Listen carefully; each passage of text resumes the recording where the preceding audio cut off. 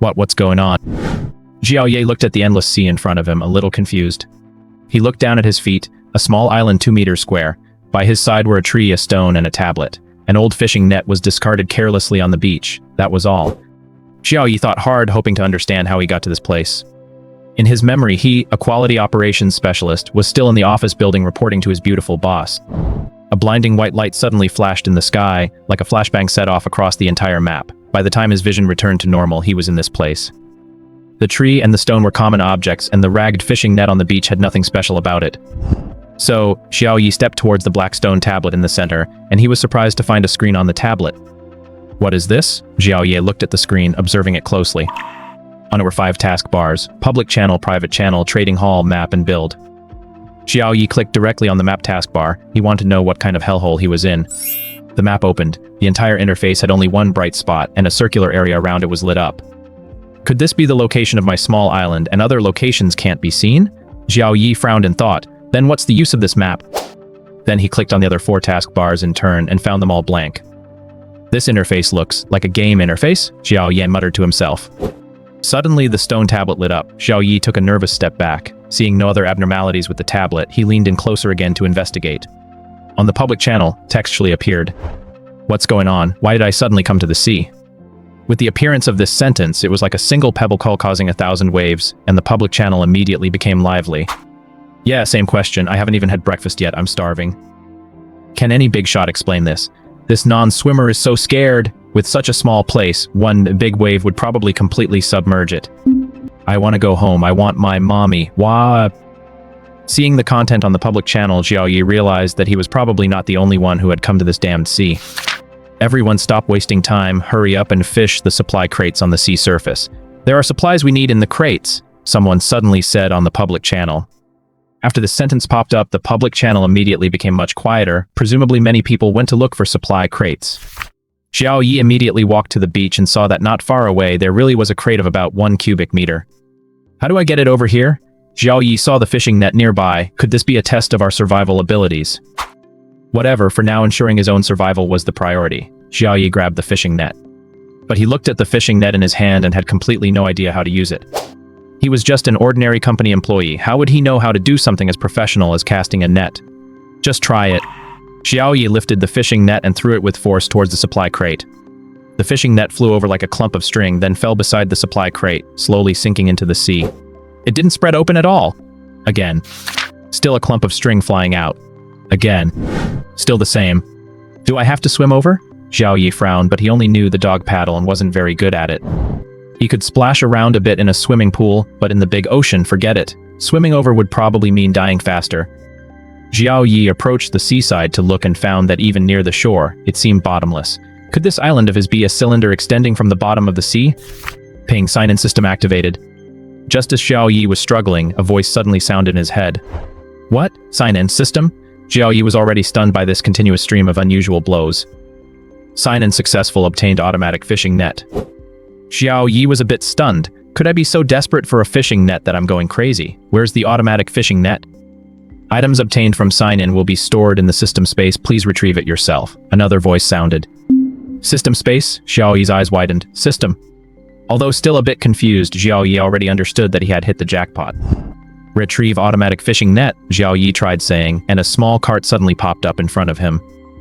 Automatic fishing net, SS grade tool. As long as its patrol route and target objects are set, it can net and pull back target objects within a 320-meter range around the route.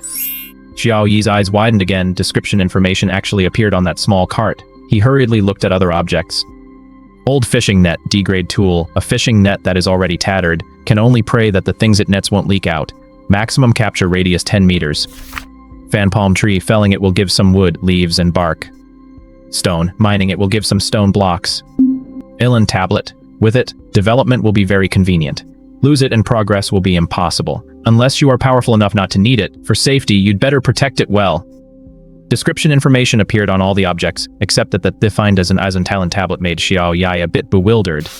Although he didn't know if this information that suddenly appeared on the items was systems doing, Xiao Yi knew he had to get moving.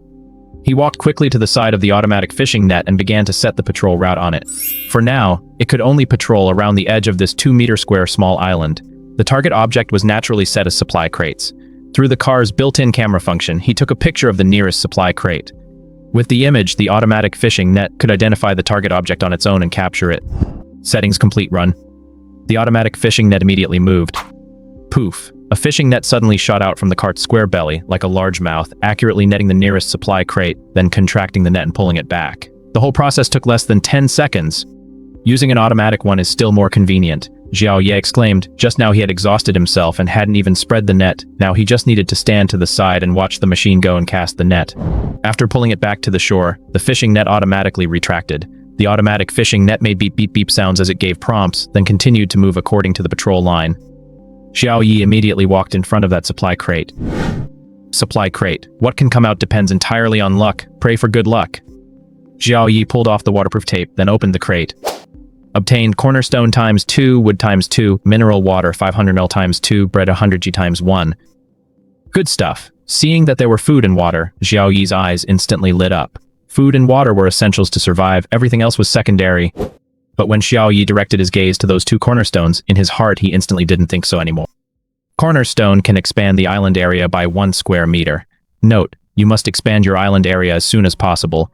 The sea will submerge 1 square meter of island area every week. Seeing this message, Xiao Yi widened his eyes. 1 square meter a week. At this rate, the island would be completely submerged in just 4 weeks. The consequences of being submerged were unimaginable. Even without facing any external danger, a person lost in the ocean would likely only last 5 or 6 days at most. But the various creatures in the ocean would certainly not let you drift peacefully for 5 or 6 days. How do you even use this foundation stone? Xiao Yi frowned as he stared at the 2 small stones, each small enough to be gripped in one hand. It felt like they would just vanish the moment they hit the water without even making a splash, so how could they possibly expand the island by a square meter? Island tablet. Open the construction page, the system prompted as if it heard Xiao Yi muttering. Xiao Yi immediately took the 2 foundation stones and stepped over to the island tablet. At this moment, the public channel was becoming lively again. What the heck? I am not a fisherman, I don't know how to use a fishing net. I can't even cast it open. Even if you were a fisherman, it wouldn't help. The net is too broken. Even if you catch something, it leaks out while you're pulling it back. I have already lost 3 things this way. The distance doesn't seem too far. Why not just swim over and push it back? That is true. Swimming is more reliable than using that broken net. I am going into the water now. Wait for my triumphant return. Xiao Yi only glanced at them briefly. He ignored their discussion and clicked on the construction interface. The construction interface, which was empty before, finally displayed content. Expand island. Required materials 1 foundation stone per square meter. Stone axe. Required materials 1 stone, 1 wood, 1 hemp rope. Wooden board. Required materials 3 wood. Only the expand island option was lit up, the rest were grayed out, presumably due to insufficient materials. Xiao Yi clicked on expand island without hesitation. Consuming 1 foundation stone to expand by 1 square meter. Please confirm the expansion location. A 3D image of the island appeared on the tablet interface, and Xiao Yi tapped on one of the edges. Expansion successful. One of the foundation stones in Xiao Yi's hand disappeared. He turned to look at the spot he had chosen, and sure enough, about 1 square meter of new space had appeared there. Who on earth created this island tablet? Xiao Yi was secretly shocked. This completely defied his worldview. Although it was mind-boggling, Xiao Yi had no other choice at the moment and had to follow the rules here. Xiao Yi did not hesitate any longer and used the other foundation stone to expand the island again. Now, Xiao Yi's island had gone from the initial 2x2 to a 2x3 rectangle. After finishing the expansion, Xiao Yi switched back to the public channel. Has that guy who went swimming come back yet? I'm afraid he won't be coming back. I see a shark near those supplies. No way, I'm going down there. Can I just wait for the supply crate to be pushed to the shore by the waves? Are you dreaming? They only drift further and further away. The crate closest to me has already drifted even further. Even if you gave me a perfect net now, I couldn't reach it. Just then, the person who said he would swim over spoke up again. Phew, Dan, I'm back. Buddy, did you really manage to push the supply crate back? Push my foot. There was a 2-meter-long sea snake near the crate. I couldn't tell if it was venomous or not, but I didn't dare get close. Then we are done for. It feels like every supply crate is guarded by dangerous marine life. What should we do? I'm so thirsty. I have an idea. You can trade your fishing nets to me. 2 broken ones should be combined into 1 complete net. Once I net the supplies, I'll trade it back for free. If you trust me, send a trade request. If not, forget it. The person who claimed to be a fisherman earlier spoke up on the public channel again.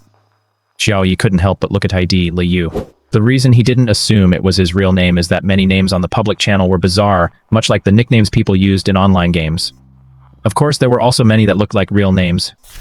Even though Liu proposed this plan, no one responded to him. After all, they were strangers to each other, and the fishing net was linked to their survival. No one would easily trade it away to someone else, even if it was just a broken net. Haha, I got one supply crate.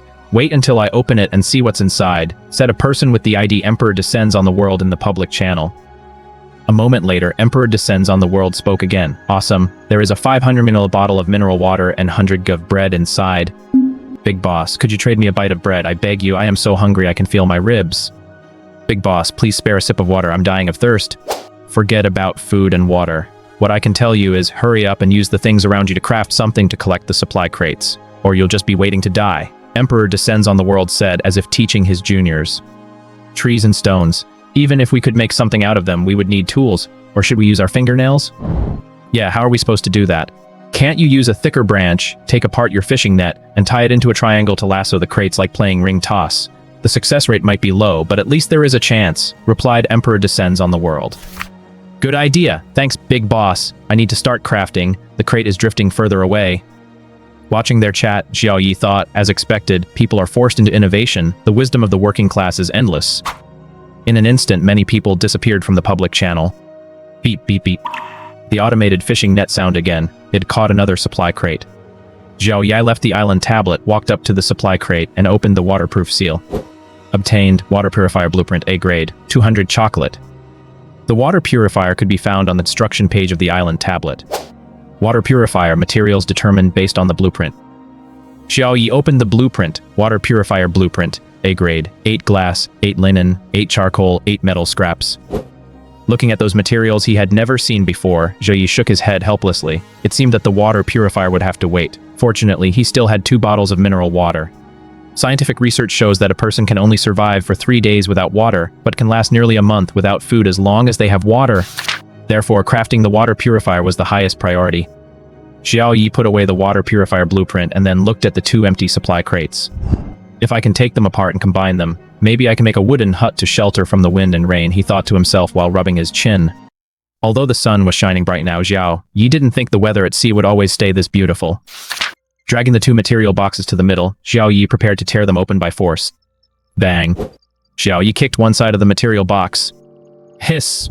The whole material box was jolted, but it wasn't broken at all, while Xiao Yi's foot was completely numb from the impact. So sturdy, Xiao Yi exclaimed, again.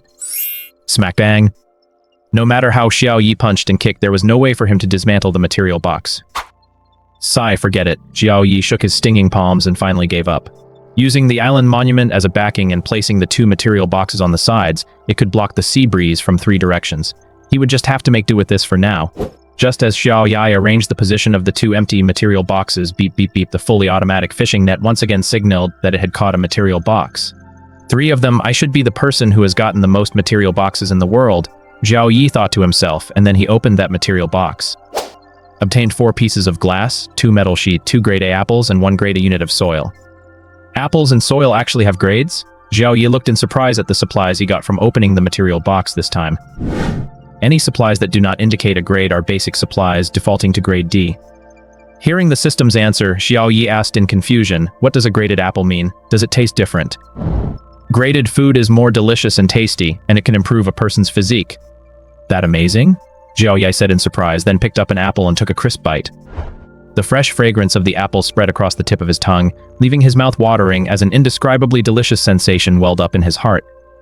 It's better than any apple I've ever eaten before. This could probably be called a fairy fruit, Xiao Yi said with his eyes wide open. After he finished eating an apple, he felt streams of warmth flowing in his limbs and bones. So comfortable, Xiao Yi cried out. Looking at the apple core in his hand, Xiao Yi pondered for a moment, then directly broke it apart and the apple seeds appeared before him. Obtained 2 grade apple seeds. I actually can get apple seeds, Xiao Yi thought happily. Because when he opened the material box just now, he got a portion of grade A soil. Xiao Yi just had this idea and he didn't expect it to actually work. Grade A soil can be used for growing plants of grade A and below. Fertility can be maintained through grade A plant tissues. If plants below grade A are continuously grown, the soil grade will drop. Simply understood, if a grade A plant is grown, after it matures and the fruit is harvested, burying the remaining roots, stems, and leaves directly into the soil can maintain soil fertility, which is maintaining the soil grade. If grade B or lower plants are grown and treated the same way, the soil fertility will soon drop to grade B or low. Since planting is possible, what about the soil on this island? Xiao Yi looked at the soil on the island. Semi-desertified soil, completely unsuitable for crop growth, only suitable for the growth of specific trees and shrubs. No wonder there's something like soil in the material boxes. On this island, soil is also considered a resource, Xiao Yi thought to himself. After packing away all the things from the material box and putting them into his enclosed little nest, Xiao stood up and gazed at the surrounding sea. It seems there are no other material boxes, Xiao Yi muttered, then walked over to the fully automatic fishing net to change the setup program. Targetless net casting twice per meter along the patrol route. Just one piece of bread and one chocolate were probably not enough. He wanted to see if he could catch some fish.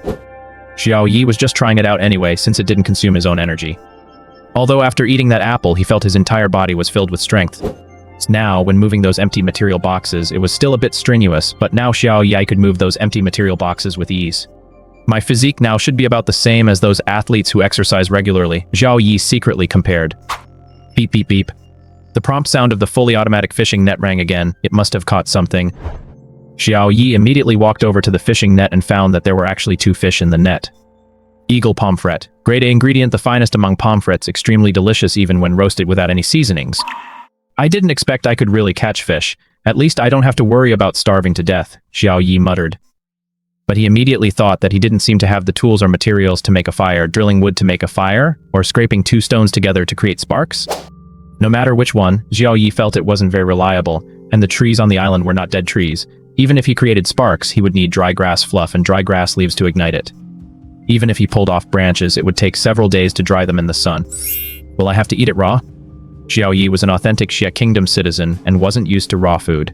Looking at the 2 5-pound eagle pomfrets, he could only sigh, then strung them together with a thread taken from the fishing net and hung them on the side of the empty material box. People from some countries were used to eating raw food and would be fine, but for someone who had never eaten it raw, if they got sick from eating it, there were no hospitals here. After hanging up the fish, Xiao Yi came to the island monument again to see if there was any useful information. I really can't catch the material boxes with the net. Can some big shot give me some food and charity? I am the #1 entrepreneur in Demon City, worth 10 billion. If anyone can give me a little food, I will give them half of my wealth. Let's not talk about whether you're worth 10 billion. Even if you are, can you go back? Can we go back? If you can't go back, your entire fortune isn't worth a piece of bread. I am the #1 internet celebrity socialite in Shangjing. If any big shot is willing to give me food and water, when we meet in the future, you can do anything to me. Are you really the #1 internet celebrity green tea girl in Shangjing? Of course. Does Big Brother have food and water? I'm starving to death, please spare some for me. Get lost, I don't even have any for myself. Even if I did, we'd have to meet first, hee. Xiao Yi looked at the chat on the public channel and pondered, could it be that everyone has been thrown here? I wonder if she is here too? Thinking of this, Xiao Yi couldn't help but speak on the public channel for the first time, setting his ID to Yi Ran Pin, which was the screen name he had used throughout his 4 years of college. And Ran, if you see this message, please private message me. But soon this message was pushed out of sight. Xiao Yi tried to speak again, only to find the island monument prompting that the speaking interval was too short. Please wait a moment. This must also be to prevent spamming. And Ran was Xiao Yi's girlfriend whom he had dated for 4 years in college. After graduation, Ran wanted Xiao Yi to enter her family's business. But when Xiao Yi learned about Ran's family background, whether it was due to a feeling of inadequacy or an inexplicable sense of pride acting up, Xiao Yi actually refused and took the initiative to leave Ran. There was no breaking up of the couple by the older generation involved. On the contrary, Ran's parents were actually very satisfied with Xiao Yi. Xiao Yi sighed, thinking of Ran who was as gentle as water. It would be just too difficult for her to survive here. I will definitely survive and find you. Wait for me. With the sign-in system, Xiao Yi was confident he could survive. His only hope now was to get in touch with Ran as soon as possible. Of course, even if he did manage to contact her, there was no telling where exactly she might be. Xiao Yi had to be able to build a large ship before it would be possible to sail the seas and find her position. So there was still a long way to go. He could only pray that Ran would see his message soon, and that he himself could develop to the point of being able to build a ship as quickly as possible. By now it was gradually getting dark. As the sea breeze blew, Xiao Yi couldn't help but shiver. It's dark and so cold. Yes, starting a fire is too hard. With just the few things on this island, I advise you not to even try making a fire. It's useless. It's more realistic to spend your time digging a hole and lying in it. To bury myself? Are you stupid? Dig a hole and hide inside, at least it won't be as cold. Will I dig straight through the island and drown myself? I've already tried, probably not. May I ask how everyone is digging? With their hands? If you can, you could use your feet too. I'm so hungry I have absolutely no strength to dig. What should I do? Figure it out yourself. Anyway, if you catch a cold and get a fever tomorrow, you can just wait to die. Xiao Yi watched them chat while he sat inside one of the now empty supply crates. With 3 supply crates plus the island monument, he was enclosed on all 4 sides, forming an independent space. Xiao Yi sat down inside a crate. Although he had to keep his legs outside, it was a passable shelter from the wind and rain. It was just that the crate was too hard and a bit uncomfortable. Compared to the others who could only dig holes with their bare hands to hide, he was already way ahead. Watching more and more people on the public channel begging for water and food, Xiao Yi knew that if some time passed and they still didn't get supplies, these people would definitely fall into a vicious cycle. As their hunger deepened, they would have even less strength to net those supply crates. And unable to net the crates, they would become hungrier and hungrier. This really could kill people, Xiao Yi thought with a frown, but right now there was nothing he could do. As for helping others, Xiao Yi didn't even consider it. He didn't even know how many days he himself would survive. Xiao Yi fell into a drowsy sleep. The next day, Xiao Yi was startled awake by the sound of waves. Pushing aside the empty supply crate next to him, he saw that yesterday's calm sea now had some swells. The tide won't rise and just submerge my island, will it? Xiao Yi felt a bit panicked. Beep beep beep beep beep beep. The fully automatic fishing net sounded. Putting his worries aside for now, Xiao Yi walked over and found that it had actually caught 3 more fish overnight. All 3 were ordinary sea fish. Not a bad harvest. At least I don't have to worry about food. But I don't have any means to make a fire, Xiao Yi lamented. Oh right, sign in. Sign in successful, obtained multifunctional toolbox. Multifunctional toolbox. S-grade tool, capable of cutting, smashing, shaving, drilling, and burning omnipotent. The only drawback is that it requires manual operation, lacking some automation. Xiao Yi immediately took it out from the system space, and a briefcase appeared before him. Opening the briefcase, the tools within were revealed to him: utility knife, hammer, electric saw, burning device, electric drill along with various drill bits, and so on. With the burning device, I can absolutely make a fire now. Xiao Yi's eyes lit up. I'll roast a fish first. Grabbing a pair of scissors from the toolbox, he gutted one of the ordinary sea fish. He had never prepared a fish before, so he could only follow his instincts, pulling out everything from the fish's belly and throwing it into the sea. Then he took out a piece of wood, lit it with burning device from the toolbox, and skewered the prepared ordinary sea fish on a branch to roast it. It was his first time roasting a fish himself, and he completely missed the trick to it. The entire piece of wood had burned up by the time it was cooked, and one side of it was charred. Looking at the blackened side, Xiao Yi felt a bit helpless and decided to first eat the other side that wasn't charred. Even without any seasoning, the fish meat was tender and smooth, completely satisfying Xiao Yi's appetite. What's more, there were very few bones. After eating half of the roasted fish, Xiao Yi felt about 60% full and stopped. Although there was food now, he couldn't just stuff himself. He would save the rest for later. The fact that the remaining half was charred was also part of the reason. He cleaned up the ashes from the roasted fish. Obtained items, charcoal times 2. Isn't this exactly the material needed to make a water purifier? Xiao Yi put away the 2 pieces of charcoal with pleasant surprise. The water purifier required 8 pieces, which meant he just needed to burn 3 more pieces of wood. Xiao Yi took out a bottle of mineral water, swigged a mouthful, and gazed out at the distant sea. If there was no pressure to survive, staying on an island like this wouldn't be bad, Xiao Yi muttered. Hey, another supply crate! A supply crate was wobbling past his island in the distance. Xiao Yi immediately changed the fully automatic fishing nets program, setting the supply crate as the harvest target. Pavf! A large net flew out, accurately netting the supply crate, and then dragged it back. Xiao Yi stepped forward and opened the supply crate. Obtained items, glass times 2, metal sheet times 3. Actually no food? Xiao Yi was a bit puzzled. Had yesterday's luck run out? Opening supply crates was inherently like opening blind boxes. Nobody knew what would come out. Fortunately, Xiao Yi's need for food wasn't particularly urgent at the moment. Leaving the fully automatic fishing net to search for targets on its own, Xiao Yi picked up the electric saw and walked towards those supply crates. Things are much more convenient with tools, Xiao Yi muttered, and then effortlessly broke down the supply crates into individual wooden boards. Obtained resources, 18 wooden boards. With these, I can build myself a house, Xiao Yi thought to himself. However, the only tree on the island was a bit in the way. Xiao Yi carried the electric saw towards the tree. I'll start with you. Whir. After a burst of sound from the electric saw, the fan palm tree fell over. At the very moment the fan palm tree hit the ground, something magical happened. The entire big turned into a pile of wood with a total of 20 logs neatly stacked, plus a pile of leaves and a few pieces of bark. Although some branches were scattered around, it was obvious those didn't count as resources. Obtained resources. Wood times 20, leaves times 30, bark times 10. Cutting down trees get these resources? Xiao Yi understood a bit now. As long as specific operations were executed, specific results would appear. And these specific results could be obtained without needing to process them himself. It was just like if you had a manufacturing blueprint and materials, you could make a finished product. This must be a function of the island monument. No wonder the system reminded me to protect it well. Xiao Yi walked near the island monument, prepared to start building himself a small hut. Before starting, Xiao Yi discovered a problem. He had no nails. While in the history of the Xia nation, architectural masters didn't use any metal and could build a building using only wood, utilizing that legendary mortise and tenon structure. Xiao Yi understood none of that. Xiao Yi had no choice but to look for a way to craft nails on the island monument. Nails required materials, one metal sheet. Xiao Yi did a rough calculation. Building a house would probably require, well, a lot of nails. The 5 metal sheets he had right now were definitely not enough to solve the problem. With no other choice, Xiao Yi had to dig a trench in the ground of the island to insert wooden planks surrounding them to form a small hut, and then place 2 planks on top. Having built a simple structure to make do for now, Xiao Yi looked toward the trading hall of the island monument. At this moment, there was finally some activity in the trading hall. 2 metal sheets for any food, note. Just give me anything to eat. 1 piece of linen for 10 milliliters of water, note. I'm dying of thirst, could some big shot please have mercy. Blank for food and water, note. I am fair-skinned and beautiful, measurements 90, 58, 90. I'll do anything if you just give me food and water. Looking at those trades, most were asking for food and water, with a particularly huge demand for water.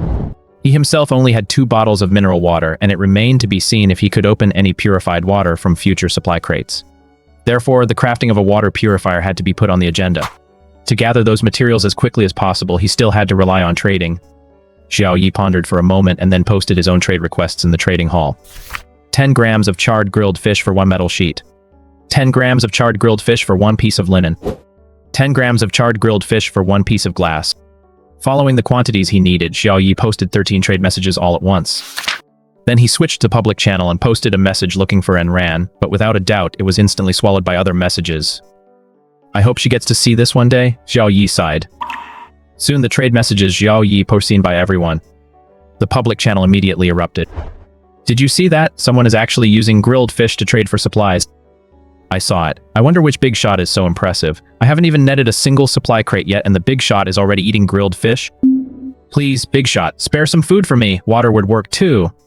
Everyone automatically filtered out the adjective in front of the grilled fish. After not eating for a day, even if it was charred, as long as it could fill the stomach, it would do. Xiao Yi naturally ignored those in the public channel who were trying to suck up to him. He stood up, left the island monument, and walked toward the fully automatic fishing net. Another supply crate was pulled up. He opened the supply crate. Obtained supplies, wooden house construction blueprint, 500 mil of cola. Wooden house construction blueprint, 4 stones, 28 wooden planks, 30 metal sheets. Although it is only the lowest level house, at least I won't have to worry about the wind and rain. I have a house, Xiao Yi said happily. With this blueprint, I don't have to figure out construction techniques myself. Plus the happy fatty water, this is double the happiness. I don't seem to have obtained any cornerstone today. Looking at the mere 6 square meter area under his feet, Xiao Yi began to pray that the next supply crate would contain a cornerstone. He took a glance at the trading hall, and some of the food he listed had already been traded for. Approve all trade. Obtain supplies, 3 metal sheets, 2 pieces of glass, 1 piece of linen. Added to the supplies I got from the previous crate. I'm still short 7 pieces of linen. Xiao Yi checked his inventory and muttered to himself. Also, I need more metal sheets for the wooden house. I have to list more food. 10 grams of charred grilled fish for 1 metal sheet. For the same trade, Xiao Yi listed 27 batches. It's not that he didn't want to list 30, but he had already run out of charred grilled fish. This sudden surge of listings naturally caused another wave of exclamations, but Xiao Yi could no longer see them. Because the island monument suddenly emitted a red light and notification sounded. Warning, the cornerstone is under attack. Xiao Yi was shocked. The cornerstone can also be attacked. He immediately clicked on the prompt, and looking at the automatically magnified map on the island monument, the cornerstone at the southwest corner was flashing continuously. Roughly judging the direction, Xiao Yi grabbed the chainsaw and rushed toward the southwest corner. There was actually a huge black shadow under the water constantly ramming into the cornerstone. It's so big, Xiao Yi was secretly startled. The chainsaw in his hand wasn't that long. Now I need a long-range Thinking this, Xiao Yi immediately rushed to the island monument and flipped to the construction page. Spear required materials, 1 piece of wood, 1 metal sheet. Xiao Yi didn't hesitate at all and immediately crafted 2. Upon retrieving the spears from the island monument, he found they were a full 2 meters long. That should be enough to strike that shadow, Xiao Yi thought to himself, then grabbed the spears and rushed to the southwest corner. Looking at the black shadow, Xiao Yi calculated the rough angle. If I want to stab a fish underwater, I need to aim slightly below where I see it. This is the spot. Xiao Yi gripped the spear tightly and thrust it down with force. Thud, a resistance hit him. Xiao Yi felt that he must have hit something. At this moment, the shadow began to struggle violently and blood emerged from the sea surface, then gradually began to spread. It has so much strength. Caught off guard, Xiao Yi actually let go of the spear. You think you can run? Xiao Yi pulled out the other spear and threw it without hesitation. Having had his body enhanced by the A-grade apple, Xiao Yi's throw this time had plenty of force. Thud. Xiao Yi hit the target again, but the shadow seemed to be frightened by the continuous damage and fled into the distance with 2 spears stuck in its body. Xiao Yi ran to the side of the fully automatic fishing net and immediately set those 2 spears as the target. Launch fishing net. Whoosh. The fishing net flew out instantly. Based on the moving speed of the spear shafts, the fully automatic fishing net calculated the lead. Fortunately, the shadow was swimming in a straight line toward the open ocean to escape for its life. If it hadn't been moving in a straight line, it would have been hard for the net to hit it. The net hit the 2 spear shafts, but they passed through the holes of the net, and the shadow underneath was caught perfectly by the net. After identifying that it had caught something, the net immediately closed and began to haul it back.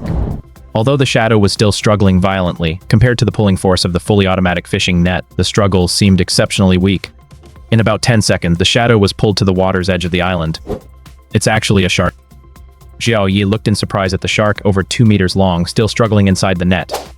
Pull it ashore. Xiao Yi controlled the fully automatic fishing net to haul the shark onto the island. The shark kept thrashing on the ground, its mouth opening and closing. Xiao Yi could even see its sharp teeth. Still acting tough even on land, Xiao Yi held up the chainsaw, kept a safe distance, and aggressively sawed toward the shark's head. A moment later, Xiao Yi looked at the shark he had just dismembered, put the chainsaw aside, and the pieces of meat he had cut instantly turned into 2 piles of food. Supplies obtained: 100 kg of shark meat, 400 g of shark fin. Xiao Yi looked at the pile of meat and muttered, "I wonder how shark meat tastes." But the next second Xiao Yi frowned. People in the public chat only mentioned that there might be sharks or sea snakes around the supply boxes. They shouldn't be coming close to the island, right? Why did it come to attack the cornerstone of the island today? Could it be that the internal organs I threw out and the smell of blood from when I was processing that fish attracted it? The southwest corner was exactly where he had processed that fish. The more Xiao Yi thought about it, the more likely it seemed. He thought to himself, "It looks like I really need to be careful." A cornerstone was almost destroyed today. In other words, not only would the seawater submerge the cornerstones, but marine animals might also attack them, causing them to shatter. It seems I still need to expand my island's area more. Otherwise, these few cornerstones really won't be able to withstand this kind of torment, Xiao Yi thought with a serious expression. I hope I get more cornerstones from the next supply box. After stringing the shark meat up with the thread from the fishing net to hang, Xiao Yi took a hammer and a drill from his toolbox and began to work on the only stone on the island. After all, he hadn't yet found the stone materials needed for the wooden cabin construction blueprint from the supply boxes, so he had to target this stone. First, he drilled some holes in the stone, and then used the hammer to smash it into pieces. Fortunately, he had the multifunctional toolbox. Otherwise, he would have been completely helpless against this stone. After he smashed the stone, 5 neatly shaped stone blocks appeared to the side. Supplies obtained: 5 stone blocks. Phew, Xiao Yi sat directly on the ground. Tossing about for a while was quite tiring. Even though he had tools, it still required his own strength. The sun had already reached its peak. Xiao Yi ate the bread he got on the first day along with the cola he had just obtained. That was really delicious. It's just that now that I'm full, I feel a bit sleepy. Xiao Yi looked around his island, and seeing that there seemed to be nothing else to do, lay straight down inside the simple shelter he had built. Not bad, at least it can shelter me from the wind and rain, Xiao Yi muttered as he lay flat, looking at the roof that was just inches away. As if in response to his words, the wind suddenly picked up over the sea, and the simple house he had built immediately began to sway. No way, before Xiao Yi's voice even faded. Crash! The entire house collapsed and the wooden boards on top smacked him right in the face. Is this a real-life slap in the face? Pushing the wooden boards away, Xiao Yi looked helplessly at his completely collapsed little shelter. However, this was somewhat to be expected. Building it like this, without fixing it with nails or having a solid foundation, it would actually be abnormal if it didn't get blown down. I can't rest now. It's more reliable to quickly gather the supplies and use the island monument to build a house. Xiao Yi shook his head, then looked at the island monument again. After thinking for a moment, he switched to the trading hall and added remarks to all the trades he had initiated. Collecting construction blueprints. Send the blueprint and your price in a private message. Items made through the island monument using blueprints were still much more reliable than those made by hand. It was obvious from that spear earlier. If he had just tied a piece of metal to a wooden stick himself, it probably would have fallen off before he even stabbed the shark. After adding this remark, Xiao Yi immediately adjusted the permissions of his private channel. Only messages sending blueprints would be allowed into his private channel by the system, otherwise they would all be blocked. Xiao Yi knew that if he didn't set restrictions, his private channel would probably be flooded with people coming to beg for water and food. Someone in the trading hall is collecting blueprints. What's a blueprint? It should be this thing, a fishing rod blueprint. Holy crap, boss, where did you find this thing? I got it from a supply box. Then why don't you make it? You can go fishing and never have to starve again. You're overthinking it. Just having a blueprint isn't enough. You still need the supplies to make it. The supplies needed for this fishing rod are 2 pieces of wood, 1 thread, and 1 piece of metal. I have the wood and metal, but I still haven't found any thread. No wonder someone has been constantly buying metal pieces in the trading hall. Just as everyone was discussing, Xiao Yi received a private message. Hello, may I ask if you are collecting this? A C-grade barbecue grill blueprint. Seeing this blueprint, Xiao Yi's eyes lit up. This was exactly what he needed. He still had 4 fish in his hands that he hadn't eaten. Having this would definitely be better than roasting them over firewood by hand. I want it. What do you need? Food or water? Food. I haven't eaten for a day. I was lucky enough to pull in a supply box, but it only had a blueprint inside, the other party replied. Xiao Yi thought for a moment and replied, wait a second. Then he started processing a fish and roasted it again. A short while later, Xiao Yi covered his face as he sent the once again charred fish to the chat interface. Will this do? 500 g of charred fish meat.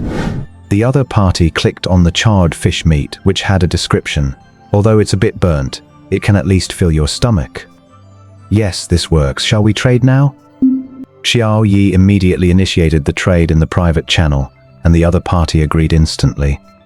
Originally, Xiao Yi thought the other party would haggle a bit. He didn't expect to get this blueprint so easily. Obtained a C-grade barbecue grill blueprint. Can I add you as a friend? If I get other things, can I still trade with you? Xiao Yi hesitated for a moment but agreed anyway. At the very least from this transaction, he could tell that the other party wasn't the kind of person who would push their luck. Sure, Xiao Yi replied. Suwan requested to add you as a friend. Do you agree? Suwan? Xiao Yi looked at the name in surprise, because this was the same name as his beautiful female boss. Moreover, this young and beautiful boss could mingle well with her subordinates. She was very good to them and basically had no airs about her. Xiao Yi didn't click agree, but instead asked in the private chat interface, what company did you work for before? Su Wan was taken aback for a moment, then replied, I worked at Xingxin e-commerce company in Tianhang City. Why? Is there a problem? Seeing this answer, Xiao Yi was pleasantly surprised. He could confirm that this Su Wan was his former boss, so he clicked agree. Ah, you are Xiao Yi? Su Wan was even more surprised. Yes, I didn't expect such a coincidence to meet a colleague here, Xiao Yi greeted. As long as you added someone as a friend, your real name would be displayed, whereas the IDs on the public channel could be named freely. At the same time, after adding each other as friends, they could also engage in voice and video chats through the island monument. Suwan, who hadn't seen a fellow human in a long time, immediately sent a video call request. The originally fair-skinned, beautiful, and refined female white-collar worker was now covered in dirt and looked a bit weak. It's so good to see you. What exactly is going on? How did we end up in this place? Suwan asked anxiously, as if she had found a lifesaver. Xiao Yi replied quite helplessly, I don't know either. Maybe we crossed over, but while this world is a lot like a video game, the biggest difference is that if you die here, you might actually die for real. What should we do? Su-won was on the verge of tears. She was great at handling company business, but she was completely out her element in a survival game. There's no other way. Just follow the rules here, collect supply crates as fast as you can, and expand your island, Xiao Yi replied. What? The island can be expanded, Su-won said in surprise. Xiao Yi pondered for a moment. Instead of answering her question, he asked, "You should have a large rock and a tree on your island too, right?" "That is correct," Su-won replied.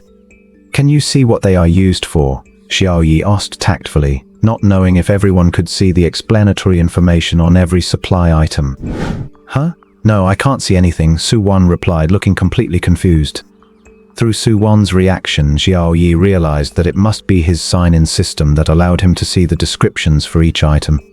Having confirmed this, Xiao Yi shared everything he knew about the island and the rules of this world. "What did you say? This island will be submerged." Su-won panicked upon hearing this. "I don't know how to swim." "That is why I said you need to expand your island quickly," Xiao Yi repeated. "It has been 2 days and I barely managed to drag in one supply crate, and all I got was a blueprint. I haven't even found the cornerstone you mentioned," Su-won said with a choked voice. "Don't worry," Xiao Yi replied, "you still have time." Su-won collected herself a bit and said gratefully, "Thank you. If you hadn't reminded me, I would probably still be wasting my time here. I won't talk anymore. I need to eat something quickly and get back to fishing for supply crates." Even though she knew the future was very dangerous, Su-won did not make any unreasonable requests, like asking Xiao Yi to send her water, food, or even a cornerstone. This was also what Xiao Yi appreciated about her. She knew her place and acted with propriety. After overcoming the initial panic, Su-won showed the powerful resilience of an extremely independent. Xiao Yi looked at his old, dusty fishing net sitting to the side and spoke again. "Trade your fishing net to me." Perhaps because both of them had not seen another person for so long, neither of them closed the video chat. "Huh?" Su-won looked at Xiao Yi with confusion, then realized instantly, "You want to combine the 2 old fishing nets into one, right? I saw someone suggest that plan on the public channel." As she spoke, Su-won traded the fishing net to Xiao Yi with a moment's hesitation. Xiao Yi looked at her trade and said with a smile, "Aren't you afraid that I'll take the net and block you?" "I don't know about others, but I know you definitely wouldn't." Su-won smiled. "Besides, we worked together for over a year." Xiao Yi gave her a thumbs up and said, "Good, let's talk later." Xiao Yi ended the chat and switched to the construction page. Ordinary fishing net, C grade. Required materials, 200 strands of silk or 2 old fishing nets. Xiao Yi now had 2 old fishing nets. Even though he had pulled a few threads from one to skewer fish, the system still recognized it as an old fishing net. He clicked to build, and the 2 old nets instantly disappeared, transforming into one ordinary fishing net. Ordinary fishing net, a C-grade tool. As long as you can catch it, you won't have to worry about it slipping away. Maximum capture radius is 20 meters. Xiao Yi nodded with satisfaction. It wouldn't leak, and the capture radius had increased. He then switched to the private channel and traded the ordinary fishing net to Su-won. Su-won's eyes widened as she looked at the item description. She couldn't believe that Xiao Yi had traded back an ordinary fishing net. Usually, the corresponding description only appears on the island tablet when an item is placed into the trading system or sent to the chat interface. But Xiao Yi was different. Descriptions appeared for him whenever he looked at any object. This is too valuable. Su-won initially wanted to tell Xiao Yi to keep it, but without a fishing net, she had no way to survive, and she wasn't the type of woman to just ask others for help for everything. Su-won was very conflicted. "Just take it. I have other ways to catch supply crates, and besides, even if I kept it, I wouldn't know how to use a fishing net anyway." Xiao Yi replied, "If you happen to catch anything good in the future, you can trade it to me for a discount." Hearing that Xiao Yi had other ways to catch supplies, and remembering he could even produce food like grilled fish, she assumed it was true. Su-won decisively accepted the trade and said, "We will split whatever we get from the supply crates 50-50. If there is anything good, you have priority for it." Deal. Xiao Yi knew that if he refused, she would just insist back and forth, wasting time, so he simply agreed. If they really caught something good, he would deal with it then. "By the way, do you know how to cast a net?" Xiao Yi suddenly realized this question. Su-won replied with a smile, "Of course, my hometown is by the sea. I watch the adults cast nets all the time. Although I'm not a pro, I can still manage to cast it out. Xiao Yi gave her a thumbs up. Suwan quickly finished off the burnt fish, said goodbye, and left the island tablet, presumably to go catch supply crates. Xiao Yi closed the chat interface and walked to the edge of the island, where two unopened supply crates were already waiting. During the time he was chatting with Suwan, the automatic fishing net had caught two more supply crates. He opened the supply crates. Obtain materials: 3 cornerstones, 2 pieces of linen, 2 metal sheets, 4 strawberry seeds. Obtained materials: 2 cornerstones, 1 fireplace blueprint, B grade. Although there's no food, this is quite a fruitful harvest, Xiao Yi muttered as he looked at the supplies. Fireplace blueprint, B grade, 10 metal sheets, 20 bricks. Looking at the bricks, a new material he had never seen before, Xiao Yi felt a headache coming on. He shook his head, stopped thinking about the unfamiliar material, and used his chainsaw to dismantle the 2 supply crates, obtaining 12 wooden planks. Checking the materials needed for the wooden house blueprint, he now had enough planks. Only metal sheets were missing. He checked the trading market and saw that 4 people had exchanged burnt fish for linen, and 7 for metal sheets. With that, only 1 piece of linen was needed for the water purifier, and 21 metal sheets were still missing for the house. It looks like the water purifier is almost done. I hope I can finish the house before nightfall, otherwise I'll have to dig a hole and bury myself, Xiao Yi thought to himself. Just then, the automatic fishing net signaled that it had caught another supply crate. That's the 4th one. Xiao Yi's eyes brightened as he walked toward the supply crate. Opened the supply box. Obtained supplies: 1 cornerstone, 3 stones, 5 metal sheets, and 1 wooden basin blueprint. I think I've opened 4 supply boxes today, and there wasn't a single piece of food in any of them. What kind of luck is this? Xiao Yi sighed. But fortunately he still had sea fish.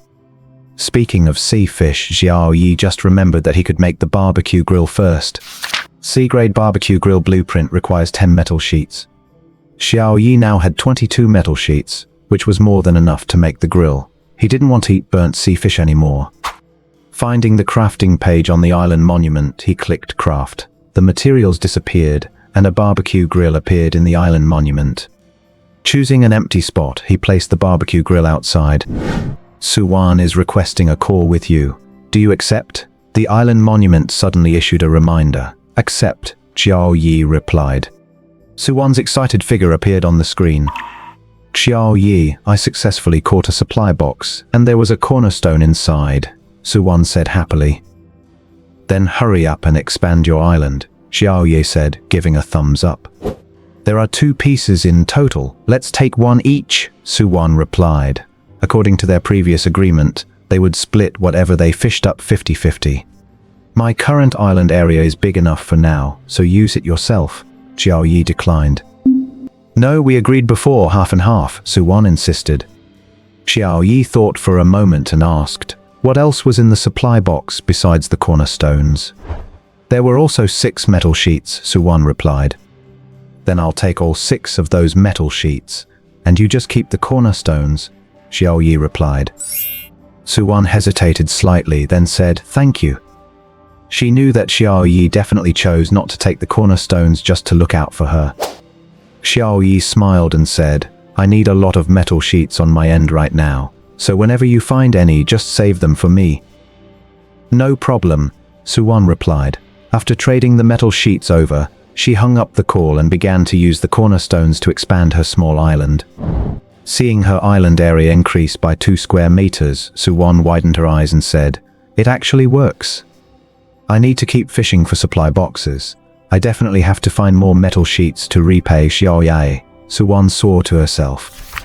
If Xiao Yi hadn't told her the rules here, and she had just fumbled around on her own, she probably would have drowned before figuring anything out. Thinking about it this way, Xiao Yi had essentially saved her life. Meanwhile, Xiao Yi had already begun preparing his sea fish, getting ready to start grilling. He removed all the fish's internal organs and gills by the seaside. Having the toolbox this time made the preparation much easier. Finally, he rinsed it slightly with mineral water. He used a very small amount as he had to be frugal until a water purifier was built. After washing it, Xiao Yi placed the fish on the barbecue grill. C-grade barbecue grill. The firepower is relatively stable and it can make do, but you must be careful to flip the food, otherwise it will still burn.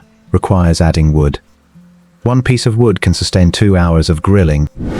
So wood is actually a daily consumable, Xiao Yi muttered, then added a piece of wood into the barbecue grill. Using the ignition device from the multifunctional toolbox to light it, Xiao Yi began carefully flipping the fish. Before long, the aroma of grilled fish wafted out. A barbecue grill is indeed much more reliable than starting a campfire yourself. Grilling fish isn't that hard either, Xiao Yi said proudly. Should I remind Suwan to be careful when handling food with a bloody smell? Looking at the grilled fish, Xiao Yi thought of that shark. He then immediately left a message for Suwan on the island monument, explaining the situation. Having finally found someone they could chat with, Xiao Yi and Suwan probably both hoped that nothing bad would happen to the other. What? Your island cornerstone was attacked by a shark. How are you? Are you alright? Suwan quickly sent a video call and asked nervously. I'm fine, that happened earlier and it's already been resolved, Xiao Yi replied with a smile. Hearing that Xiao Yi was fine, Suwan felt relieved. At the same time, her stomach growled. Suwan said embarrassedly, since you're fine, that's good.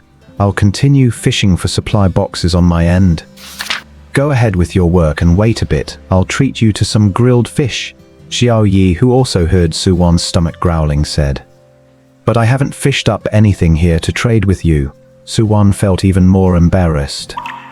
It's fine, maybe the next supply box you fish up will have something I want, Xiao Yi replied. Alright, then I'll go fish first, Suwan replied and then left the island monument. After leaving the island monument, Suwan looked at the supply box over 20 meters away from her and thought to herself, I definitely have to net you. Based on the direction the supply box was drifting, it would be closest to her in about a minute, at roughly 20 meters. 20 meters was already the maximum limit for her using the fishing net right now. If she couldn't seize this opportunity, she probably wouldn't be able to net any other supply boxes today. There was indeed another supply box on the sea surface, but that one was a full 50 meters away from her. According to her estimation, even if it drifted to its closest point to Suwan, it would still be at least 40 meters away. There was absolutely no chance. Suwan looked at the supply box closest to her, calculating silently. This is the spot, Suwan exclaimed inwardly, and then threw the fishing net in her hand with all her might. The net flew into the air, then spread open, accurately covering the supply box. Got it, Suwan said happily, and then began to pull the supply box toward her island. So heavy, Suwan thought to herself. I hope I can get a lot of stuff from this. After putting in a great deal of effort to pull the supply box to the shore, Suwan was nearly exhausted. Propping up her totally drained body, she opened the supply box. Obtained supplies: 2 cornerstones, 5 bricks, 1 500 milliliter bottle of mineral water, and 1 100-gram pack of instant noodles. Suwan spotted the bottle of mineral water at first glance. She licked her somewhat cracked lips, immediately opened the mineral water, and drank half the bottle. Then she walked over to the island monument and requested a call with Xiao Yi. At this time, Xiao Yi had just finished grilling the fish. It looked pretty good. At least the descriptive text no longer said it was burnt fish meat. Grilled fish, 2 kilograms. Although there are no seasonings, it is a great thing for filling the stomach. I just netted another supply box, and inside there were 2 cornerstones, 5 bricks, a 500 milliliter bottle of mineral water, and a 100-gram pack of instant noodles. Suwan said with some embarrassment. However, I was too thirsty, so I already drank some of the mineral water. If you don't mind, I can give you the remaining half bottle. If he really doesn't mind, should I actually trade him that half bottle of mineral water? Wouldn't that be equivalent to an indirect kiss? Suwan shook her head, as if trying to shake off these inappropriate wild thoughts. You can have all the bricks, keep the rest. Xiao Yi didn't care about the half bottle of mineral water and casually traded away half of the grilled fish. He just happened to need bricks for the fireplace blueprint he had just obtained. The weather was still warm, but if there was a winter here, he would definitely need to have a fireplace ready. Grilled fish unkegi trading for not. Suwan thought about it and initiated a trade as well. Bricks 5, instant noodles 100g, cornerstone 1 trading for nothing. Looking at the trade Suwon initiated, Xiao Yi said helplessly, "Actually, don't say anything more. You accept the trade, and then I will accept it." Suwon forcibly cut him off. Okay, Xiao Yi decisively agreed to the trade. Anyway, Suwon had already obtained a cornerstone before, so she wouldn't mind one more. As she became more skilled with the fishing net, she could at least ensure her island wouldn't be submerged by the sea. Seeing that Xiao Yi agreed to the trade, Suwon did the same, then said thank you. She knew that even so, she was still getting the better end of the deal. "You're welcome. You can use the empty supply crates to block the wind. It might be a bit uncomfortable to lean against, but at least you won't be exposed to the wind and rain," Xiao Yi reminded her. Suwon's eyes lit up and she replied, "That's true. I'll move the empty supply crates over right away." Xiao Yi checked the trading market and found that all the items he had listed had been requested for trade. Accept all. Received materials, linen 1 metal sheets 30. This time, not only were the materials for the water purifier sufficient, but there were also enough for the wooden house, with even extra metal sheets left over. Xiao Yi switched to the building page. After a moment of thought, he decided to build the wooden house first. He clicked build, the required materials vanished, and a wooden house appeared on the island monument. Please choose the placement for the wooden house. Xiao Yi thought about it and placed the house directly in the center, enclosing the island monument inside so he could check for information at any time. As Xiao Yi confirmed, a wooden house appeared in the middle of the island. Since Xiao Yi was standing right next to the island monument, the house enclosed him as well, and the sound of the ocean waves outside quieted down significantly. Xiao Yi tapped on the wall of the house, which made a thumping sound. "It's definitely sturdier than what I could build myself," Xiao Yi thought to himself. Although it was a small cabin of only 4 square meters, it had everything necessary, including a door and a window, even if they're only one of each. He opened the window and watched the sunset about to dip below the horizon. Xiao Yi sighed, "It's beautiful, but so dangerous." Xiao Yi shook his head, went back to the construction page on the monument to build the water purifier, and placed it inside the cabin. Water purifier grade A can purify seawater into clean water. With sufficient seawater supply, it can produce 80 ml of clean water per hour. Internal seawater capacity is 2500 ml, clean water capacity is 2000 ml. It lacks automation and requires manual addition of seawater. According to this purification efficiency, it can produce 1920 ml of clean water a day, while the clean water tank only holds 2000 ml. This means I'll have to transfer the water out daily, or it might overflow or stop working, Xiao Yi calculated to himself. Looks like I'll need some containers. I shouldn't have thrown away the empty mineral water bottles. After calculating, Xiao Yi took out the container for seawater, walked to the shore, filled it up and placed it back. The purifier began to work and clean water started to drip into the storage container, drop by drop. With this, at least I don't have to worry about drinking water, Xiao Yi thought as he watched the water slowly accumulate. After a moment of reflection, he went outside and hung the fish meat he had partitioned under the eaves of the cabin, but there was too much shark meat to hang it all. Without curing, if I leave it like this, it'll probably spoil in a few days. Xiao Yi frowned at the shark meat. He felt reluctant to just trade it away for supplies. Let's taste it first. Xiao Yi took a piece of shark meat and grilled it on the barbecue rack by the door. Since he only cut off a small piece with his knife, it cooked very quickly. It smelled somewhat meaty, so Xiao Yi took a bite. Damn, why does it taste like urine? Xiao Yi couldn't help spitting it out and let out a curse. He thought it was a treasure, but it turned out shark meat was truly awful. Since that was the case, Xiao Yi didn't hesitate anymore and started listing the shark meat for trade. Shark meat 500G, trading for bricks 20. Note, can trade in smaller portions. If you have other blueprints, send a private message with the picture. Trading in smaller portions meant that even if you only had 1 brick, you could trade for 25 grams of shark meat. Xiao Yi didn't list it all at once. Too much supply would cause the value to drop. Of course, another reason was that waiting a bit longer might increase the value of food. Did you see that? Someone in the trading hall is trading shark meat for supplies. What, did he kill a shark? No way, if a human meets a shark in the water, they're just lunch. How could he have possibly hunted a shark? But how do you explain the shark meat in the trading hall? Maybe he found a shark that died of other causes. In any case, I don't believe anyone can kill a shark when we're all empty-handed. Who said we're empty-handed? As long as you have wood and metal sheets, we can make spears. Don't talk if you don't know what you're saying. You say I don't know? You take a spear, jump into the sea and bring back a dead shark to show me. Why would I need to perform for you? I'm just saying it's possible to kill a shark. By saying that, you're misleading everyone to go into the sea to hunt marine creatures. You're trying to get people killed. I'm not talking to a troll like you anymore. It's pointless. I envy the big shot who can hunt sharks. One shark should be enough to eat for many days, right? What's there to envy? Shark meat tastes terrible. At a time like this, who cares if it tastes good or not? You're just full of sour grapes. I've been hungry for 2 days. Big shot, please spare some shark meat for me. I don't mind the taste. Xiao Yi watched the discussion in the public channel and shook his head helplessly. His message about searching for Anran had once again been buried by these discussions. At this moment, Suwon sent another call request. Xiao Yi, the shark meat in the trading hall was put up by you, right? Suwon asked after connecting. Yes, that stuff is too hard to eat, better to trade it for some supplies. Xiao Yi replied with a smile. Suwon couldn't help but smile bitterly. Others are struggling hard for food, yet you're here being picky.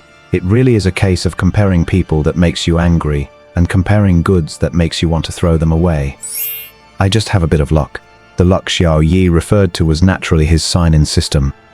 Luck is also a form of strength.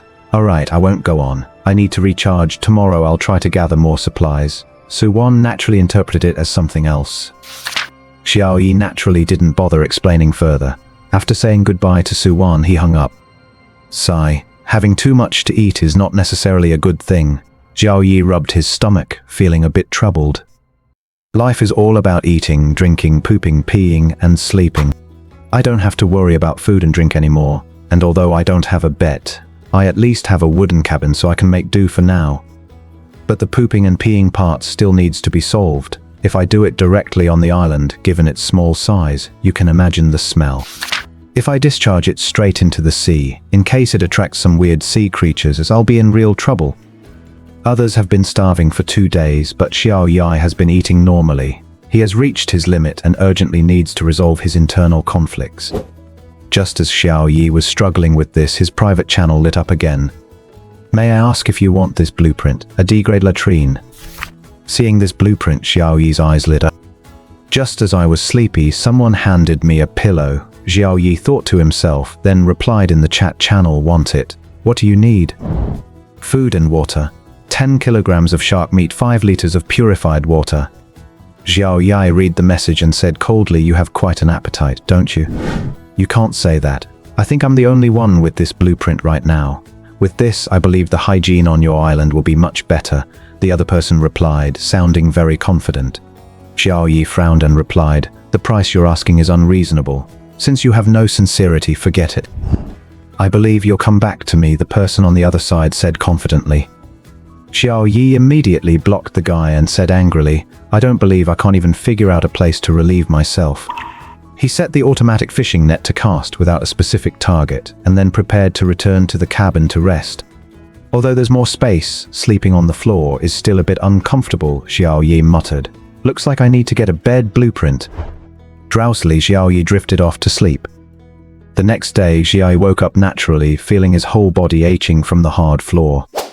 He stretched, then ate the last A-grade apple. Once the apple was down, a warm flow surged through his limbs and bones again. So comfortable, Xiao Yi said, then frowned again. Do I really have to resolve my internal conflicts in the open? Wait, check-in. Xiao Yi thought of the system, hoping it could help him solve this current problem. Check-in successful. Obtained 1 fully automatic flushing toilet. Fully automatic flushing toilet. SS-grade furniture. You only need to handle your own internal conflicts. Leave the rest to it. It automatically flushes, cleans, disinfects, and removes odors every time. System, I love you to death, Xiao Yi shouted happily, then prepared to install the toilet next to the cabin. After thinking about it, Xiao Yi built a small shed attached to the sturdy cabin to ensure he wouldn't be exposed while using it. This DIY construction used up all the metal scraps in his hand, though a few wooden boards were left over. After building it, Xiao Yi immediately placed the fully automatic toilet he got from checking in inside the small shed. Once installed, a brand new clean flushing toilet appeared before him. Xiao Yi couldn't wait any longer and immediately went to solve his internal conflicts. When Xiao Yi came out of the shed again, he was still muttering items from the system are truly high quality. Even tree bark won't clog it, it flushes right down. After coming out, he found 3 more regular fish in the automatic fishing net. After collecting the 3 fish, he adjusted the target to material boxes and let the net work on its own. Xiao Yi returned to the cabin and looked at the trading hall on the island stele. Overnight, 6 people had actually proposed trades, totaling 10 bricks. Xiao Yi immediately clicked accept the trades. Obtained materials, bricks 10. Adding the 5 pieces Su Wang gave him earlier. He was only 5 bricks short of meeting the fireplace's requirements, but the fireplace also needed metal scraps. After a moment of thought, Xiao Yi put up another 500 g of shark meat for trade. Shark meat 500 g for metal scraps X25. Note: partial trades allowed. If you have other blueprints, private message me with the image. Did you see that? Big Shot put more shark meat up for trade. Could it be the same Big Shot as before? I think it's very likely. It makes sense. If it really was a whole shark, there would definitely be more meat than just that. Others are already eating meat and I haven't even found food yet. I'm about to starve to death. I need water. If I don't get any water soon, I'm going to have to drink seawater. The public channel was once again in a heated discussion about the shark meat. This time, Yi didn't immediately post the message looking for Unran. He waited until everyone had finished discussing so it would stay visible for longer.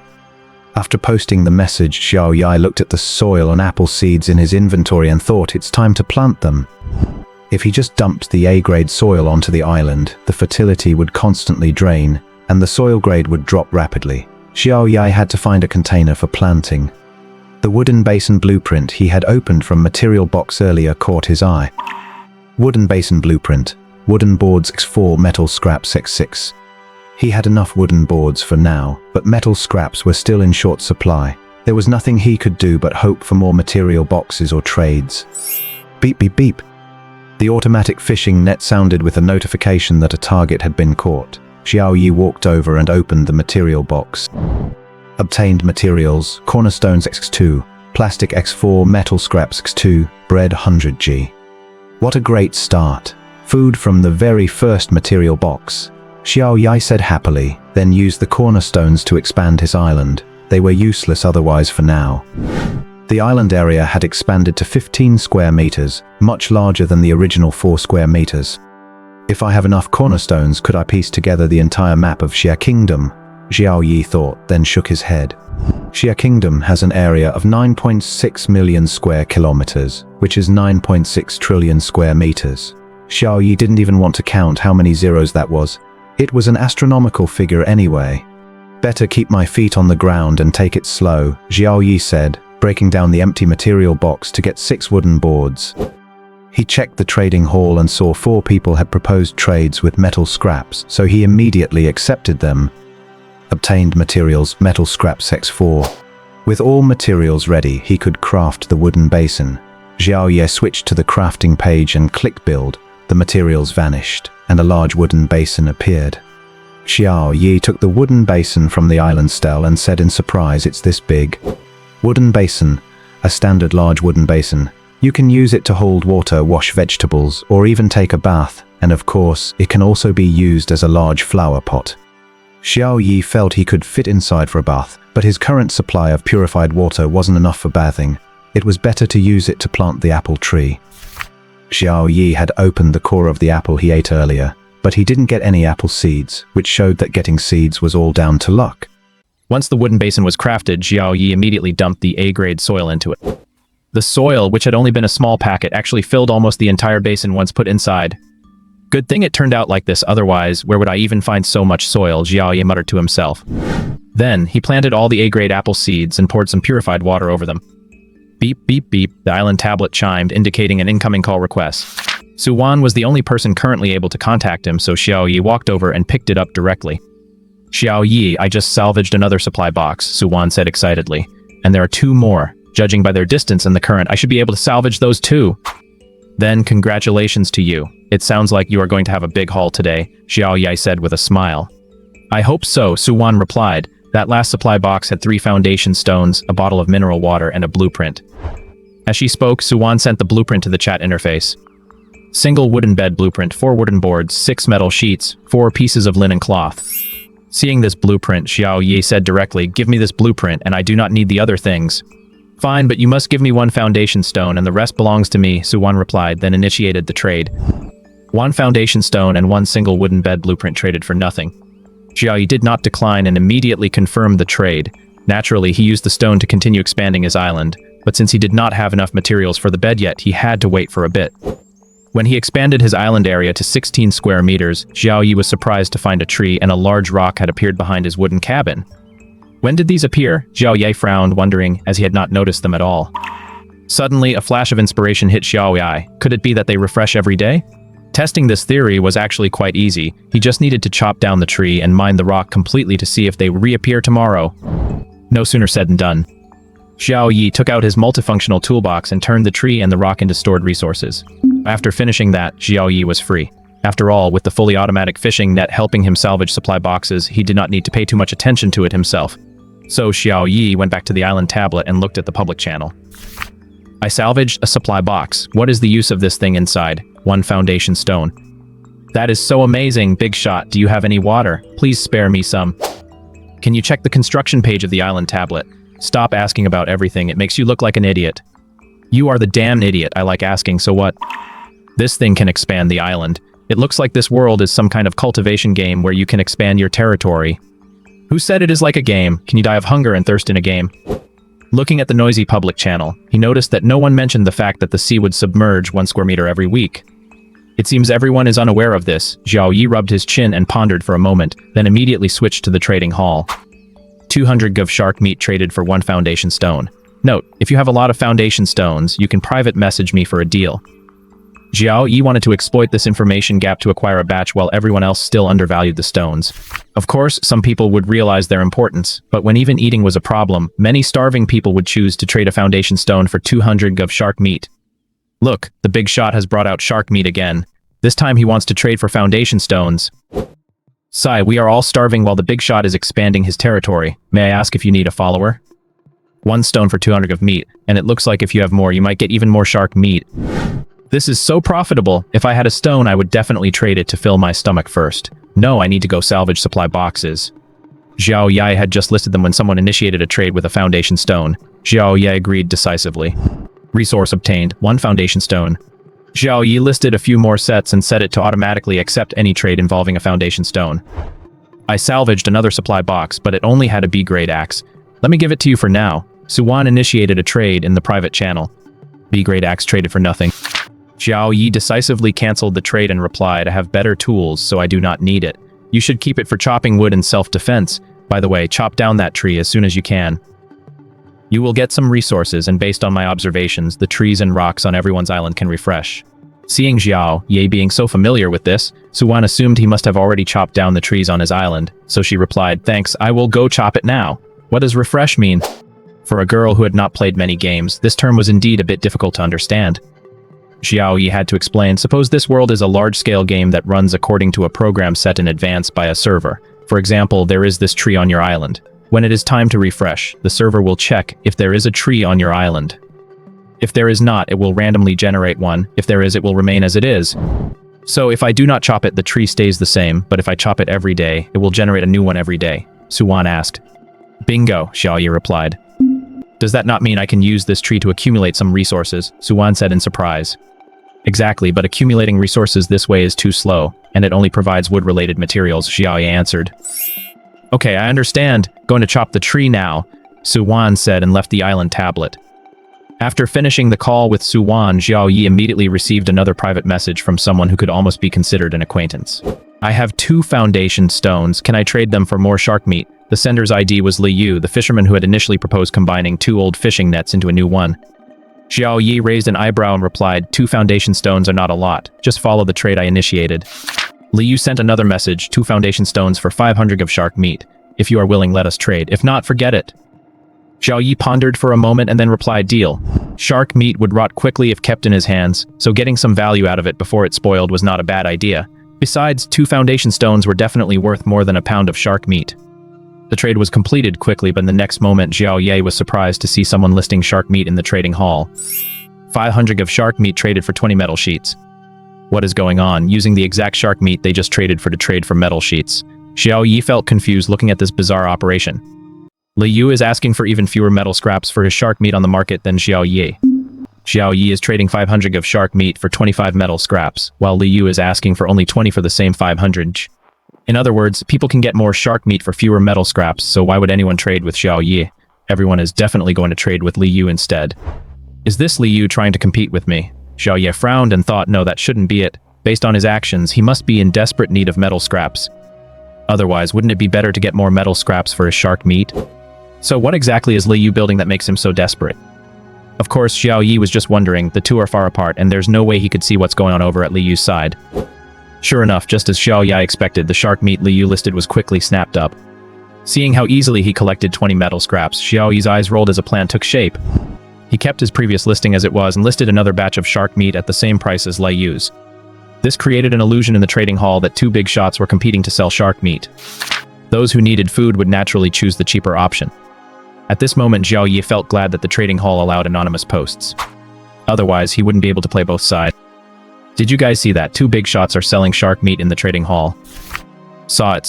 It's true that competition brings lower prices. The big shots are fighting, but we're the ones benefiting.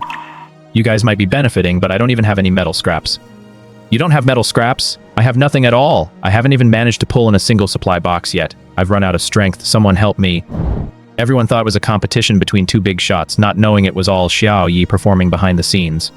As expected, his speed of collecting metal scraps increased significantly.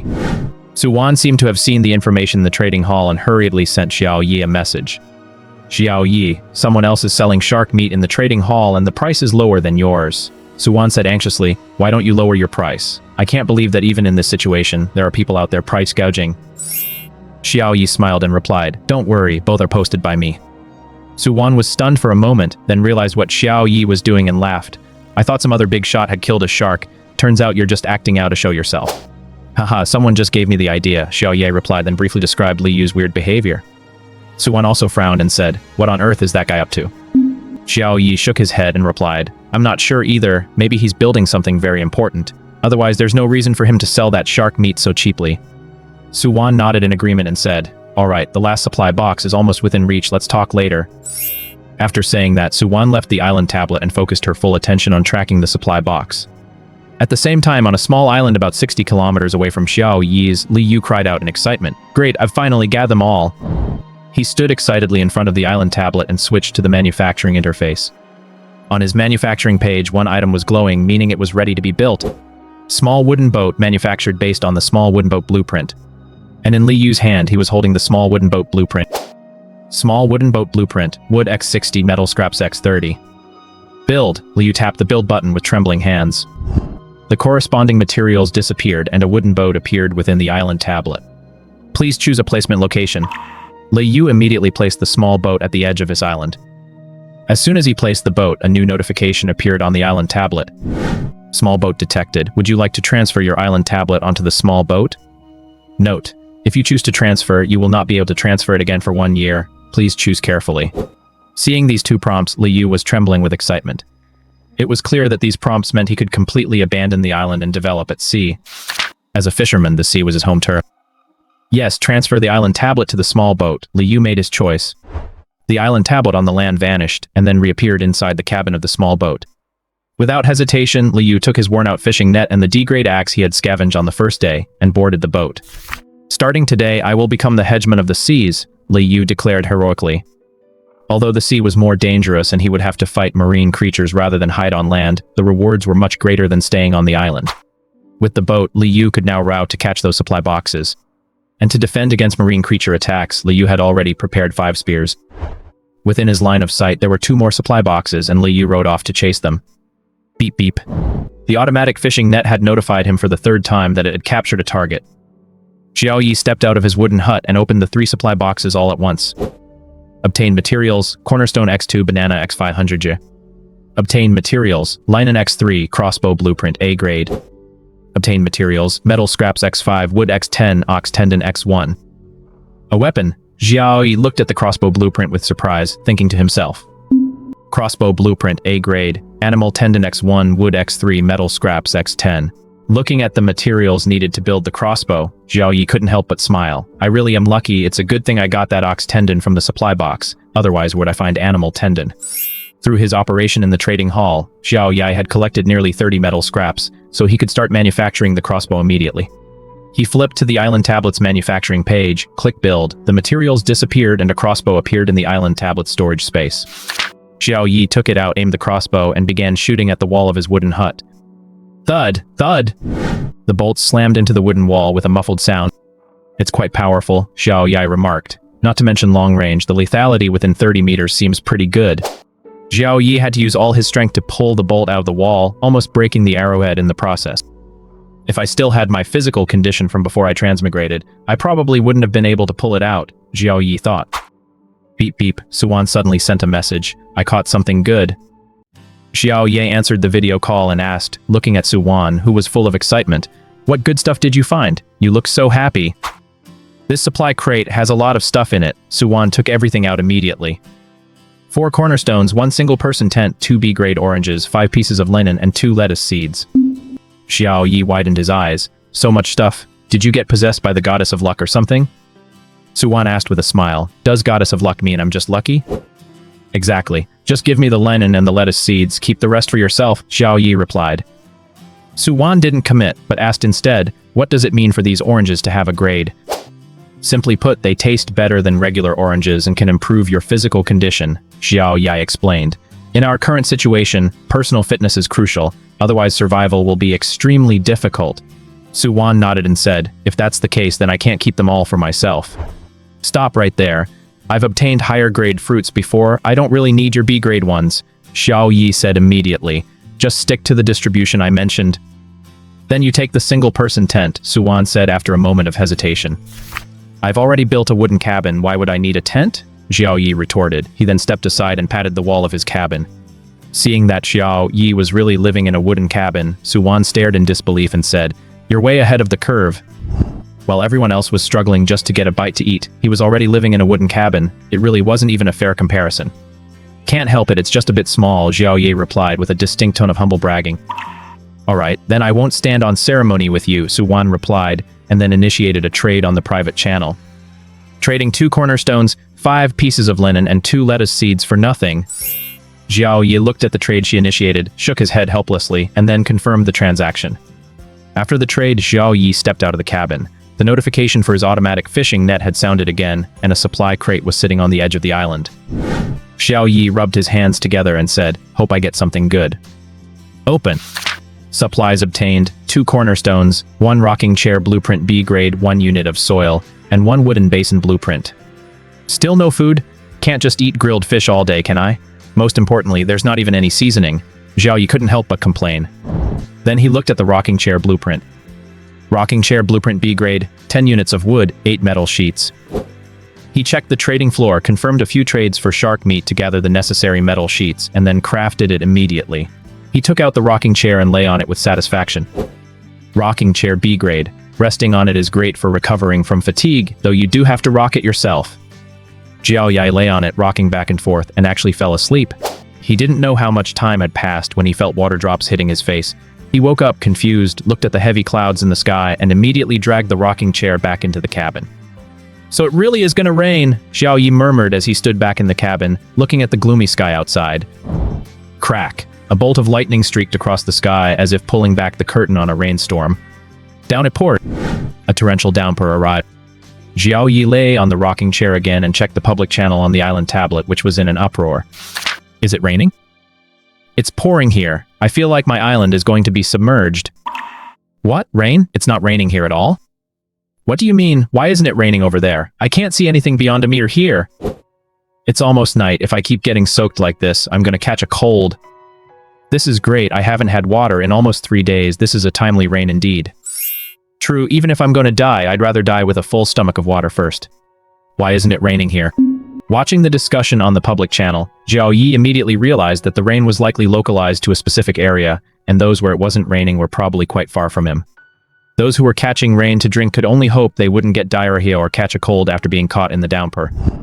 Thinking of this, Xiao Yi messaged Suwan and asked, "Is it raining on your side?" "It is. It's raining hard," Suwan replied immediately. "Looks like we're in the same region," Xiao Yi surmised. "Yeah, I just don't know how far apart we are," Suwan replied. She really hoped she could meet up with Xiao Yi. Being alone was always a bit lonely. "Heaven knows. I've looked out when the weather was clear and visibility was good, but I've never seen another island, let alone people," Xiao Yi shrugged and replied. Suwan nodded. She had done the same and hadn't seen any islands either. "You're really lucky. Good thing you just got that tent, or you'd be a drowned rat right now," Xiao Yi continued. "Yeah, and I have you to thank for that. If you hadn't helped me fix the fishing net, probably be starving and soaked in the rain right now," Suwan said gratefully. "Well, you had to know how to use it too. By the way, have you had dinner yet?" Xiao Yi asked. "I ate those 2 oranges," Suwan replied. "I feel like there's a flow of heat moving through my body, not sure if I'm just imagining it." "Probably not. I felt the same way when I ate the grated apples before. Do you feel like your body is full of energy now?" Xiao Yi asked. Suwan nodded. Xiao Yi said, "That's it then. It seems we need to eat more grated food from now on, so our physique will keep improving. That way, if we face any real danger in the future, we'll have a fighting chance." Suwan nodded again, but then said with a bitter smile, "As if it's that easy to get grated food." "The more you fish, the more you get," Xiao Yi said, rocking in his chair with a smile. "Did you make a rocking chair?" Suwan only just noticed it. "Just made it. It's quite comfortable. Do you want to try one?" Xiao Yi asked. "Better not. My tent isn't big enough for that," Suwan replied. "Everyone else is struggling to survive, but you feel like you're on vacation." "Can't say that. I'm trying to survive too," Xiao Yi replied with a laugh. "All right, I'm gonna get some rest. Bye," Suwan said with a yawn. Between fishing for supply crates all day and chopping down trees, she was exhausted. Having spent her life in an office, she had never done such heavy labor before. Xiao Yi felt the same. The chainsaw was indeed quite heavy. He replied, "Bye, get some good rest." Having slept all afternoon, Xiao Yi wasn't tired now, so he switched the island tablet interface to the trading hall. There really is something good here. Chili pepper seeds trading for 50 milliliters of purified water. As someone who cannot live without spicy food, Xiao Yi felt that as long as there is a spicy flavor, everything can become delicious. Actually, this trade had been listed in the trade hall for a while, but Xiao Yi just hadn't noticed it. At the time, it even caused quite a discussion on the public channel. 2 seeds wanting to trade for 50 milliliters of purified water. That is just dreaming. Exactly, and they are chili seeds at that. Even if they were seeds for other types of food, it would barely be worth the price. Let's just see if there is any sucker out there. Yeah, let's see which sucker is willing to trade for this. You can't say it like that. If some big boss has more purified water than they can use and lacks other seasonings, it is very possible they would buy this. The person above is really full of fantasies. More than they can use? Are you out of your mind? Even those who can fish out supply crates can't get purified water every time. You are ignorant, still spouting nonsense. Let me show you something, a water purifier. Holy cow, there is such a thing. Big boss, spare some water for me to drink. I am willing to do anything for you. Big boss, I am fair-skinned and beautiful. Give me some water and you can do anything to me. The person above is probably a monster. I have some resources in my hand. Big boss, can I trade for some water to drink? You are all dreaming. This water purifier isn't even enough for my own drinking water. Purification speed is too slow. While they were having a heated discussion, Xiao Yi was sleeping on his rocking chair. But 50 milliliters of water really meant nothing to Xiao Yi, as his A-grade water purifier could purify 80 milliliters in 1 hour. Speaking of the water purifier, Xiao Yi checked it immediately and found that the purified water container was almost full. Xiao Yi immediately used an empty mineral water bottle he had finished earlier, filled it up, and took a sip. Xiao Yi's eyes widened. Although it was all purified water, this water tasted 100 times better than the mineral water found in the supply crates earlier. The mineral water from the supply crates had no grade marked, which meant it was the lowest D grade. The water purified from the A-grade purifier was A grade, so the difference between the two was several levels, making it naturally quite obvious. Xiao Yi drank the whole bottle in one go and felt incredibly refreshed throughout his body. Ah, that is refreshing. This tastes much better than that high-end water like Wansui Mountain. He had originally planned to use 50 milliliters of this purified water to trade for the chili seeds, but now Xiao Yi immediately cancelled that idea and decided to use the mineral water from the supply crates for the trade instead.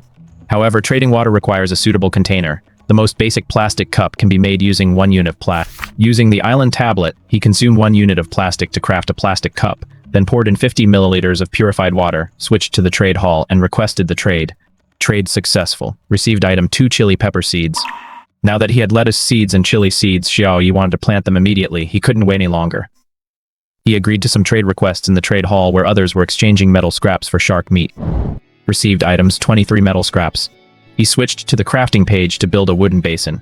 After a short while, another large wooden basin was created and Xiao Yi placed it on the other side of the entrance. The heavy rain outside showed no signs of stopping, so Xiao Yi thought it would be better to wait before adding the soil. Before the downpour started, Xiao Yi had already covered the wooden basin where he planted the apple tree with wooden boards. Although it wasn't perfectly sealed, at least it wouldn't collect too much rainwater. Otherwise, the apple seeds might have rotted before they even sprouted. Although people were still constantly talking on the public channel, it was less frequent than during the day. Perhaps it was because of the rain, but everyone was too occupied to chat. At this moment, Xiao Yi sent a message and ran, "If you see this message, please send me a private message." Although it was quickly pushed to the top, this time it at least stayed visible for a few dozen seconds longer. "Hello, I am Enran. May I ask who you are?" Xiao Yi's private channel suddenly showed a notification of a call request. Xiao Yi replied excitedly, "Are you really Enran?" "I am. I'm dying of thirst, give me some water to drink, and I can be your subordinate," the other party replied. Seeing this, Xiao Yi felt his heart sink and said, "The Enran I am looking for is a woman. As long as you give me a drink of water, I can become a woman for you." "Get lost, you freak." Xiao Yi decisively ended the call and then blocked the user. Sigh. Xiao Yi let a long breath, then got up and found the crafting recipe for a raincoat on the island tablet. Rain cape requires 10 leaves and 5 pieces of bark. Conical hat requires 5 leaves and 3 pieces of bark. Since he had all the materials ready, he crafted them immediately. Wearing the rain cape and the hat, Xiao Yi walked out of the wooden house toward the supply crates at the edge of the island. He had slept for almost the entire afternoon, and the automatic fishing net had pulled in 2 more supply crates, making it 6 for the day. Xiao Yi easily pulled the 2 supply crates in front of the cabin. "My strength seems to have increased again," Xiao Yi muttered. "It looks like the A-grade apple's effect on improving physical condition is quite significant." He opened the supply crates. Received items, 2 cornerstone, 1 linen, and 5 pieces of wood. Received items, 3 metal scraps, and 2 eggs, A-grade. "There are actually eggs!" Xiao Yi looked at the 2 eggs in surprise. "Should I make some boiled eggs?" But the hint given by the system made him dismiss that thought. Egg, A-grade, a very nutritious type of egg. You can eat it directly, but if you hatch them, there might be a surprise. Seeing such an obvious hint, no one would eat these 2 eggs. Hatching eggs requires a constant temperature and humidity, but for now, Xiao Yi could only control the temperature. He placed some leaves in a corner of the cabin and put the 2 eggs inside. "It looks like I still need to build a fireplace. Otherwise, the temperature difference between morning and evening is still quite large," Xiao Yi muttered. He had already listed some shark meat to trade for the bricks needed for the fireplace. Xiao Yi checked the trade hall and found that the last brick had finally been obtained. No hesitation, he clicked craft. The corresponding materials disappeared and a fireplace appeared in the island tablet's crafting space. Please choose the placement location. Note that the fireplace can only be placed on the walls of the house. "It's a good thing I have a wooden house, otherwise I wouldn't have a place to put it even if I could craft one," Jai muttered as he placed the fireplace on the wall away from the sun. Fireplace, B-grade. Can keep a 40 square meter house at a constant temperature of 26 degrees, warm as spring. Looking at the description of the fireplace, Xiao Yi wondered, is this 26 degrees? Why is it still so cold? Perhaps because the straw cape and bamboo hat were too flimsy. Some rainwater inevitably soaked through to his inner clothes. As night fell and the temperature dropped, coupled with the chilling sea breeze, Xiao Yi felt much colder than he had during the day. Wood must be added to provide heat. 1 unit of wood can provide warmth for 4 hours, and the fireplace can be turned off manually, the system prompted. It is actually more economical than grilling. Xiao Yi muttered, then placed 2 units of wood into the fireplace, which ignited immediately. The temperature inside the wooden house rose rapidly. Xiao Yi, who had just been feeling a bit cold, warmed up an instant. Xiao Yi moved the incubating egg closer to the fireplace. The optimal temperature for egg incubation is 38 degrees Celsius, which is obviously hard to control right now, so he just had to make do for the time being. It should still be a while before the chicks hatch, but what Xiao Yi needs to consider now is what to feed them. He went back to the public channel, only to find that the focus of everyone's discussion was actually him again. Did you see? The chili seeds in the trade hall have been traded away. Some big shot actually used 50 ml of purified water to trade for chili seeds. I am dying of thirst, can you spare me some? If you are thirsty, catch some rainwater to drink. It is at least much better than seawater. I haven't had a single drop of rain here. Then trade me some supplies for it. Trade supplies for rainwater. I am not crazy. If I have supplies, I would trade for purified water directly. Why would I trade for rainwater? The problem is, you don't even have any supplies. That stings, man. Seeing that the group's discussion was drifting further and further off topic, Xiao Yi shook his head, looked at the curtain of rain outside the window and muttered, I wonder how long this will last. Drifting in and out of consciousness, Xiao Yi eventually fell asleep. Fortunately, he had already built the fireplace. Otherwise, being damp, he might really have caught a cold sleeping like that all night. For those survivors without tents or wooden houses, unless their constitution is exceptionally good, 9 out of 10 will probably catch a cold. The next day, Xiao Yi woke up naturally and found that the rain had stopped. By now, the public channel was filled with wailing. I feel so terrible, I think I have a fever. Can anyone help me? Me too, I feel weak all over. Am I going to die? So thirsty, so hungry, so miserable. Xiao Yi shook his head and stopped looking. He knew many people would surely lose their lives in this storm, but he only hoped his friends were safe and sound. Stepping out of the wooden house, he gathered the fish caught by the fully automatic fishing net. There were 8 fish from the night, all laid out on the shore. What a huge harvest this time. Xiao Yi immediately stepped forward to collect the fish. With so many fish, should I find a container to keep them alive? They might spoil if I kill them all, Xiao Yi muttered. Looks like I still need a wooden basin blueprint. Thinking of this, Xiao Yi adjusted the target of the fully automatic fishing net to supply crates, then peered into the distance to see if any crates were drifting in from the sea. Huh? What is that? Xiao Yi suddenly spotted a black dot on the sea. From the vague shape, it didn't seem to be a supply crate. If only I had a telescope, Xiao Yi muttered. Right, I haven't checked in yet, let's check in first. Check-in successful. Reward obtained, double status, a 10% chance to gain double yields, lasting for 1 day. Is it true that you get whatever you think of? Xiao Yi had expected a telescope or something from this check-in, but to his surprise, he got a buff. It seems he expected too much, but Xiao Yi was actually quite satisfied with this reward, even if the probability was a bit low. I can only get a double bonus every 10 times, so shouldn't I wait to open supply crates when this buff is active to maximize gains? Xiao Yi muttered. Theoretically, that is correct, the system replied. Xiao Yi thought for a moment and asked, is this double status triggered for today? The bonus is triggered upon its first activation. All supplies obtained today will have a double bonus. Great. Fully automatic fishing net. Catch as many supply crates as you can today. I want double the happiness, Xiao Yi said happily. Xiao Yi walked over to the wooden basin where he had planted apple seeds and lifted the wooden board he had covered them with during the storm yesterday. Whoa! Yi was surprised to see small saplings already sprouting in the basin, looking tender and green. This is too fast, Xiao Yi exclaimed, though he realized nothing here could be judged by the rules of his previous world. Since they grow this fast, wouldn't he have plenty of apples to eat soon? That's definitely a good thing. Xiao Yi immediately took some purified water from the water purifier and watered them. While others had no water to drink, Xiao Yi was using grade A purified water to water his trees. If other survivors knew this, they would probably die of envy. Since plants grow so fast here, I'll be able to harvest chilies soon. Time to plant them. Xiao Yi immediately dumped the soil he had obtained yesterday into a wooden basin on the side. Although the soil was ordinary grade D soil, the chili, strawberry, and lettuce seeds were all standard seeds, so it was a match. After setting the soil, he sowed the strawberries, chilies, and lettuce. I'm getting a bit hungry. I should finish off that grade A pomfret today, Xiao Yi calculated. The pomfret was the first fish he had caught. Leaving it out any longer might ruin it. This was grade A food, it shouldn't be wasted. After processing it, Xiao Yi immediately built a fire and started grilling it on the rack. In no time, the rich aroma of fish began to waft out. Grade A ingredients really are different from ordinary ones, Xiao Yi sighed. Whenever he grilled ordinary sea fish before, it never had such an intense aroma. After 2 days of grilling, Xiao Yi's skills had improved significantly. This time it was almost perfect, crispy on the outside and tender on the inside, and of course crispy didn't mean burnt. The fish weighed nearly 4 pounds, and Xiao Yi couldn't finish it alone. After some thought, he sent a portion to Suwan. Grilled grade A pomfret 500G, trade none. I grilled too much and couldn't finish it. Here's a treat for you. Eat well and help me work hard later. Let's catch more good stuff. After leaving the message, Xiao Yi thought for a moment and then sent the portion he kept for himself to the chat interface. He knew Suwan was a very proud girl. If he just said he made too much, she might not believe him. Grilled grade A pomfret 1500G. It tastes pretty good. Give it a try. Suwan, having just woken up, felt that last night was the best sleep she had had. Although there was a storm outside, she at least had a tent that felt like a home. Ding! The island tablet prompted that someone had sent a message to her private channel.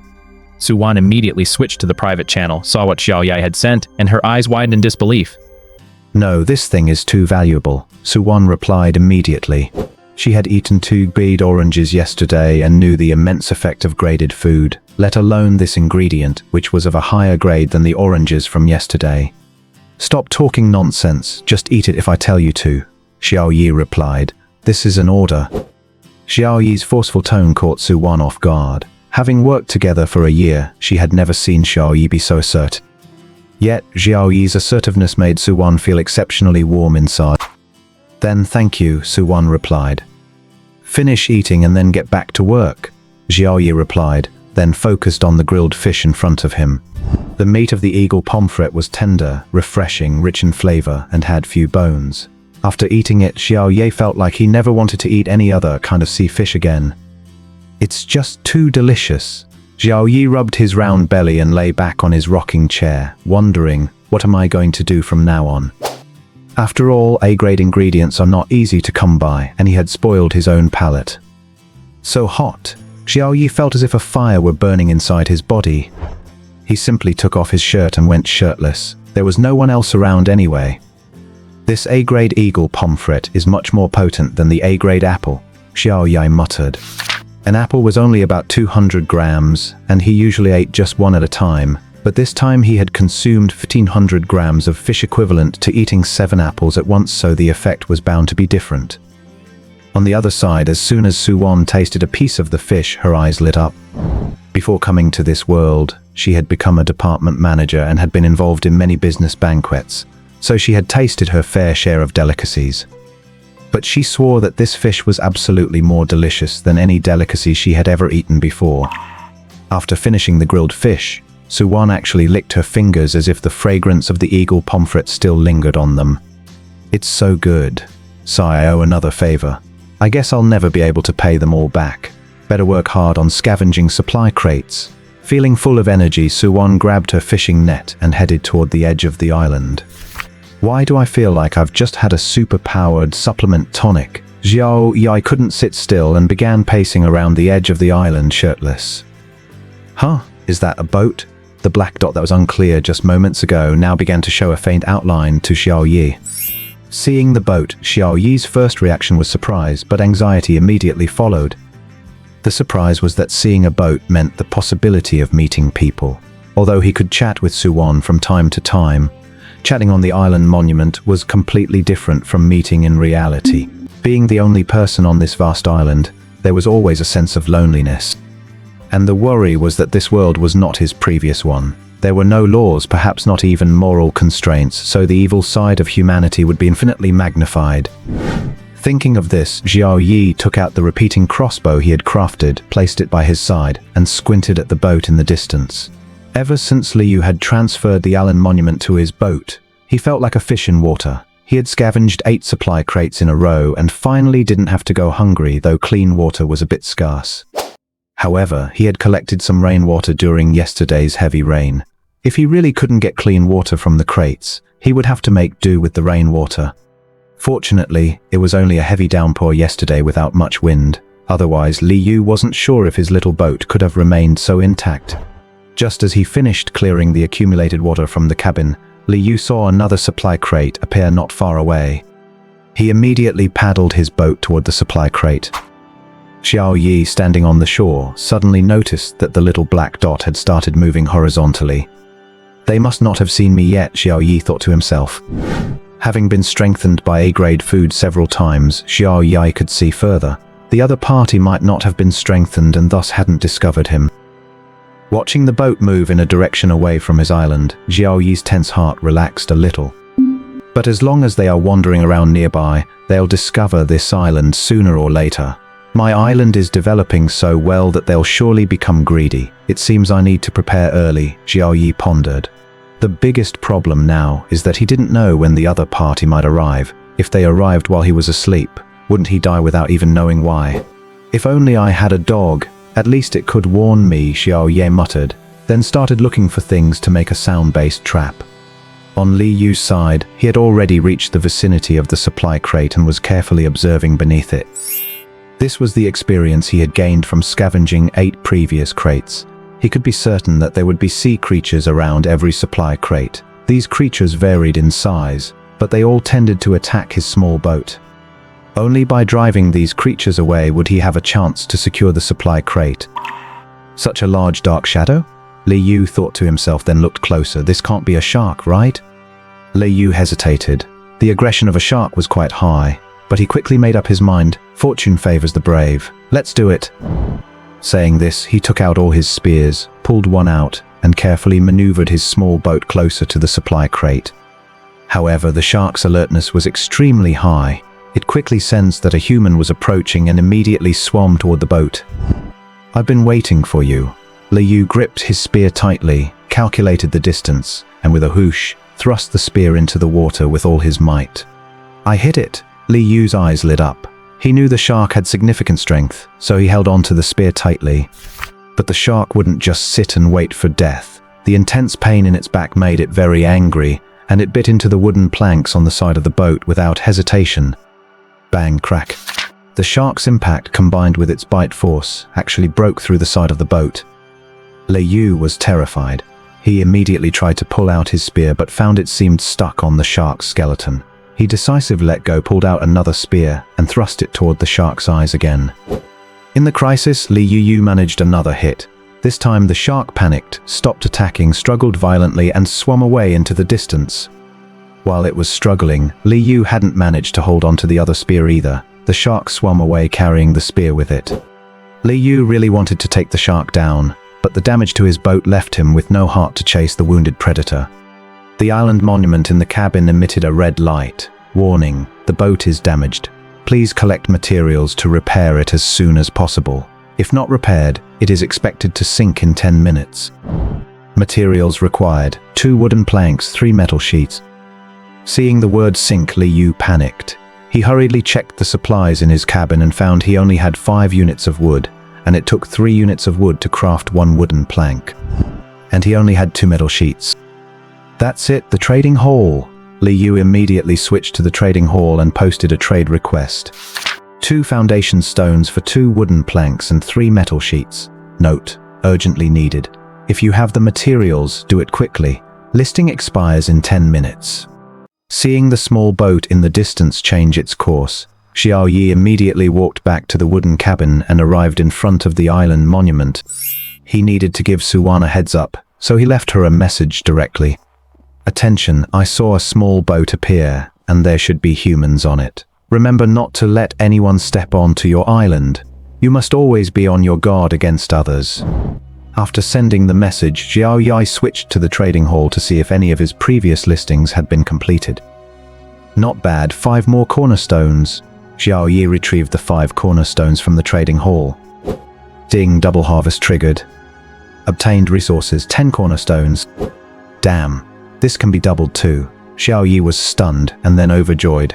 Double the joy is not something everyone gets to experience. There were also 20 units of metal shards and 3 units of linen, which Xiao Yi immediately retrieved. Ding, double harvest triggered. Obtained resources, 40 metal shards and 6 units of linen. Sweet. Xiao Yi continued scrolling through the trading hall to see if he could find anything else he needed. Suddenly he saw a trade listing, 2 cornerstones for 2 wooden planks and 3 metal shards. Note, urgently needed, whoever has the supplies act fast. Will be taken down in 10 minutes. Xiao Yi immediately put up the 2 units of wooden planks and 3 units of metal shards, and the deal was made instantly. Ding, double harvest triggered. Obtained resources, 4 cornerstones. That was a huge profit, Xiao Yi said happily. And Li Yu, who was out at sea, saw that the trade had succeeded and was also very happy. Repair immediately. The resources just traded disappeared instantly, and the boat board, which had been damaged by a shark attack, returned to its original state in a flash. As long as you have an island monument and have collected enough resources, you can repair damaged parts without having to return to land. Hahaha, with a feature like this, there is no need to worry about being attacked in the future. Li Yu burst into laughter. After opening the supply crate, Li Yu started his small boat again. He didn't have a compass on the vast ocean, so he just picked a random direction and kept rowing forward. With the double harvest status active, Xiao Yi had to maximize the use of this effect. However, after browsing the trading hall, he found there weren't many supplies available. Presumably many people hadn't acquired much yet. Most of the trades were empty promises, with everyone just asking for water and food. He had no choice but to trade some purified water for basic supplies like metal shards, linen and plastic, all of which were obtained in double. Xiao Yi took a look at his resources. 51 metal shards, 10 units of linen, 7 wooden planks, 20 units of plastic. This must be the moment I have the most resources. Xiao Yi thought to himself as he looked at the supplies piled up to the side. He could also craft a single wooden bed now, so Xiao Yi immediately switched to the manufacturing page and clicked on craft. Single wooden bed blueprint. 4 wooden planks, 6 metal shards, 4 units of linen. The corresponding materials disappeared, and a single wooden bed appeared in the crafting space of the island monument. Xiao Yi tidied up the cabin a bit and placed the bed on one side of the room. Single wooden bed, lying on it to rest can better reduce your fatigue. At this moment, the entire cabin was almost packed full with a fireplace, a water purifier, a wooden bed, and a rocking chair. It seems I really need to build a bigger house, Xiao Yi muttered. With the cornerstones he had acquired recently, Xiao Yi's island area had reached 37 square meters, with his little wooden cabin sitting in the very center, leaving the rest of the space looking exceptionally empty. Checking the construction interface of the island monument, there were plenty of house designs, but all of them required blueprints. Looks like I have to take it slow, Xiao Yi thought helplessly. Given the current situation, he still needed to hoard more supplies. If he really managed to get a blueprint for a better house but didn't have enough materials to build it, wouldn't that be awkward? At this time, there was a message reply from Suwan. I was just observing the flow of supply crates, Suwan said. Has someone really built a boat? Xiao Yi nodded and replied. Although I couldn't see it very clearly, it was definitely a boat and someone was controlling it. If it really is possible to leave the island by boat, this world might be even more cruel. Suwan was also quick to realize the danger. Therefore, never let anyone onto your island, Xiao Yi reminded her again. I understand, Suwan replied. By the way, the tree I cut down yesterday has grown back. It really is just like you said, they refresh. Really? I hadn't noticed yet. I'm gonna cut some trees too, Xiao Yi replied, then left the island monument. Stepping out of the wooden cabin, he found a tree had appeared in the northeast corner near the edge of the island, and the stones had refreshed on the west side. Carrying his toolbox, Xiao Yi easily turned the tree and stones into his resources, triggering the double effect with all resources doubled.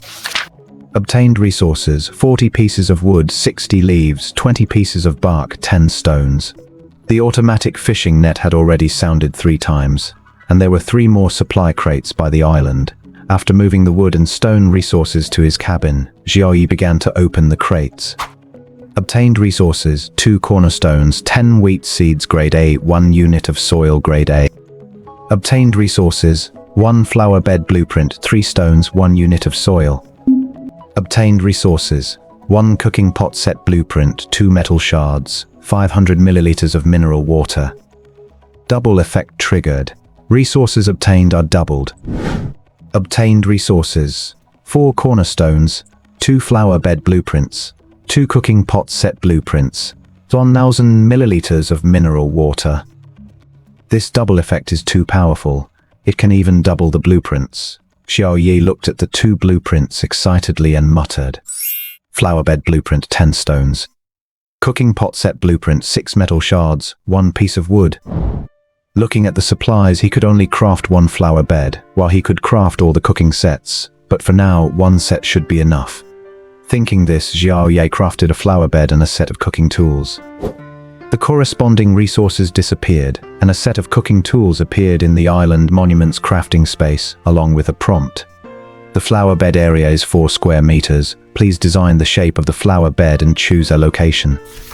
Xiao Yi raised an eyebrow and drew a line on one side of the cabin, simply and roughly designing the flower bed into a 1x4 rectangle.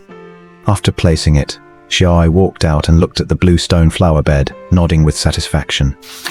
Flower bed can protect the soil from turning into sand. Planting some flowers can make your island more beautiful, of course. You can also use it as a field. Needs 2 units of soil to fill. This is exactly what I needed, Xiao Yi said happily after reading the description of the flower bed. Survival is the priority right now. Gardening, that can wait. Thank goodness for the double status effect. Otherwise, this flower bed would just be an empty frame without any soil to fill it. There was 1 unit of A-grade soil in the supply crate just now. Thanks to the double status bonus, Xiao Yi got 2 units of A-grade soil, just enough to fill this flower bed. He put the soil into the bed, and the previously empty frame was instantly filled with earth. Time to plant the wheat. Xiao Yi planted all the wheat seeds he had in his hand and watered them a little. Looking at the large empty space remaining in the flower bed, Xiao Yi thought to himself, I really need to find some A-grade seeds to plant here. If I plant low-grade seeds, it would be a total waste of all this A-grade soil. Muttering to himself, Xiao Yi walked into the wooden house, ready to check the trading hall on the island monument. Beep, Suwan is requesting a call. Xiao Yi answered immediately and asked with a smile, "Did you fish out something good again?" Suwan nodded excitedly and replied, "That's right, I've got the lucky touch again." As she spoke, she shared the items she had just opened in the chat interface. Cornerstones X4, stone blocks X6, metal sheets X4, chicken coop blueprint, A grade, X1, bread 500J. Nice. Xiao Yi gestured with his hands and replied, "Compared to you, my luck is nothing." "My luck came from you too," Suwan replied bashfully. "You take the chicken coop blueprint, and let's split the rest." Xiao Yi was about to reply when he suddenly remembered he had the double status effect, so he said, "Suwan, trade all those items to me first." "Huh?" Suwan paused for a second, but in the next moment, she immediately initiated a trade in their private channel. Although she didn't know why Xiao Yi made such a request, she did as he asked. Xiao Yi confirmed the trade. Items received: cornerstones X4, stone blocks 6/6, metal sheets X4, chicken coop blueprint, A grade X1, bread 500J. Double effect triggered, items doubled, items received. It really works. Xiao Yi thought excitedly, then traded back 2 cornerstones, 3 stone blocks, 2 metal sheets, and the 500 of bread. "I'll take the chicken coop blueprints and you keep all the bread. Food isn't that important to me," he said. Although he was familiar with Suwan, they weren't close enough to share every secret. Besides, there was no way to explain the double status effect, so he decided not to mention it and just make it up to her in other ways later.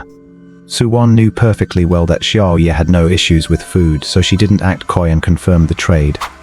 "I'm going back to fishing," Suwan said. After all, besides supply crates, she also had to try what Xiao Yi mentioned, the possibility of catching fish. "Yeah," Xiao Yi replied, hung up the call, and took out the bread he had just received. While eating the bread, Xiao Yi started studying the chicken blueprint. Chicken coop blueprint, A grade, required materials: wood planks X4, metal sheets X6, leaves X10. Materials ready, start crafting. Xiao Yi immediately clicked to craft. Please choose a placement location.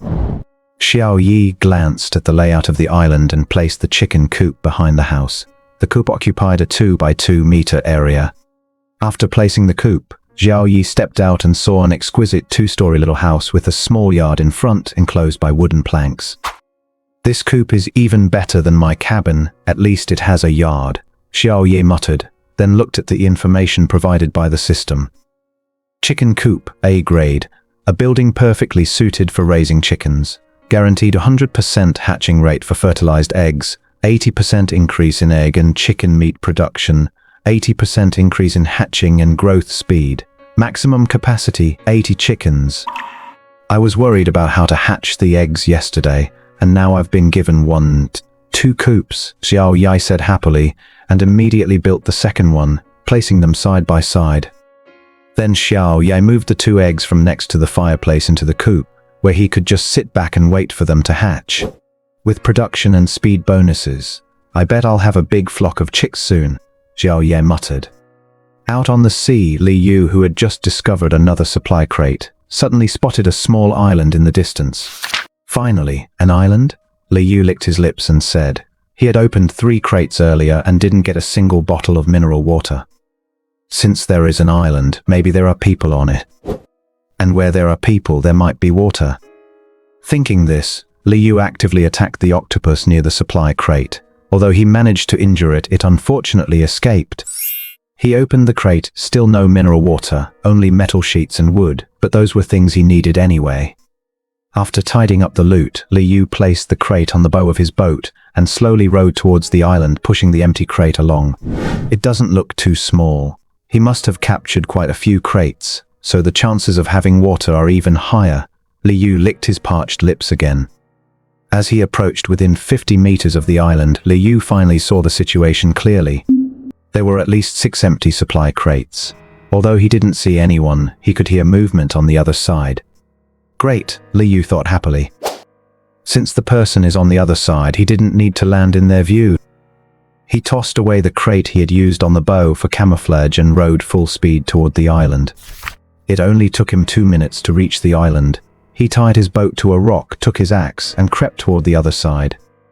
"I'm so hungry, one more try," a female voice came from the other side.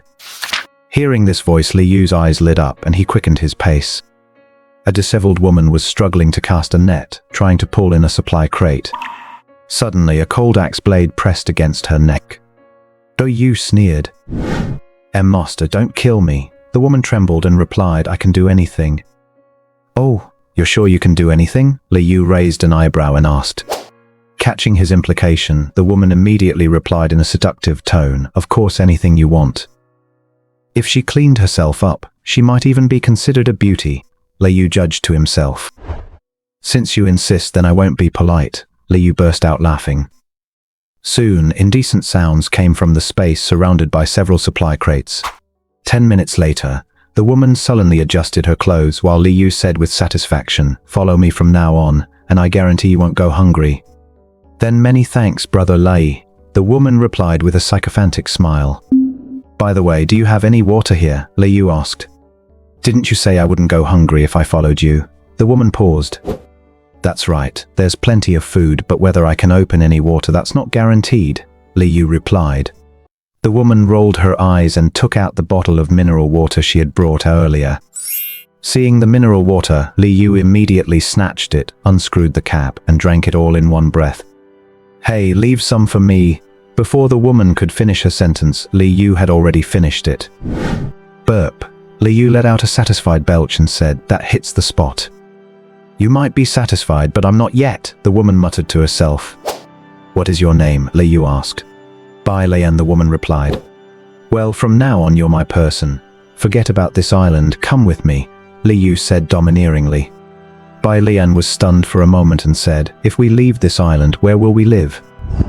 "On the boat," Li Yu replied. "It's much easier to scoop up supply crates that way." "You have a boat?"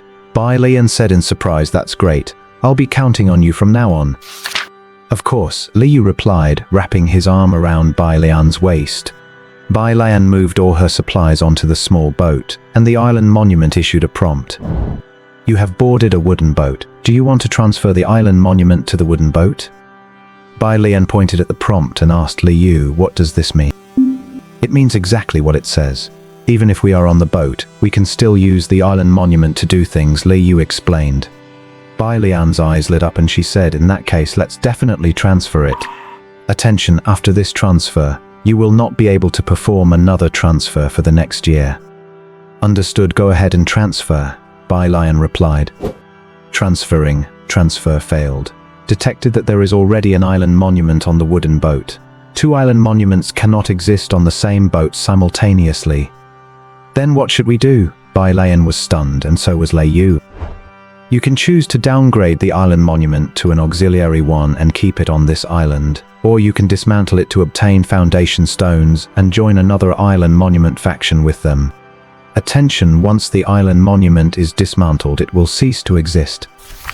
Seeing this prompt, Bai Lian looked at Li Yu again. Her natural instinct was to keep it. But Li Yu said, "We're going to be wandering the ocean from now on. Keeping this monument is completely meaningless. Let's not keep it." Bai Lian still hesitated, but Li Yu grabbed his axe and struck the island monument hard with the blunt side. Crash. The island monument, which had previously seemed extremely sturdy, was shattered by his single blow. At the same time, Li Yu's island monument prompt chimed. "You have shattered an island monument and obtained 12 foundation stones." As a woman, Bai Lian had no way to stop Li Yu's actions and could only sigh inwardly. "So many foundation stones. Not bad, these should be enough to trade for some good things," Li Yu remarked. While he was reflecting on this, he noticed the island beneath his feet was slowly sinking. Li Yu hurriedly pulled Bai Lian onto the small boat and untied the rope fastened to the rock. Does shattering the island monument cause the island to sink? Li Yu was puzzled, as his own island hadn't sunk when he transferred his monument before. Bai Lian watched her island slowly disappear until it was swallowed by the ocean, feeling a sense of regret. "Let's go, things will only get better from here," Li Yu said, then chose a random direction and paddled his boat away. After Xiao Yi settled the 2 eggs, he went to check on his plants. Both apple trees had already grown to 30 centimeters tall. After some thought, Xiao Yi decided to transplant one into a flower bed. The beds were still relatively empty, and it would be too crowded for two apple trees if they both grew up in one wooden basin. The supplies Su Wan had just traded included stones, so the other flower bed could be built too. This time he laid it out in a line, placing it to the east of the wooden house. Currently, the layout of Xiao Yi's island was the wooden house in the center, two large wooden basins in front, two line-shaped flower beds to the east and west, and two chicken coops behind the house. The eastern flower bed was empty of soil, and only one of the chicken coops behind had chicks hatching, while the other remained vacant. He finished the bread in his hand, filled a bottle with grade A purified water and downed it in one go, then drew some more to water the apple trees. "I've got a frying pan today, so I'll make fish soup this afternoon for dinner," Xiao Yi decided, and took the other grade A eagle pomfret to prepare it. He threw all the internal organs and bloody water from the cleaning into the toilet. Although he didn't know where it drained to, at least this way it wouldn't attract sharks or other sea creatures. After rinsing it with fresh water, he took out the frying set from the island monument's manufacturing space. So complete? Xiao Yi looked at the frying pan, a spatula, a ladle, and a colander. Xiao Yi had originally thought the cooking set only included the pan and spatula. He hadn't expected it to come with a ladle too. He dug a shallow pit in the ground and piled 3 stones around it. He lit a piece of wood, threw it into the shallow pit, and placed the frying pan on top, filling it halfway with purified water.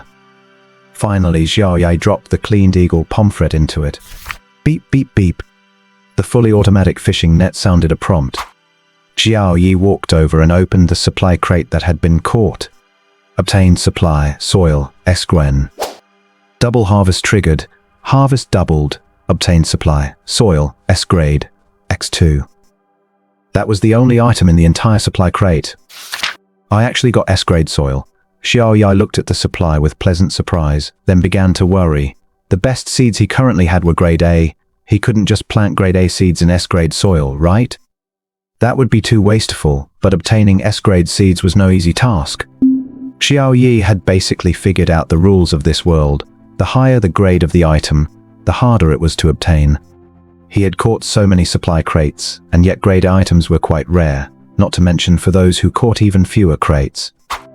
He hadn't even found any items above S grade in the supply crates yet. All the S grade items he currently had were from daily check-ins. And today, for the first time, S grade soil appeared. I'll just put the soil in the flower bed for now and wait until I find S grade seeds later, Xiao Yi thought to himself, then directly filled the empty flower bed. Similarly, he dismantled the empty supply crate into 6 wooden boards, then sat down in front of the frying pan where the fish soup was simmering. Soon the aroma of fish drifted out. Xiao Yi lifted the lid, stirred the fish with the ladle, and looked at the milky white fish soup. He thought, it smells great, but it feels like it's missing something. Sigh, when will I be able to get some salt? Although there was salt in the seawater, he didn't know how to process sea salt. I wonder if those survival masters can extract salt directly from seawater. Xiao Yi thought, maybe I should ask in the trading hall. With this in mind, Xiao Yi immediately listed a piece of common sea fish on the trade hall. Sea fish for salt.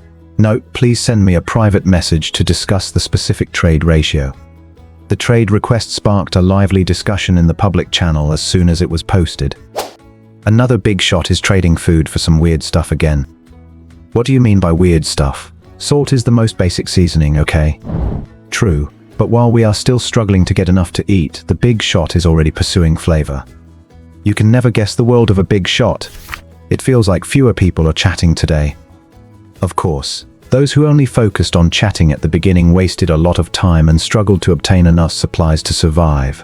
Plus, I bet the heavy rain last night wiped out another batch of people with poor physical condition. Someone began to analyze. The rain wasn't all bad. For those who were about to die of thirst, it was a lifeline provided you have a strong constitution. Yeah, I used to work in an office and never had the chance to exercise. Now that I am in this godforsaken place, there is even less chance.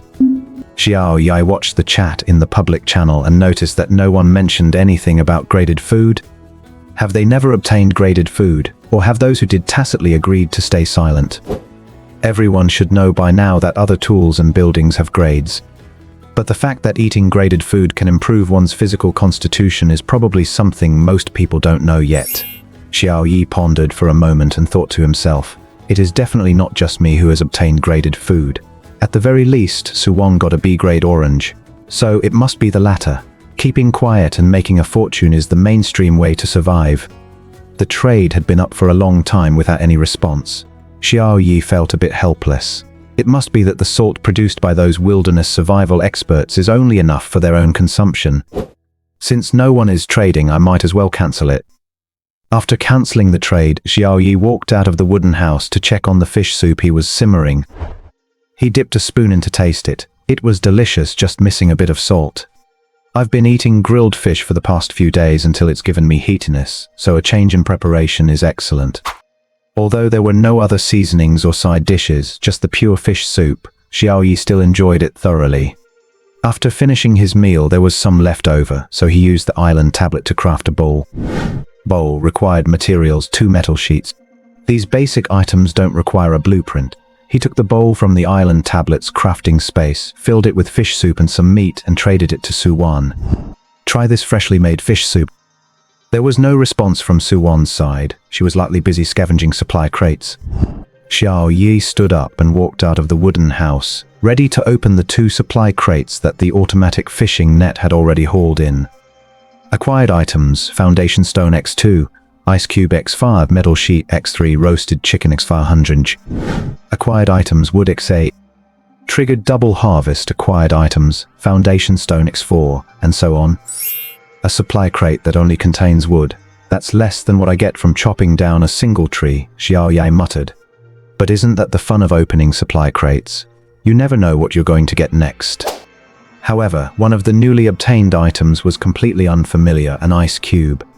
It's hot during the day, but not hot enough to need ice for cooling, Xiao Yi thought while looking at the ice. It seems useless now and it will melt soon. The system did not let Xiao Yi down and a notification appeared. Ice cube, an excellent material for cooling and heat stroke prevention, can be used to build cold storage or freezers. It will start to melt slowly in 2 hours.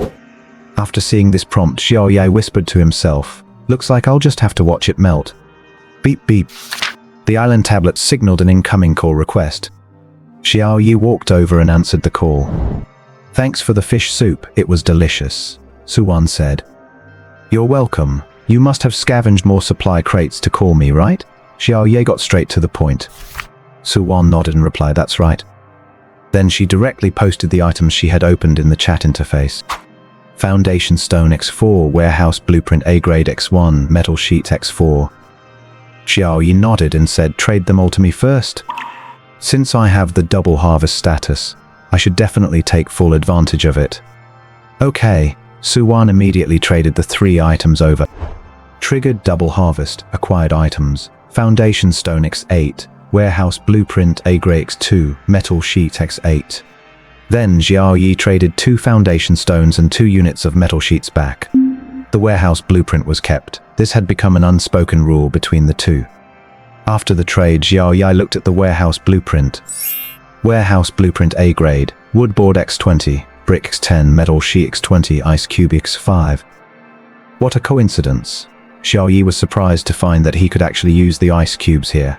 But I'm still short 1 brick. With that thought, Xiao Yi switched to the trade hall and listed 20 ml of mineral water, looking for 1 brick. 20 ml mineral water for 1 brick. Urgent, only listed for 1 hour. If he wasn't in a hurry, he could have set it to 10 ml, but since the ice would melt soon, Xiao Yi couldn't wait, so he doubled the offer, hoping for a quick trade. Sure enough, after increasing the offer, someone traded almost immediately. Acquired item bricks 1. Triggered double harvest, acquired item bricks 2. With the double harvest status, even though Xiao Yi increased his costs, the net result was the same as before.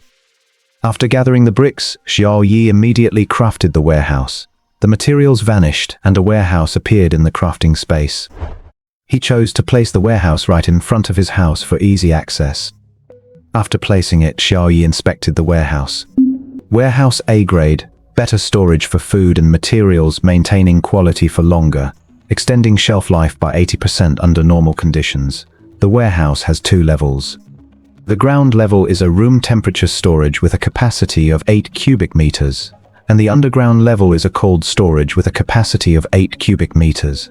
Ice cubes must be placed inside to achieve a cooling effect. Each ice cube lasts for 1 month. Current number of ice cubes, 5. Seeing this, Xiao Yi immediately threw in the remaining 5 ice cubes. Currently, he didn't have enough materials to build another warehouse, so he could only prioritize this one. 10 ice cubes could keep it running for 10 months. By then, he might even need this kind of warehouse anymore. Xiao Yi placed all the sea fish into the cold storage without a freezer. He'd have to make do with the cold storage and stored all other food in the room temperature section. After finishing everything, Xiao Yi noticed that Suwan had left him a message. Xiao Yi, can I borrow some pure water? Upon seeing this message, Xiao Yi was slightly taken aback. Suwan must have retrieved a few bottles of water earlier had she already run out so quickly. As if sensing Xiao Yi's confusion, Suwan explained somewhat sheepishly, I've had some special circumstances here that have caused me to use more than usual. But don't worry, as soon as I get my hands on some bottled water, I'll pay you back right away. After hearing Suwan's explanation, Xiao Yi immediately understood and said, It's fine, I've got this. As he spoke, he sent a picture of his finished grade water purifier to the chat window and continued, Although it doesn't purify water very quickly, it's more than enough for drinking. Suwan stared wide-eyed at the water purifier Xiao Yi had posted in the chat window. There's such a thing? Suwan asked in surprise. Of course. Otherwise, if we just rely on scooping up mineral water, we'll end up with a sore throat from drinking too much, Xiao Yi said with a smile. He then found 2 empty mineral water bottles nearby, thought for a moment and said, Wait a sec. Xiao Yi filled up some water, walked out, and returned about 10 minutes later with 2 bottles of purified water in his hands, which he then traded over. Go ahead and drink up. Just save any good stuff for me in the future, Xiao Yi said, adding at the end, Don't push yourself too hard these next couple of days. Fish when you can, but make sure to get plenty of rest. Looking at the A-grade purified water in the chat window, Suwan sighed inwardly. Sigh, I'll never be able to repay this. But these past few days had been unusual. Whenever this time of the month rolled around, she suffered from extreme thirst. Thanks, Suwan said, then accepted the trade. She received the 2 bottles of purified water, and to her surprise, they were actually lukewarm. She finally understood why Xiao Yi had asked her to wait. It turned out he'd boiled the water himself, let it cool slightly, and then poured it into these 2 mineral water bottles. Clearly, Xiao Yi had already figured out why she'd been feeling so different past few days. Holding those 2 bottles of lukewarm bottled water, Suwan felt deeply moved. Drink this and get some rest. Xiao Yi even went so far as to speculate on his own why Suwan had only managed to retrieve 2 supply crates today, when she'd usually gotten 3 or 4. Of course, this was just Xiao Yi's own wild speculation. Supply crates spawned randomly. If by chance one spawned close to the island, she'd be able to retrieve it. But if they spawned farther away, it all came down to the direction the supply crates drifted. If they drifted closer, there was still a chance. If they drifted away, all she could do was watch them sail off. Not everyone has a fully automatic fishing net like Xiao Yi's, with a 320-meter catch radius which basically guarantees that anything spotted will be reeled in. Suwan nodded, ended the call with a touch of reluctance, then opened a bottle of water and drank it. A moment later, Suwan froze her stomach, which had been aching just a moment ago, actually felt better. It must be this grade A purified water. Suwan realized almost instantly what helped ease her pain. You've been so good to me, how can I ever repay you? Holding the remaining bottle of purified water, Suwan slowly drifted off to sleep, a faint smile playing on her lips. After ending the call, Xiao Yi got up and set up some simple traps around the log cabin that would make noise easily. The boat he'd seen that morning made him too anxious to sleep soundly. Even with the traps in place, Xiao Yi still didn't dare to fall asleep easily. He placed his repeating crossbow on the bed, and within arm's reach by the bedside lay the spear he'd just fashioned. There are only a few hours left of the double experience bonus. I'd better check the trading hall again to see if there's anything good, Xiao Yi thought to himself as he switched the interface to the trading hall. As soon as he entered the trading hall, Xiao Yi spotted a listing that had been pushed to the top of the list. Medium sailing ship blueprint, C rank, 1 in exchange for fever-reducing medicine. Note, any item that can reduce fever will do. Please PM me, urgent. Bread 500 Yi, wood 10, metal sheet 6 note. This is all the supplies I have left. Want to trade? Mineral water 250 ml, stone 10, plastic 3, hemp cloth 6 note. With this many supplies, can we trade? Coca 200 ml, wooden plank 6, glass 5, note. Please trade this to me, happy chubby guy. Guy's drink isn't easy to come by. Cornerstone is 16, note. I'll trade for cornerstones. If you think that's not enough, I can add other supplies. Under this trade post, many people offered quite a few items, but none of them were the fever-reducing supplies the other party needed. Xiao Yi looked at the person offering 16 keystones for this crafting recipe and thought to himself, Does this person even use the keystones they've obtained to expand their own island? Once a week has passed, I'm sure everyone will realize just how important keystones are. Many people were also discussing this in the public chat. This guy's a big shot. He actually managed to snag a medium sailing ship blueprint. Yeah, but so what if he's a big shot? He still got soaked in the downpour and came down with a fever. That's right, there's no fever medicine in this godforsaken place. What's the most painful thing in life? It's getting a high-level blueprint, but not being able to craft it yourself. You're forced to trade it for medicine. That medium-sized sailboat must require a huge amount of resources. I doubt anyone here has enough to build that thing right now. This was the first time Xiao Yi had ever seen a ship blueprint. Since it was a crucial tool that determined whether he could set out to find and ran in the future, he was desperate to get his hands on it. But Xiao Yi didn't have any fever-reducing medicine or either. Do ice cubes count? Xiao Yi muttered to himself, then sent a private message to the other player. I have ice cubes, would that work? No, my child is still too young, the other person replied. A child? Xiao Yi was completely taken aback. Had even small children been transported here? Yes, my child, he's only a year and a half old, the other person continued. Do you have anything else you can give the baby to bring down his fever? Xiao Yi shook his head and replied, that's all I've got. Meanwhile, on an island, a burly man was staring intently at the island monument. A moment later, on the verge of breaking down, he let out a roar. Why is this happening? The man looked at the wailing infant in his arms, completely at a loss as to what to do. Before coming to this world, the man had been a mercenary. Whether it was killing or surviving under harsh conditions, he had absolutely no trouble with either. But faced with the infant in his arms, he was completely at a loss. Perhaps this was simply the infant's fate to come into this world not with its mother, but assigned to its father instead. Over the past few days, whether using fishing nets or swimming to retrieve supply crates, the man had managed to gather some food and water. But he never expected the child to suddenly come down with a fever after yesterday's heavy rain. One thing the man was certain of, even though it had poured yesterday, the child hadn't gotten wet, not even a single drop. The man used an empty supply crate to completely cover the child. Xiao Yi pondered for a moment in front of the island monument, then replied, however, I have one more thing here that I can try on the child, though I'm not sure if it'll work. Upon seeing Xiao Yi's reply, the man immediately responded, what is it? Give it to me. As long as it can bring the child's fever down, I'll serve you faithfully from now on, and I'll give you all the resources I've gathered. Don't get so worked up. I'm not sure if this thing will work, and besides, I don't want you to be at my beck and call, I just want that blueprint, Xiao Yi said. Sure, absolutely no problem, the man replied. Xiao Yi thought for a moment, then initiated a trade in the chat window. Pure water, grade A, 20 mana trade. Let's see if it works first. If it does, then we'll proceed with the next part of the trade, Xiao Yi said. The man paused for a moment when he saw what Xiao Yi had sent, then asked, is water actually graded? Of course, but let's not spread this around just yet. Graded food including water can improve a person's constitution, and I'm sure that applies to infants as well, Xiao Yi replied. Since we don't have any fever-reducing medicine, our only option is to boost the child's constitution and see if he can pull through. After Xiao Yi explained his reasoning, the man had no other choice. Regardless of whether what Xiao Yi said made sense or not, he had to give it a try. The child had been running a fever for nearly half a day. It couldn't go on like this any longer. The man immediately agreed to the deal and carefully fed the child the 20 ml of grade A purified water.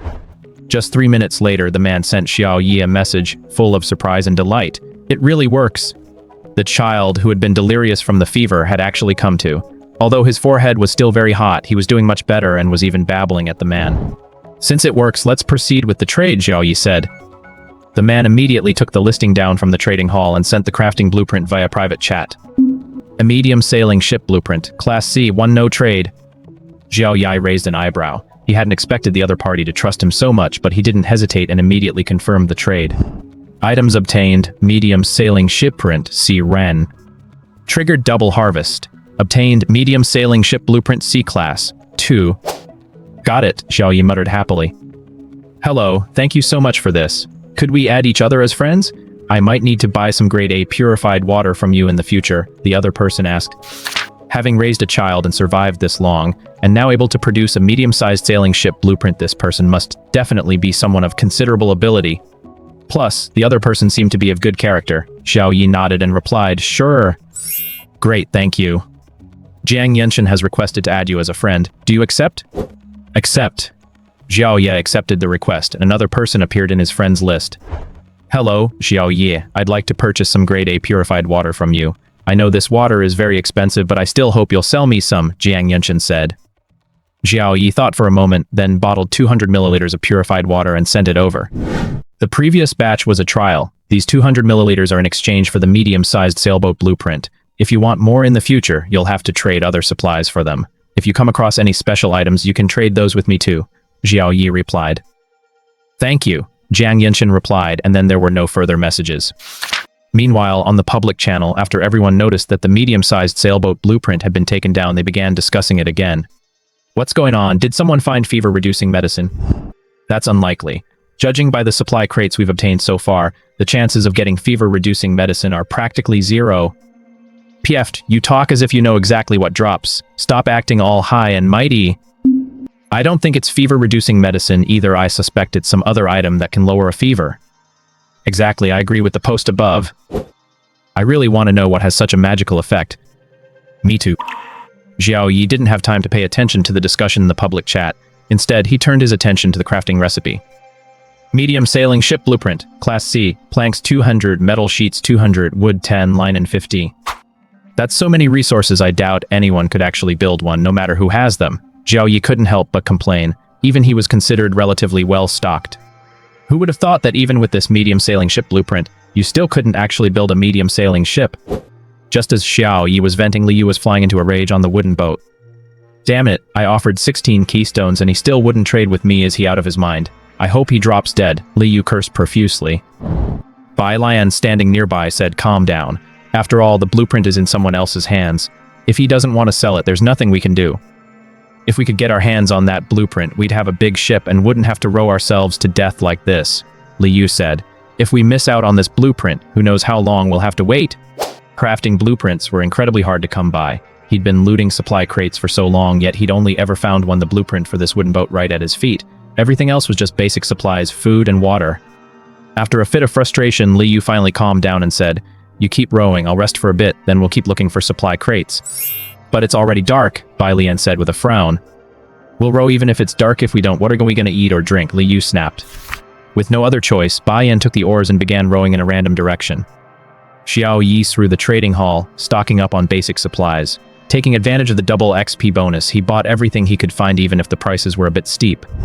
In no time, the basic supplies in the trading hall were almost completely sold out.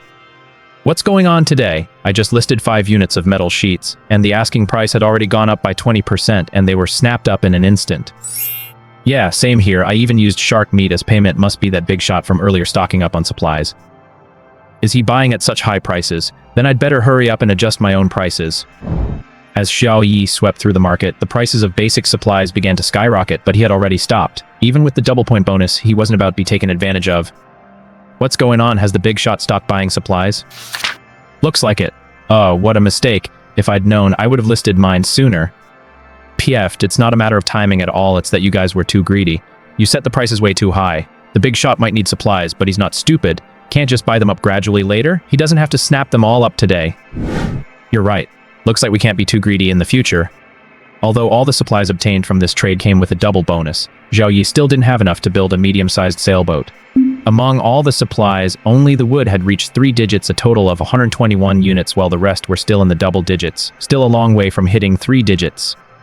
Xiao Yi lay back on his wooden bed, holding his repeating crossbow, and began to rest his eyes. After consuming several A-rank foods recently, Xiao Yi's physical condition had improved across the board. He felt his stamina was now on par with that of those well-trained soldiers. Of course, with any real combat experience, if he were to face those soldiers, he'd probably be knocked out in an instant. As Xiao Yi drifted in and out of sleep, the night passed peacefully. Xiao Yi let out a huge yawn, then sat up. Looking at the sky outside, which was already beginning to grow light, he sighed. Maybe that ship won't even come here at all. Although he hadn't slept all night, Xiao Yi felt he was in decent shape, likely a result of his improved physical condition. After stretching, Xiao Yi said, System check-in. Check-in successful. You've received 1 Chinese rural dog. Woof woof. A yellow mutt appeared beside Xiao Yi, wagging its tail wildly at him. Chinese village dog, S rank. Don't let its appearance as a village dog fool you. Even special forces soldiers might not be a match for it. It can understand some simple commands. With it by your side, you can rest easy. It will be your most loyal guardian. You can actually get living creatures from check-ins? Xiao Yi looked in surprise at the common village dog from his hometown and thought incredulously, the system really is powerful. From now on, you'll be called Wankai. Xiao Yi patted the mutt on the head and said, Woof woof. Wankai wagged its tail even more enthusiastically. Looks like you really like that name. That's great, Xiao Yi said. "Wang Kai, let's go see if we caught any fish last night." Ji led Wang Kai out of the log cabin. As soon as they stepped outside, Wang Kai ran straight to the shore and fetched the fish caught by the fully automatic fishing net, bringing them back to Xiao Yi in his mouth. "Hey, hey, hey! You've already bitten it. How am I supposed to eat it now?" Xiao Yi called out. "Have you even been vaccinated against rabies?" "Woof woof," Wang Kai wagged his tail happily. "Everything provided by the system is entirely beneficial to the host." The system suddenly chimed in. Xiao Yi paused for a moment, then said with a smile, "I was just joking with him, don't take it seriously. Back home, our dog Da Huang used to help us catch rabbits all the time, and we'd eat them just the same." In just a few dozen seconds, Wang Kai had placed all 12 fish right in front of Xiao Yi. "Good job. I'll grill some fish for you later. These sea fish bones are delicious, so tasty," Xiao Yi said, patting Wang Kai on the head. "Woof woof." Xiao Yi took a look at all the fish. They were all ordinary sea fish. It seemed that catching high-grade sea fish really wasn't easy after all. Thinking back to how he'd caught an A-grade eagle snapper right off the bat, he really had been incredibly lucky. With that in mind, Xiao Yi immediately turned to Wang Kai and said, "From now on, no more relieving yourself anywhere. You must use the bathroom. Got it?" As he spoke, Xiao Yi led Wang Kai over to the restroom to take a look. Woof woof. Not sure if it understood, Xiao Yi shook his head with a smile, then prepared the 2 sea fish and placed them on the grill to cook. Why not make fish soup? It's too much trouble. It's much easier to just throw them on the grill. He adjusted the fully automatic fishing net to target supply crates, then walked back to the grill to focus on barbecuing. The double points bonus didn't trigger today, so maybe I should hold on to supply crate I found today for now, Xiao Yi thought to himself. It wasn't until the fish were done that Xiao Yi decided, unless there was a special reason, he wouldn't open the supply crate just yet. He'd wait until the double bonus was active after all. He wasn't exactly short on supplies right now. After grilling the fish, Xiao Yi tossed one directly to Wang Kai and kept the other for himself. While eating, Xiao Yi checked on the plants he'd grown. In the wooden basin filled with regular soil, the lettuce had already sprouted. It would likely be ready for harvest in 2 or 3 days. Faint green shoots were also beginning to appear on the strawberries and chili peppers. As for the apple tree in the grade A soil, needless to say, it had already grown to nearly a meter in height, and its branches were becoming more numerous. The wheat, also planted in grade A soil, had fully sprouted a lush green expanse that looked very pleasing to the eye. It seemed that higher grade soil also had the effect of accelerating plant growth. Walking around to the back of the cabin, the chicken coop was still quiet, and the 2 eggs looked exactly the same as they did yesterday, no noticeable changes. But Xiao Yi was confident that these 2 eggs would soon hatch into chicks. After fetching some more water to water the plants, Xiao Yi dragged the rocking chair from inside the cabin to the doorway and lay back in it. Wang Kai lay beside him. Beep beep beep. The fully automatic fishing net alerted him that a supply crate had been caught. Wang Kai immediately jumped to his feet, ready to run over. But Xiao Yi patted him and said, "No rush, just leave it there." Woof woof, Wang Kai barked once and lay back down. Beep. The island monument indicated a message from a friend. Xiao Yi walked into the log cabin and was surprised to find that it was Jiang Yunshin. "Thank you so much for the purified water. My child's fever has gone down today and he's in great spirits," Jiang Yunshin said happily, then sent a trade request in the chat window. Coconut tree seed, S rank 2, trade free. "I just got these and I don't know how to grow them, so I'm giving them to you. Thank you so much for helping me out yesterday," Jiang Yunshin continued. Seeing the S rank seeds, Xiao Yi's eyes widened and he replied, "I'll accept this. As compensation, once I've grown them, I'll give you a coconut for free." "Great, thanks a lot," Jiang Yunshin replied. Fortunately, Jiang Yunshin hadn't tried planting these 2 S-rank seeds directly on the island. After all, with S-class soil, they simply won't grow. Burying them on the island would definitely cause them to rot. Confirm transaction. Items obtained. Coconut tree seeds, S-rank. Without the double reward, Xiao Yi felt like something was missing. He shook his head and took out the coconut tree seeds. They turned out to be 2 coconuts, though tender shoots had already sprouted from them.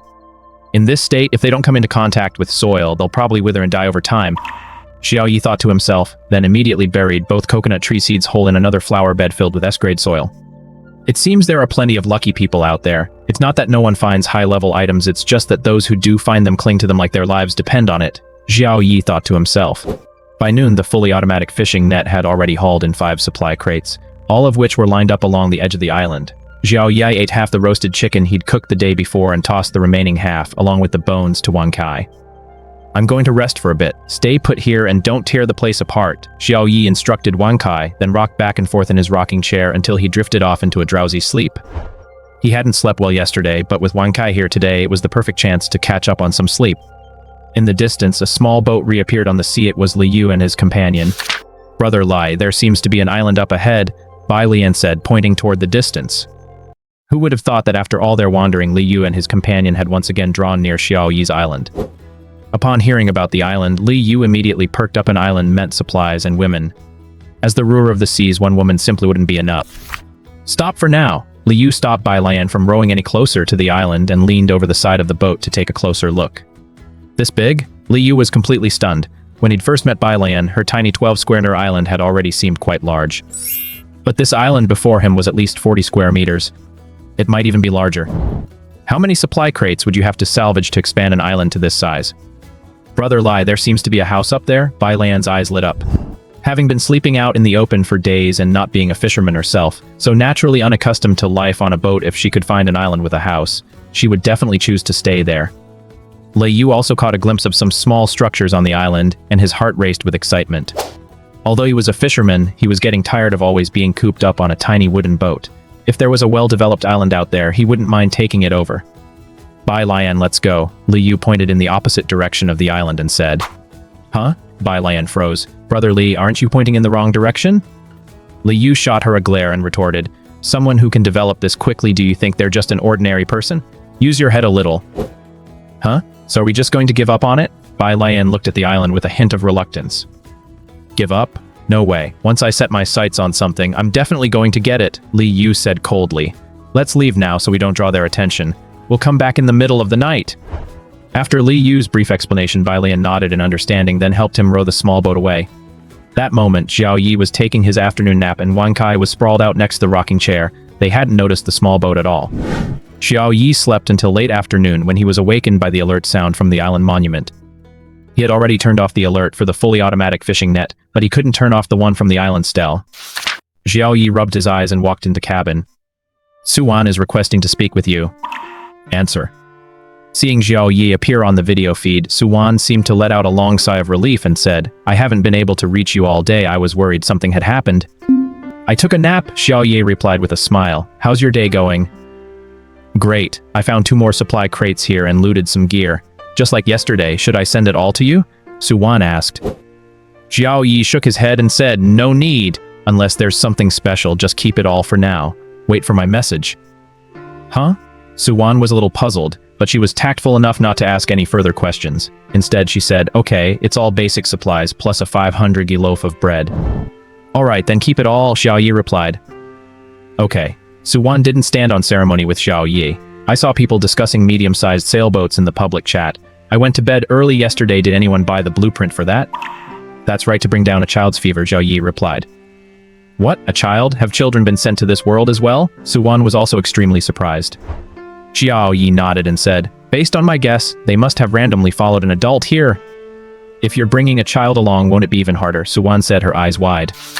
Xiao Yi shrugged and replied, survival of the fittest, I suppose. That's just too cruel, Suwan exclaimed. Thank goodness we ran into you right from the start.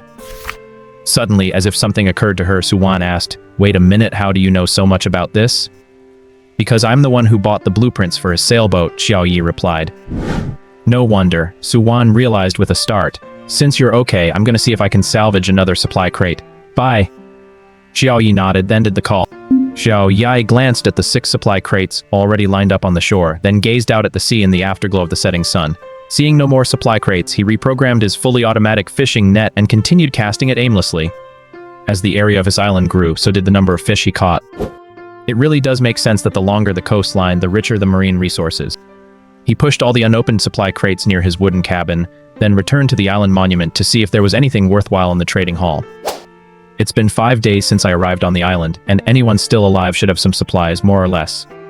The number of trades in the trading hall has already reached 100,000. Xiao Yi had no choice but to sift through the listings, filtering out the get-rich-quick scams first, then looking for the supplies he needed, such as wooden planks, metal sheets, and hemp cloth. These are all the materials needed to build a medium-sized sailboat. Whenever he found items at a reasonable price, Xiao Yi would trade for them directly using shark meat.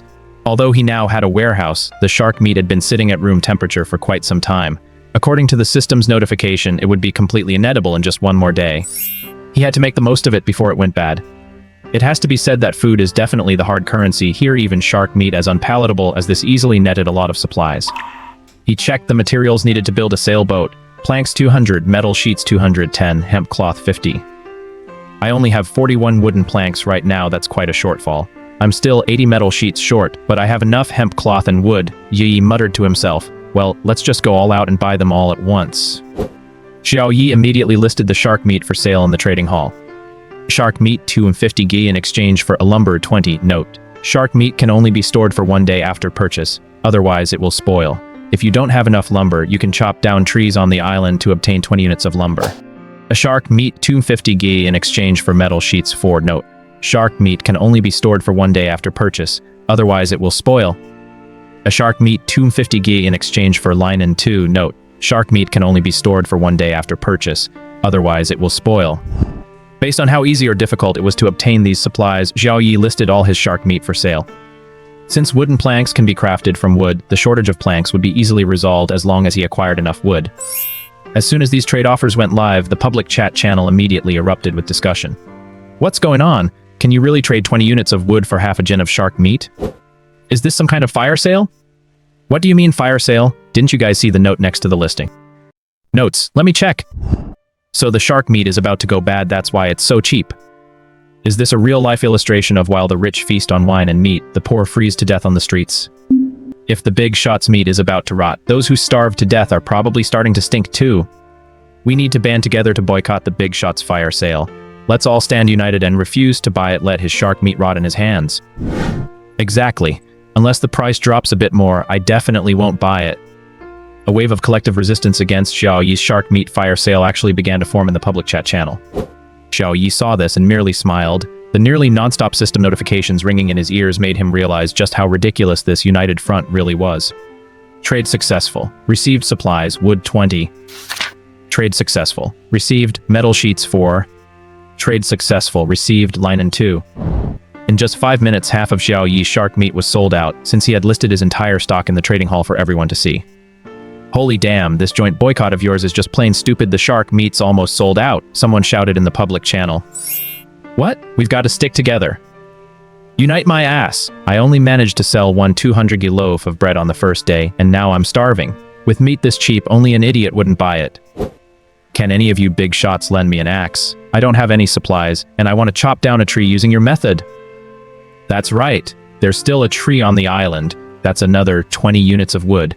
Hurry up and chop it down. To everyone without an axe, I've listed my axe in the trading hall, you can go rent it. What? You can rent items in the trading hall? Xiao Yi was also extremely surprised when he saw this message, so he switched to the trading hall and sure enough saw this listing. Axe half our usage rights in exchange for metal sheet 1 or hemp cloth 1 or wood 3 or pure water 10 ml. Is that even allowed? Xiao Yi immediately sent a voice chat request to Suwan. Once connected, Xiao Yi asked right away, "Have you checked the trading hall?" "No, what's up?" Suwan asked, puzzled. She had already gone to bed.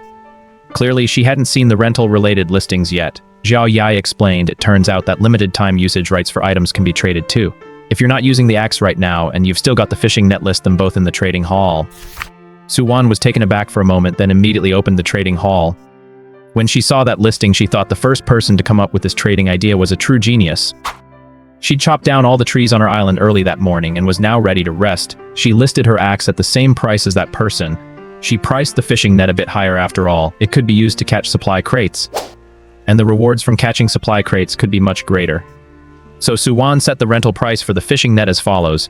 Fishing net C-class. Half-hour usage rights in exchange for keystone 1, or 2 units of any one of the following basic materials: metal sheet, linen, plastic, glass, brick. Tools can be rented out for a limited time. Once the time is up, they automatically disappear and return to the trading hall. As a result, the trading hall became even more popular, with many tools listed for rent: axes, fishing nets, hammers, and more too numerous to list. And with these tools, they were able to gather supplies much faster. In just 3 minutes, the shark meat Xiao Yi had listed was completely sold out. Damn it, who was it that said we should boycott this? Now, I didn't get a chance to buy any of that shark meat. Exactly. Those people probably snapped it up ages ago. They did it on purpose. They've really screwed us over. People should be more decent. My shark meat. It's over. I'm going to go hungry again. F this joint boycott. Xiao Yi completely ignored the cursing in the public chat, because by then he already had enough supplies to build 2 medium-sized sailing ships. Planks 41, metal sheets 404, wood 25/21, hemp cloth 132. Xiao Yi looked at the amount of wood and calculated silently. 3 units of wood can produce 1 unit of planks, so to get 400 units of planks, I'll need 1 to 100 units of wood. More than enough. Since he had enough resources, Xiao Yi wasted no time and immediately began crafting wooden planks in the island monument's crafting interface. Since wood was a basic resource that might have other uses, he naturally wanted to save some for later, so Xiao Yi stopped after crafting only the necessary number of planks.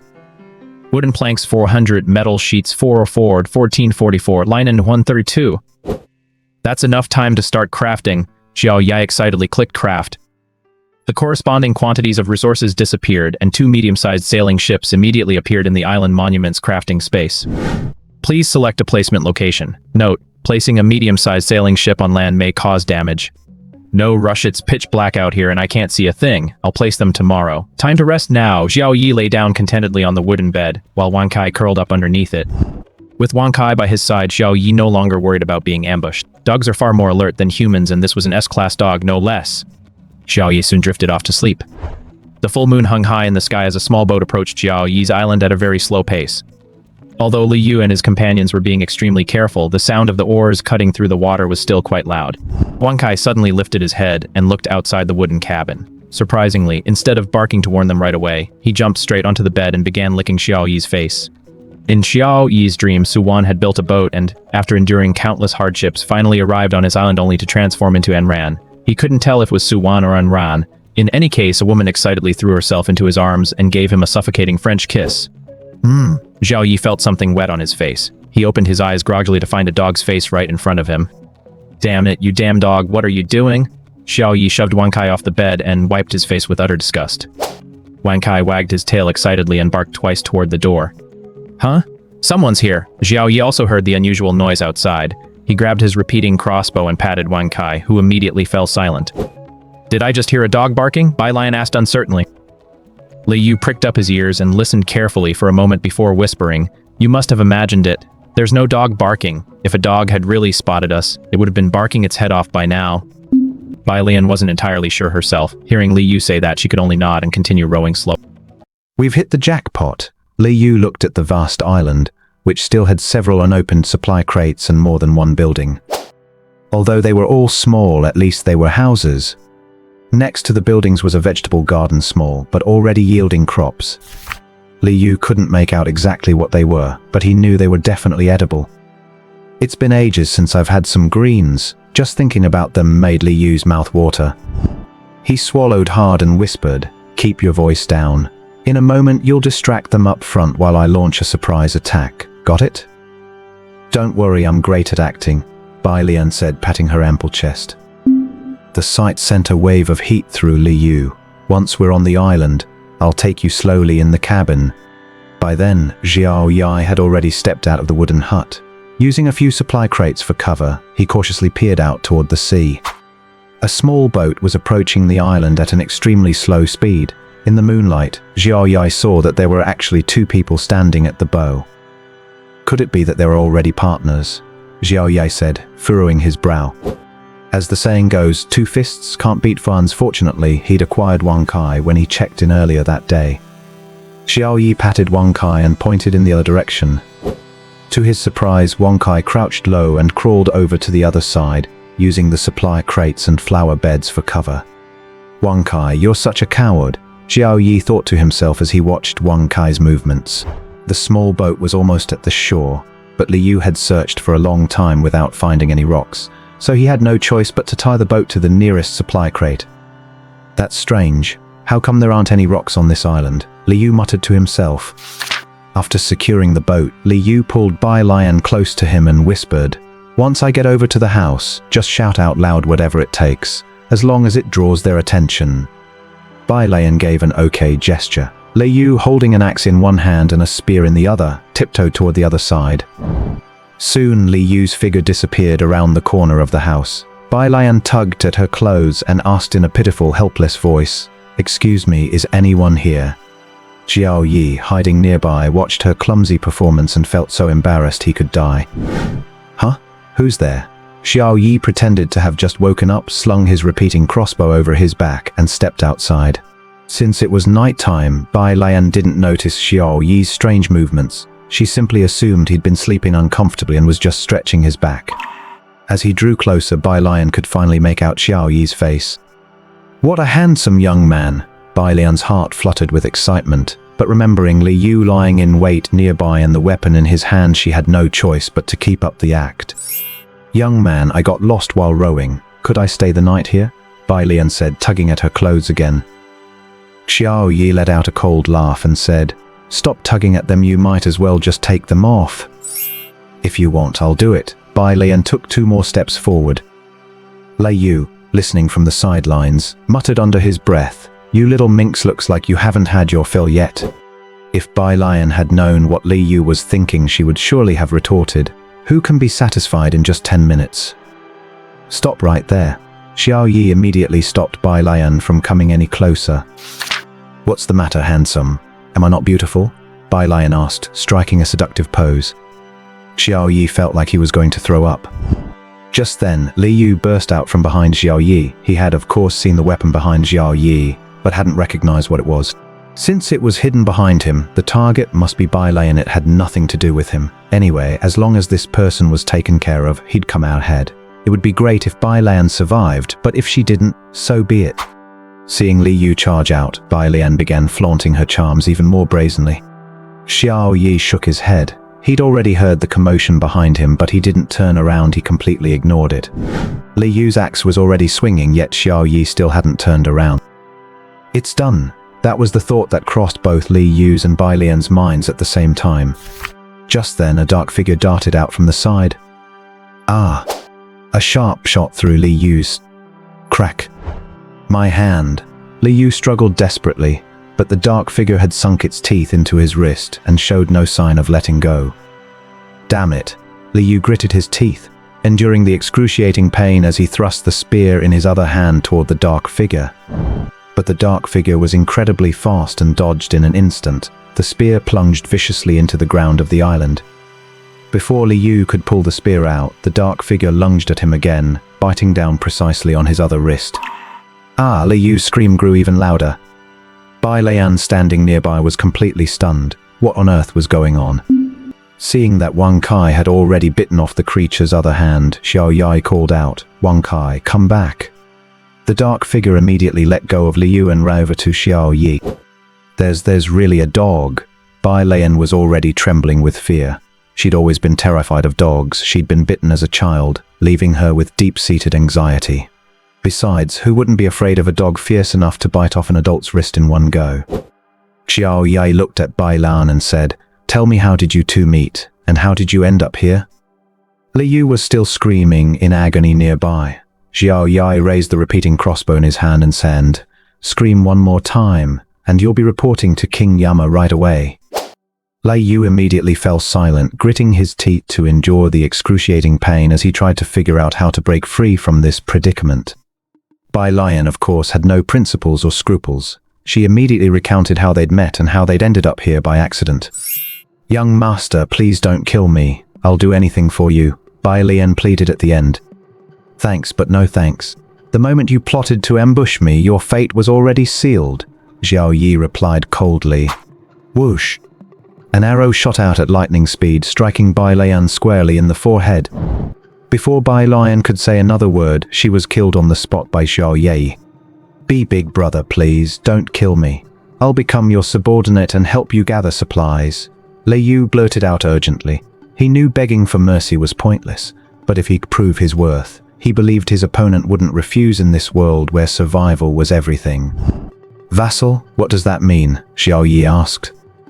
It means that since you've defeated me, you can turn my island steel into your subordinate island steel, and all the supplies I gather will belong to you, Li Yu explained immediately, though he didn't mention that the island steel could also be shattered, thereby allowing the owner of the island steel to claim all its supplies. Oh? Xiao Yi raised an eyebrow and asked, Then will you still be able to find your own island? According to what Li Yu and his companion had said earlier, they'd rowed in a random direction. Without a compass, they couldn't even tell which way was which, so it was impossible for them to find their way back.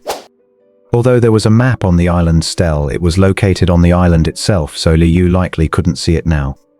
Big brother, once I've built the boat, I'll be able to transfer the island stele onto it, but I can only do it once a year, Eager to prove his loyalty, Li Yu immediately laid everything out on the table. Xiao Yi hadn't expected such a mechanism to exist. Seeing that Xiao Yi seemed somewhat tempted, Li Yu continued, "Think about it, two people gathering supplies is faster than one, right? Your island will develop much faster in the future, and it's not impossible for it to become #1 in the world." Xiao Yi nodded.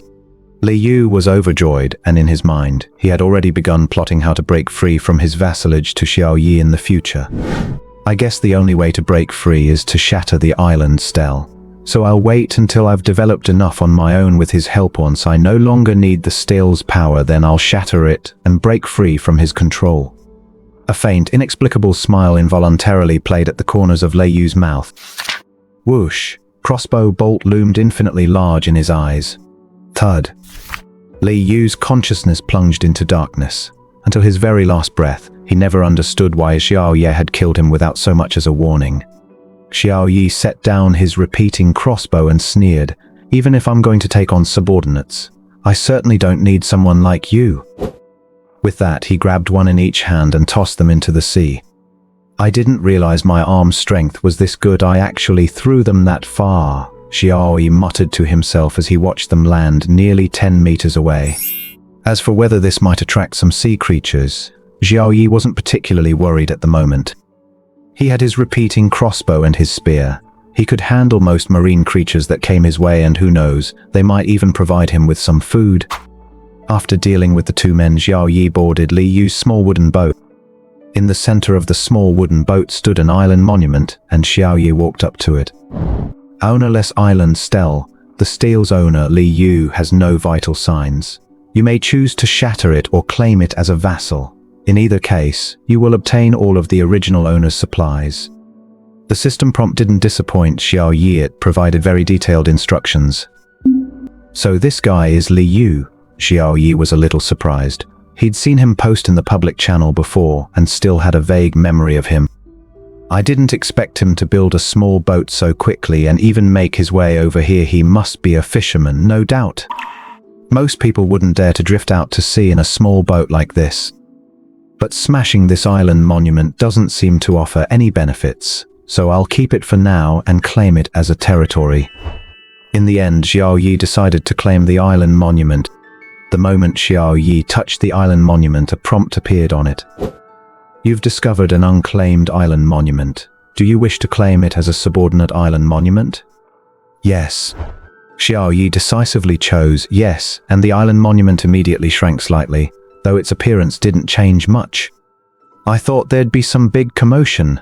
Xiao Yi looked at the island monument, which had only shrunk slightly with no other changes, then moved all the supplies from the wooden boat onto his own island.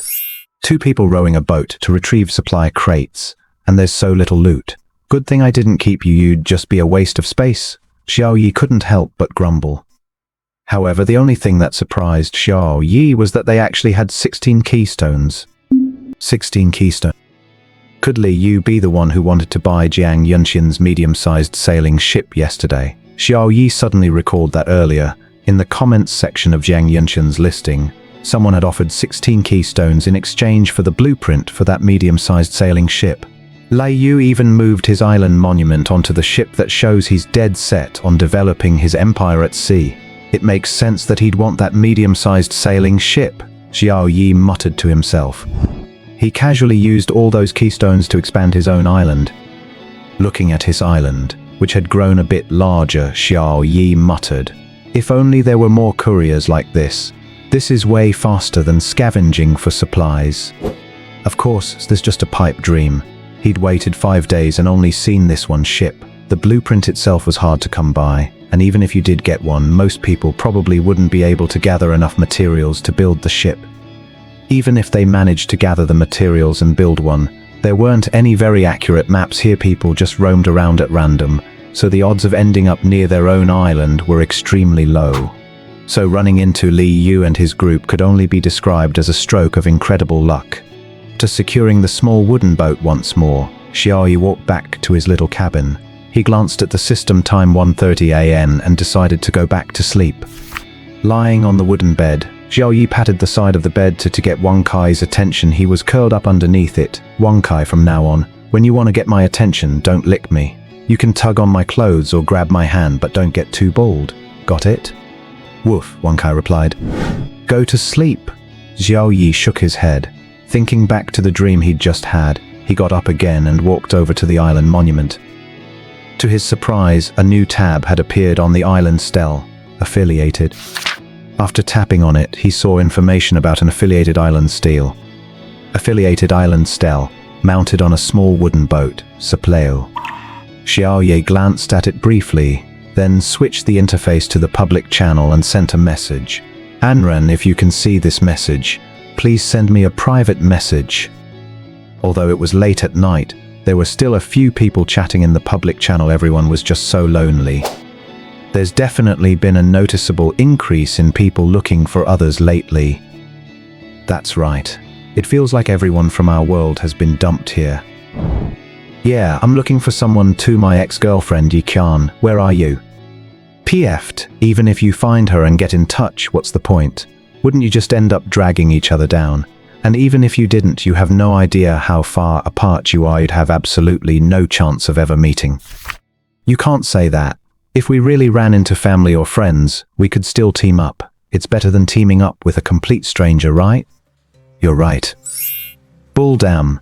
I got screwed over by my own cousin. We agreed to share a fishing net for half a day each, but after I gave it to him, he blocked me. What kind of relative is that? Seeing everyone push his message back down until it was out of sight again, Xiao Yi lay back down on his bed with a sigh of resignation and drifted off to sleep. The next day, Xiao Yi felt something wet on his face again and jolted awake. Wang Kai, what the hell are you doing?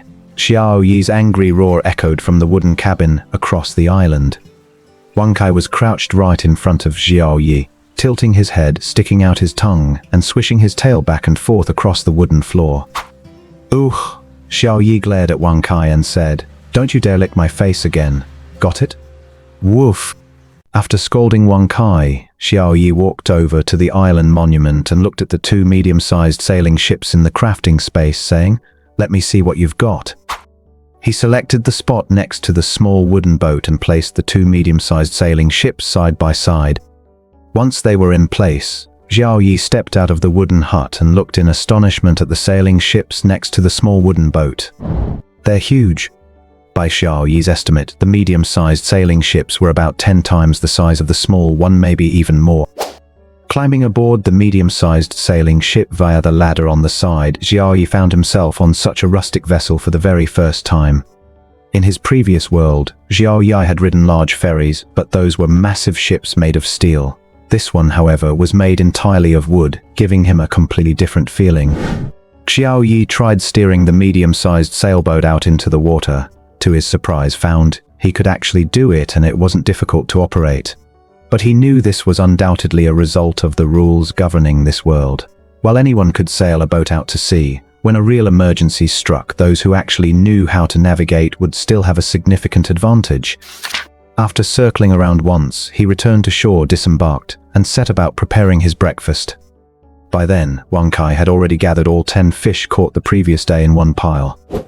Sigh, when will I ever to eat some vegetables? Xiao Yi sighed as he looked at the crops he'd planted.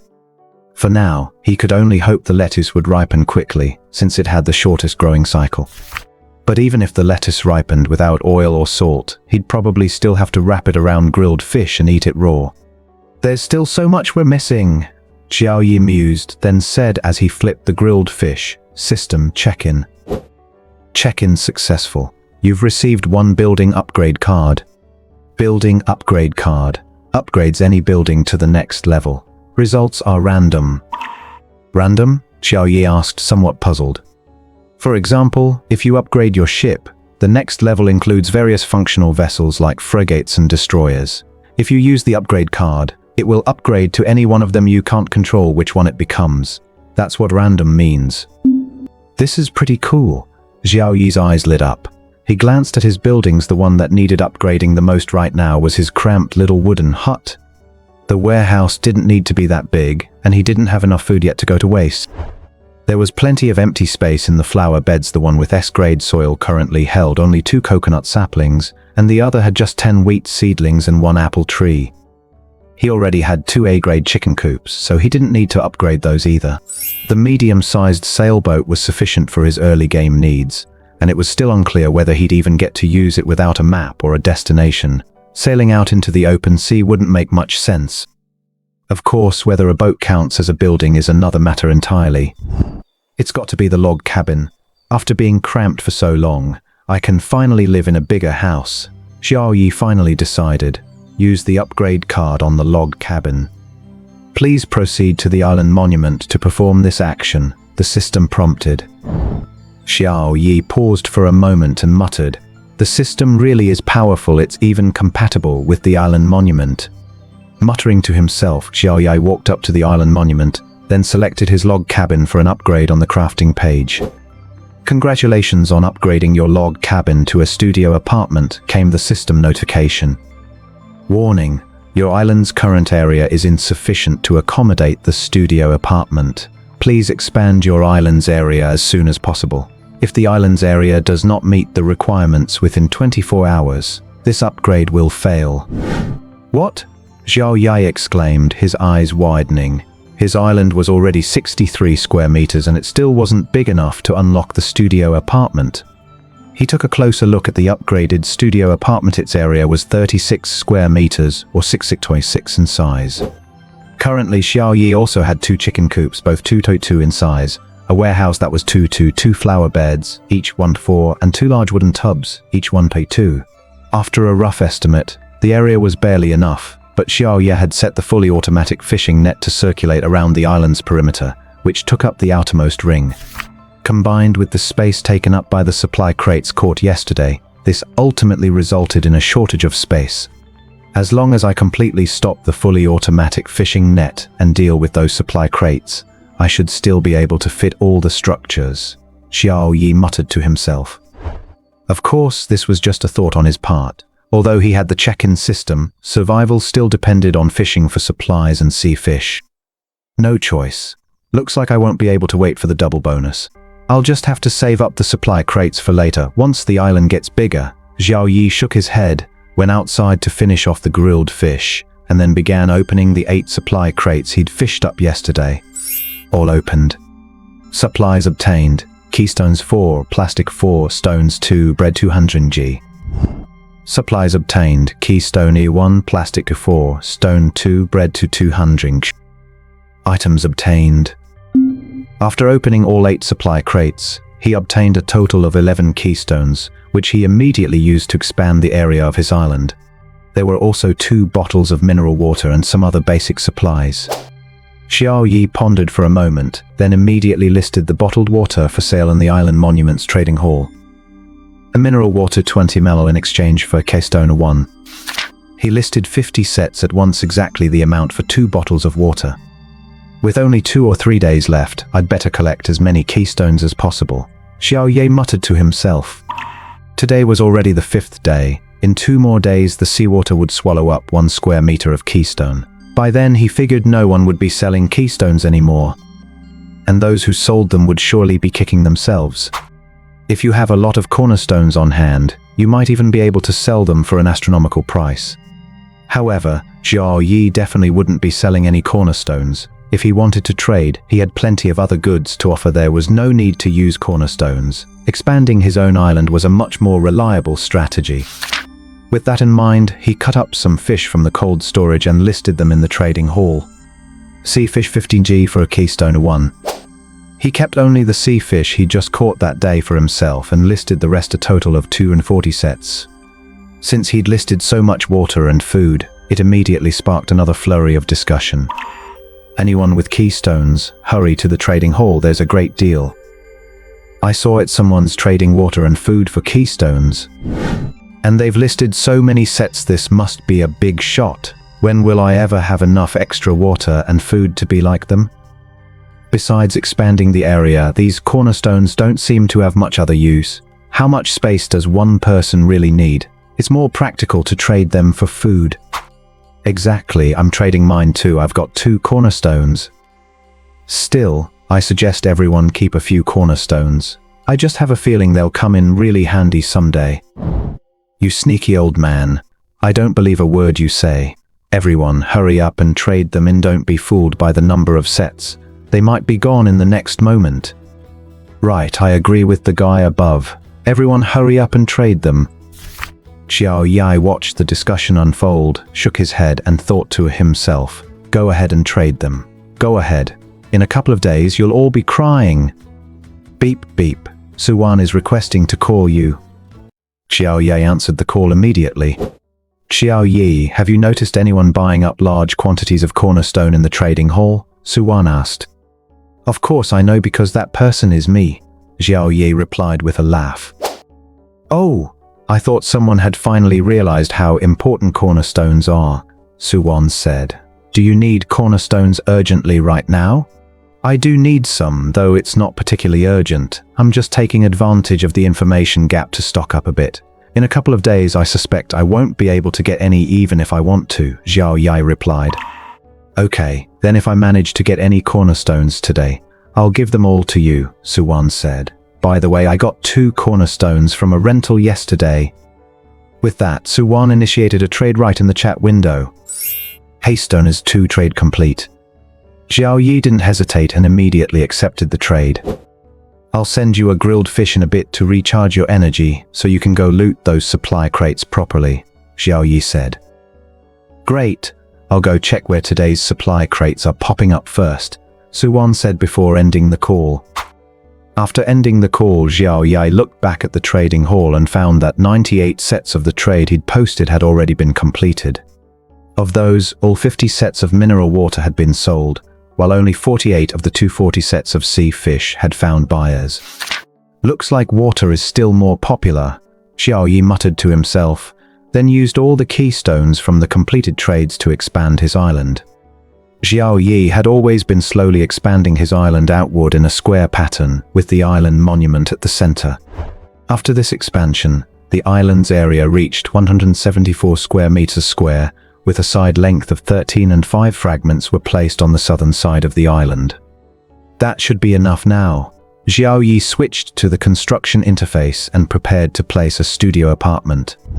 Since you used an upgrade card directly, you can use the quick adjustment feature for building placement this time, the island monument prompted again.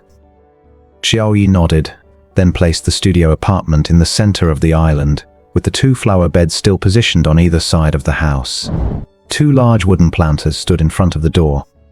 He placed the storage shed to the east of the front door for easy access to his belongings. He adjusted the chicken coop's position, placing it outside the western flower bed. If it were still placed behind the house, it would be right next to the studio apartment's bedroom. Every morning when he woke up and opened the bedroom window, a pungent, heart-wrenching smell of chicken manure would hit him. Just the thought of it was enough to make Xiao Yi cringe. Although, given the rules of this world, there probably wouldn't be much of a chicken manure smell, but what if there was? To be on the safe side, Xiao Yi decided to move the chicken coop. As for the fireplace, Xiao Yi installed it in the bedroom. Since there was no one else around, he only spent his days sitting in the living room. If he got cold, he could simply open the bedroom door, and the heat would still reach the living room. The fireplace's heating range was 40 square meters, and this studio apartment was only 36 square meters. Adjustments complete.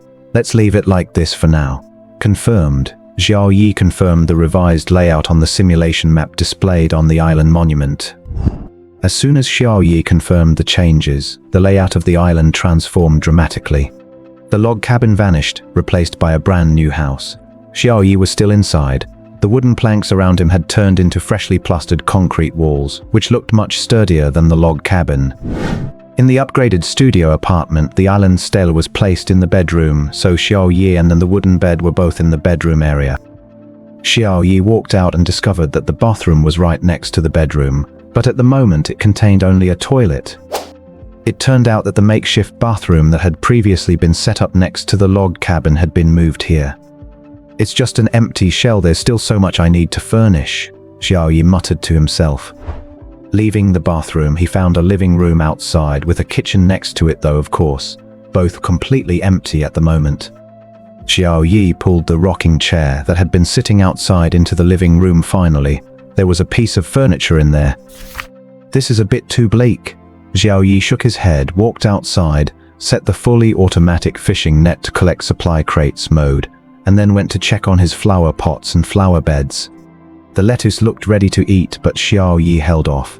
He wanted to let it go to seed before harvesting it. That was the only way to ensure sustainable growth. The strawberry plants were also thriving, and it looked like they were about to bloom and bear fruit. The rest were growing quite well, but they were still a long way from maturity. He fetched some purified water and watered them. "I'm running out of purified water," Xiao Yi muttered, looking at the meager supply remaining. "It would be great if I could get another water purifier." But the blueprint for a water purifier is different from that of a cornerstone. Even without any in-game prompts, Xiao Yi knew how important this item was. No one who mined it would ever sell it. "Looks like I'll have to mine one myself. This is a real headache." Xiao Yi scratched his head. "Ding ding, Jiang Yunshan is requesting a call." Xiao Yi answered immediately and said, "Bro Jiang, got anything good?" Since Jiang Yunshan was clearly older than Xiao Yi simply called him Brother Jiang. Jiang Yunshan replied bluntly, "Yes." Then he posted a crafting recipe in the chat window. "Water purifier blueprint grade C. That's great. Build it right away, and you won't have to worry about purified water anymore," Xiao Yi said in surprise. He was sure Jiang Yunshan knew exactly how valuable this water purifier blueprint was. Jiang Yunshan replied, "It's precisely because I know the value of this blueprint that I dared to trade it for some grade A purified water, mainly for the child to drink. There's no formula here, and if a child just over a year old were to eat the same food as the adults, he'd likely get sick very quickly. But not feeding him wasn't an option either. He couldn't just live on bread forever, and that would require a constant supply of freshly baked bread." Jiang Yunshan noticed that ever since his child had been drinking the grade A purified water provided by Xiao Yi, not only had the child recovered from his illness, but his overall condition had improved significantly. Over the past couple of days, the child had also eaten some fish along with him. His appetite was excellent, and there were no adverse reactions, such as the vomiting or extremely poor appetite he'd experienced before. He knew this must be due to the grade A purified water, so he planned to trade for some more.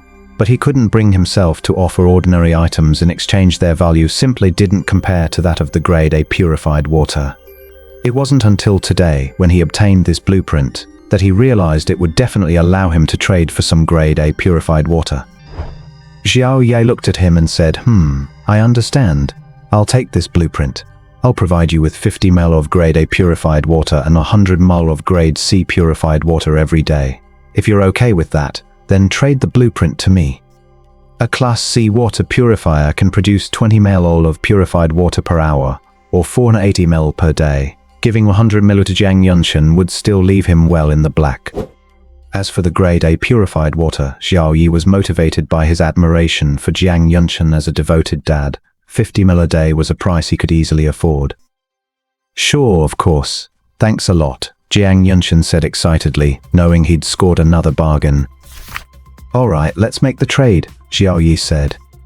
Xiao Yi first gave him 50 ml of grade A purified water, while the grade C purified water would require building a water purifier before it could be provided. Just as he finished the trade with Jiang Yunshan, Suwan sent a message. "Look what I've got." Seeing the supplies Suwan had sent, Xiao Yi's eyes lit up. A sea salt extractor, grade B. Xiao Yi had been thinking about the issue of table salt for quite some time, but he hadn't managed to unlock it himself. He never expected Suwan to unlock it first. "Looks like you really do have better luck," Xiao Yi remarked. "What are you waiting for? Get it built right away and don't forget to share some with me later." Going without salt for a short time isn't a problem, but prolonged sodium deficiency can leave the body feeling weak and listless.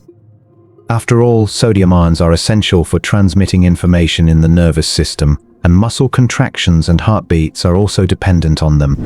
Fortunately, they were at sea. Even without salt, eating seafood like saltwater fish would allow them to indirectly replenish some sodium. But Xiao Yi was already sick of eating seafood all day long. He wanted a change of pace, preferably some vegetarian dishes. Suwan shook her head and said, "No, I'll just make it for you. I don't have room to store it here, and I don't have all the necessary ingredients. Once you've made it, just share some with me." Hearing Suwan say this, Xiao Yi didn't refuse. He nodded and said, Alright, trade it to me. Suwon traded the sea salt extractor to him via private chat. Sea salt extractor, grade B, wood 5, glass 10, linen 20, metal sheets 10, plastic 5. Glancing at his inventory, Xiao Yi realized he was 2 units short of glass. Feeling a bit helpless, he immediately sent messages to Jiang Yunchen and Suwon. Does anyone have glass? I need 2 units of glass. If none of you have any, I'll head to the trading hall to look for some. Upon seeing Xiao Yi's message, the two replied almost instantly. After all, things weren't too busy on the island. All they had to do was keep an eye on the flow of supply crates and act promptly. I have one, Suwon replied, a glass 1, no trade. I have some, Jiang Yunchen replied. Without hesitation, he traded the glass over, a glass 2, no trade. Xiao Yi immediately accepted all offers. With the materials now gathered, he clicked craft. A sea salt extractor appeared in the crafting space, and Xiao Yi placed it in the apartment's kitchen. Xiao Yi walked into the empty kitchen and saw a machine sitting in the corner. Sea salt extractor, grade B. Effectively filters impurities from sea salt to produce refined salt. You should add a little salt to your diet, it's good for your health. Extraction efficiency. Can extract 40 Ga of refined salt per day. You can use the seawater residue from the purifier to increase extraction efficiency. Seeing the system's prompt, Xiao Yi exclaimed in surprise. I didn't realize we could use the residue from the purified water. But upon reflection, it made sense. The seawater purifier traps all other substances in the seawater, allowing only pure water to pass through. So the salt concentration in the residue must certainly be higher than that of seawater.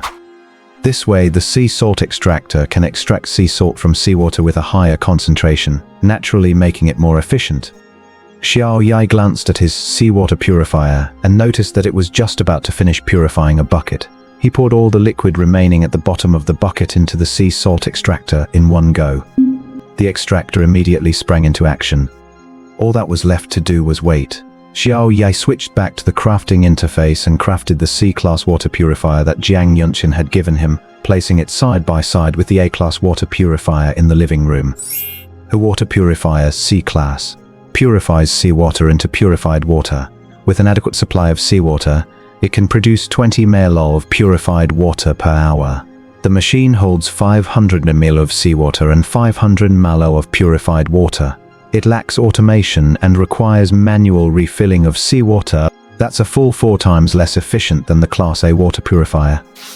Still, having an extra water purifier is always a good thing. At least it provides a little more purified water each day, so those ordinary crops no longer need to be watered with grade A purified water. This also eases the pressure on Xiao Yi's supply of purified water.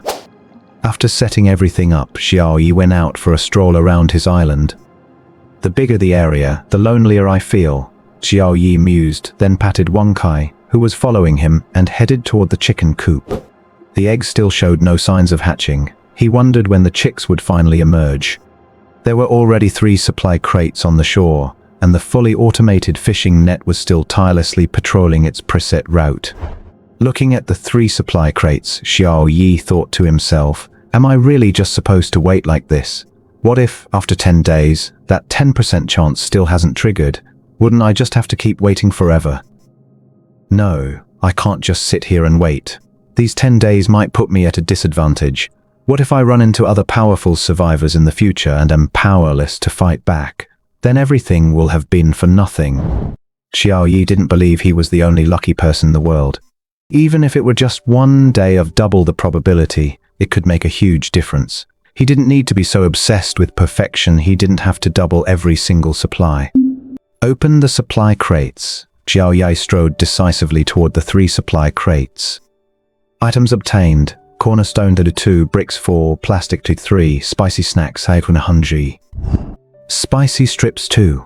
Xiao Yi's eyes widened as he stared in surprise at the contents of the supply crates. Is this supposed to be a change of pace?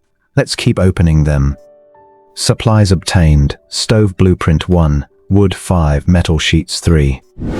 Obtained supplies. Water supply system blueprint 1. Although the last supply crate yielded only a single blueprint, Xiao Yi was so thrilled he nearly jumped for joy. With this, he could finally take a shower with running water. You see, he used to shower almost every day, but now, after 5 days of being exposed to the elements, Xiao Yi felt like his body was starting to stink. A plumbing system blueprint: plastic 200, metal sheets 100, hemp cloth 80. Another blueprint that requires 3-digit quantities of materials. Xiao Yi grimaced as he looked at the materials needed for the tap water system blueprint.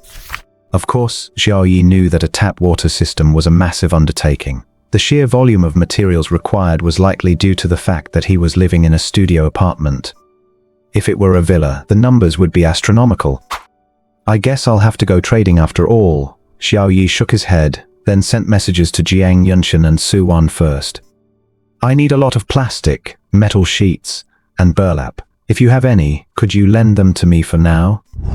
The plastic 20 not for trade. Metal sheets 15 not for trade. The hemp cloth 7 not for trade. This was the trade message Jiang Yunshan sent back. Plastic 7 not for trade. The metal sheet 6 not for trade. The hemp cloth 2 not for trade.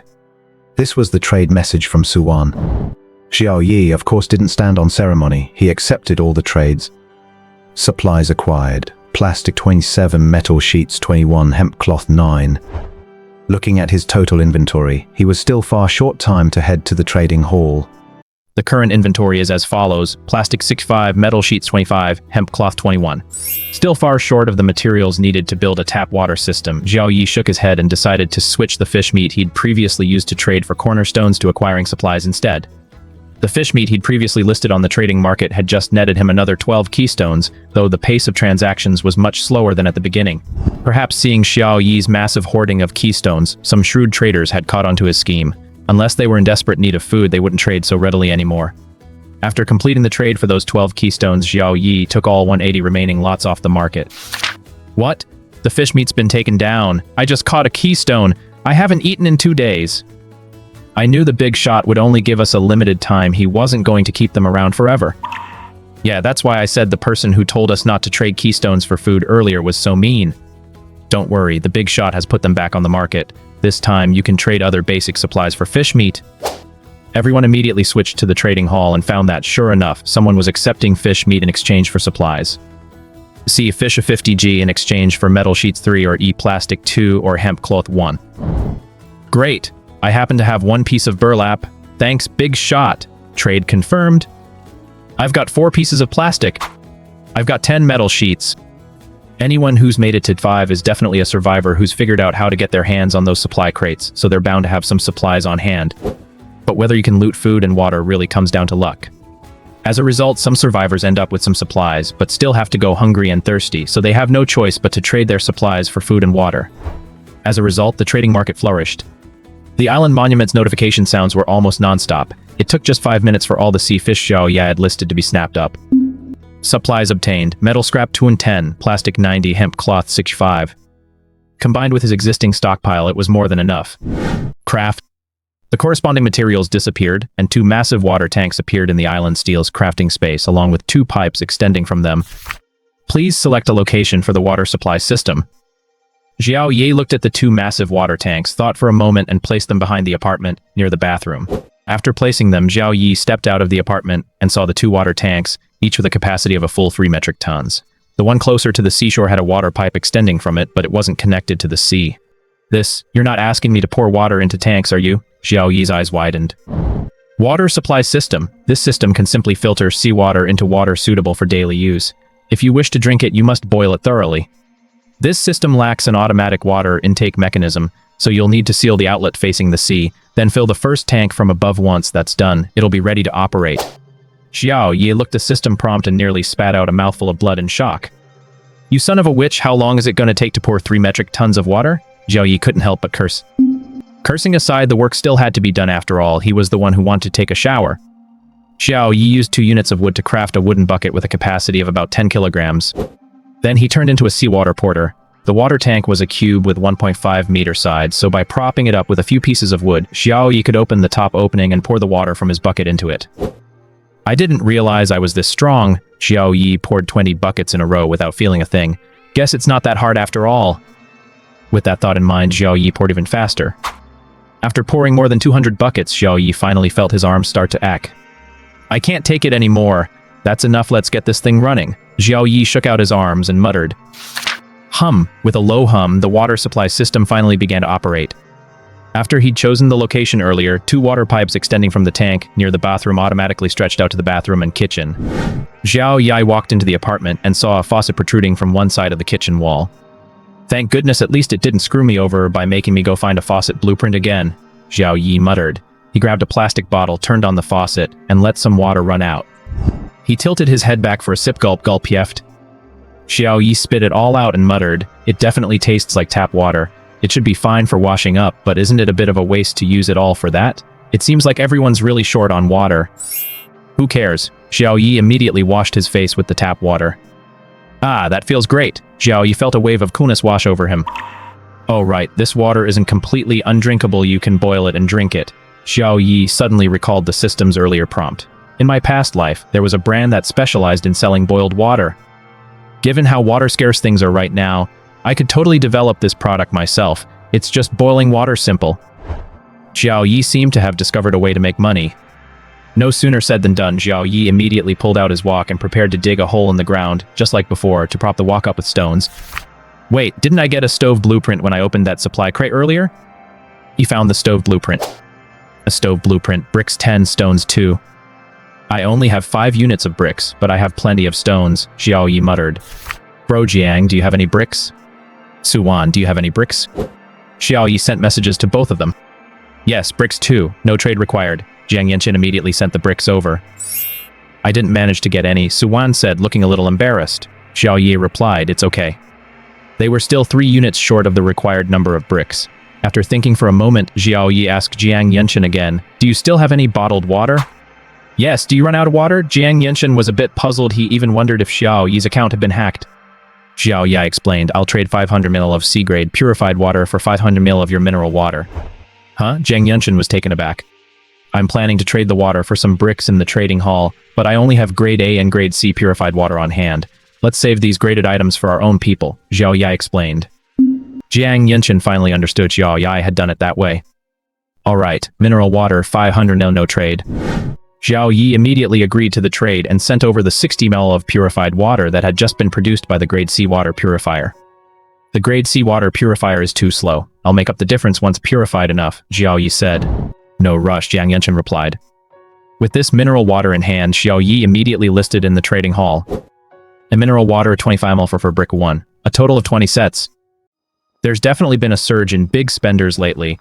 Just a moment ago, someone was buying metal scraps and plastic, and now here's another one buying bricks. Yeah, and they're even using precious mineral water to trade for them. All I can say is, these big shots are so generous. Rich big shot, do you need a sidekick yet? Just give me some water, and I'll do anything for you. PF'd, if he's a big shot, he definitely doesn't need a loser who can't even scrape together a drop of water. Damn it, who are you calling a loser? I'm talking about you, what are you gonna do about it? Just you wait.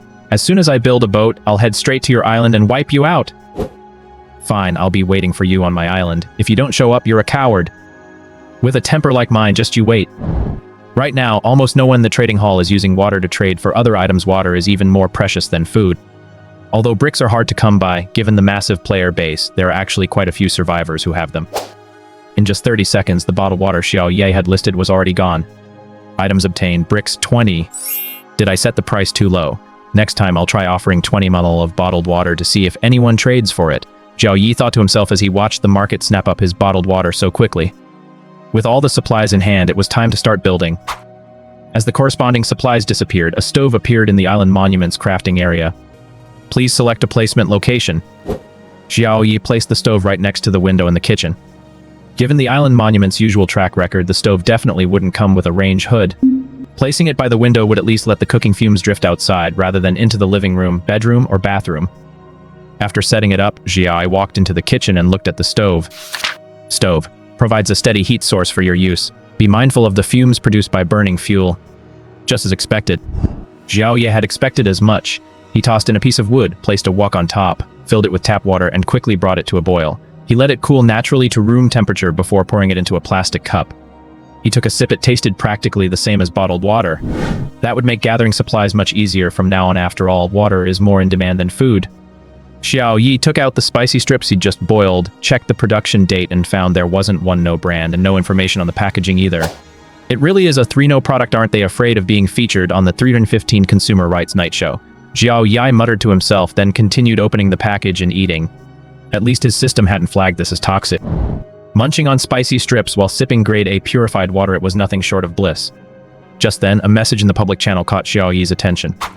Anyone who's survived this long can't be a total loser. I have a suggestion. Let's join forces and share our resources. That's the only way we'll survive here. PF'd, anyone can talk a good game. If we join forces, what if we have different opinions? Whose word do we take?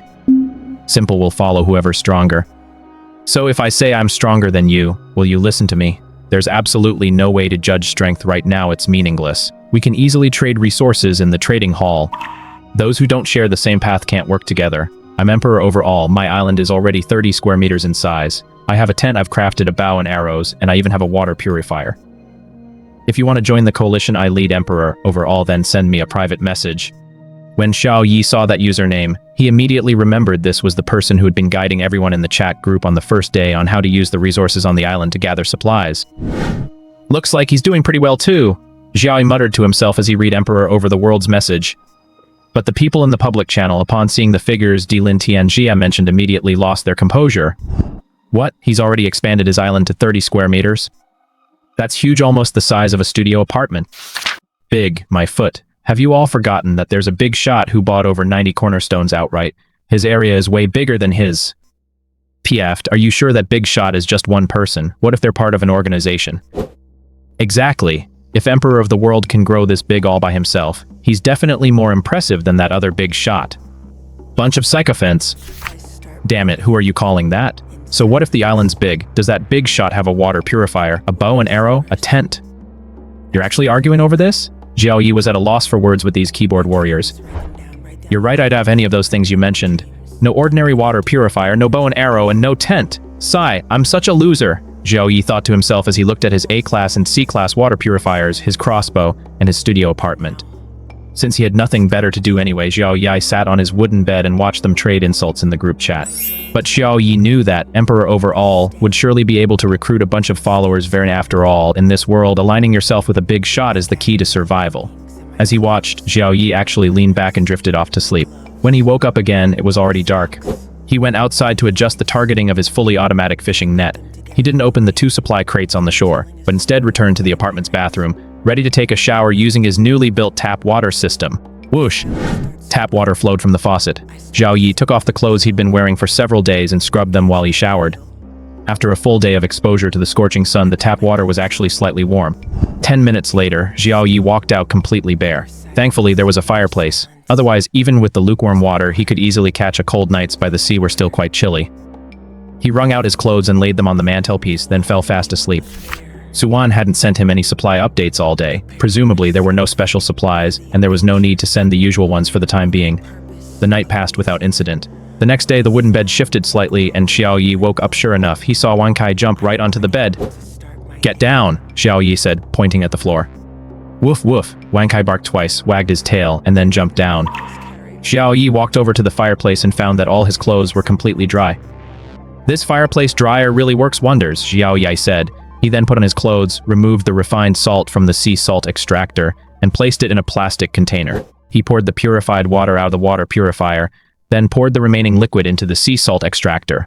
Finally, he went to the beach to fill the water purifier with seawater and put it back in place so they could continue working.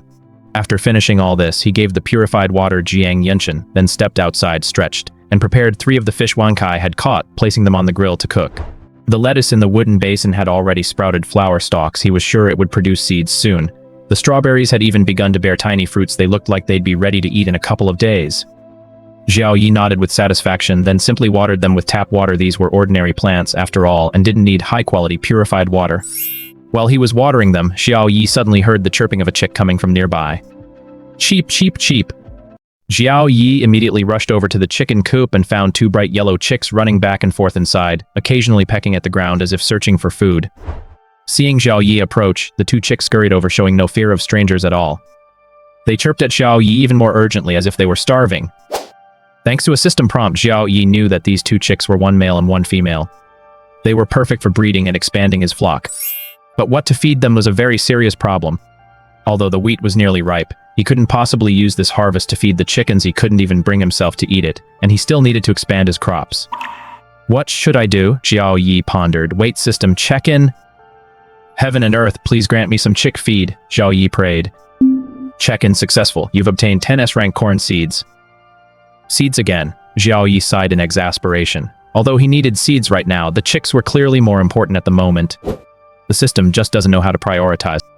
S-rank corn seeds definitely couldn't be fed directly to the chicks. That would be such a waste. Besides, in Xiao Yi's eyes, these corn seeds represented countless ears of corn. Do you have any chicken feed? Xiao Yi immediately sent a message to Suwan and Jiang Yenshin. Huh?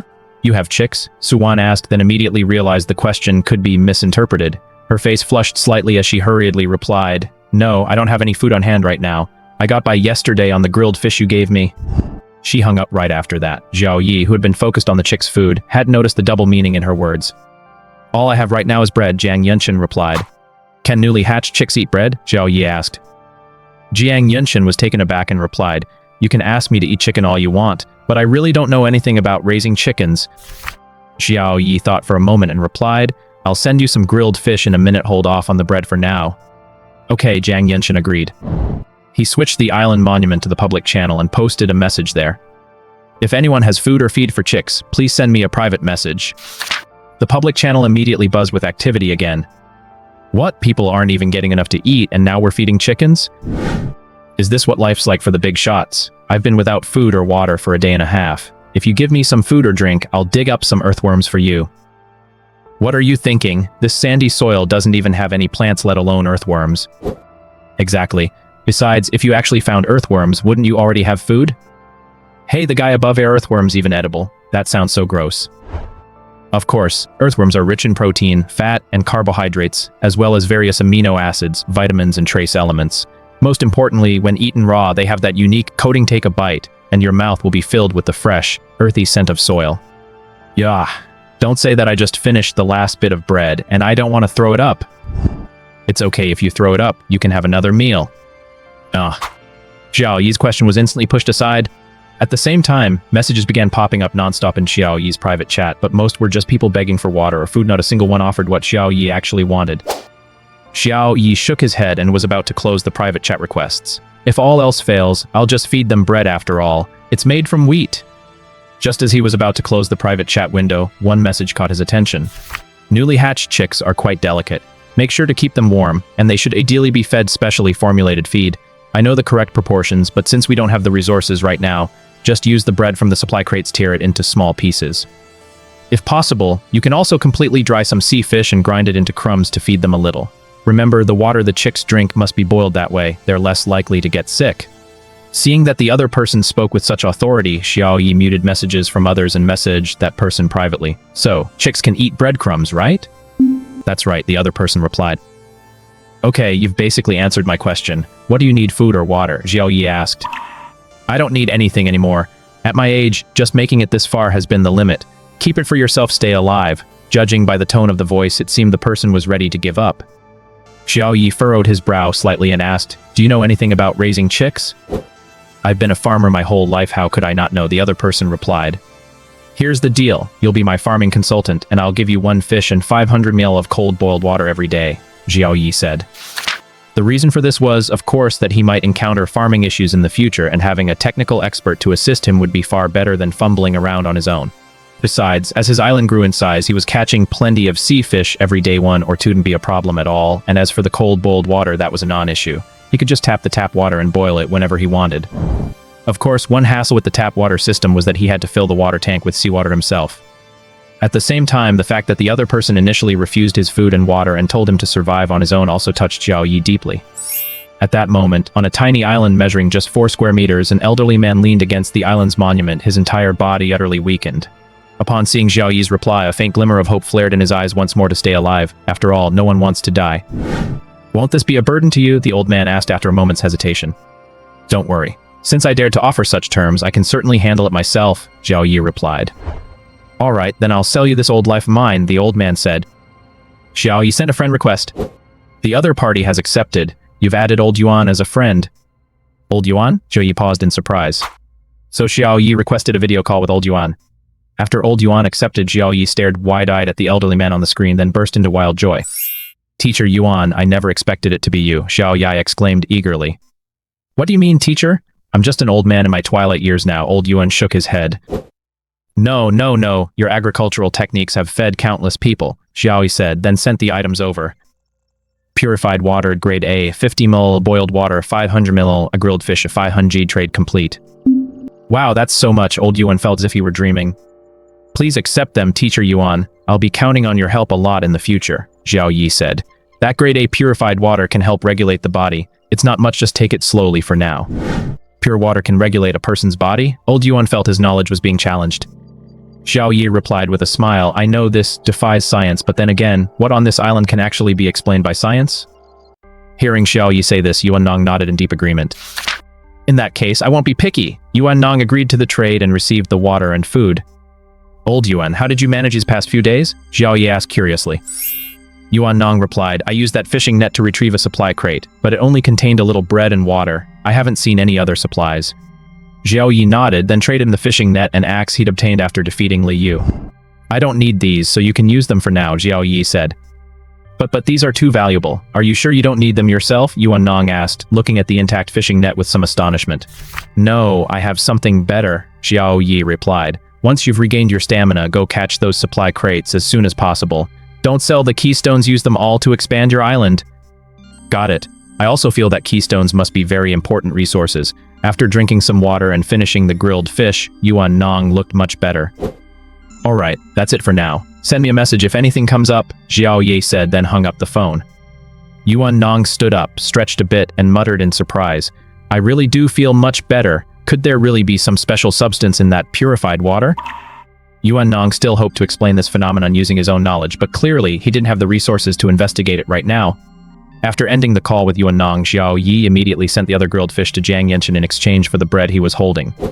Once the exchange was complete, Jiang Yenshin asked, Are you sure the little chick can eat bread now? That's right, I even invited Yuan Nong over, Xiao Yi said happily.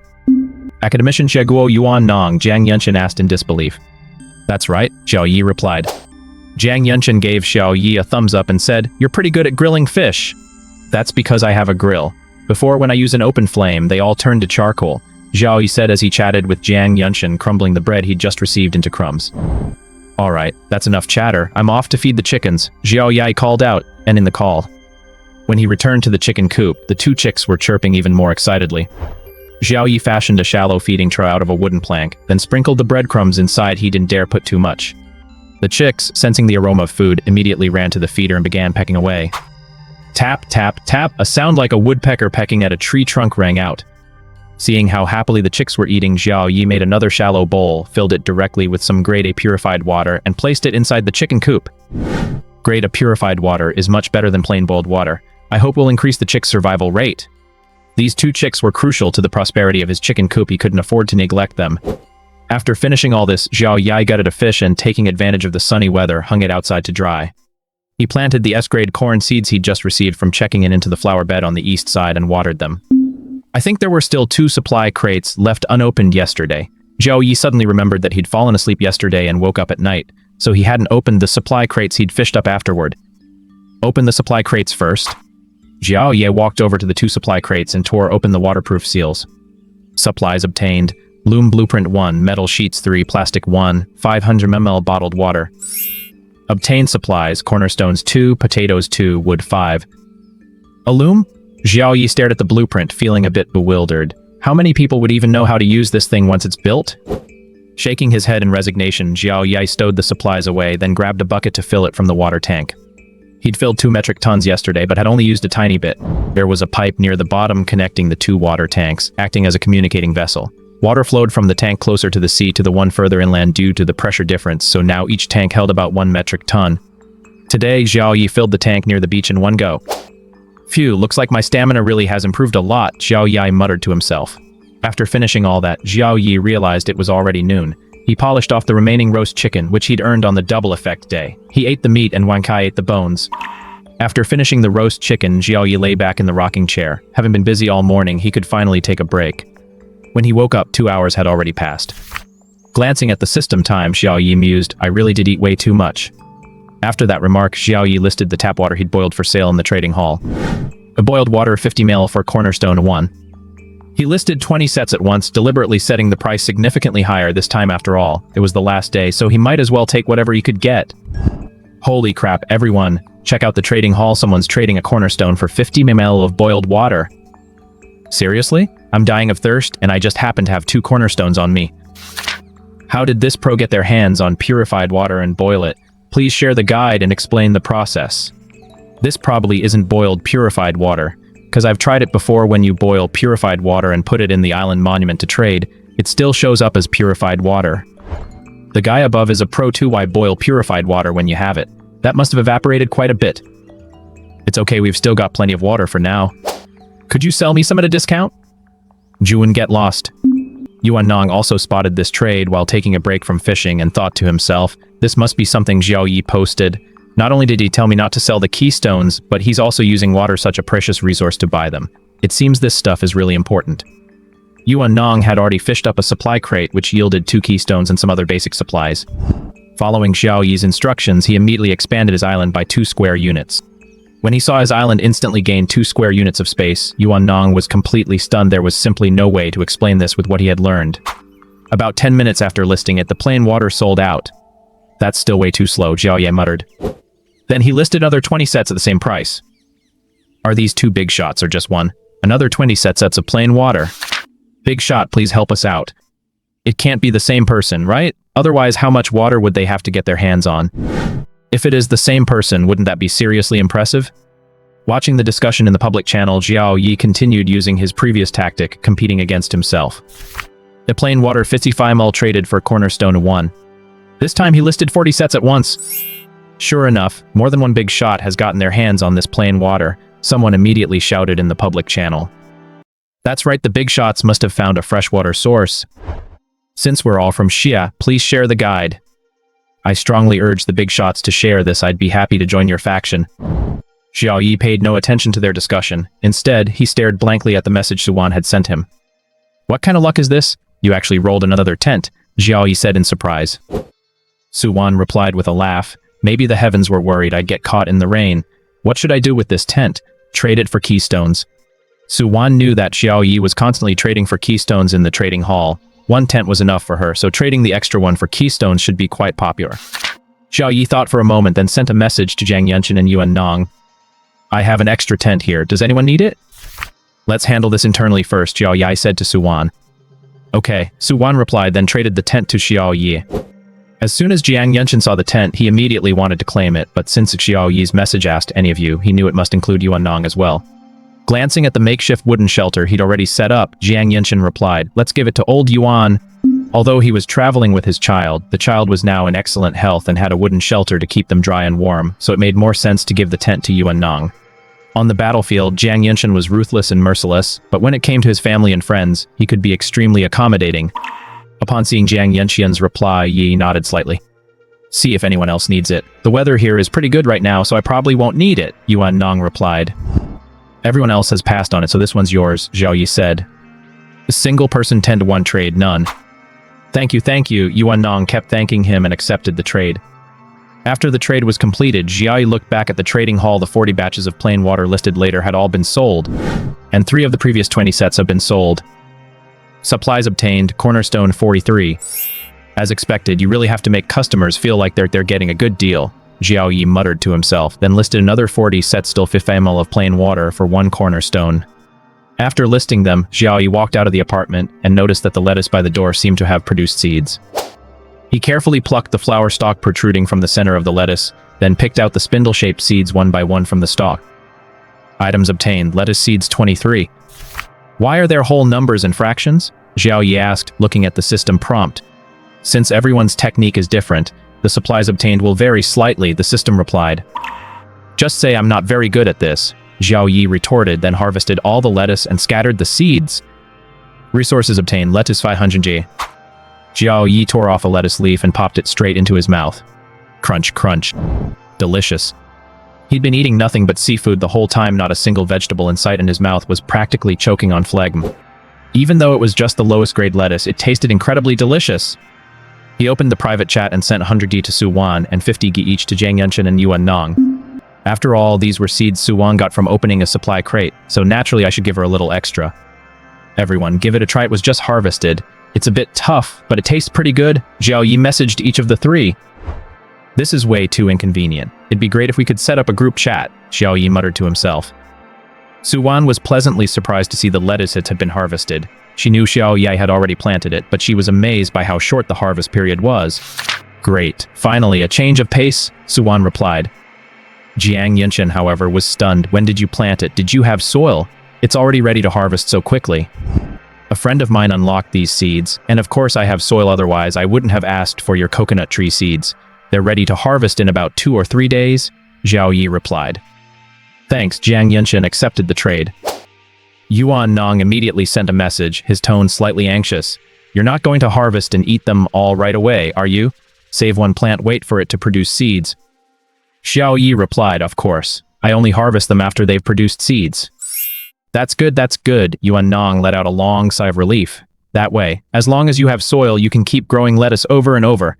Plus, lettuce has a short growth cycle, making it perfect for large-scale cultivation. By the way, I was wondering how many seeds does a single head of lettuce produce? Xiao Yi asked. Generally speaking, you only need to leave one head of lettuce in a plot, and the seeds it produces will be enough to plant the whole field, Yuan Nong replied. Xiao Yi was speechless. He'd picked 2 heads of lettuce just to get 23 seeds. Wasn't that a huge waste? What's wrong? Yuan Nong asked, noticing his strange expression. Nothing, gotta go, Xiao Yi replied, then ended the call. Looks like I'll have to experts for advice more often from now on, Xiao Yi muttered to himself, then walked to the edge of the island, where 5 supply crates were already waiting. Open them all. Supplies obtained, cornerstone 3, bricks 2, bread 500 G. Obtained supplies, bow blueprint 1. Obtained supplies, metal sheets 2, wood 5, leather working machine blueprint 1.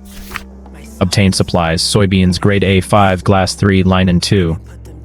Obtained supplies, rubber 2, metal sheets 5, plastic 6.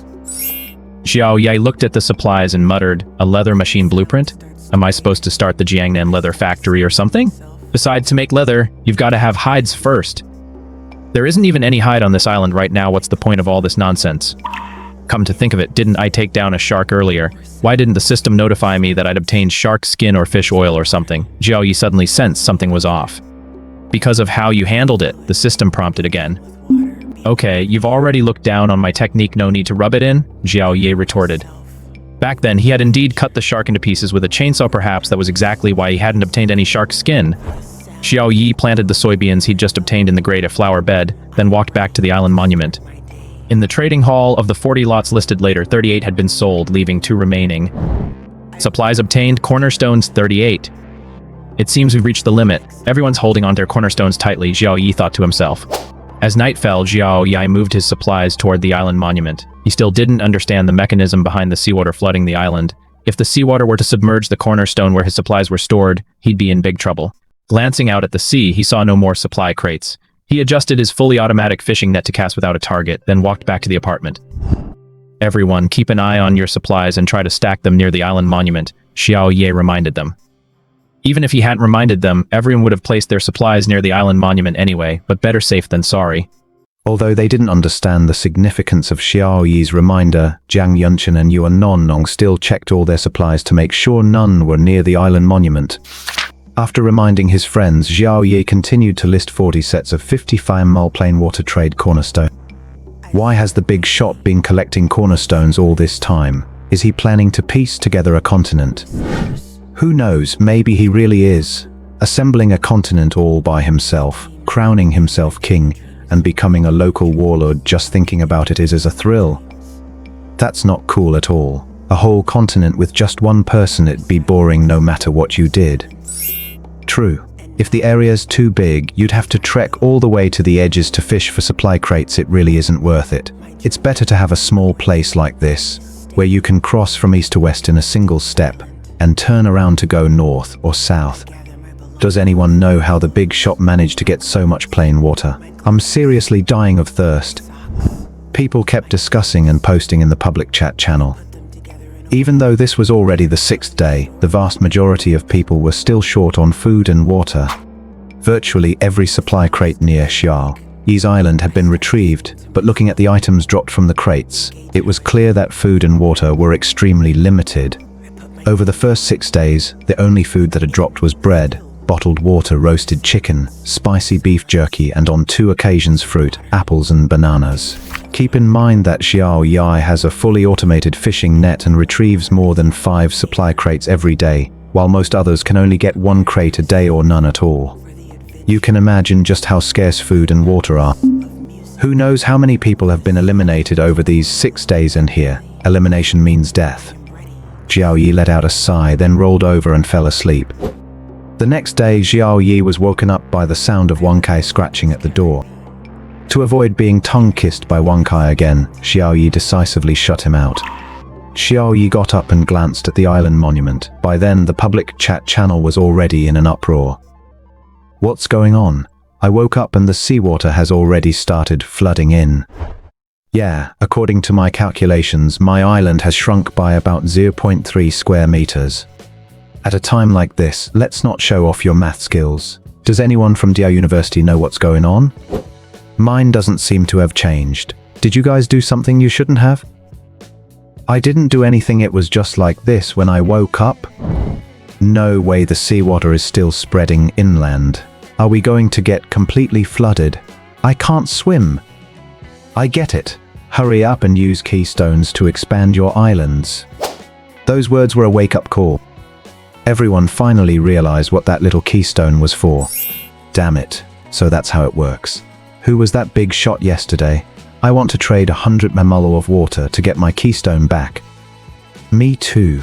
Please, I'm begging you, I'll throw in other supplies if you need them. Just agree to the trade. As soon as Xiao Yi woke up, he immediately took down all the trades involving the keystone. To his surprise, 5 more people had chosen to trade for it last night. Supplies obtained, keystones to 5. That son of a witch, he swapped our keystones and vanished. I curse him to eat instant noodles without the seasoning packet. You bastard who traded water for keystones yesterday. Get your ass out here, I'll chop you to pieces. However, there were also some who realized the die had been cast and the situation was irreversible, so they immediately posted requests to buy keystones in the trading hall. Bread 500, the mineral water 500 ml, wood 20, a stone 5 in exchange for keystone 1. Double bed blueprint 1, metal sheets 5, your wood 20 for keystone 1. Manual juicer blueprint 1 for keystone 1. In an instant, the trading hall was flooded with people looking to buy keystones. Xiao Yi looked at the 5 keystones in his hand and thought to himself, let's see if there's anything good I can trade them for. His island was already large enough, he didn't really need these 5 cornerstones. In the public chat, the person who had previously advised everyone not to sell their cornerstones spoke up again. Didn't you all say I was a wicked old man before? Sir, I was wrong, I shouldn't have spoken out of turn. Do you happen to have any more keystones left? Just sell me one.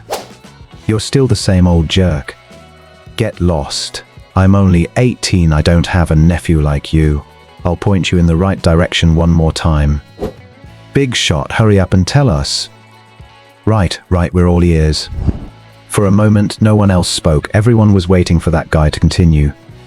Based on the current rate of flooding, the area of the island submerged today will be around 1 square meter. So you all still have a chance, go grab those supply crates. You can't do anything else anyway. Right. Hurry up and grab those supply crates if you happen to get a keystone. That'll solve our immediate problem. The chat window fell silent instantly. It was still uncertain whether they'd actually be able to retrieve any supply crates, but at the very least this situation would force them to work harder. Suwon watched all this with relative calm, as it was exactly what she had expected. Jiang Yunchen and Yuan Nong, on the other hand, stared at the chat log in shock. Did Xiao Yi know about this situation in advance? This was the thought both of them shared. At that moment, Xiao Yi was browsing through the trade listings on the marketplace. I'll upgrade to a bigger bed, I'll grab the blueprint for this double bed. I'll take this oil press too. I've already planted corn and soybeans, so when harvest time comes, I'll be able to press them into soybean oil and corn oil. And I'll take this quilt blueprint too. He traded all 3 crafting recipes for keystones, then got up and walked out. There wasn't anything else particularly worthwhile it wasn't worth spending keystones on. After using the remaining 2 keystones to expand his island, he began preparing breakfast. As expected, it was grilled fish again. Yesterday, he'd caught 25 sea fish, all common varieties. This time, he grilled 4 at once on the barbecue grill. After placing the fish on the grill, Xiao Yi went outside to take a look at his island. Xiao Yi's island had now reached an astonishing 296 square meters, mainly because he'd traded quite a few cornerstones for water and food over the past couple of days. With an area this big, I can't even tell if 1 square meter has been submerged, Xiao Yi muttered. Seawater is currently eroding the island's area, with progress at 33%, and the island is undergoing unknown changes. The check-in system prompted as Xiao Yi looked down at the island's surface. Unknown changes? Xiao Yi asked in surprise. What kind of unknown changes? The changes are currently underway. We won't be able to determine them definitively until the seawater has finished eroding the island. In that case, I guess I'll just have to wait. Xiao Yi shook his head and said, "System, check me in." Check-in successful. Congratulations, host, on successfully checking in for a week. You've earned a fully furnished home gift package. After upgrading the log cabin into a studio apartment, the place was nothing more than an empty room with whitewashed walls. Everything inside was arranged by him personally, and it looked incredibly rough, like a warehouse. Upon hearing about this check-in reward, Xiao Yi immediately perked up. Can I finally live in a fully furnished place? Open the gift pack. Unlocked successfully. You've obtained a house finishing card. Please use it at the island monument. A card depicting an elegant little house appeared in Xiao Yi's hand. He immediately went to the island monument and switched to the construction screen. A prompt appeared on the island monument. You have 1 house finishing card. Do you wish to use it? Yes, Xiao Yi confirmed. Please select a decor style. More than 10 interior design styles immediately appeared on the island monument. Modern, minimalist, serene country, European, classical, Mediterranean. Xiao Yi was dazzled by the choices, but as soon as he saw the Mediterranean style, he immediately decided on it. After all, it suited his current surroundings perfectly. An island in the sea. Select Mediterranean style. Selection successful. Renovation complete. Furniture and decorations that do not match this style have been removed from the apartment. Xiao Yi's bedroom was completely transformed. The walls were painted in softer, more natural tones, and what used to be a single window had been transformed into a large floor-to-ceiling window. The ocean outside was now fully visible, and with the floor-to-ceiling window open, he could step right out to the sea. And the stone tablet that used to stand in the room has actually been embedded into the wall, saving even more space. His old small wooden bed was completely gone, replaced by a luxurious double bed complete with a mattress, comforter, and pillows. Xiao Yi couldn't resist sitting on it. It was so soft and comfortable. He'd been sleeping on a wooden plank for a week, first on the plank itself, then on a single bed which had replaced the plank. On either side of the headboard were 2 nightstands, and there was even a table lamp on top. Xiao Yi looked up and saw a large light fixture on the ceiling. Awesome! Xiao Yi couldn't help but exclaim. Then he opened the solid wood wardrobe built into the wall. It had hangers and trouser racks, though they were all completely empty. Stepping out of the bedroom, he saw that the floor outside was entirely tiled. In the corner of the living room stood 2 water purifiers, and next to them was a 3-seater sofa. Directly across from the sofa was a TV, which was also built into the wall. On the other side of the living room stood a white dining table with black trim, large enough to seat about 6 people, flanked by white chairs. Stepping into the kitchen, he saw brand new kitchen appliances, a marble countertop, and even a range hood. Where's my stove? Xiao Yi noticed that the stove he had previously placed there was gone. It's outside the island monument. Moved it out. Along with your single bed, the system replied promptly. So can I use this stove now? Xiao Yi asked. The system didn't answer, so Xiao Yi had no choice but to try it himself, striking a match. The flint kept spitting out sparks, but no matter what he did, he just couldn't get it to light. No gas? Xiao Yi immediately figured out the reason. So I have to find the gas myself? With that in mind, Xiao Yi immediately ran to the living room, ready to turn on the TV. But the TV didn't respond at all. Just as I thought, I'll have to generate my own electricity, Xiao Yi said helplessly. If there's no power, why did they move my fireplace to the living room? The fireplace, which had originally been in the bedroom, had been moved to the living room as part of the recent high-end renovation. He hadn't paid it much mind earlier when he saw the air conditioner, but now there was no electricity. I thought I was living a modern life, but it turns out only the house is modern. The basic utilities needed to support it just can't keep up, Xiao Yi thought to himself with a sigh. The bathroom, of course, was fully tiled and equipped with a vanity, a shower stall, and a forced air heating system. Of course, the forced air heating was useless right now. It required electricity too. Fortunately, they'd installed a running water system earlier. Otherwise, after these upgrades, they wouldn't even be able to get water to run. Although there was no electricity or gas, Xiao Yi was still quite satisfied with this high-end renovation. His standard of living had risen by more than just one notch. Doesn't that mean the double bed I just replaced is now useless? Xiao Yi suddenly realized he'd made a mistake. If I'd known, I would have checked in first and then gone to trade. But it's no big deal, he doesn't need it and others might. He'll just put it away for now.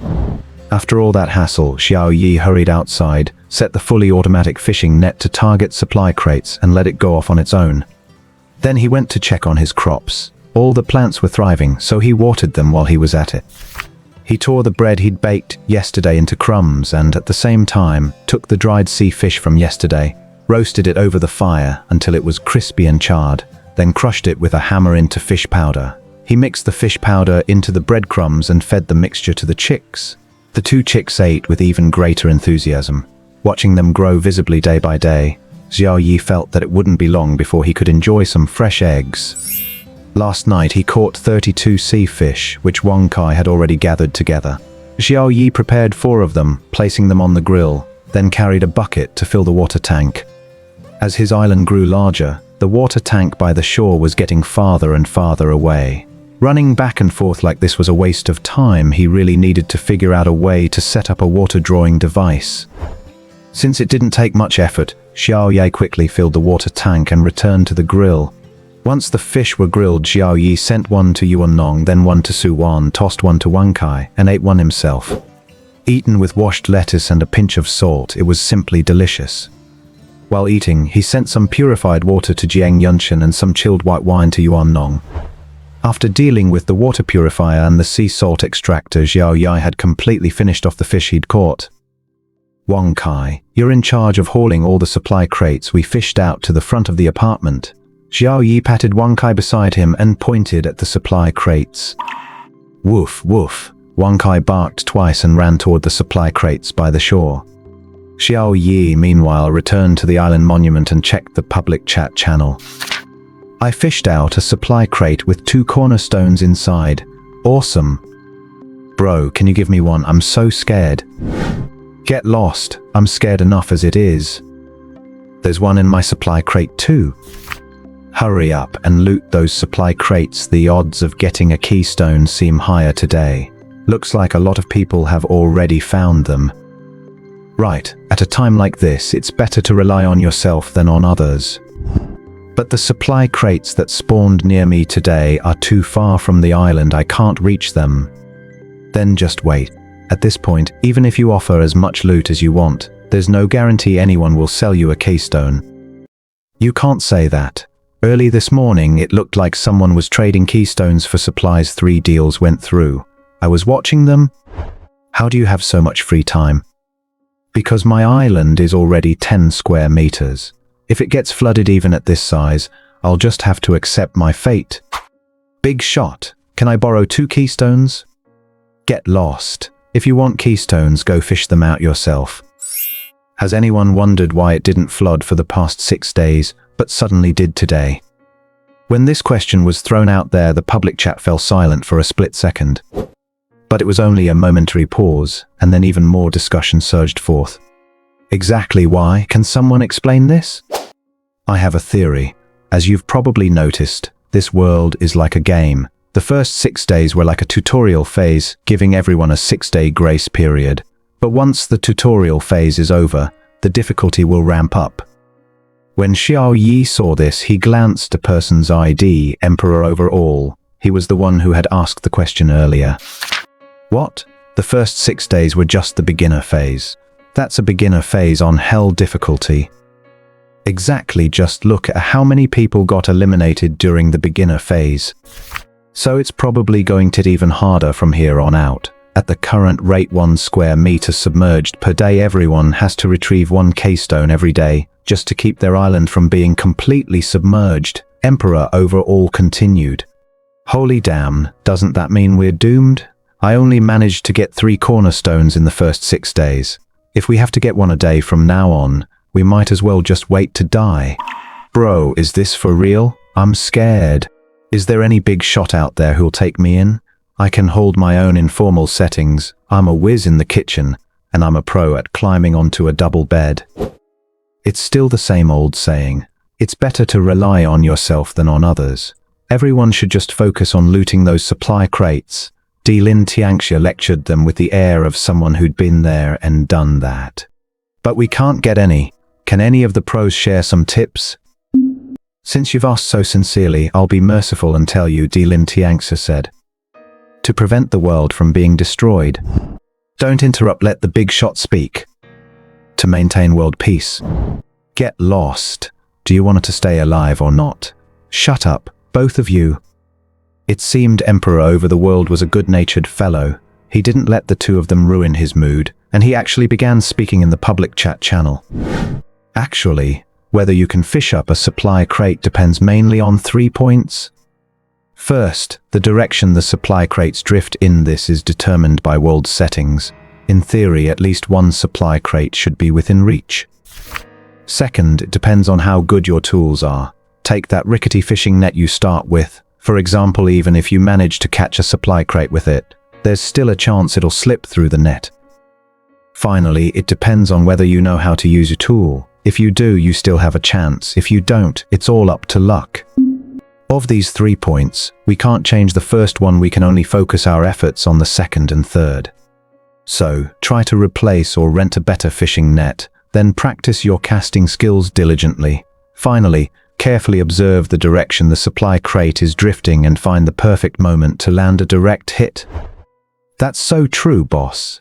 I've got to go rent a better fishing net right away. Thanks to Lin Tianxia's explanation, fishing net rentals in the trading hall suddenly became incredibly popular. If you join the Emperor's Dominion family, our internal rental rates are half the market price. Emperor's Dominion added as a final note. Xiao Yi was immediately taken aback. No wonder he'd been so enthusiastic with his explanation. He'd been trying to recruit new members all along. At this rate, there'll probably be a huge influx of people joining the Emperor's Dominion faction. Really? That's great. I'm joining Lin. I want to join too. Me too. Watching the frenzy of sign-ups in the chat window, Lin Tianxia continued. If you want to join, add the 4 Hole Masters as friends. Their IDs are Lin Qinglong, Lin Baihut, Lin Juk, and Lin Zuanwu. They'll let you know the requirements for joining. What? There are requirements? Of course. Lin will eventually become the most powerful faction in this world. Not just anyone can join, Lin Tianxia replied. Just as Xiao Yi was watching Lin Tianxia recruit new members, a notification suddenly popped up in his private chat. Beep beep. Suwan is requesting to call you. Answer. Did you see the chat in the public channel? Suwan appeared on the private chat screen. I saw it. What's up? Xiao Yi asked in return. That Emperor over the world guy said the area behind us might get flooded by 1 square meter every day, Suwan said with some concern. That's just his speculation. It probably won't happen. Let's wait and see after today. Don't worry, the most important thing right now is to gather supplies, Xiao Yi replied nonchalantly. Others were relying on speculation, but he had system notifications which were far more reliable than mere guesswork. Hearing Xiao Yi's words, Suwan felt slightly reassured. For some reason, Xiao Yi just gave her a sense of peace. All right then, I'm going to start gathering supplies. Suwan ended the call and headed toward the beach. After ending the call with Suwan, Xiao Yi switched back to the public channel. What a rip-off, this Emperor's reign. The membership fee is actually 1 keystone, and they want us to turn in another one every 10 days. It's not just keystones, they also require basic supplies like wood, stone, glass, plastic, and metal scraps, and we have to turn in 1 unit of each every 10 days. They're literally bleeding us dry. Exactly, boycott Emperor's reign, refuse to join. Humph, we didn't force you to join, Dilin Tianxia replied. If you can't even scrape together 1 more keystone in 10 days, then what's the point of renting high-level fishing nets? Did you rent them just to look at them? We at Derling absolutely don't want such good-for-nothings. Good riddance. After Dilin Tianxia spoke, many people realized he had a point. The faction provided high-quality fishing nets, which naturally came at a cost. They couldn't expect to get them for free. But there were also some who didn't give it a second thought. They just started cursing. Damn it. Whoever wants to get bled dry by him, go ahead. Only an idiot would fall for such blatant exploitation. Exactly. Dilin is a bunch of idiots. They've got the ugly face of capitalists. Watching those keyboard warriors who knew nothing but how to curse, Xiao Yi shook his head in exasperation. It's perfectly normal for Dilin Tianxia to do this. Xiao Yi didn't see anything wrong with it. It's not like they're forcing anyone to join. It's purely a case of one party willing to dish it out and the other willing to take it. What's there to complain about? Isn't it better to spend your time gathering supplies? Xiao Yi stepped out of the apartment to find 5 supply crates already waiting at the door. Wang Kai had dragged them over. It really is an S-rank pet, it's so strong, Xiao Yi muttered to himself. Open them all. Supplies obtained. Supplies obtained. Cornerstone 2, metal sheets 3. Supplies obtained. Keystone A1, stone 24. Obtained resources. Keystone 1, wood 10. Obtained resources. Cornerstones 4, plastic 2. Obtained resources. Windmill blueprint 1. This time 5 supply crates actually yielded 8 keystones. Sure enough, the drop rate for keystones is higher than before. It seems the rules of this world still leave them a glimmer of hope. But no water or food. That didn't matter at all to Xiao Yi. He was more concerned with the windmill blueprint. Windmill blueprint. Wood 90, metal sheets 30. I have enough resources, let's build it right away and see what it does. Xiao Yi immediately rushed to the island monument and selected the option to craft the windmill.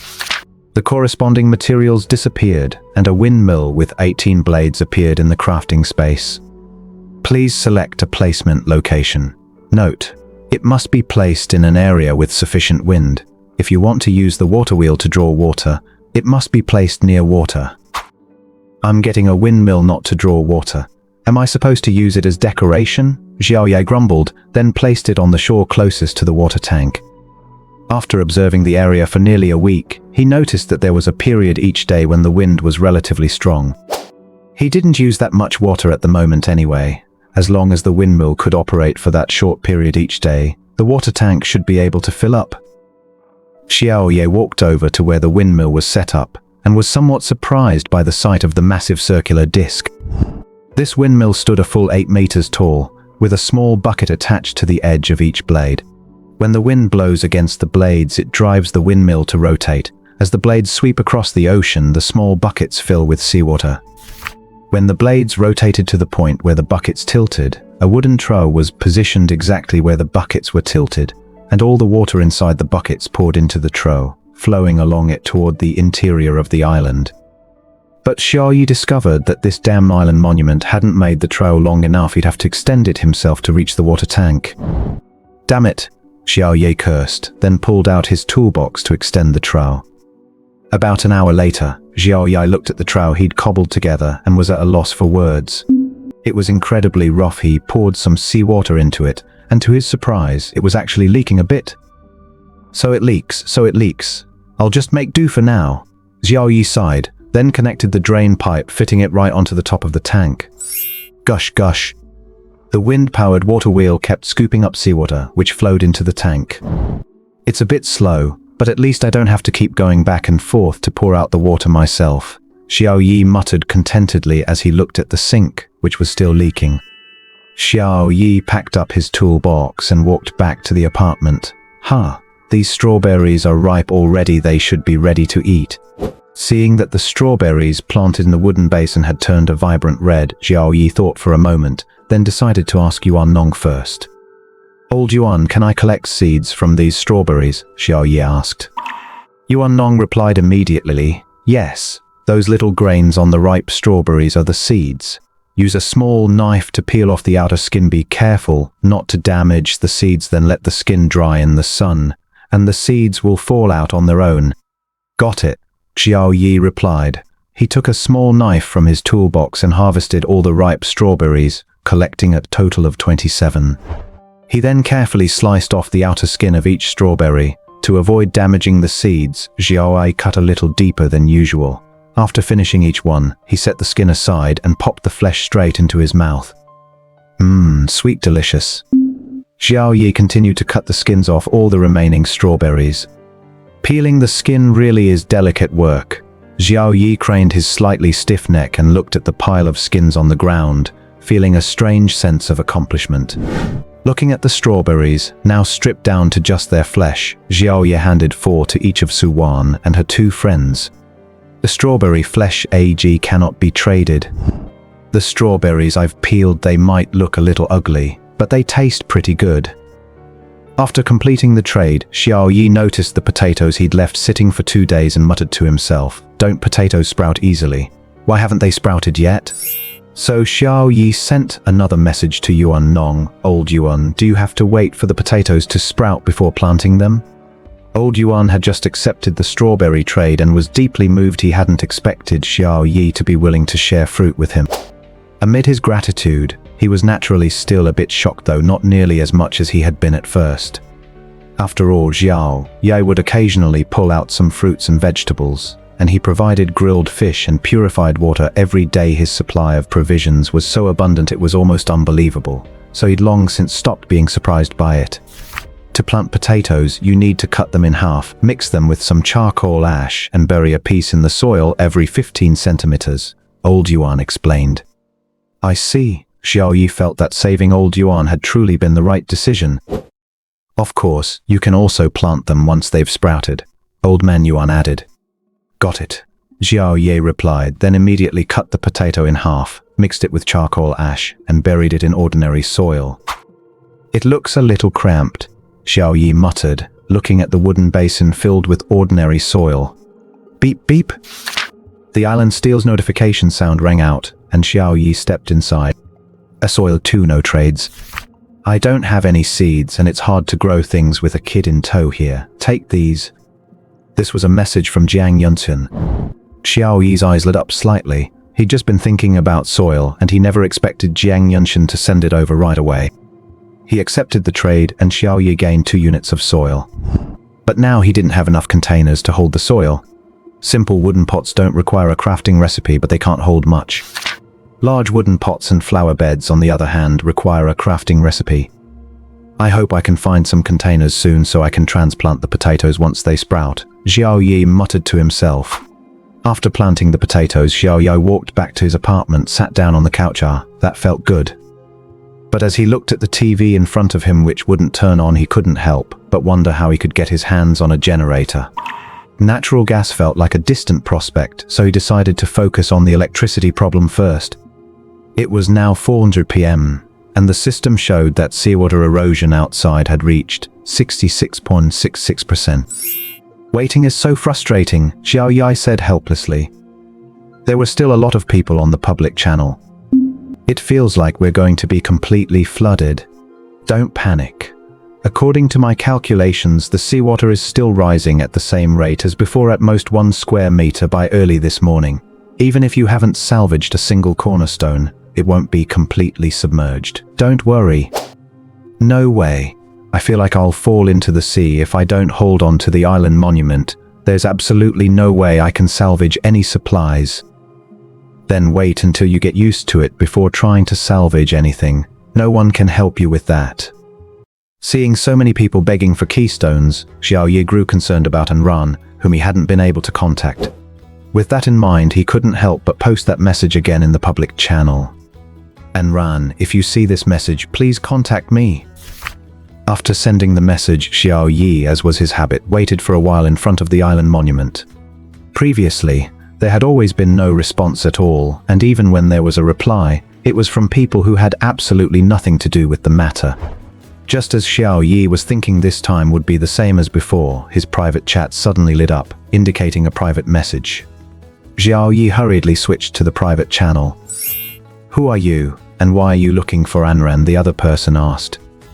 Xiao Yi frowned at the message, ready to block the person outright, but after a moment's hesitation, he found himself replying, "She's someone very important to me." "Are you Uncle Aniu? It's Xiaoyang here." The other person seemed a bit excited. "I'm Ranran's good friend." Xiao Yi frowned in thought. Did Anran have a close friend like this? Not that I can recall, but this person accurately mentioned Anran's father's name. Maybe they really are a friend after all. After all, it had been a while since he'd been in touch with Anran. Maybe this was a new friend she'd made after he'd left. "I'm not Uncle Anu. My name is Xiao Yi," Xiao Yi replied. "Xiao Yi?" Hong Xiaoyang paused for a moment before asking, "You aren't her ex-boyfriend, are you?" Xiao Yi sighed and said, "I guess so." "So it's that poor kid," Hong Xiaoyang muttered. "But in this world, maybe a guy like that could actually do better." After all, in this world, it's not about family background, it's all about physical fitness and ability. Everyone is equal. With that in mind, Hong Xiaoyang spoke again. "I've been looking for Anran too, but I haven't heard anything yet. I've been hungry for a whole day now. Could you give me something to eat?" Hearing his request, Xiao Yi frowned slightly and replied, "My food supplies are limited. I'm afraid I can't." "Since you're looking for Anran, you must want to rekindle your relationship with her. I can help you, as long as you provide me with a bottle of mineral water and some basic food every day. Oh, and a cornerstone, I guarantee. Two will be as close as ever," Hong Xiaoyang said immediately. "Help me? Thanks, but no thanks," Xiao Yi replied indifferently, then immediately blocked her. "What an outrageous demand. She really thinks I'm a sucker," Xiao Yi muttered to himself. "Even if you really are Ranran's good friend, that just goes to show she misjudged you." Hong Xiaoyang, now blocked by Xiao Yi, glared angrily at the message on the island monument. "Message delivery failed. You have been blocked by the recipient." "Some broke ass actually dares to block me," Hong Xiaoyang said through gritted teeth. "Damn it, I thought I'd found a fat fish that'd keep me fed for a couple more days." Hong Xiaoyang could only be considered an acquaintance of Anran. She wasn't actually close to her. As for how she knew Anran's father's name, it was because she worked at his company. Anran was considered something of an ice queen at the company. She'd ruthlessly rejected many suitors, reportedly because she could never forget her college boyfriend. But Hong Xiaoyang had heard that this college boyfriend was a penniless loser, and she simply couldn't understand why Anran would turn down so many young, wealthy, and successful high flyers all these years just for some penniless loser. And today, when Hong Xiaoyang saw someone looking for Anran, she naturally went over to join the conversation. Although her island was already 6 square meters, she didn't have to worry about being flooded today. The chat content on the public channel made her a bit anxious about the future. People who are too busy with their own lives wouldn't go looking for others, so if someone has the time to reach out, it must mean they're doing pretty well themselves. So when Hong Xiaoyang noticed someone looking for Anran, she immediately reached out. But clearly, Xiao Yi wasn't the type to pursue someone blindly. Xiao Yi ended his call with Hong Xiaoyang outside. The sky was slowly growing dark. Stepping outside, Xiao Yi opened all 6 supply crates hauled in by the fully automatic fishing net, obtaining 9 more cornerstones along with some other common supplies, but no food or water. "I hauled in a total of 9 supply crates today, more than I've ever gotten before. Even though the seawater eroded 1 keystone today, the game wasn't stingy with the supply crates," Xiao Yi remarked. 2 of the 5 supply crates he'd opened that morning were ones he hadn't opened yesterday. That meant he'd retrieved 3 this morning and 6 this afternoon. After confirming there were no more supply crates on the water's surface, he adjusted the fully automatic fishing net to targetless casting, then walked back to his apartment. The chili peppers by the apartment entrance were actually ripe, but in order to preserve the seeds, Xiao Yi had to resist the urge to pick them and let them grow for another day. After a quick dinner, Xiao Yi went to the island monument and switched to the crafting interface. "I'll start by crafting the manual press," Xiao Yi glanced at the required materials. Manual press blueprint, metal sheets 50, wood 20, plastic 5. He had just enough metal sheets, and the other materials were in ample supply. Craft. The corresponding number of resources disappeared, and a small press appeared in the crafting space. Please select a placement location. Xiao Yi thought for a moment and placed it in the kitchen. It wasn't very big anyway, so moving it out later wouldn't be a hassle. A juicer appeared in the kitchen. Xiao Yi walked over and took a closer look at it. Manual press. Use this to extract liquid substances from plants. Of course, it requires a great deal of strength, and it's inefficient. The top of the press featured a handle that could be turned. Using a screw-driven mechanism, it applied pressure to the iron discs below, completely flattening the material between them. The oils and other liquids inside would automatically flow into the plastic container below. I guess it's inefficient, but at least I finally have something that can produce cooking oil, Xiao Yi muttered. Then Xiao Yi returned to the island monument and looked at the public chat channel, where many people were still spreading panic. Xiao Yi shook his head in exasperation and lay down on his big bed. Although it was comfortable, he couldn't bring himself to sleep without seeing the results of the island's transformation. Beep beep. Yuan Nong is requesting a call. Answering. Xiao Yi, I caught this today, Yuan Nong messaged. Soil improvement card. Can transform 50 square meters of desertified land into arable land suitable for growing crops. Seeing this, Xiao Yi was stunned. He'd always thought that upgrade cards, renovation cards, and the like could only be obtained through daily check-ins. He never expected to find similar cards inside supply crates. Xiao Yi had looted so many supply crates and had never seen a card like this before. Yuan Nong had only been looting for 2 days and had opened just a few crates in total, yet he'd managed to get such an insanely powerful card. Now that's a true lucky king, even luckier than Su Wan. All those supply crates he'd opened were for nothing. He was definitely unlucky one. What a great find. Now you can grow crops on the island, Xiao Yi said, and with your skills you're sure to have a bumper harvest. Yuan Nong shook his head and replied, My island is only 8 square meters right now. I'm nowhere near 50 square meters. It would be a waste to use this card. Besides, I don't even have any seeds. I can give you seeds, Xiao Yi said. His crops were either already ripe or nearly ripe, so he was sure to have some seeds to spare. Yuan Nong shook his head and said, Although you could give me some seeds, it's still unclear how long I can hold out here. You should keep them on your island. If you actually harvest some grain, just share a little with me. Clearly, Yuan Nong had also seen Di Lin Tiangxi's remarks. Tu was worried that if 1 square meter really did get submerged every day, many people would likely be eliminated and he might very well be one of them. Xiao Yi paused briefly, then said, All right, give me this card. My island has plenty of space. I'll take care of it. From now on, I'll cover your 3 meals a day. Thanks. Actually, this card was yours to begin with without the fishing net you gave me. I wouldn't have been able to catch anything at all, Yuan Nong replied with a smile. A soil improvement card transaction failed. Xiao Yi agreed to the trade, then replied, You can't say that.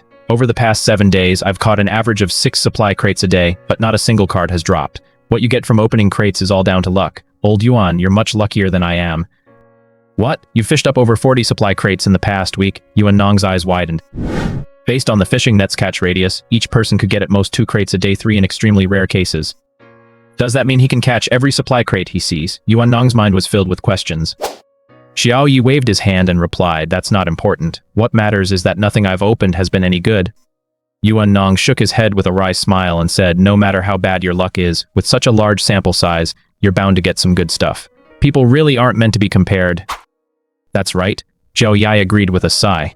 I'm going to use this card first and see what happens. All right. The two ended their call. Xiao Yi switched to the construction interface, selected a 5x10 area right in front of his apartment and chose Improve Land. Do you confirm using the soil improvement card to improve the land within the selected area? Yes. The soil improvement card disappeared. Improvement successful. Xiao Yi immediately stepped out of his apartment and saw that the ground not far in front of it, which had previously been sandy soil, had turned into loam. Normal soil, suitable for growing crops. Once improved with the soil improvement card, it won't become sandy. Great. Now I don't have to worry about running out of land, Xiao Yi said happily. Walking back to the island monument, Xiao Yi left a message for Yuan Nong. It worked. At least for the foreseeable future, we won't have to worry about running out of soil or not having enough planting area. That's great. If you have any questions about farming, let me know right away, Yuan Nong replied. Of course, I'll definitely reach out to you right away, Xiao Yi replied. Su Wan hadn't sent Xiao Yi anything in quite a while, which meant she didn't have anything particularly good or special to offer. As for ordinary supplies, Xiao Yi had told her to keep them for herself for now. It looks like I only have 3 square meters left on my island. Yeah, mine too. Neither of the 2 supply crates I fished up today had any keystones. You really do have bad luck. I at least got 1. I hope the seawater spreads a little slower. I'm so scared. It feels like there's nothing but the deep sea beyond this island. The parts submerged by the water look like they've completely melted away. Doesn't that mean we're standing on 4 pillars, each with a cross-sectional area of 1 square meter? I wasn't really thinking about it before, but now that you mention it, I'm starting to panic a little too. These pillars aren't going to snap, are they? Get lost, you jinx. Panic spread throughout the chat group while Xiao Yi lay on his big bed, waiting for the day to pass. Soon it was midnight, and a notification popped up on the island monuments across every island. Congratulations, you've passed the first week's trial. The next trial will be even tougher.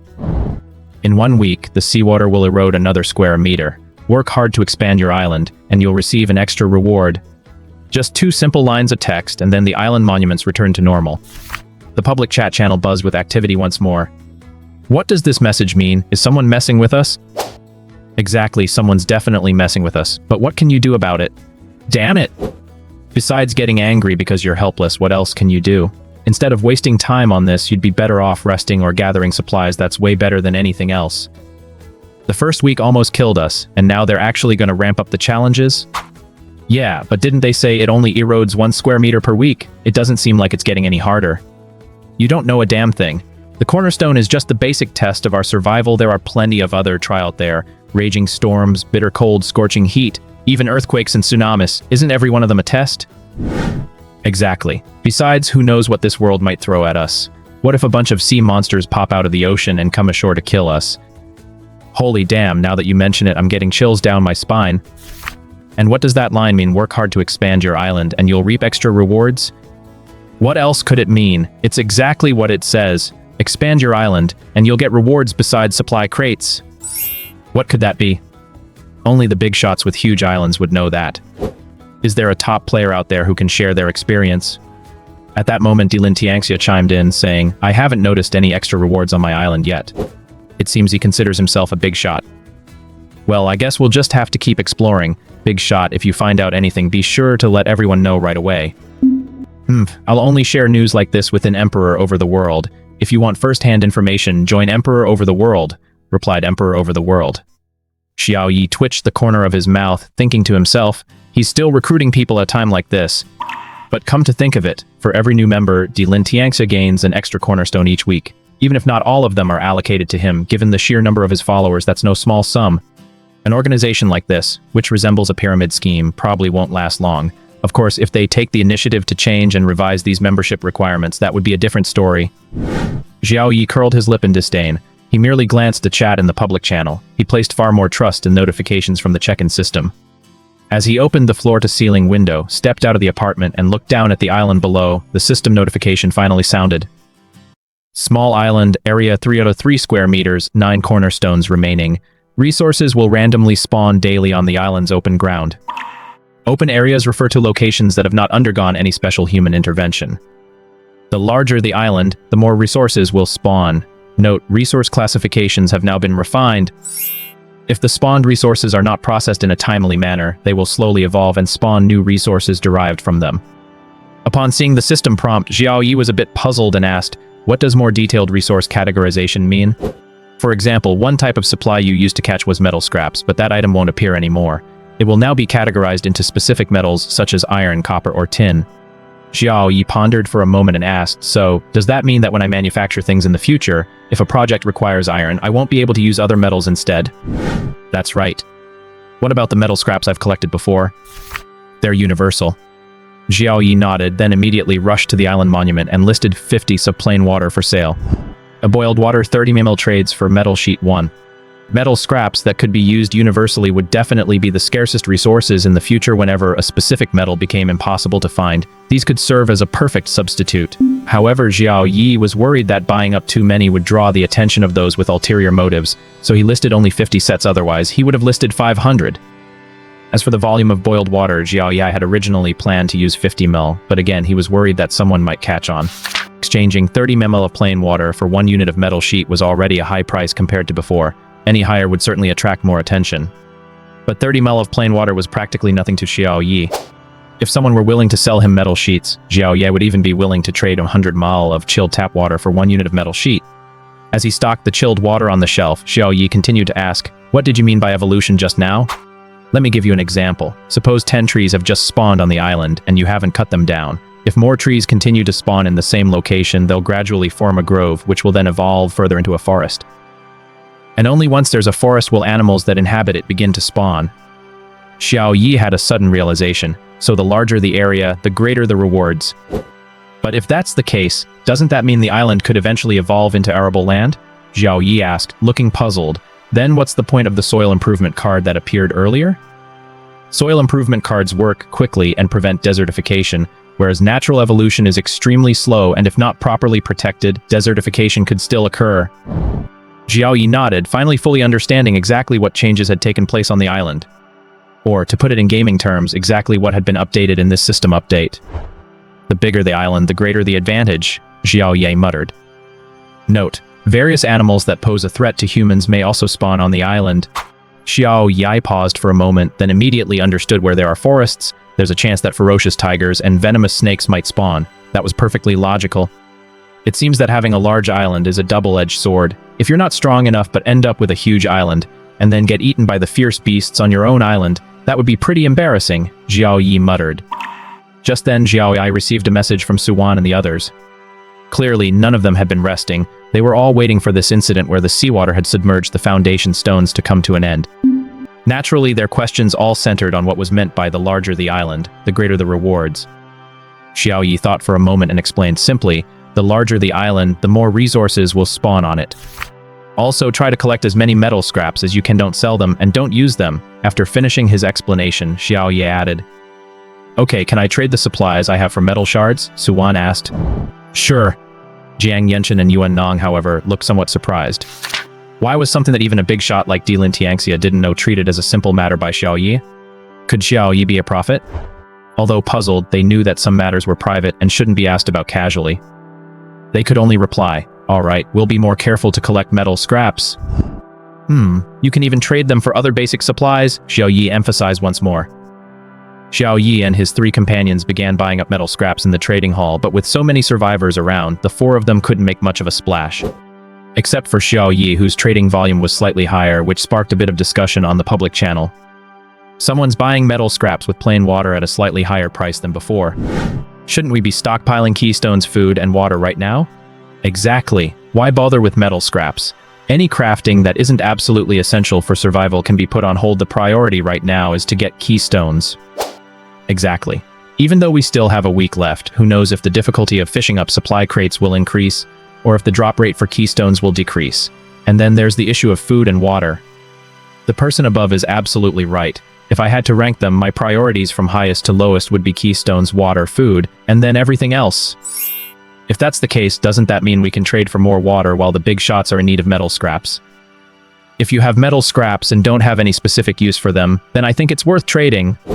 After everyone's discussion, the bottled water Xiao Yi had listed quickly sold out. Seeing this, Xiao Yi immediately restocked with 50 more sets. "I guess we'll be at this until late tonight," Xiao Yi said with a yawn. He had to trade for enough metal scraps before everyone realized what was happening. Anyone who didn't manage to get water earlier should hurry to the trading hall. The big shot just put another 50 sets up for sale. Someone shouted in the public chat, and everyone immediately rushed to the trading hall, where those holding metal scraps frantically traded for the water Xiao Yi had listed. "Guildmaster, someone's buying up metal shards. Should we make our move?" Dilin Qinglong whispered to Dilin Tianxia. Dilin Tianxia frowned and thought. Since trades in the trading hall were anonymous, he didn't know if the person buying metal shards was the same one who had been buying cornerstones earlier. If it wasn't the same person, that would be fine. But if it was the same person, then he'd have to carefully consider their motives. The previous purchase of Keystones was a preemptive move, frenetically buying them up before the seawater flooded the area, which suggested that he must have sensed something in advance or received some other tip-off. Could this purchase of metal plates also be the result of some other tip-off? Dilin Qinglong seemed to sense Dilin Tianxia's concerns and said, "Although the probability of obtaining metal plates from supply crates isn't very high, it's not low either, at least higher than the probability of getting bottled water. Exchanging metal plates for water is still a profit. If you're really worried about other possibilities, we can trade a portion of them first and hold onto the rest. After hearing Di Lin Qinglong's analysis, Di Lin Tianxia nodded and said, "For exchange 50% of Di Lin's internal metal plate reserves for water resources. Leave the rest untouched for now." "Yes," Di Lin Qinglong replied, then assigned the task. Assign 3 people to keep a constant watch on the trading hall. As soon as the other side lists plain water, snap it all up. We have 475 units of metal shards available for trading. Yes. The 2 batches Xiao Yi had listed earlier had already been snapped up by the market. When he listed another 50 batches, he hadn't even switched screens yet, but judging by the reactions in the public chat, the trading hall was already showing sold out. That fast. Xiao Yi stared in astonishment at the plain water that had sold out in an instant, finding it somewhat unbelievable. But in the next instant, Xiao Yi considered a possibility. A faction was hoarding water. "From the looks of it, it's probably Di Lin," Xiao Yi said with a smile. "If that's the case, let's see just how much plain water you can gobble up." This time, Xiao Yi deliberately listed 100 sets previously. He'd always listed 50 sets at a time. This was a test to see if a major faction was indeed hoarding plain water. After listing them this time, they sold out just as instantly. Just as I thought. Xiao Yi was certain a major faction was definitely hoarding water. "In that case, I won't hold back. I'll take every single metal plate you have," Xiao Yi said, feeling a surge of excitement. He listed another 100 sets, and they sold out instantly. Another 100 sets sold out instantly. Another 100 sets sold out in an instant. This time, Xiao Yi was truly stunned. He hadn't expected Di Lin to have collected so many metal plates so quickly. Of course, this was likely due to the size of their faction's membership base with so many members. Even if each person bought just one, the total number would still be staggering. Here we go again. After all, Xiao Yi's tap water was practically free at most. He'd use a few pieces of wood to boil it. He listed another 100 sets, but this time only 25 sold out instantly, followed by a brief pause. I thought there'd be a lot more. Xiao Yi smacked his lips, feeling a bit unsatisfied. It was so much more satisfying when they sold out instantly just now. But the lull was brief. Sales quickly leaked up again. The public chat channel buzzed with activity once more. What just happened? How did 100 sets disappear in an instant? Yeah, I was planning to buy 2 sets. I've got inside info Dylan is hoarding bottled water. Really?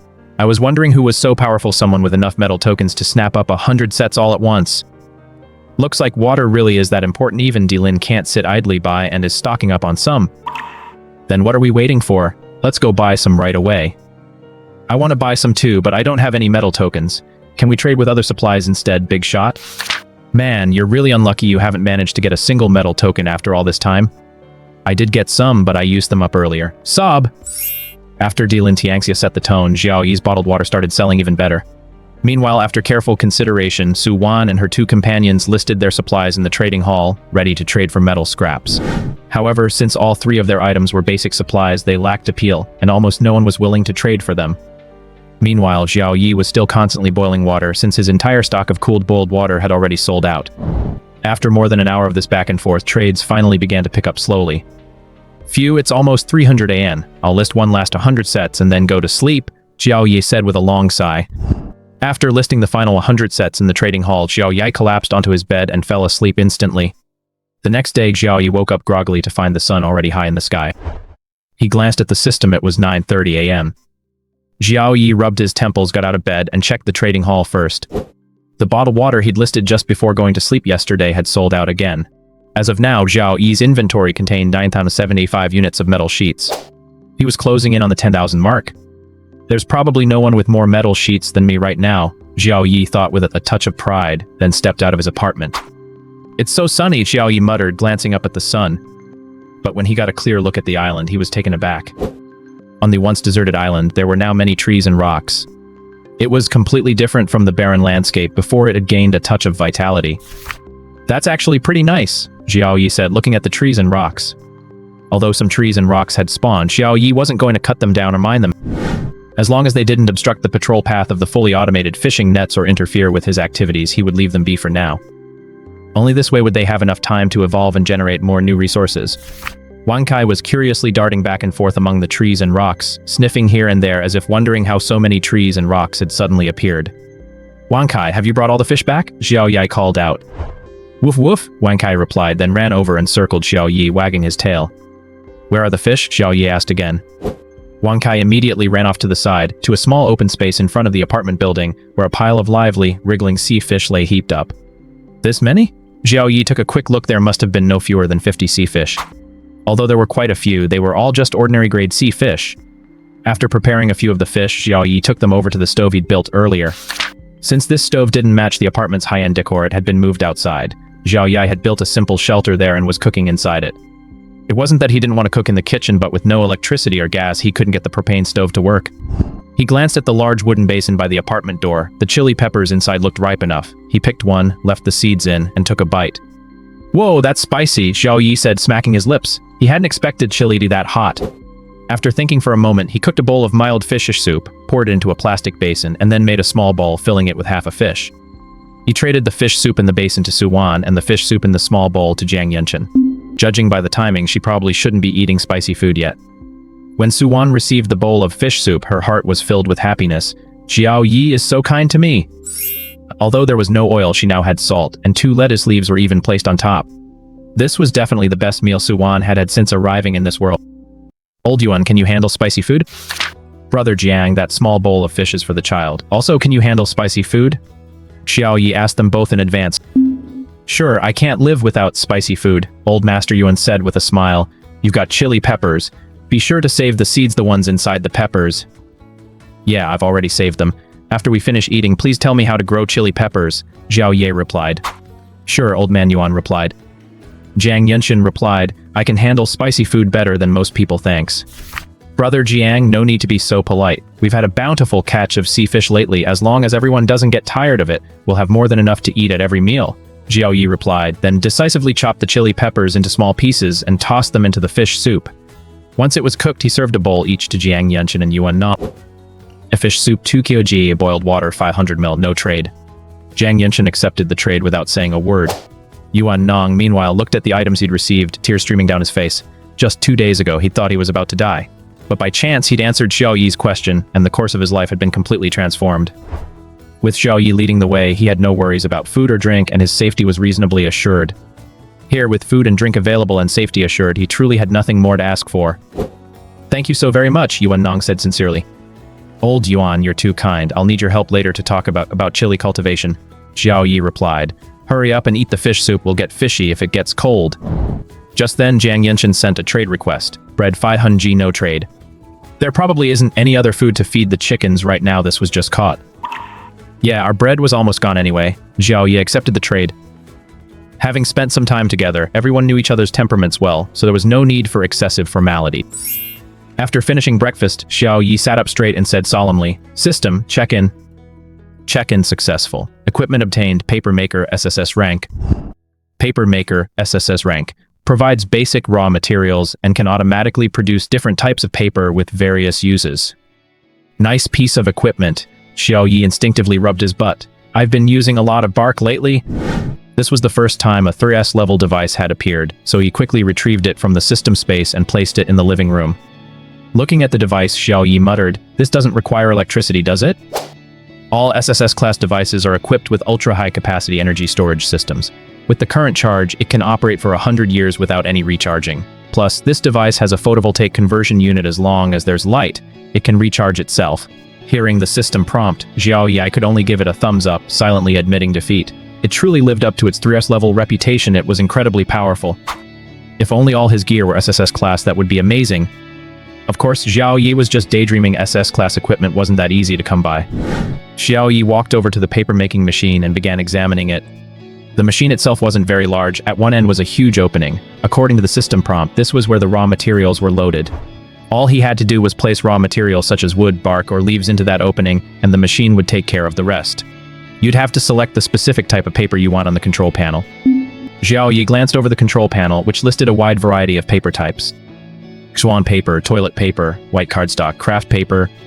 There was no reason to hesitate. Xiao Yi immediately selected toilet paper. Please insert raw materials such as wood or bark. Xiao Yi immediately tossed in 1 unit of wood, and the entire machine sprang into action. Almost instantly, bundles of packaged toilet paper appeared on the conveyor belt at the other end of the machine. That was fast, Xiao Yi exclaimed in surprise, then took 10 bundles of toilet paper and stacked them to one side. When he opened one to check and read the system's prompt, Xiao Yi was completely stunned. Toilet paper SSS grade. Perfect toilet paper. No matter where it's used for cleaning, it increases cleanliness by 6 and 40% and possesses unparalleled antibacterial effects. It's that powerful. Based on this description, it could totally be used as a sterile bandage though. Of course, it lacks flexibility, Xiao Yi said in astonishment. And 1 unit of wood could actually produce 10 bundles each containing 1,000 sheets. That's an incredibly high raw material utilization rate, and the production efficiency is off the charts. It's practically instantaneous. Is this what SS-level equipment capability looks like? Xiao Yi was still in a state of shock. Although the produced toilet paper was quite valuable, Xiao Yi could manufacture a large quantity anytime anywhere, so he immediately handed out a bundle each to Su Wan and the others. The toilet paper, the SS tier, 1,000 no trade. As soon as Su Wan saw this trade notification, she immediately sent a video call. Xiao Yi, where did you get this? Su Wan asked, delighted. It's a secret, Xiao Yi replied. Anyway, there's plenty of it, so feel free to use it. That's great. This is so important to me. Thank you, Su Wan said. No need to be so formal, Xiao Yi said with a laugh. This toilet paper is such high-grade stuff. I wonder what kind of special effects it has, Su Wan said. It cleans more thoroughly and hygienically, and it has antibacterial properties, Xiao Yi replied. What? This stuff has antibacterial properties? Su Wan exclaimed in shock. Xiao Yi shrugged and replied, I know it's hard to believe, but it's true. This is way too valuable, Su Wan exclaimed. There were no anti-inflammatory medications here, and if someone got injured, infection and inflammation could be deadly. With this toilet paper, such situations could be completely prevented. Although it's a bit soft, as long as you clean the wound thoroughly and press it against the wound for a little while, the blood will clot and form a scab, which can largely prevent infection and inflammation from occurring. It's okay, we all have to stay alive, Xiao Yi said. Su Wan replied, then added, last night I only received 3 units of metal plates. Should I give them to you? No, you keep them for now, Xiao Yi replied. Okay, today when I was looting a supply crate, I found these items, iron too. Does that mean there won't be any metal scraps from now on? Su Wan asked curiously. Xiao Yi nodded and replied, the past week was just the introduction. After that, the resources will be broken down into specifics, so what you'll find will be a specific type of metal, rather than just being lumped together as metal scraps like before. Hearing this, Su Wan immediately realized why Xiao Yi had reminded them to collect metal scraps yesterday. No wonder you told me to collect metal scraps. Su Wan looked at Xiao Yi in astonishment. He was like a prophet, always seeming to get certain information ahead of time. Alright, while everyone else is still caught off guard, hurry up and collect as many as you can. Xiao Yi replied with a smile and a hint of mystery in his eyes. Su Wan nodded and ended the call. Yuan Nong was completely stunned when he saw this bundle of SS-grade toilet paper. It was the highest grade item he'd ever seen, but it was also a consumable like toilet paper. Could consumables really have special effects? Though stunned, he still replied to Xiao Yi, that's too much, I can't possibly use that much. No problem. There's plenty of it, use as much as you want. It has antibacterial properties, Xiao Yi replied. Yuan Nong looked utterly incredulous, but finally replied, thank you. Jiang Yunshin, on the other hand, replied, thanks. These past few days, I've been using bottled water to wash my kid's bottom. We're almost out of drinking water. You certainly can't scrub a baby's bottom with tree bark. A hands-on dad like Jiang Yunshin has no choice but to wash them directly with precious water.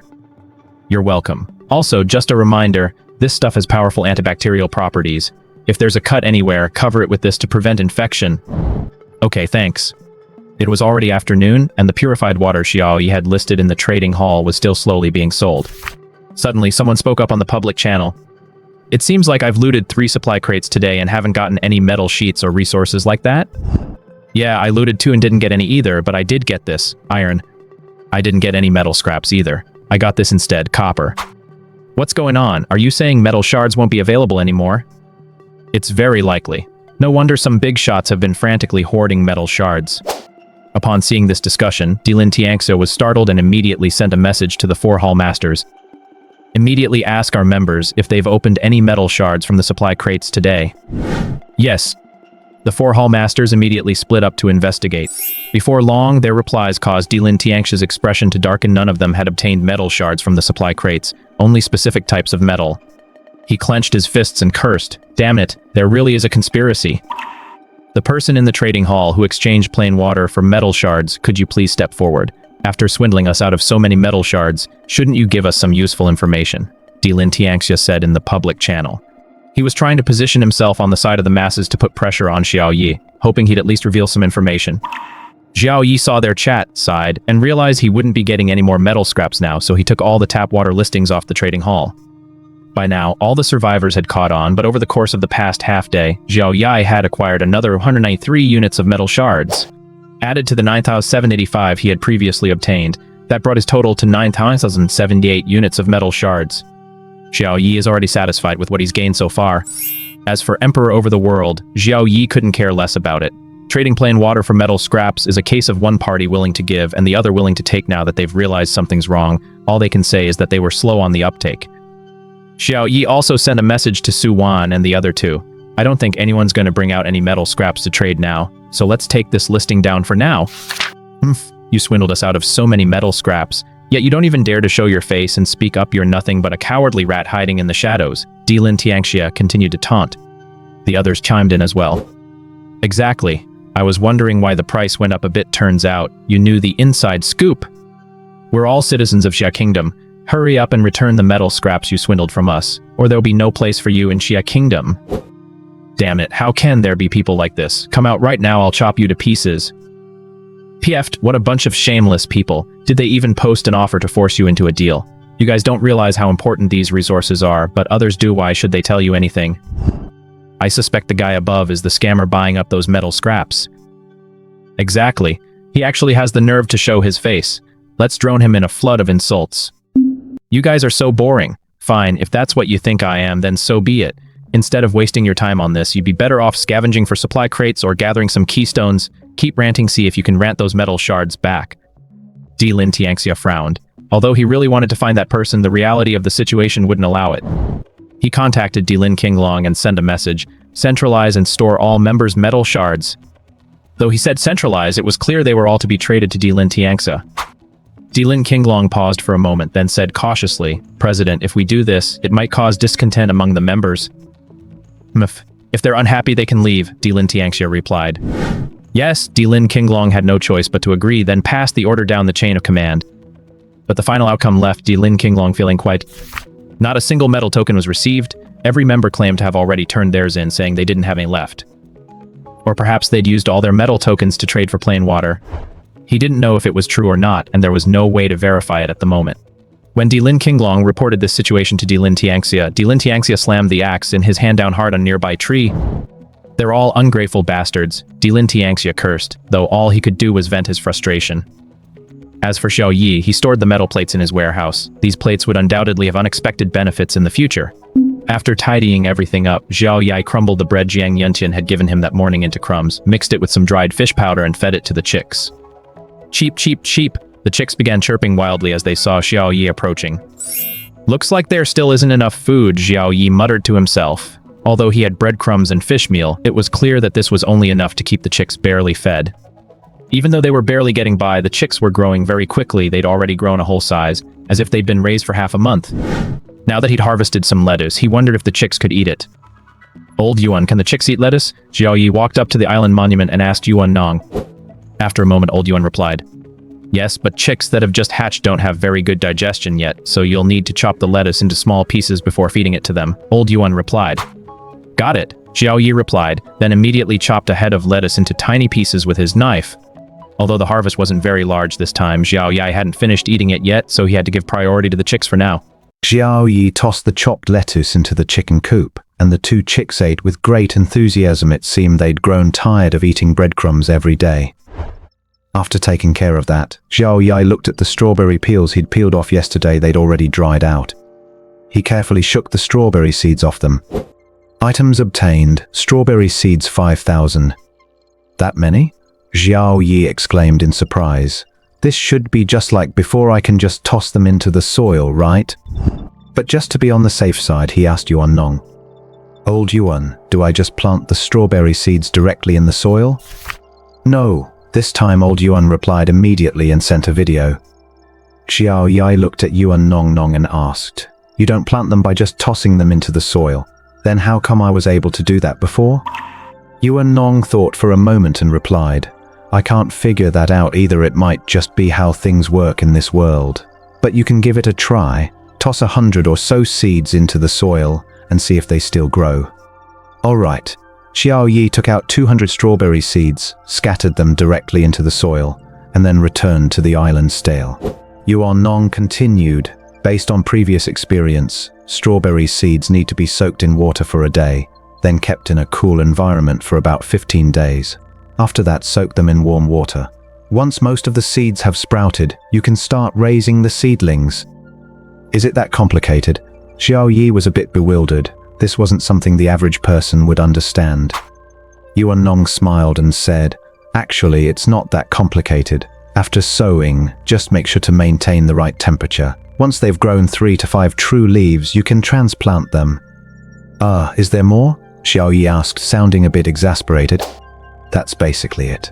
When you're actually doing it, get in touch with me, and I'll walk you through the key points to watch out for at each step," Yuan Nong replied. Xiao Yi sighed and said, "It would be great if you could just come straight to my island, room and board included." "I'd love to, but right now none of us know where we are," Yuan Nong said helplessly. If he could go to Xiao Yi's island, Yuan Nong would definitely choose to go there first thing. "Sigh, guess I'll just have to do it myself." Xiao Yi sighed, then began preparing to grow the strawberries. "Old Yuan, you said grade A purified water is so effective. Could we try using it? It might work wonders," Xiao Yi suddenly suggested. Old Yuan paused for a moment, then said, "You're right, let's run a test and see." "Okay, I'll give it a try," Xiao Yi said, dividing the remaining seeds into 2 portions and soaking them separately in regular purified water and grade A purified water. "Do you have a low-temperature storage unit here?" Old Master Yuan asked. "Yes," Xiao Yi replied. "I have a cold storage warehouse." "That makes things much easier," Old Master Yuan said, inwardly marveling Xiao Yi really did have everything. After guiding Xiao Yi through the preparation of the strawberry seeds, he instructed him to place the soaked seeds in the low-temperature storage room in 24 hours. "By the way, what about the chili seeds? How should I handle them?" Xiao Yi asked, setting the basin of soaked strawberry seeds aside. Yuan Nong replied, "There are 4 steps to cultivating chili seeds: soaking, blanching, germination, and sowing." Xiao Yi twitched the corner of his mouth, exhaled a breath of exasperation, and patiently listened on. After the explanation, Xiao Yi finally understood the process of preparing chili pepper seeds. "Potatoes are still easier to grow," Xiao Yi remarked with a sigh, then, under Yuan Nong's guidance, began preparing the chili seeds as well though, of course, so tossed a portion of them directly into the soil. Yuan Nong replied with a smile, "Actually, if you understand them, it's not that hard." Xiao Yi gave Yuan Nong a thumbs up and said, "You're the expert. I'll go prepare some food now." After ending the call, Xiao Yi picked all the ripe chili peppers. He set aside some to dry completely and turn into chili powder, and reserved the rest for stir-frying. He grilled a few fish as well and sent them over. This time they were all lightly seasoned, without any chili. While eating the grilled fish, Xiao Yi walked over to the flower bed with grade A soil. The system prompted, "The wheat needs 1 more day to mature." In another S-grade soil flower bed, the coconut tree had already grown 3 meters tall, and even the corn planted later was half a meter high. Xiao Yi took a quick look around, then headed toward the beach. Gazing out at the endless ocean, he muttered, "I wonder where this survival challenge upgrade has taken me." Just then, Jiang Yunshan climbed out of the water soaking wet. His left shoulder was covered in blood with a row of teeth marks on it. Just moments ago, Jiang Yunshan had jumped into the sea, as he always did, to retrieve the supply crates that were a bit farther out after all. The fishing net had a limited range. For the past week, Jiang Yunshan had been using this method to retrieve more supply crates. As for the marine creatures near the supply crates, Jiang Yunshan used the dagger in his hand to fight them underwater. As long as he could wound them, they would flee. He'd obtained this dagger from a supply crate on his 2nd day on the island, a grade B dagger, exceptionally sharp. Even before arriving here, Jiang Yunshan was already a master with a dagger, so with this weapon in hand, he was in his element. But today, there were actually 2 sharks near the supply crate that was a little farther away. This had never happened the previous week. There had always been only 1 marine creature near the supply crates before. Jiang Yunshan gave it his all to wound one of them and swam swiftly toward the island, but the other suddenly launched an attack, biting his left shoulder. But the dagger in his right hand also pierced the shark's eye with precision. In pain, the shark actually released its grip on Jiang Yunshan. Jiang Yunshan seized the opportunity to escape. Once he reached shore, Jiang Yunshin tore open the fabric on his left shoulder, revealing his muscular arm, but the 2 rows of deep tooth marks on his shoulder were a shocking sight. He immediately tore off 2 sheets of the toilet paper Xiao Yi had given him and pressed them firmly against his left shoulder. Ouch! Jiang Yunshin sucked in a sharp breath as he felt a burning sensation on the wound, thinking to himself, this toilet paper really does have anti-inflammatory and antibacterial properties. Phew, thank goodness for this toilet paper. Otherwise, I'd have had to use fire to sterilize the wound. Jiang Yunshin walked over to the island monument, while continuing to press down on the wound on his left shoulder. Watch out, there are more marine creatures near the supply crate. Jiang Yunshin sent a message to Xiao Yi. Xiao Yi paused for a moment upon seeing the message, then immediately requested a video call with Jiang Yunshin. Jiang Yunshin hadn't left the island monument yet, and the video call connected instantly. Seeing Jiang Yunshin clutching his left shoulder, with bloodstains dotting the toilet paper, Xiao Yi furrowed his brow and asked with concern, "Are you hurt? What happened?" "Yeah, I got bitten by a shark, but that shark didn't get off easy either. I stabbed it in the eye and blinded it," Jiang Yunshin replied with a smile. "Why did you go into the water?" Xiao Yi asked. "That's way too dangerous." Jiang Yunshin gave a wry smile. "I've always gone into the water to retrieve supply crates. That fishing net's radius is too small. There are some crates I just can't reach." "You're really something," Xiao Yi said, giving him a thumbs up, then initiated a trade in the chat window. It purified watered grade A, 100 boiled water 500 ml, trade complete. Rinse your wound with boiled water, then wrap it in toilet paper. Keep the grade A purified water for yourself, Xiao Yi said in a commanding tone. Got it. Jiang Yunshin knew that only by staying alive could his child survive, and only then could he repay Xiao Yi for saving both his and his child's lives. Seeing that he had followed his instructions, Xiao Yi pondered for a moment and said, "This might be the part the island Stales Hind referred to. The test has escalated." Jiang Yunshin nodded and replied, "That must be it. Before, there was only 1 sea creature near each supply crate. It was manageable. Now there are 2, and they're exceptionally ferocious. I suspect it'll be very difficult to go into the water to retrieve supply crates from now on." At this point, Jiang Yunshin actually felt a twinge of regret. But Xiao Yi was at a loss for words. "You think 1 sea creature is easy to handle? Listen to yourself, is that even reasonable?" Many people had considered diving down to retrieve supply crates. Members of the chat group had mentioned this idea right from the start. But there were probably very few who dared to fight marine creatures in the water, so this method was only viable for a select few. Xiao Yi pondered this for a moment, then suddenly asked, "How good are you at rowing?" Jiang Yunshin paused for a moment, then replied, "I'd say I'm proficient. It's a must-have skill for us mercenaries." "All right then, I'll lend you a small boat. Since it has one of my affiliated island markers attached, I can't trade it. I can only lend it to you for now," Xiao Yi said.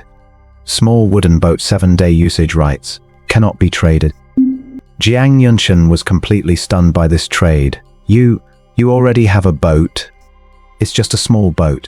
I also have a C-class sailboat, you should know that. That sailboat would be too difficult for you to handle alone, so just use this small wooden boat for now," Xiao Yi replied. Jiang Yunshin was completely floored. "Does that mean the C-class sailboat I traded to you earlier has been built as well?" "Yep," Xiao Yi replied. "A small boat was one thing, but they'd actually built a large one too. We're here to survive, but you're here on vacation, aren't you?" Jiang Yunshin shook his head, then agreed to the trade. Immediately, a small wooden boat appeared on the water beside his island. A child emerged from a wooden shed on the island, pointing at the boat and cooing with curiosity. Seeing that the child had woken up, Jiang Yunshin walked over, picked him up, and said, "Junjun, this is a boat. Uncle Xiao Yi lent it to us. With this, Daddy will be able to bring back more things." Junjun pointed at the little boat and said, "Boat? Daddy's going to take you for a boat ride," Jiang Yunshin said, seeing how interested Junjun was in the little boat. However, before boarding the boat, Jiang Yunshin crafted 3 iron spears at the island monument. Earlier, he had retrieved 2 supply crates with his fishing net, yielding 3 units of iron. They were bound to encounter marine creatures out at sea, so it was essential to have basic weapons ready. Remember, once we're on the boat, don't lean over the side, it's dangerous if you fall in, Jiang Yunshan said. To his surprise, Junjun nodded earnestly. Jiang Yunshan felt that Junjun had changed a great deal recently. He could accurately grasp the meaning behind his words, and both his physical and mental condition were excellent. It must be thanks to the grade A purified water provided by Xiao Yi. After trading the wooden boat to Jiang Yunshan, Xiao Yi walked out of the apartment and made his way to the edge of the island, where 7 supply crates were neatly arranged. Looks like today's haul is pretty good, let's open them all. Supplies obtained. Cornerstone 2, iron 3, wood. Obtained supplies. Copper 2, stone 1. Obtained supplies. Keystone 1, plastic 4. Obtained supplies. Resources obtained. Magnet 1, wood 10. 7 supply crates, and I got 5 keystones. That's a pretty good haul. Still no food or water. But a new resource has appeared, a magnet. This must be what you need to build a generator, Xiao Yi muttered to himself. Although his physics wasn't great, he at least knew the basics that magnetism generates electricity. He packed away all the supplies, setting aside 5 keystones for emergencies and using the rest to expand his island. Xiao Yi had previously set aside 9 blocks that he hadn't used yet, and he put them to use right away. After taking care of all that, he adjusted the fully automatic fishing net to cast indiscriminately and let it continue working on its own. Xiao Yi returned to his bedroom, switched to the public channel, and checked the group chat to see if any new developments had come up. Why does it feel like I can't get any food or water to spawn? Yeah, same here. I've already exceeded my daily quota today. I've fished up 3 supply crates, but none of them contained food or water. Wow, you managed to retrieve 3 supply crates. I only got 1. What do you mean, pro? I just had good luck today. Those 3 supply crates were all pretty close to the island. That's definitely good luck, but I got a loaf of bread from one of mine. You got bread from just 1 supply crate. It's so frustrating to compare myself to others. The challenge has been ramped up. I guess that means the drop rates for food and water have gone down. I'd advise everyone to study how to use fishing nets more. Try casting your net near the island. Huh, what does that mean? Can you actually catch fish with a net? Why not? I'm going to give it a try. Since there's a rental market now, everyone has at least 1 complete fishing net. Before long, someone started cursing in the public chat channel. What's with casting nets along the shore? It's a total waste of our stamina. We were already starving, and all this fuss has just made us even hungrier. If you're that useless, don't come out here and make a fool of yourself. Damn it, who are you talking about? I've cast my net over a dozen times just like he said, and I haven't caught a single fish. I caught something. Sea fish 1 kg. Holy damn, you can actually catch something? I told you you were useless, and you wouldn't believe me. Believe it now, huh? Get lost. Ask everyone else how many of them have actually caught any sea fish. The odds really are low. I've cast my net 20 times and still haven't caught a thing. No matter how low the odds are, at least there's a chance to get some food. Let's not complain about the odds right now. You're right. Let's take a break and then keep going. Huh, am I hallucinating? I see a big ship. What? Someone saw a big ship. Doesn't that mean someone's coming to rescue us? The one who saw the ship, hurry up and tell us what's going on. It really is a ship. I'm going to ask for help and see if they'll come over. I'll let you know in a minute. The public chat channel fell silent for a moment as everyone waited for an update from the person who had spotted the ship. Damn it, I've shouted myself hoarse, but they haven't responded at all. I looked down to gather some wood to start a fire and send up a smoke signal, and when I looked up again, the ship was gone. Damn, you're definitely hallucinating from hunger. Right, there's no way there was a big ship, just the endless ocean. I just finished eating a piece of bread and you're telling me I'm hallucinating from hunger. Believe it or not, it's up to you. No one's forcing you to believe me. Although no one in the public chat believed the man had seen a large ship, Xiao Yi did, because someone had already rowed a small boat up to his island before. Has someone already built a big ship and set sail? Xiao Yi thought to himself. That's faster than I've been able to do. Looks like I need to keep working hard to develop my own. Otherwise, if he really encountered a large ship, Xiao Yi, even with an S-rank dog by his side, would be no match for a large crew and would surely be defeated. A large ship definitely can't be sailed out to sea by just one person. With that in mind, Xiao Yi immediately put the fish he'd caught on display. He set aside only 20 as a reserve and used the rest to purchase basic supplies. He set the price at the current market rate without marking it up. Since this was a long-term purchase, he didn't care how many deals he closed each day. Just a moment ago, people were complaining about how hard it is to catch sea fish, and now I see a big shot in the trading hall using sea fish to buy supplies. Really? I'm going to check it out. It's true. That big shot is amazing. They listed so many sea fish at once that you can trade them for just about any supply. Everyone, please don't panic. Remember the metal shard incident? Right. Whenever someone starts buying up supplies on a massive scale, there's definitely something fishy going on behind the scenes. Damn it, do you guys even use your brains? Before they were just buying up a single type of supply, I might have believed you then. But look now, this big shot has practically covered every basic supply. Are you saying there won't be any supplies left in the future? Plus, the big shot's purchases include some wood and stones. These items respawn on our own islands every day, and not just one at a time. Are you blind? You should go see an eye doctor. More than one. The guy above isn't thinking straight. Over here, I still only got one tree and one rock. Where are the extras? That just proves you're a loser. Is your island 4 square meters, or has it shrunk to 3 square meters? As long as it's even slightly bigger, there's more than one. My 9 square meter island spawned 2 trees and a rock today. Ah, so that's what the island monument meant when it said the bigger the island, the greater the rewards? 9 times out of 10. Then what are you waiting for? Hurry up and collect those supply crates to expand your island. It's already evening. The supply crates have long since drifted away. It's more reliable to just catch some sea fish. But the chance of catching sea fish is way too low. My arms are already sore. Then take a break and come back to it later, otherwise you'll go hungry. Or go snag some of that fish meat the big shots drop every day. Everyone casts their nets manually, and after a few tries they're exhausted and need a break. Plus, over time their casting form tends to deteriorate, making it even less likely to catch any fish. It's nothing like Xiao Yi's fully automatic fishing net. He doesn't have to lift a finger. It runs on its own, and every cast is perfectly executed. Seeing the chat in the public channel, Suwan and her 2 friends all thought the same thing. Xiao Yi must be casting his net like this every day, otherwise, where would his sea fish come from? Xiao Yi must be working so hard, Suwan said with a touch of sympathy. No way, I'm gonna keep working hard too. She had indeed tried fishing for sea fish before, but she didn't catch a single one. Yuan Nong also began trying to catch fish.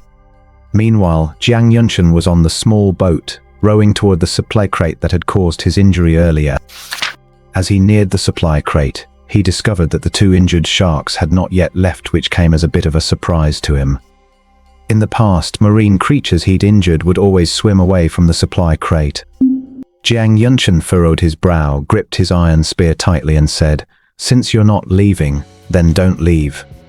Sensing the humans' approach, the 2 sharks immediately charged toward the small boat.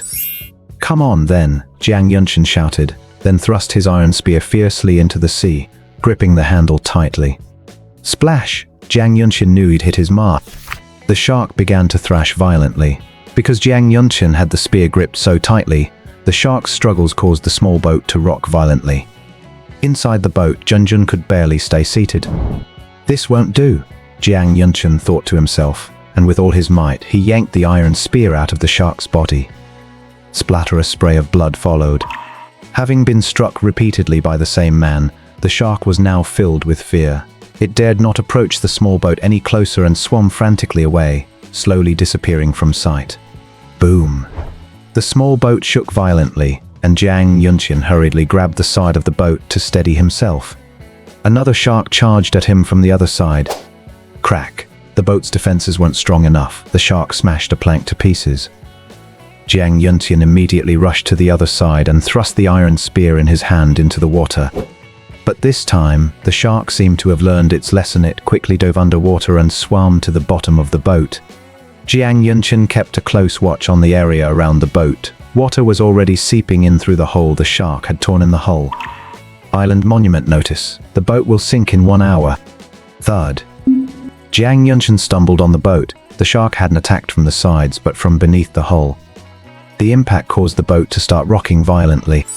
Jiang Yunqian glanced around. The injured shark hadn't reappeared. He gritted his teeth and instructed Junjun, "Stay put in the boat and don't move." He drew his dagger and leaped straight into the sea. The shark beneath the boat, sensing someone had fallen into the water, immediately charged toward him. Jiang Yunqian had battled marine creatures in the water more than once. With his wealth of experience, he faced the shark with remarkable composure. He had wounded this shark before, and now that they'd met again, their rivalry flared up intensely. The moment the shark spotted Jiang Yunqian, it snapped its gaping jaws wide and lunged at him. Jiang Yunqian moved through the water like a fish. As the shark charged, he deftly dodged to the side and with the dagger in his hand, inflicted another wound on the shark's body. The shark thrashed its tail violently and swam off into the distance, refusing to engage with Jiang Yunqian any further. Jiang Yunqian immediately surfaced and, pulling the supply crate behind him, paddled toward the island.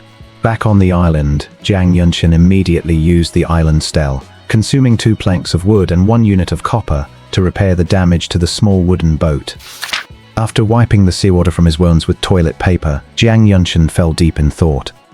During his battle with the shark in the ocean just now, although he had indeed wounded the shark with the dagger in his hand, the injury was very minor. Why, then, did the shark decisively swim away? Could this be another rule? In the first week, marine creatures would leave as long as they were injured, but this week would they only leave after being injured twice? Jiang Yunqian frowned in thought, but he would have to continue observing the situation to reach a final conclusion.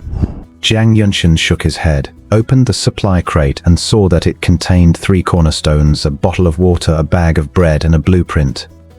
Manual small stone mill blueprint. Upon seeing this blueprint, Jiang Yunqian immediately traded it to Xiao Yi. Since he'd already given Xiao Yi the soil, there was no point in keeping this item.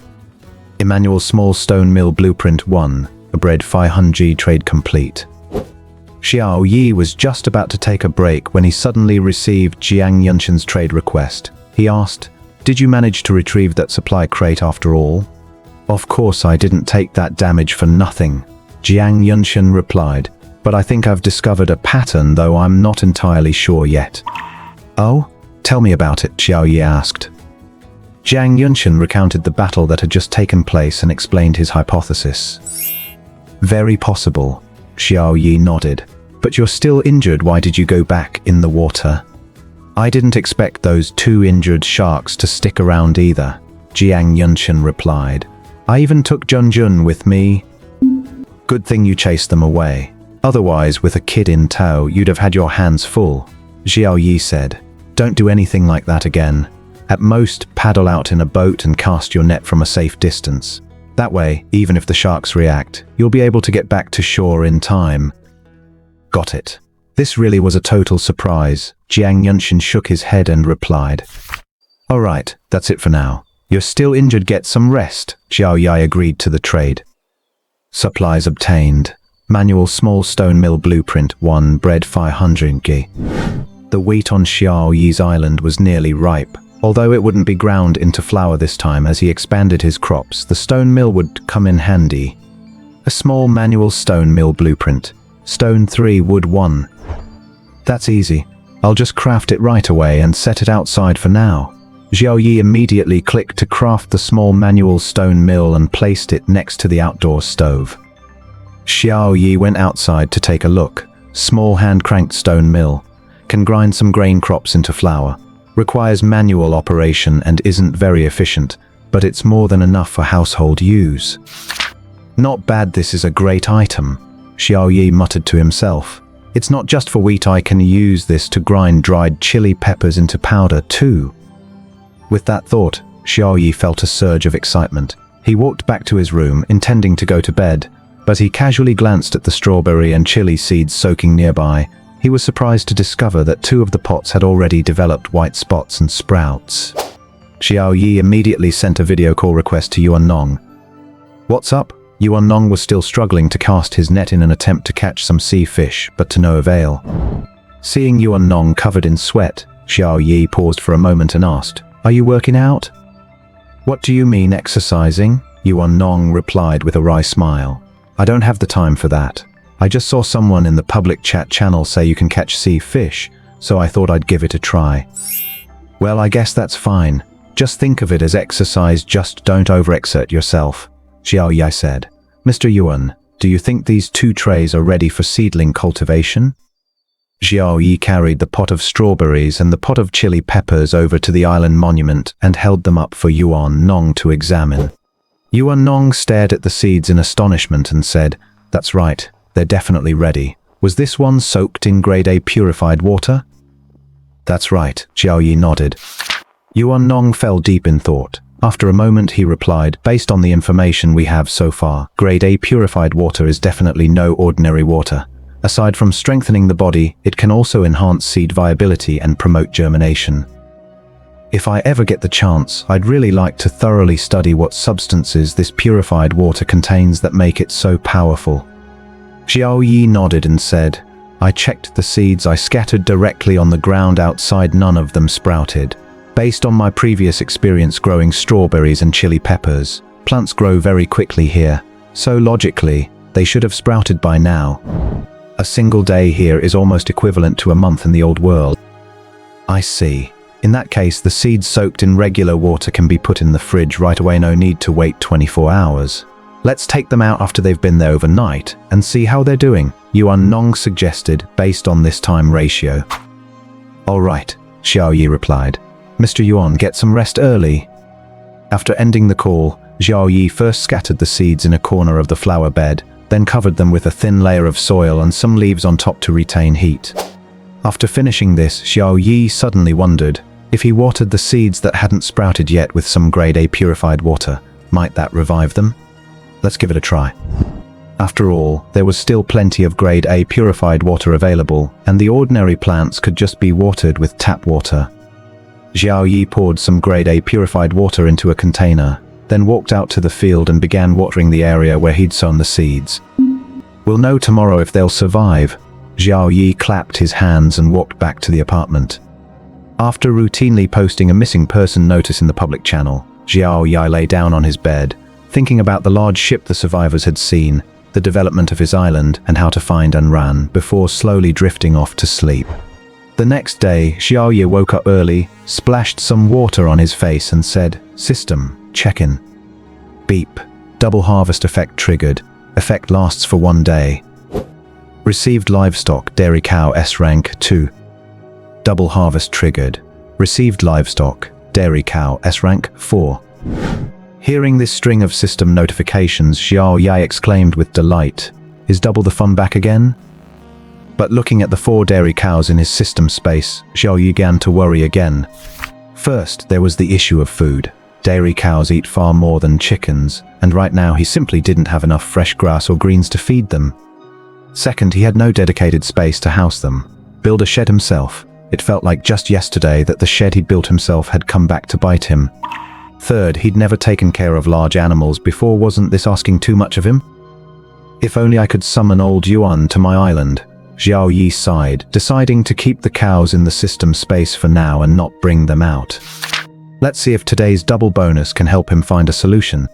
With a sigh, Xiao Yi stepped out of his apartment and discovered that tender sprouts had actually begun to emerge from the ground in front of it. Looks like I won't need to go through such a complicated process to grow seedlings anymore. All I need is grade A purified water, Xiao Yi said excitedly. But grade A purified water isn't that easy to come by. So far, the best water purifier they'd managed to salvage was a Class C model, and even that was the one Jiang Yunshin had retrieved. Of course, Xiao Yi wasn't aware of this, and grade C purified water was only slightly better than ordinary water. It had virtually no special properties. Xiao Yi immediately returned to the island monument and sent a message to old Yuan. "The seeds I planted directly into the soil have sprouted too." "What? Didn't you say yesterday that they hadn't sprouted?" old Yuan asked in shock. "I sprinkled some grade A purified water last night," Xiao Yi replied. "I I suppose that's why I was able to grow them successfully even though the seedlings didn't take root at first. No wonder, Yuan Nong exclaimed, realizing the truth. Then I won't need to guide you on seedling cultivation at all from now on. There was a hint of disappointment in his voice. He didn't want to be seen as a useless burden. Not at all, Xiao Yi replied. Besides seedling cultivation, field work and seed saving are all technical tasks. These aren't things you can handle just by sprinkling some grader water. And when it comes to raising livestock, I'll still need plenty of guidance from you. Hearing this, Yuan Nong nodded vigorously and replied, just ask me if you have any questions. Of course I won't hesitate to ask, Xiao Yi said. All right, I'm going to make breakfast. As he stepped out of the apartment, he saw a pile of sea fish stacked on the west side of the entrance. Triggered double harvest. Received supplies. Sea fish 140. There was no way they could eat all that much sea fish, and based on the harvests over the past few days, the daily catch of sea fish seemed to be stable with a slight increase. Xiao Yi decisively listed all 20 sea fish left over from yesterday, plus the 100 he just caught today, in the trading hall to purchase various basic supplies. At the same time, he listed some bottled water also to trade for basic supplies. Seeing the 120 fish and the bottled water suddenly appear in the trading hall, the public chat channel buzzed with activity once again. Is this the big shot? I cast my nets most of last night and didn't even catch a glimpse of a fish. But today this big shot listed 120 fish all at once. I'm bowing down to the big shot, please teach me your fishing techniques. I'm so hungry I didn't get any food yesterday. Big shot, could you spare me a fish? Want to eat fish? It's simple, hurry up and clear the trees and rocks on the island, then snap up the big shot's fish and water. But you'd better act fast, the big shot only buys a limited amount of wood and stone each day. Wow, really? Then I'd better get started right away. That's right, Xiao Yilian buys a certain amount of wood and stone every day for his daily needs. He's leaving the resources on his island untouched for now to see just how far they'll evolve. At the same time, this is also a perk for all the survivors, giving them a chance to stay alive. After grilling the fish, he sent it to Suwan and the other two, then left them a message. In a bit, trade all your supplies to me, including what you got from opening supply crates today. I'll give them back to you later. Suwan was already used to seeing messages like this. She accepted Xiao Yi's grilled fish and then traded all the supplies she'd recently acquired to him. Keystones 9, metal sheets 5, plastic 6, hemp cloth. Trade complete. Seeing that Suwan still had 9 keystones left, Xiao Yi realized she hadn't used any of the supplies she'd recently obtained from supply crates. Except triggered double harvest. Received cornerstones 18, metal sheets 10, plastic 12. Xiao Yi then sent all the items Suwan had sent him right back, but Suwan didn't accept the trade. Xiao Yi, just give me 4 keystones, keep the rest. They're no use to me anyway, Suwan said. Xiao Yi thought about it for a moment and said, okay, just let me know when you need them. After saying that, Xiao Yi cancelled the previous trade and sent back only 4 keystones. This time, Suwan immediately accepted the trade. Jiang Yunshan and Yuan Nong were taken aback for a moment, but without hesitation, they traded all their supplies to Xiao Yi. A metal sheets 4, a wood 21, a glass to 5. Trade failed. This was sent by Yuan Nong. Keystones 2, metal sheets 12, copper 1. Trade failed. This was sent by Jiang Yunshan. X-trade. Triggered double harvest. Obtained resources. Metal sheets 8. Triggered double harvest. Obtained resources. Cornerstones 4. After the trade was completed, Xiao Yi immediately sent the items back to them. Jiang Yunshan accepted the trade right away, but Yuan Nong did not. His reasoning was naturally the same as Suwan's, so Xiao Yi didn't refuse and accepted everything. Right now, Yuan Nong was essentially living with Xiao Yi, so aside from the necessary keystones, he didn't need any other supplies at the moment. Xiao Yi wanted to see if he could trigger the double harvest effect by trading back and forth, so he had Suwan trade those 4 keystones back to him again. This item has already triggered the double reward effect and cannot be triggered again. Sure enough, it didn't work. Xiao Yi had no choice but to trade the keystones back. He'd originally hoped to exploit a bug, but it turned out the system was tightly controlled. Xiao Yi sighed helplessly. I can only hope we'll get more supplies today and close more trades. With that, Xiao Yi walked out. Not seeing Wang Kai, he called out loudly, Wang Kai. Woof woof. The sound came from behind the apartment building. Xiao Yi turned and walked around to the back, and when he saw the scene there, he was completely stunned. A small grove of trees had appeared on the vast open space behind the apartment. And to his surprise, several clumps of low-growing shrubs had already sprouted beneath the trees. That's evolving a bit too fast, isn't it? Xiao Yi muttered. The longer it's left untouched, the faster it evolves, read the system prompt. Great. Hopefully small animals will evolve within this week, Xiao Yi said. I'm really getting sick of seafood. He walked through the grove to the fully automated fishing net, adjusted the capture target to supply crates, and then let it do its thing. Wang Kai was still darting in and out of the bushes, having the time of his life. Are you going to eat or not? Xiao Yi asked. At the mention of food, Wang Kai immediately barked twice at Xiao Yi, then rushed over. He tossed the grilled fish he'd prepared earlier to the dog. It's a good thing you met me. Anyone else probably wouldn't have been able to keep you alive, Xiao Yi muttered as he watched Wang Kai wolf down his food. He prepared the bread he was holding, mixed in some fish meal, chopped up a few lettuce leaves, and then carried the food to the chicken coop. The two chicks had grown another size, and Xiao Yi muttered, if it weren't for this place, I'd think I'd been feeding you growth hormones. Watching the two of them eat with such gusto, Xiao Yi said, eat up and grow fast, I'm looking forward to some chicken. The two chicks paused noticeably in their pecking, tilted their heads to glance at Xiao Yi, then went back to eating. Are they that smart? Xiao Yi paused in surprise. Beep, beep, beep. The fully automatic fishing net alerted him that a supply crate had been caught. Xiao Yi usually kept the notification sounds turned off, but today he had them on. Xiao Yi immediately rushed over and opened the supply crate. Looking at the contents of the supply crate, Xiao Yi's face lit up with delight. Supplies obtained, cornerstone to 2, hay seeds S rank, 10 cattle shed blueprint A rank, U1 braid 5500G. Triggered double harvest, obtained supplies, keystones 4, hay seeds S rank, 20 cattle shed blueprint A rank 2, bread 1000G. This single supply crate alone solved more than half of Xiao Yi's concerns. The cows now had food and a place to stay. Even food he hadn't seen in ages dropped from the supply crate. After years of being unlucky, I finally got to experience what it's like to be a lucky player, Xiao Yi said excitedly, then looked at the blueprints. A cow shed blueprint, grade A, wooden planks 28, iron 6. Xiao Yi glanced at the materials. They were more than enough and immediately began crafting. The materials vanished and a cow shed appeared in the island monument's crafting area. Please select a placement location. Xiao Yi placed the cattle shed next to the 50 square meter plot of arable land. Of course, trees and rocks had already spawned there, so to make room for the cattle shed, he went over and cleared them away. He obtained double the usual amount of resources, including wood, leaves, bark, and stones. After clearing the area, he selected the placement spot, and a very elegant wooden cow shed appeared at the designated location. Cow shed grade A holds 3 bovine creatures, clean, tidy, and easy to maintain, increases the growth and production efficiency of bovine creatures by 80%, requires regular cleaning. It can only hold 3? Xiao Yi said in surprise. Good thing I have double the resources, otherwise I really wouldn't have been able to fit the 4 cows I got from checking in.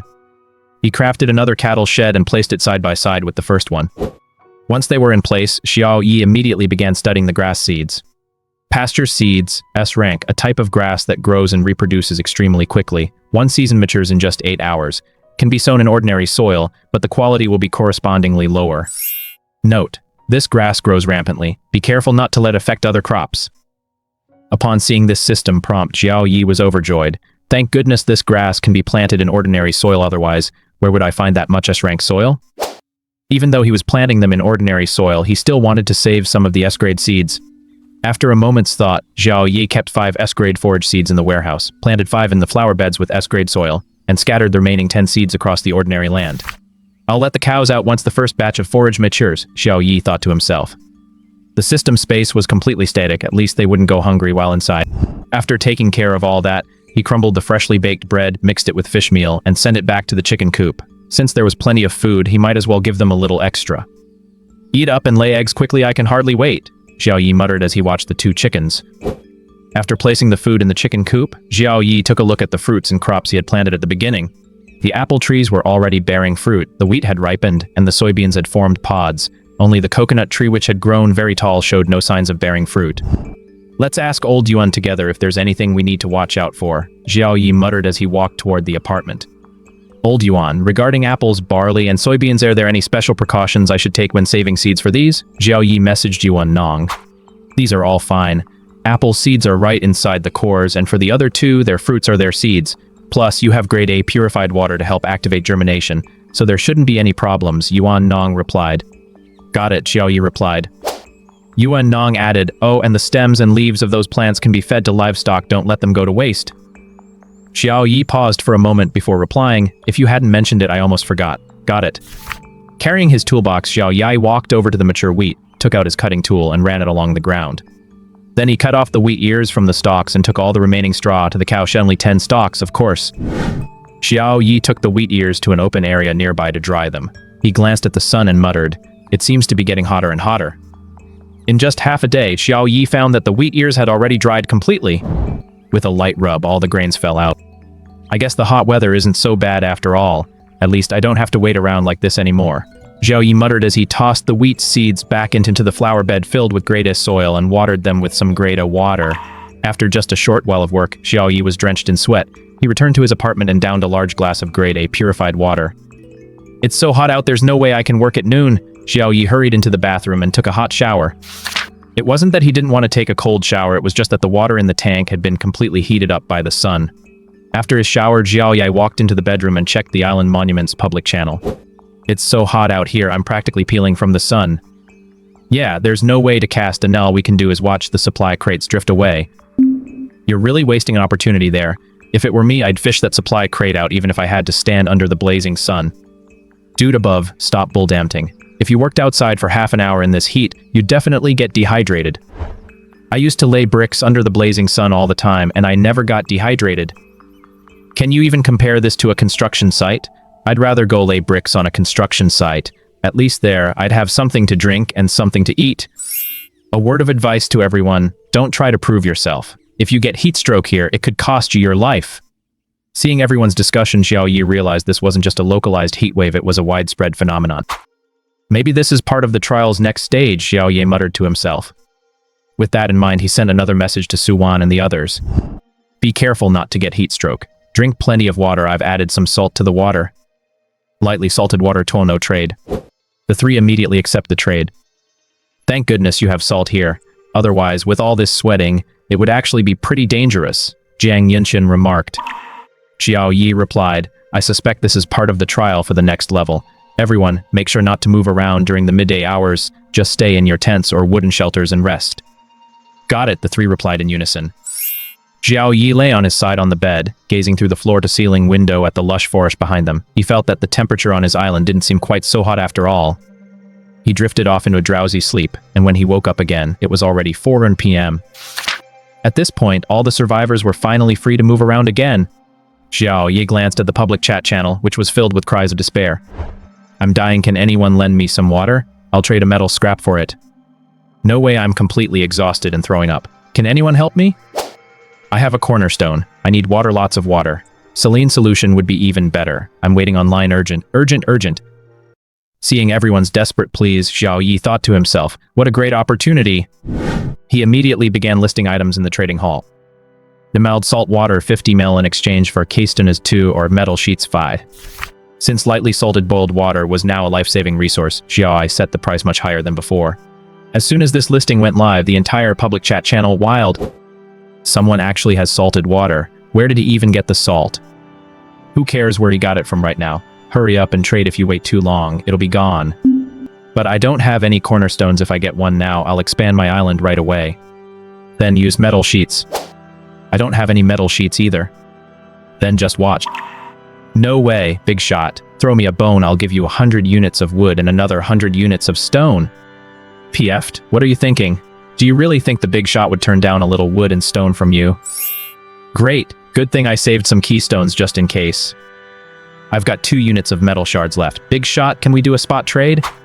Spot trading means exchanging 2 units of metal sheets for 20 ml of saline solution based on Xiao Yi's listed exchange rate. Seeing this person's request, Xiao Yi immediately adjusted the trade settings to allow for spot trading. Thanks a lot, big shot. Finally got some saline solution. The person immediately accepted the trade.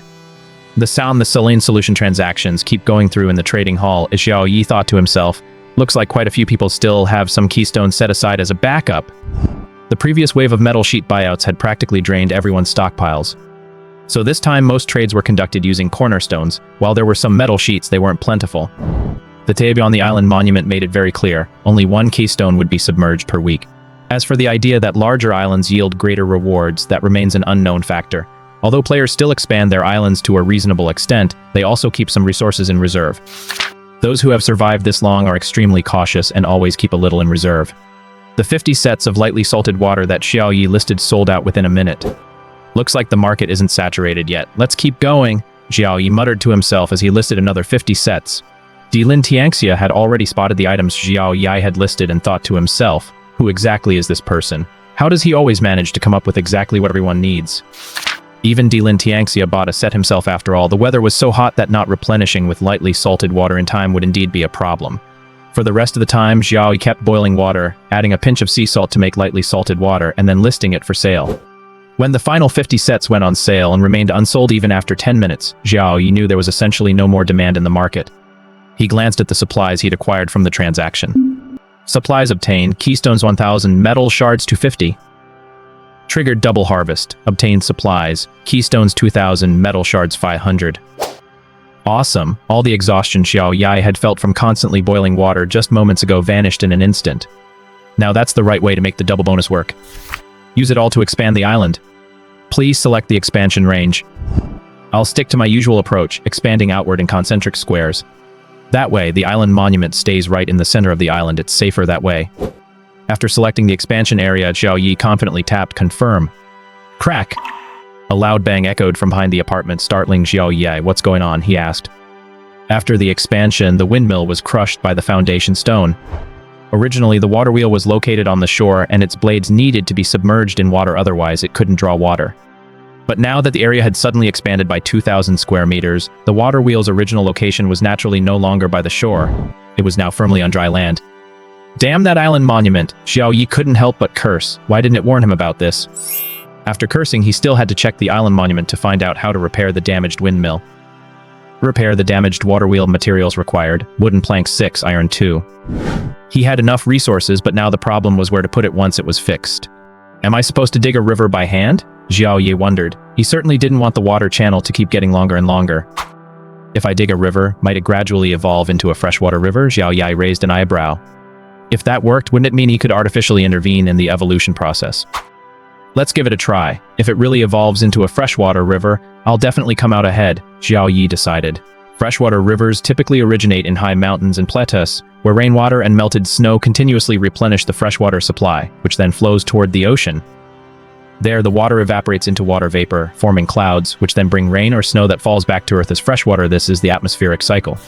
Following this simplified cycle, Xiao Yi needed to dig a trench and pile the excavated, partially sandy soil behind his apartment, hoping it would evolve into a small hill. Xiao Yi's apartment faces the sun. Based on the orientation from his previous life, the door faces south and the back of the house faces north. If cold fronts arrive, they would come from behind. If there were a hill behind the house, it could block the cold fronts, keeping his apartment very warm even in winter. Moreover, having a hill behind the house symbolizes having a backing mountain, which is considered good feng shui.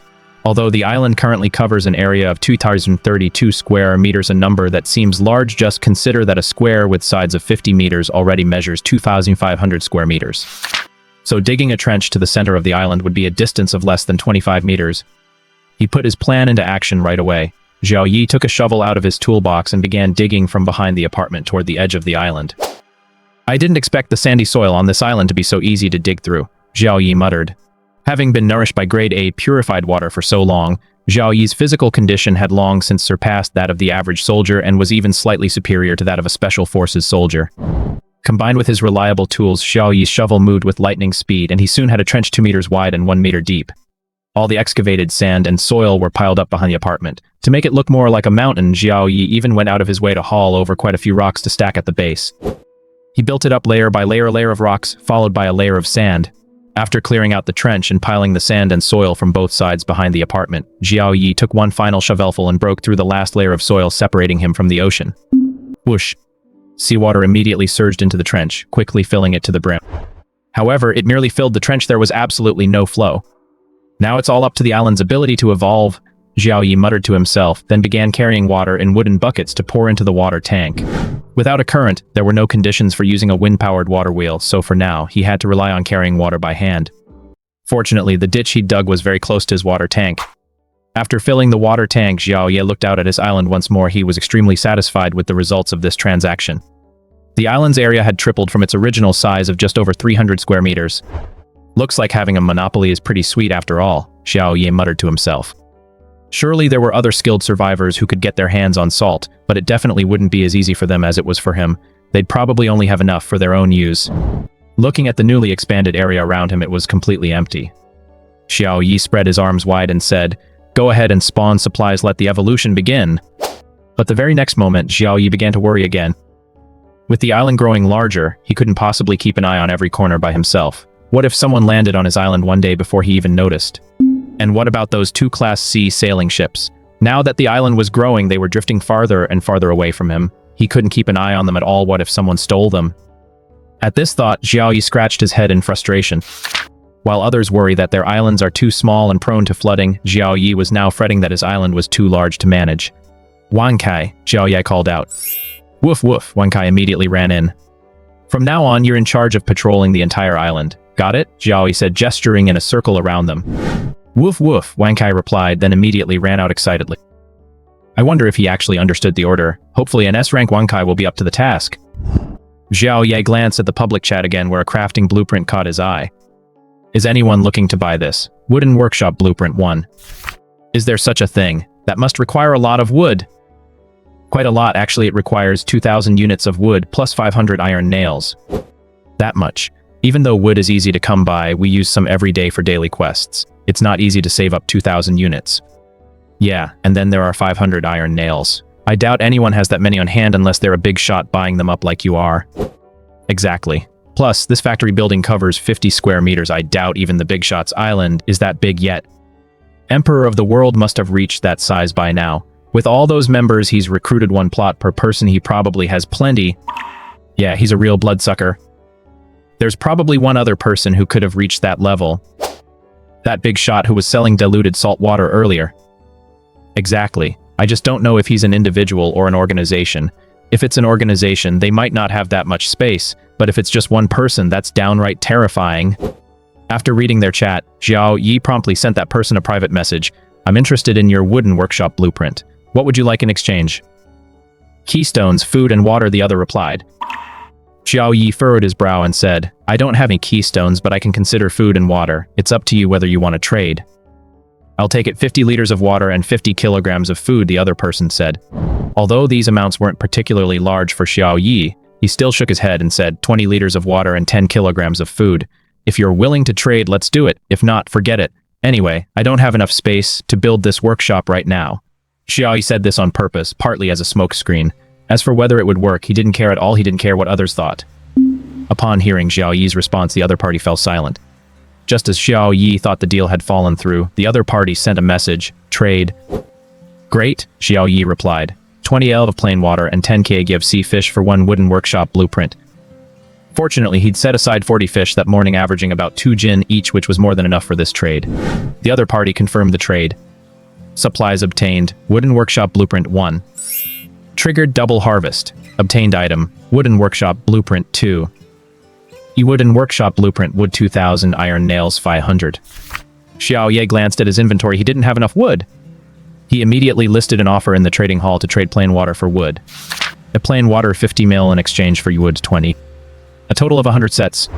No sooner had Xiao Yi listed the offer than someone shouted in the public chat. "Hurry to the trading hall, a big shot is trading plain water for wood, only 100 sets left."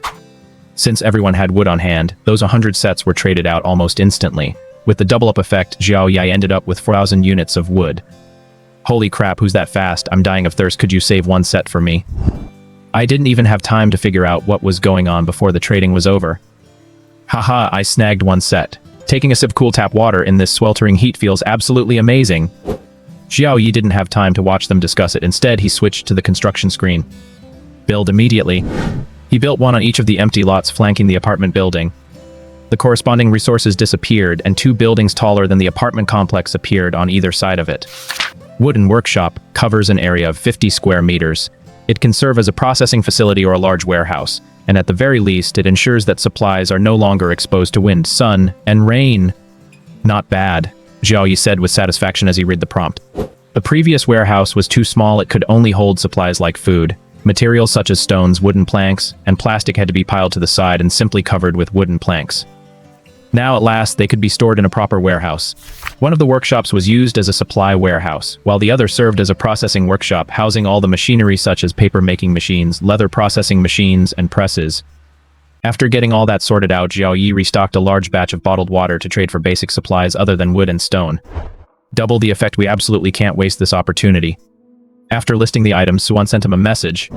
I only managed to salvage 2 supply crates today, both containing ordinary supplies. You don't need to send me any cornerstones this time. I won't be needing them anytime soon. Use them to expand your own island for now. Keystone at 2, plastics 1, a glass at 3, no trades. Xiao Yi replied, got it. Accept. Triggered double harvest. Received supplies, keystone 4, plastic 2. Jiang Yunchen also sent a message. It's so much easier to gather supplies with a small boat. I salvaged 4 supply crates today. Keystone 3, tomato seeds 2, wood 3, no trade. Trade accepted, double harvest triggered. Just as Xiao Yi was about to trade the items back, Jiang Yunchen sent another message. Give me 1 keystone. I don't want the seeds. Give me half of the other supplies. The rest is yours. Okay. Xiao Yi traded back a portion of the supplies as Jiang Yunchen requested. After receiving 4 tomato seeds, Xiao Yi walked straight outside, scattered them on the ground, and watered them with some grade A purified water. Meanwhile, the grass he'd planted earlier had fully grown. The grass is ready. It's time to let the cows out, Xiao Yi muttered to himself. He still had 4 cows left in the system space. He'd been so focused on making the most of the double bonus that he'd almost forgotten about the cows. Xiao Yi immediately went out to the field. The forage he'd planted had fully matured, so he cut it all down. Although there wasn't much combined with the wheat and soybean straw from before, it would at least tide the cows over for now. Xiao Yi put all the harvested grass into the barn, then let the 4 dairy cows inside. Upon seeing the food in the feed troughs, the 4 cows crowded around and began eating. Tip: the cows' feed isn't all S-grade.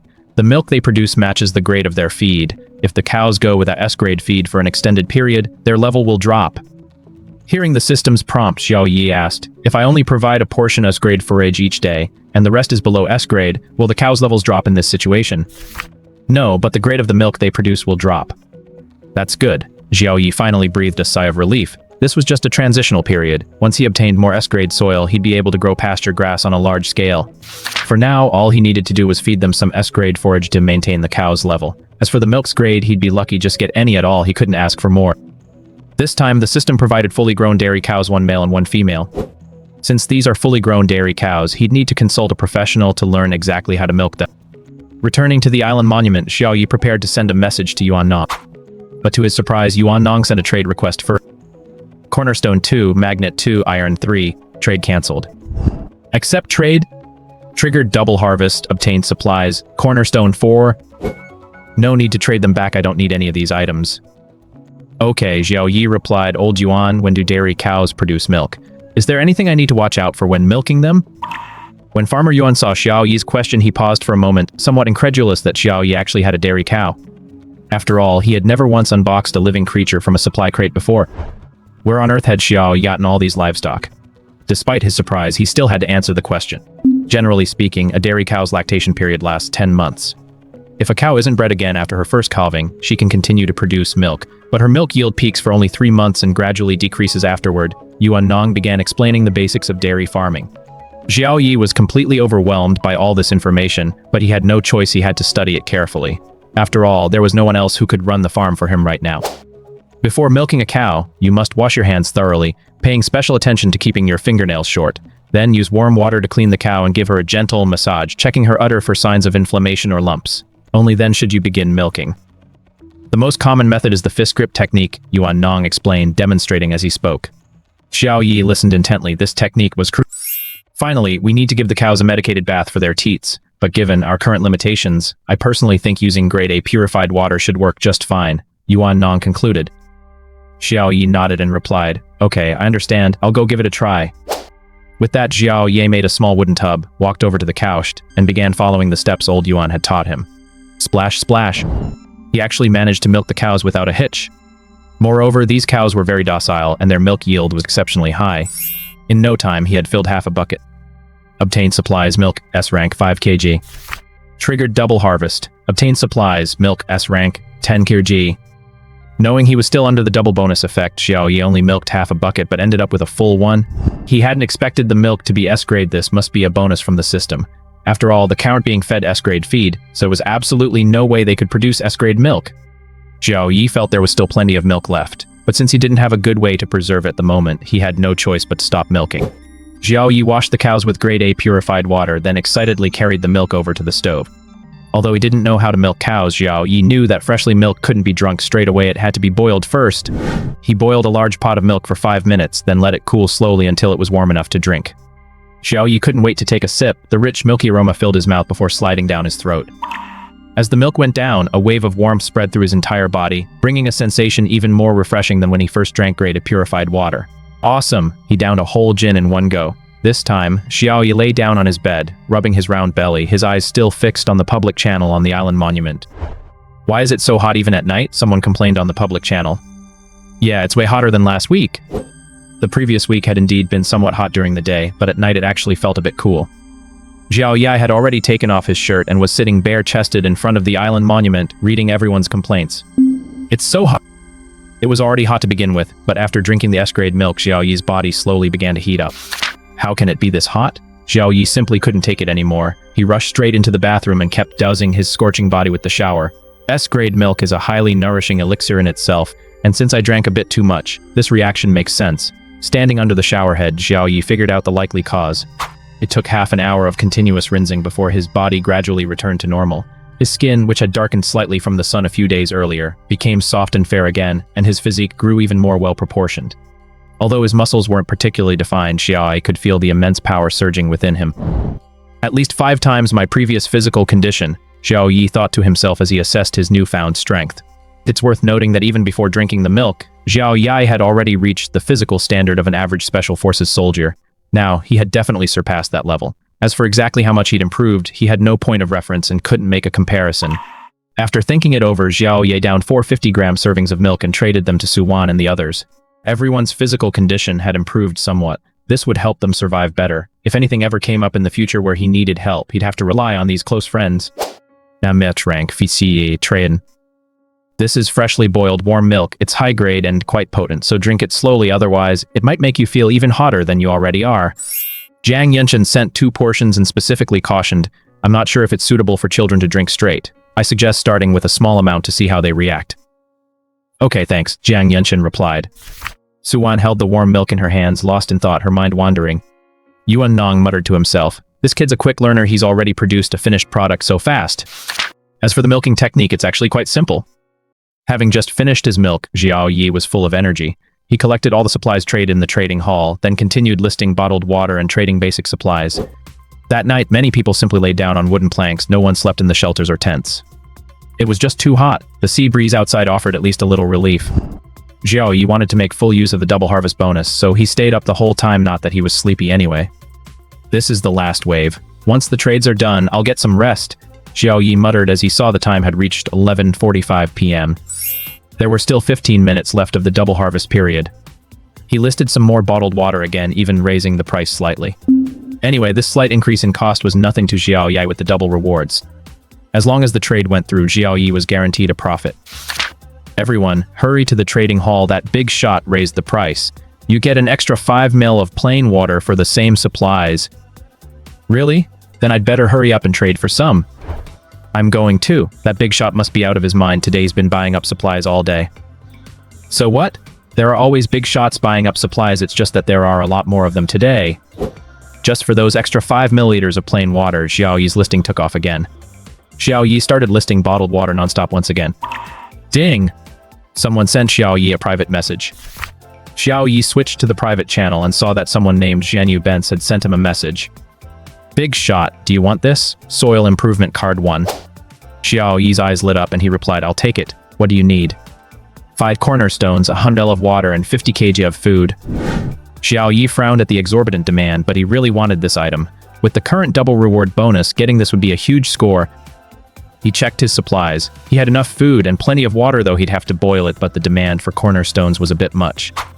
He thought about it briefly, but didn't dare to hesitate too long. He certainly didn't want the other person to think he was wavering. If the other party sensed his hesitation, which would reveal his interest in the item, they might try to jack up the price.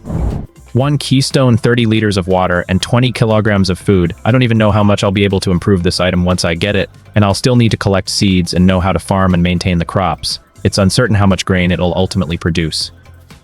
This is the best I can offer. If you think it's fair, let's make the trade. If not, forget it, Xiao Yi replied, then nervously watched the island's stale interface. There were only 3 minutes left. If the other party didn't choose to trade within 3 minutes, he wouldn't be able to enjoy the double bonus. 1 minute passed, and the other party showed no reaction. Xiao Yi frowned slightly. Could it be that they really understand the value of this card and don't intend to trade after all? At that moment, Xiao Yi even began to regret his decision. If only he'd added a few more supplies. Just as Xiao Yi was fretting in front of the island stele, the other player spoke up. 1 keystone plus 10 water and 10 food. If that works, let's trade. Seeing the other reply, Xiao Yi let out a long sigh of relief and feigned reluctance. Oh, I see. Alright, I'll take a slight loss on this one. Let's trade. Keystone 1, plain water 40L, sea fish 30 kg in exchange for soil improvement card 1. The other party immediately agreed to the trade, as if afraid Xiao Yi would change his mind. He truly hadn't expected that this card could be exchanged for so much.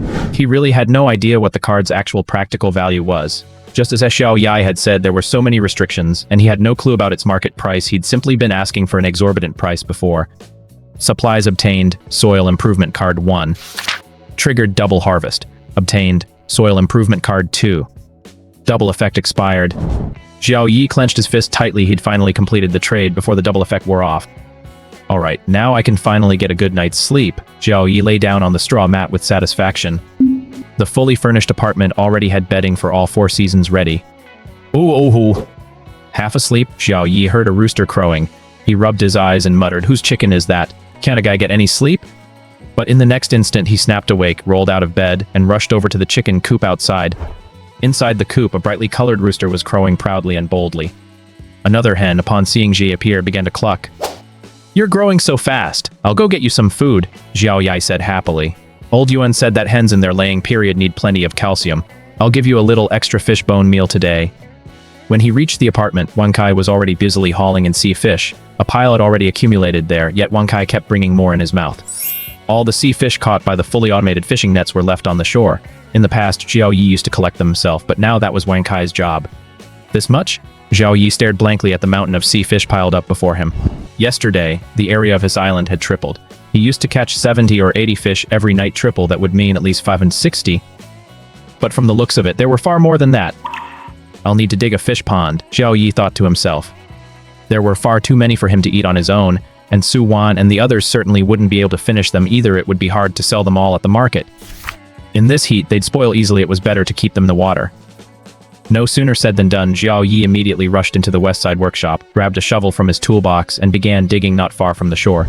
Digging felt even easier today than yesterday. In just 3 minutes, he dug a deep pit measuring 2 meters on each side. He filled it with seawater from a wooden bucket, then tossed all the fish Wan Kai had brought over into it. The fish immediately began swimming about happily. Woof woof! Just then, Wan Kai ran over with another fish in his mouth, looking a bit puzzled as to why his master had thrown all the fish back into the water again. "From now on, put all the fish you bring here, got it?" Xiao Yi said, pointing at the water pit. Woof woof! Wan Kai barked twice, then picked up the fish he'd been holding in his paws and tossed it into the water pit. Jiud boy! Xiao Yi gave him a thumbs up, then prepared to pile the dug-up sand onto the small mound behind the apartment. As he passed the plot of land ahead, Xiao Yi froze. There wasn't a single other plant in sight. The entire area was densely covered with nothing but grass. At that moment, Xiao Yi finally understood the specific warning in the system prompt. Note, this grass grows rampantly. Be mindful of whether it affects other crops. Once this grass takes over a plot, no other plants will grow there, Xiao Yi muttered to himself, then continued on his way to the back of the apartment. When he reached the back of the apartment, Xiao Yi froze in place once again. Before his eyes was a small hill mound of dirt, about 5 or 6 meters high. Xiao Yi was certain he hadn't piled it this high yesterday. What's more, some green plants had even begun to sprout on this mound. Humans really can intervene in evolution. Xiao Yi grew excited and began piling the sand and soil he'd dragged over directly onto the top of the mound. Standing at the top, he looked out at the dense, leafy forest behind him. Although he was standing high up, he still couldn't make out the details inside the woods. The newly expanded area from yesterday also now displayed a sparse scattering of trees and rocks.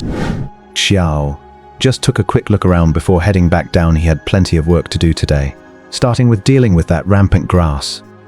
First, he checked the flower beds in the S-grade soil area. There, the grass had already taken over the entire surface, but the coconut palms and corn had more developed root systems than the grass, so it hadn't affected them yet. In fact, the grass growing near the coconut trees and corn wasn't thriving very well. Since it wasn't affecting them, there was no need to worry, just let it be. I mowed down all the S-grade grass, tossed it into the cow shed, and then headed over to that plot of land to locate the strawberry, chili, potato, and tomato seedlings I'd planted earlier, one by one. Due to the rampant growth of the grass, the seedlings all looked a bit wilted, as if they were malnourished. Xiao Yi shook his head in exasperation, then cleared a 100 square meter area nearby and used the soil improvement card he'd traded for last night. This gave him 2 more plots of arable land. Each of these 3 plots was spaced about 2 meters apart. To prevent the grass seeds from being blown onto the other plots, Xiao Yi built an airtight fence out of wooden planks, completely enclosing the grassy area. He carefully transplanted all the seedlings, along with the strawberries and chili peppers that had already been grown in seedling trays, onto the new plots. He then watered them with some grade A purified water to ensure their survival. These plants nearly filled up Xiao Yi's 2 newest plots. After transplanting, Xiao Yi mowed down all the rampant grass and tossed it into the cow shed. The 4 dairy cows devoured it with great enthusiasm. After all, they'd gone hungry all night yesterday. After finishing these tasks, Xiao Yi glanced at the time. It was only 8 o'clock. The rooster's crowing a bit too early, isn't it? Xiao Yi shook his head, then began preparing breakfast. While checking on the pasture grass earlier, he'd noticed that the corn in the flower bed had ripened. Xiao Yi casually picked 2 ears and tossed them into a pot to boil. He went to the fish pond he'd dug himself, caught 10 fish, cleaned them and started grilling them. Seeing that he only had sea salt and chili powder as seasonings, Xiao Yi muttered, "It would be great if I had some other spices right now, like cumin or something." If any of the other survivors had heard that, they would have definitely said, "That's the epitome of Versailles." Others are just glad to have something to eat. And here you are with salt and chili, and you're actually asking for more seasonings?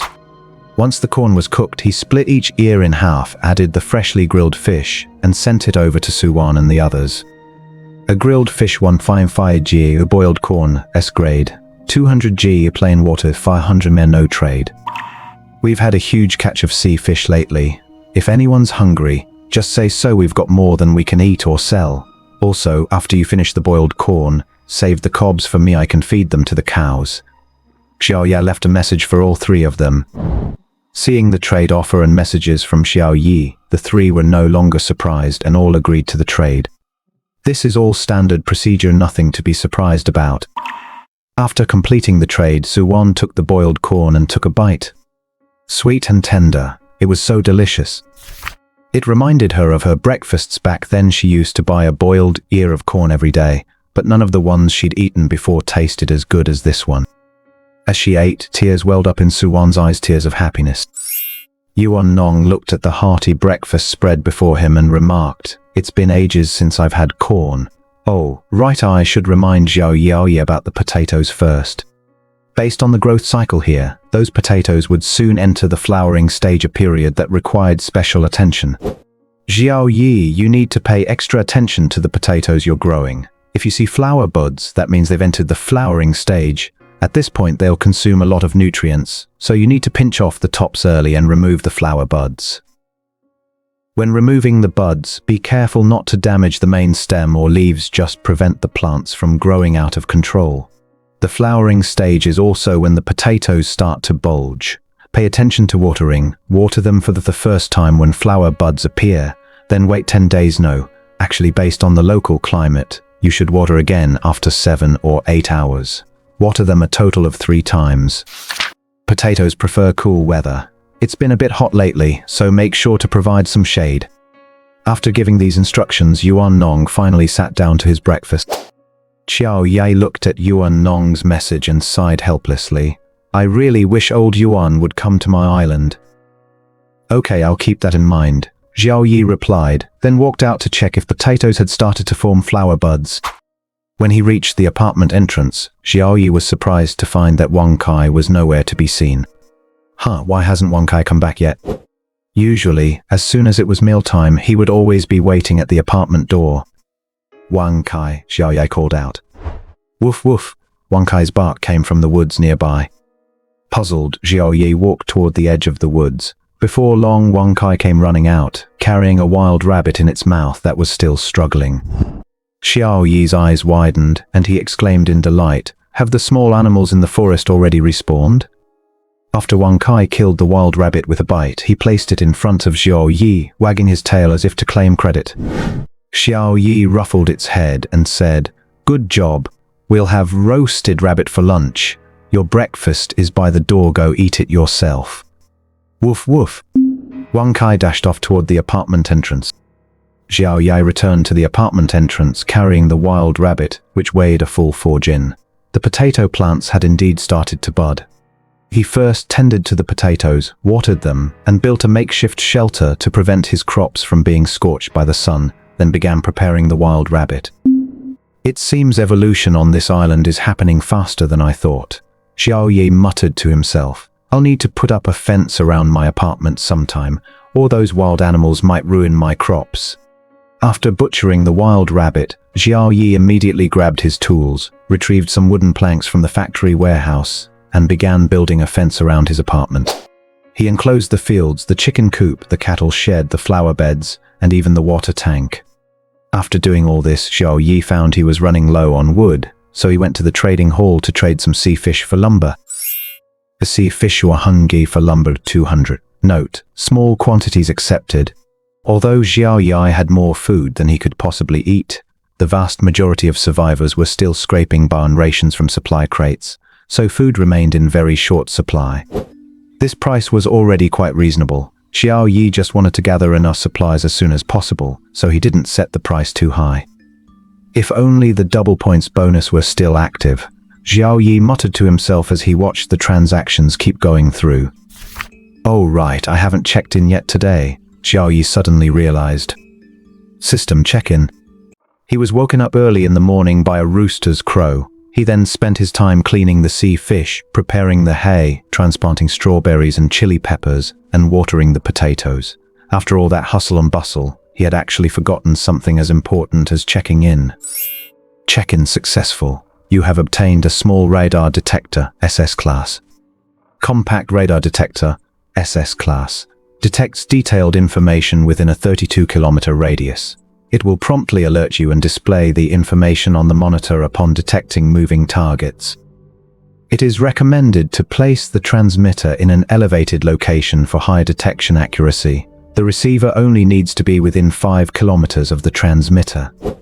Seeing this check-in reward, Xiao Yi said happily, the system really does understand me. Now he wouldn't have to worry about outsiders landing on his island without him even noticing. Plus, with such a long detection range, spotting intruders from 32 kilometers away he could prepare in advance, greatly enhancing the island's security. Good thing I built a little hill. Otherwise I'd have to put this thing on my roof, Xiao Yi said as he took the radar detector out of the system space and walked toward the small hill mound of dirt behind his house. He climbed to the top of the mound, found a slightly flat spot, and placed the radar detector there. The receiver looked just like a tablet, so Xiao Yi could easily carry it with him. Once it was set up and powered on, an alarm began beeping on the tablet. It turned out the radar had detected several supply crates drifting nearby. Xiao Yi immediately set the supply crates to be displayed but not flagged as alerts, since this was the job of the fully automatic fishing net. As long as they were within its fishing radius, the crates wouldn't get away anyway. As for supply crates that particularly far away, Xiao Yi wouldn't bother sailing out to retrieve them even if alerted. It wouldn't serve any purpose. After making the adjustments, Xiao Yi looked at the radar scan covering a 32-kilometer radius and sighed. There isn't a single island within 32 kilometers. Where on earth are the other people? How did Li Yu end up drifting all the way here in the first place? In fact, there was an even bigger question. With so many people in the world, if they had all really been transported here each to their own island, with no other islands within a 32-kilometer radius, just how big was this world exactly? Xiao Yi wouldn't be able to find answers to these questions anytime soon. For now, he could only continue developing his own island. Someday, if he could actually get his hands on equipment like a satellite, he'd be able to see the true face of this planet. Xiao Yi shook his head, then walked over to the side of the apartment to continue building the fence. The sun was getting fiercer and fiercer. Sweat was practically streaming down Xiao Yi's face. Looking at the fence, which was only half finished, Xiao Yi said, "I'd better get out of this sun for a bit." Xiao Yi returned to the apartment, downed a large glass of grade purified water with a pinch of sea salt, poured himself a glass of milk, and carried both over to the island monument. It's getting hotter and hotter. I'd say it's already around 30 C. It's way more than that. I feel like it's already 40 degrees. It's impossible to work in this kind of weather.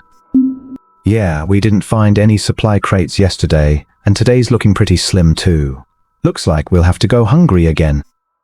You talk as if finding a supply crate guarantees food. The drop rate for food is way too low these days.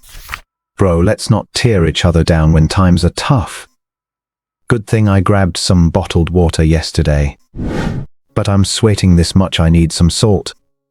I feel like I'm going to die of dehydration. Can any of you pros spare me some water? The public channel was bustling again. It was too hot, so no one had gone out to work. Everyone was taking shelter in the makeshift shelters they'd built, or for the luckier ones in tents. Xiao Yi sent another 5 liters of lightly salted water to Suwan and the others. This weather is trying to kill us. Jiang Yunshan couldn't help but complain. Xiao Yi replied, "This world sets the rules now, and we just have to play by them. There's nothing we can do. Thank goodness I ran into you. Otherwise, I'd probably be in a real bind right now," Jiang Yunshan said. He personally had no real issues. Even if the weather got a bit hotter, he'd be fine, but the kids weren't so lucky. "That milk you gave me yesterday was really amazing. I feel like my physical condition has improved a bit. My previous training had already pushed my body to its limit, but I never expected that 50 ml of milk would help me break through that ceiling." With nothing else to do, Jiang Yunshan chatted with Xiao Yi for a while. "That's great. This way we'll both be able to survive better," Xiao Yi replied with a smile. "I've got to go. A supply crate is already very close by. I'm going to retrieve it," Jiang Yunshan said, then left the island. The others had to stand in the sun to cast their nets, but since Jiang Yunshan had Xiao Yi's small boat, he could row over and choose a closer spot to cast his net, which didn't take much physical effort. What's more, with the lightly salted water Xiao Yi had provided, he didn't have to worry about sweating too much. So whenever he spotted a supply crate, Jiang Yunshan would still spring into action. Suwan and Yuan Nong, on the other hand, couldn't do that. They could only wait until the sun was past its zenith, or if a supply crate was really close by, before braving the sun to go fishing. After finishing his chat with Jiang Yunshan, Xiao Yi returned to the trading hall and listed some lightly salted water for sale. Lightly salted water 50 ml in exchange for keystone is 2, or metal shards 5, or the rare supplies. Note, for rare supplies, please send a private message first to confirm the trade ratio.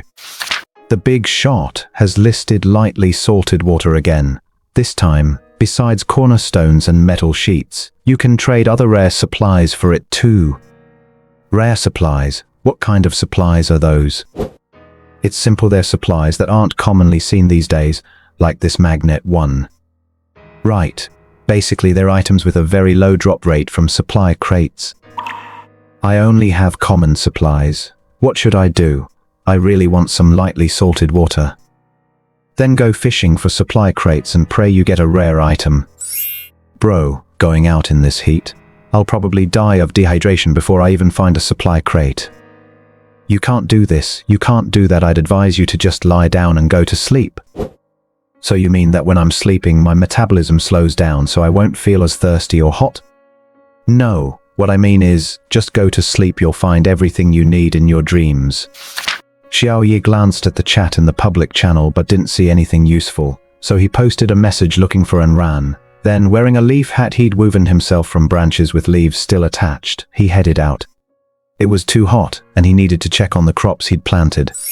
Although a makeshift wooden shed provided some shade, the temperature was still very high, and all the plants looked a bit wilted. To make sure they didn't get scorched, Xiao Yi sprinkled some water on the ground and poured a little grade of purified water on each seedling. After staying out for only about 20 minutes, Xiao Yi looked as if he'd just been pulled out of the water. Xiao Yi hurried back to his apartment, rushed into the bathroom, took a shower, and washed his clothes while he was at it. Just imagine not washing your clothes for 3 days in the middle of summer. They'd probably stink up the whole neighborhood even against the wind. After washing up, Xiao Yi walked out completely bare, wrung out his clothes a bit, and hung them outside. I really need to get a couple of spare sets of clothes, Xiao Yi muttered to himself. He had a loom, but he didn't know how to use it. Even if he did, where would he get the silk thread for weaving? And even if he had silk thread and managed to weave it into cloth, he wouldn't know how to make clothes anyway. Sigh, there's still so much equipment needed, and not enough manpower. Xiao Yi sighed helplessly. How much could he possibly handle on his own? For now, he'd just have to make do with the clothes he'd been wearing since he first arrived here. Thankfully, there was no one else around. Cool. 5 minutes later, Xiao Yi went outside and felt his clothes. They were completely dry. Even though there was no one else around and it was nice and cool, being bare still made him feel a bit self-conscious. Looks like the hot weather isn't entirely without its benefits after all. Xiao Yi put his clothes back on. Wang Kai wasn't running around outside at this moment either. Instead, he was lying flat on the tile floor inside the apartment, the only way he could stay even a little cool, with his tongue practically hanging out of his mouth. Thanks to the small radar detector, Xiao Yi no longer needed Wang Kai to patrol the entire island. He simply had him stay by his side for company. Xiao Yi took out the detector's receiver and glanced at the display. The fully automatic fishing net had already hauled in 4 supply crates, all of which were stacked on the shore.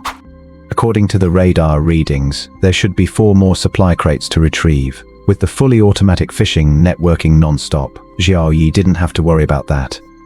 Sigh, in such a vast space, with no other islands and no other people, it feels like I'm the only one left in the entire world, Xiao Yi sighed. Earlier, when Li Yu had stumbled upon his island, he'd wondered if everyone's islands were actually quite close together, but now he could be certain that, at the very least, everyone else's islands were very far from his own. Clack, clack, clack, clack. Cluck, cluck, cluck, cluck. Suddenly, the sound of a hen clucking rang out from outside.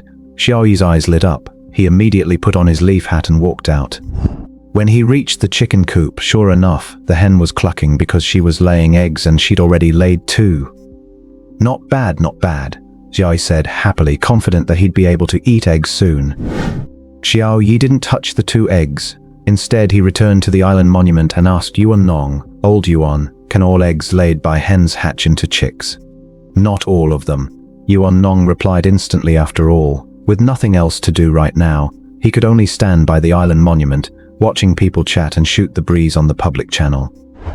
Then Yuan Nong explained to Xiao Yi which eggs could hatch into chicks. Whether an egg can hatch into a chick depends on whether it's a fertilized egg. Find a paper tube, place the egg inside and hold it up to a strong light.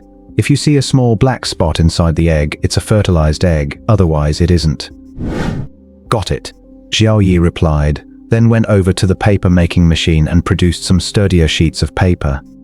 Returning to the chicken coop, he examined the 2 eggs one by one and found that both contained small black spots. Xiao Yi looked at the rooster standing nearby, gave it a thumbs up and said, "Impressive, you never miss." Hearing Xiao Yi's praise, the rooster strutted around even more proudly. Since it was so hot, Xiao Yi added a little extra water to their feed trough. "Hatch well," Xiao Yi said, then walked back to the apartment. Yuan Nong had said that hen can only lay 1 egg a day, but considering that time here is different from the previous world, roughly a 1:30 ratio, the hens here should be able to lay about 30 eggs a day. At this rate, the 2 chicken coops would likely be full very soon. For the rest of the time, Xiao Yi kept hearing the hens clucking away. The apartment's soundproofing was decent, but the weather was simply too hot, and since he had no electricity, he had no choice but to open all the windows, which completely eliminated any soundproofing, making it impossible to even take a nap. I was careless. I should have placed the chicken coops farther away. Next time I can adjust the layout. I'll definitely move them away from here, Xiao Yi muttered to himself. Glancing at the trading hall, he saw that the lightly salted water he'd listed was still selling steadily, so he restocked it. Over the past 2 days, Xiao Yi had already acquired a large amount of basic supplies. One warehouse was already full, and half of another had been set aside for storing goods. Half asleep, lulled by the clucking of the hens, Xiao Yi finally drifted off. When he woke up, it was already 3 p.m., and the sunlight outside had finally softened. Xiao Yi splashed some water on his face, then went outside to continue working on the fence he hadn't finished that morning. It took him an hour, but Xiao Yi finally fenced off the living area, the farming area, and the 2 warehouses. Although the fence wasn't particularly elaborate, it would at least keep small animals from wandering in.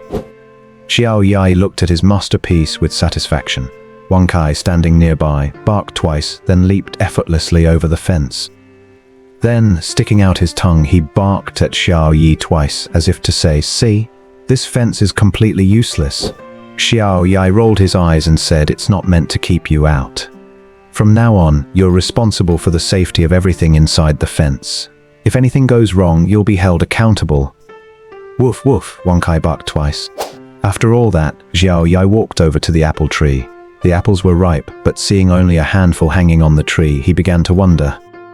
Does an apple tree really only bear 4 or 5 apples? I saw plenty of blossoms on it before. With this question in mind, Xiao Yi asked Old Yuan again. Old Yuan replied with a smile. "It's simple, it's because no one, or no living creature, has pollinated them. Relying solely on the wind, it's already quite good that they've produced 4 or 5 apples." Hearing this, Xiao Yi suddenly understood, but then immediately wondered. Since corn doesn't seem to be pollinated either, how does it grow normal ears of corn? Corn is a bit special. It has separate male and female flowers on the same plant, so it can self-pollinate or be pollinated by wind or insects. "That's what I call expertise. I get it now," Xiao Yi replied. "So that means I'll have to pollinate them myself from now on."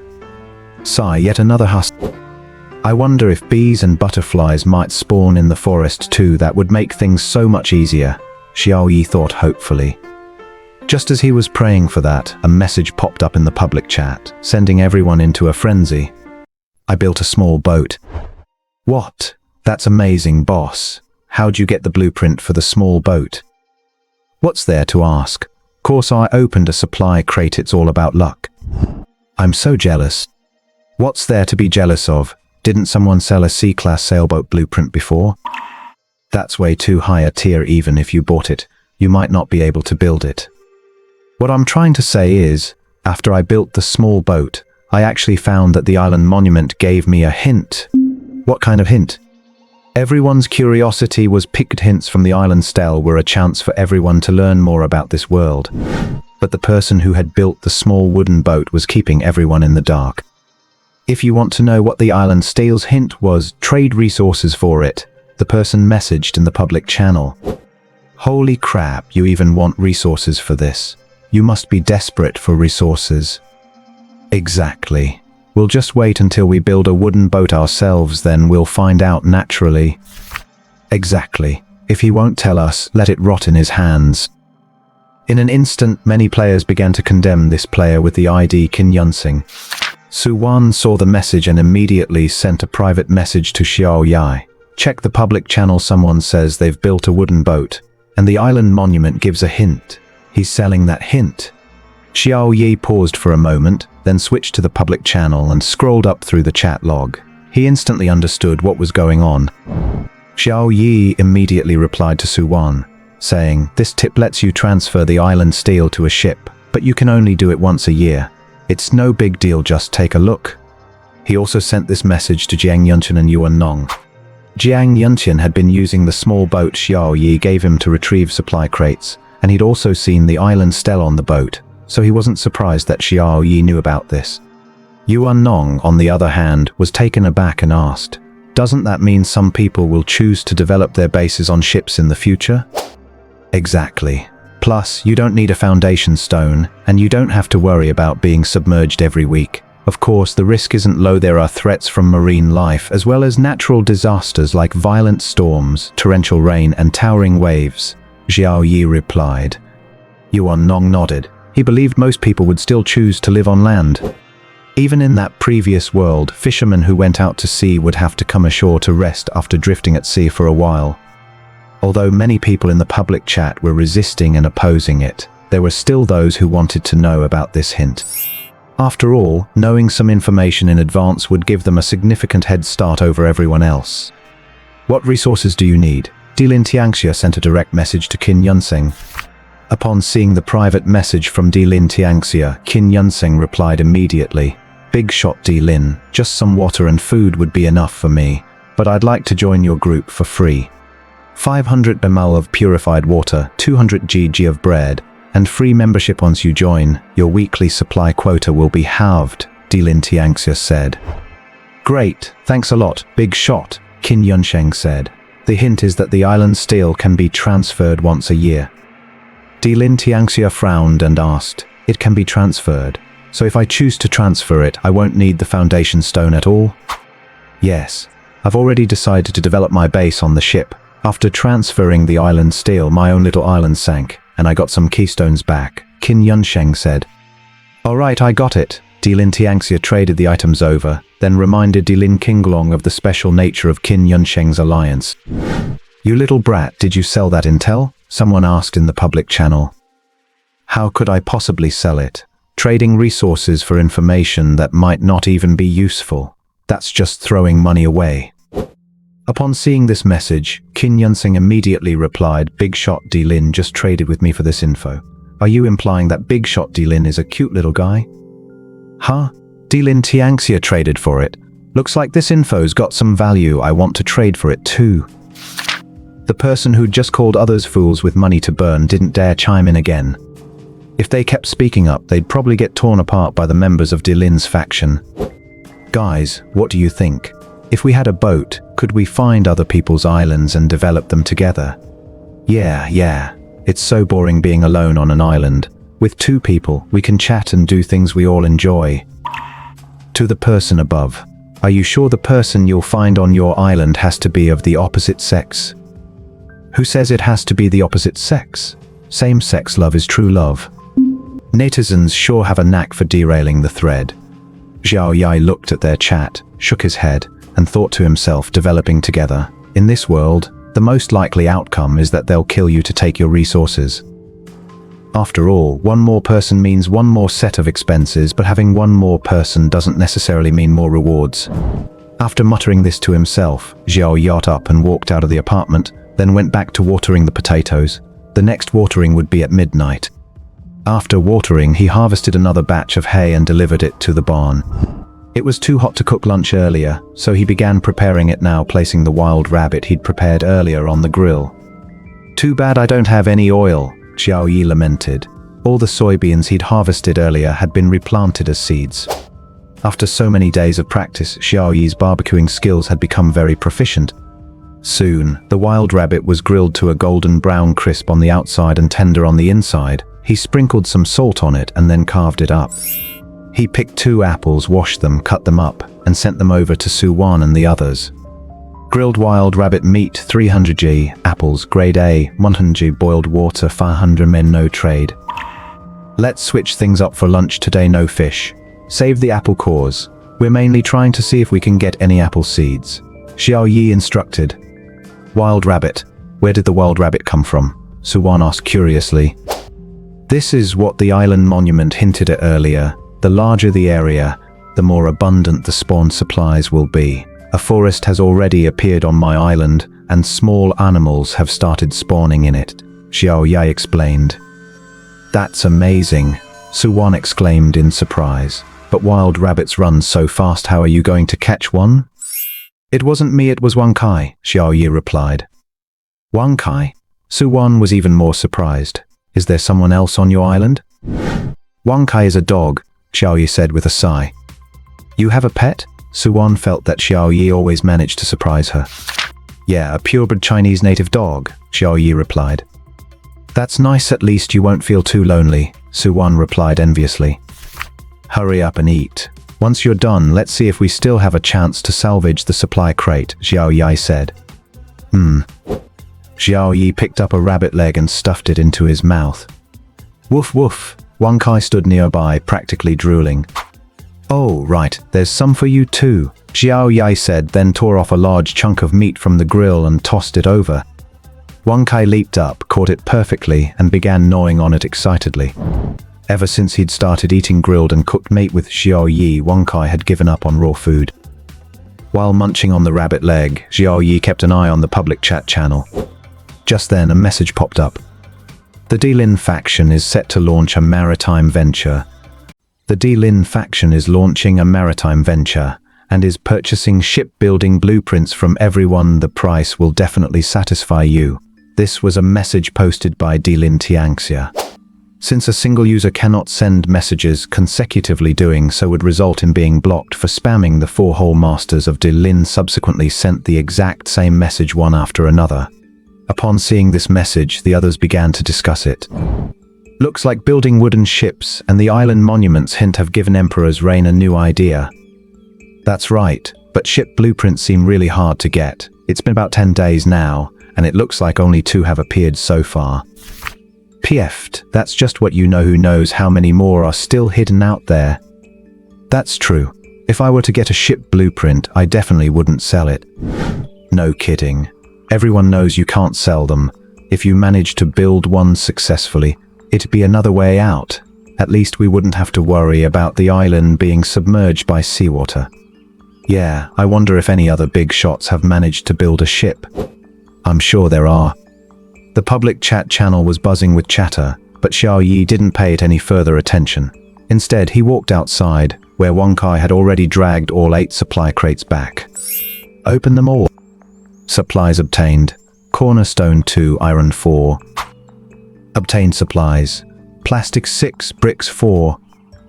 Obtained supplies. Hemp cloth clothing blueprint 1. Not a single one of the 8 supply crates contained food or water. 6 keystones were obtained, and the rest were basic supplies. Among them, the linen clothing blueprint piqued Xiao Yi's interest the most. After all, he'd been wearing this outfit for over 10 days. Linen clothes crafting blueprint, linen 4. With enough resources, Xiao Yi immediately used the island steel to craft it.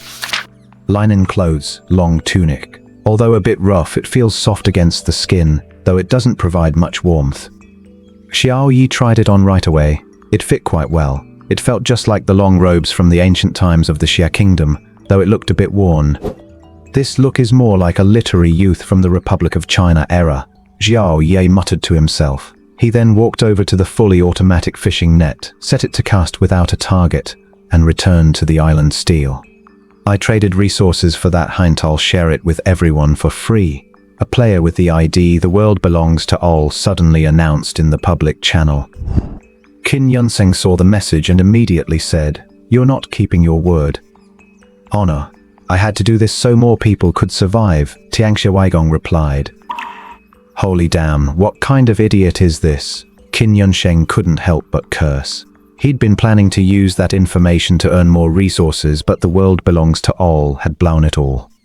No matter how much Qin Yunseng cursed, Tianxia Weigong still made public the information he'd obtained from Qin Yunseng. Qin Yunseng watched angrily as everyone in the public channel freely discussed the news about the island monument's relocation and the situation they would face once it was moved onto the ship. What if the ship runs into trouble out at sea? Wouldn't we have to go ashore to fix it? What if we can't find land? Wouldn't we be screwed then? Well, that's probably how we'll go. Then let's just stay on the island and focus on developing it. The sea is way too dangerous. I couldn't stand drifting around out there forever. Unless there's a cute girl to drift around with me. Unless there's a pretty girl +1. Seeing how the conversation had instantly derailed, Xiao Yi chimed in. Don't worry about that. If the ship runs into trouble at sea, you can use the island stele on board to repair it. As long as you have enough resources, it'll be fixed right away. Upon hearing this, everyone froze in shock. Who is this? How could he know this? He's not just making this up, is he? Qin Yunseng saw that Xiao Yi's ID was Yeran Pin and muttered in confusion. This person hasn't sent me any trade messages. How does he know all this? Could he be a big shot who's already built a ship? Upon seeing Xiao Yi's post, Tianxia Weigong immediately exclaimed, "Way to go, Qin Yunsheng. You dare to hold something back when making a deal with me. Why didn't you tell me about this?" Before Qin Yunsheng could reply, Dilin Tianxia approached and asked, "Do you know about this?" "I really didn't know about this. I just boarded the ship today and haven't encountered any damage to the hull yet. How could I possibly know about this?" Qin Yunsheng felt as if he'd stepped in mud. No matter how he explained it, he couldn't make himself clear. I see." Dilin Tianxia was utterly confident Qin Yunsheng would never dare to lie to him. After replying to Dilin Tianxia, Qin Yunsheng immediately announced in the public chat, "I don't know anything about this either. Stop giving me damn, I just got on this boat today. How the hell would I know about this?" Hearing this, everyone realized that Yi Renpin, who had spoken earlier, was definitely a top-tier survivor. "Big shot, have you already decided to focus on the boat?" "Yeah, big shot, what tier is your ship?" "Big shot, do you have any food or water? Could you spare some for this little sister? I'm starving and parched."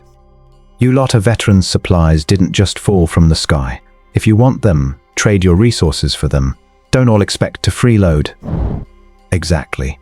I'd really appreciate it if you could share more intel or survival tips, please. Pass on your wisdom." Exactly. That's what matters most." Seeing that so many people were asking him for survival tips, Xiao Yi thought for a moment before speaking again. "I don't have any great survival techniques, it's just about scavenging supplies, but I do have some other information I can share for free. One island monument can become a subsidiary of another." After posting this message, Xiao Yi immediately added a reminder. "Here, don't trust anyone unless you know and trust them very well. Rely on yourself rather than others. This is a world without rules of competition. Good luck, everyone." Actually, as for that information, they'd naturally figure it out once they encountered others. It wasn't exactly a major revelation. What? It can actually become a subordinate island monument. Doesn't that mean the big shot already has his own subordinate island monument? What are the conditions for that? Did the other person submit to him? I doubt it. The big shot just said not to trust anyone easily. 9 times out of 10, he must have taken care of that person.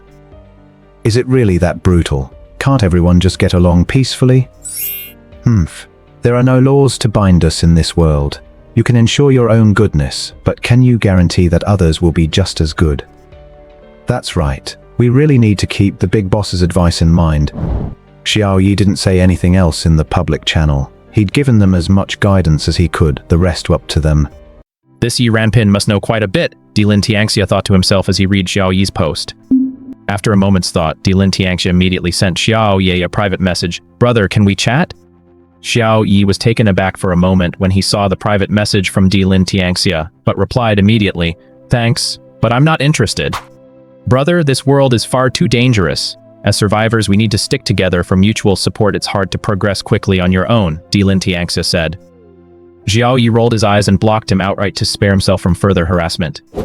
It didn't take a genius to figure out what Dilin Tianxia was up. Either he was trying to pry information out of him or recruit him Xiao Yi, and he were never on the same page to begin with. He'd already cost Dilin's faction so many metal plates there was no need for any further interaction now. Seeing that the other party had quickly blocked him, Dilin Tianxia's expression darkened. He ordered Dilin Qinglong, assign someone to get close to that Yi Ranpin. "Yes, sir," Dilin Qinglong replied. After blocking Dilin Tianxia, Jiang Yunshin sent over a trade offer. Cornerstone 4, copper 5, no trade. Xiao Yi paused for a moment upon seeing this trade offer, and then Jiang Yunshin sent another message. "My island is currently large enough for us to operate on, so you should make your island as large as possible to allow for more other resources to spawn." Earlier that afternoon, Xiao Yi had sent them some wild rabbit meat and briefly explained where it came from. Upon learning that Xiao Yi's island had already spawned forests and small animals within them, Jiang Yunshin immediately decided to do everything in his power to help Xiao Yi expand his island. The larger Xiao Yi's island, the more supplies would spawn, which would improve their living conditions. At the very least, it would diversify their food sources. After all, the kids couldn't keep eating only sea fish forever. Su Wan and Yuan Nong shared this view, but the two of them had only managed to retrieve one supply crate today, which contained only basic supplies, no keystones and no food. Xiao Yi didn't hesitate. He agreed to the trade right away and used all the keystones he received to expand the island.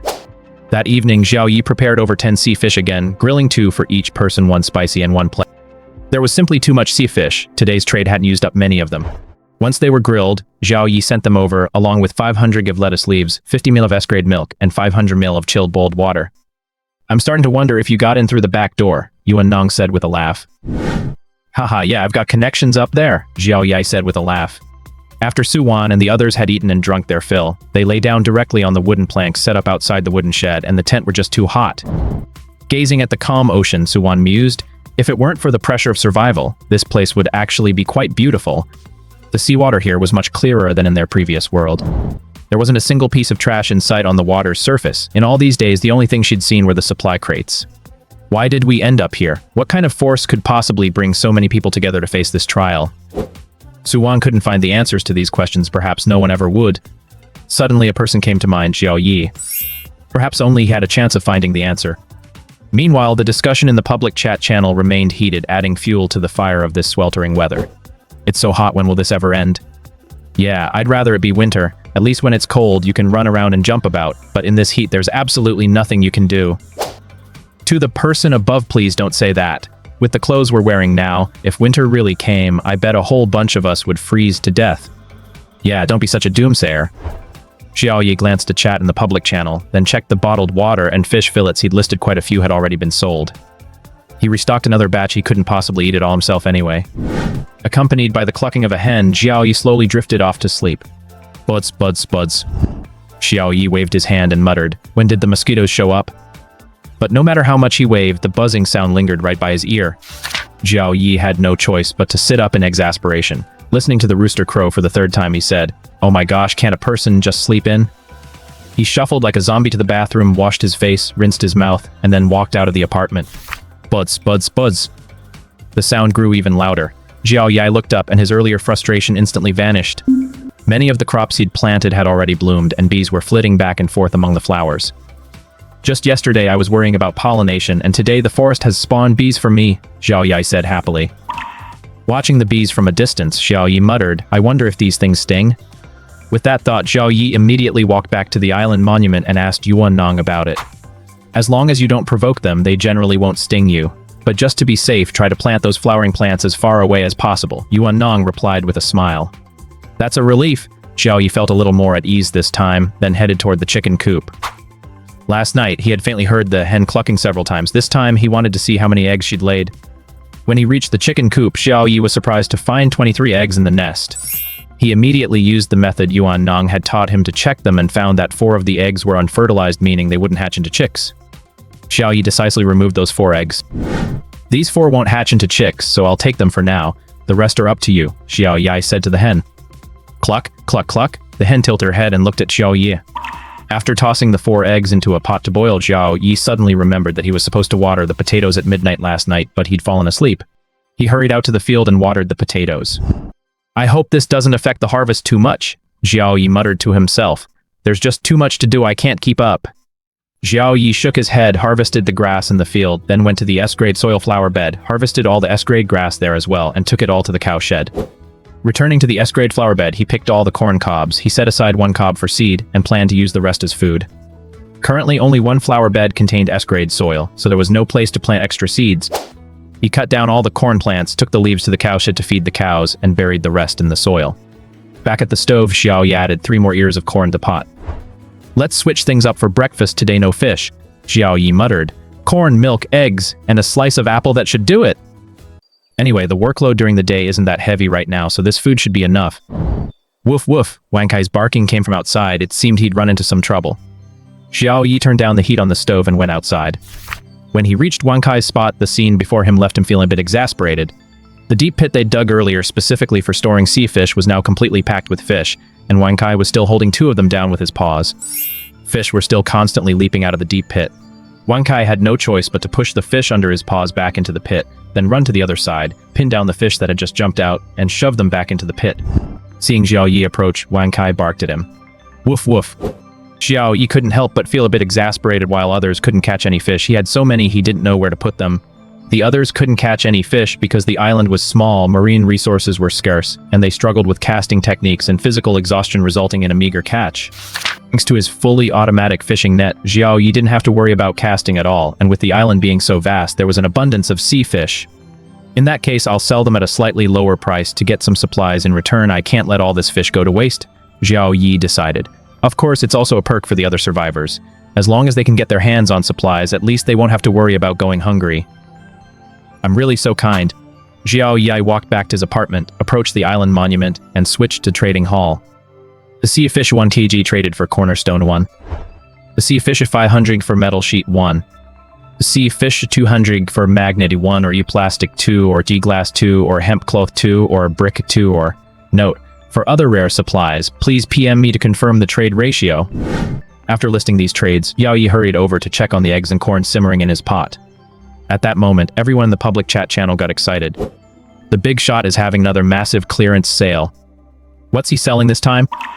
It's still sea fish, but the price is much cheaper than before. Simply put, the same amount of resources that used to get you 100 gig of sea fish will now get you 200.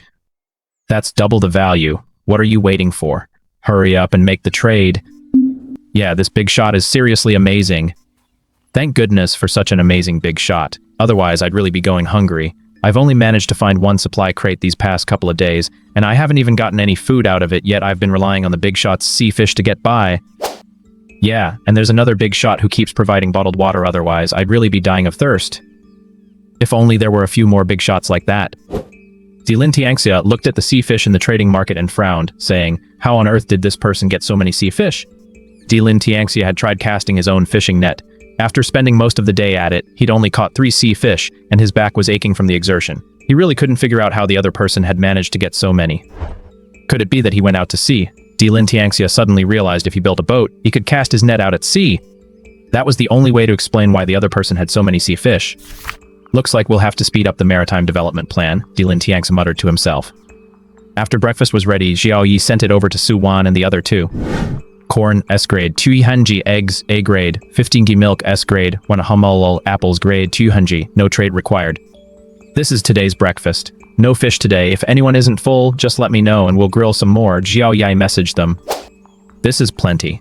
I haven't even digested the 2 fish I ate last night yet. I feel like I've gained weight already. Su Wan replied with a laugh.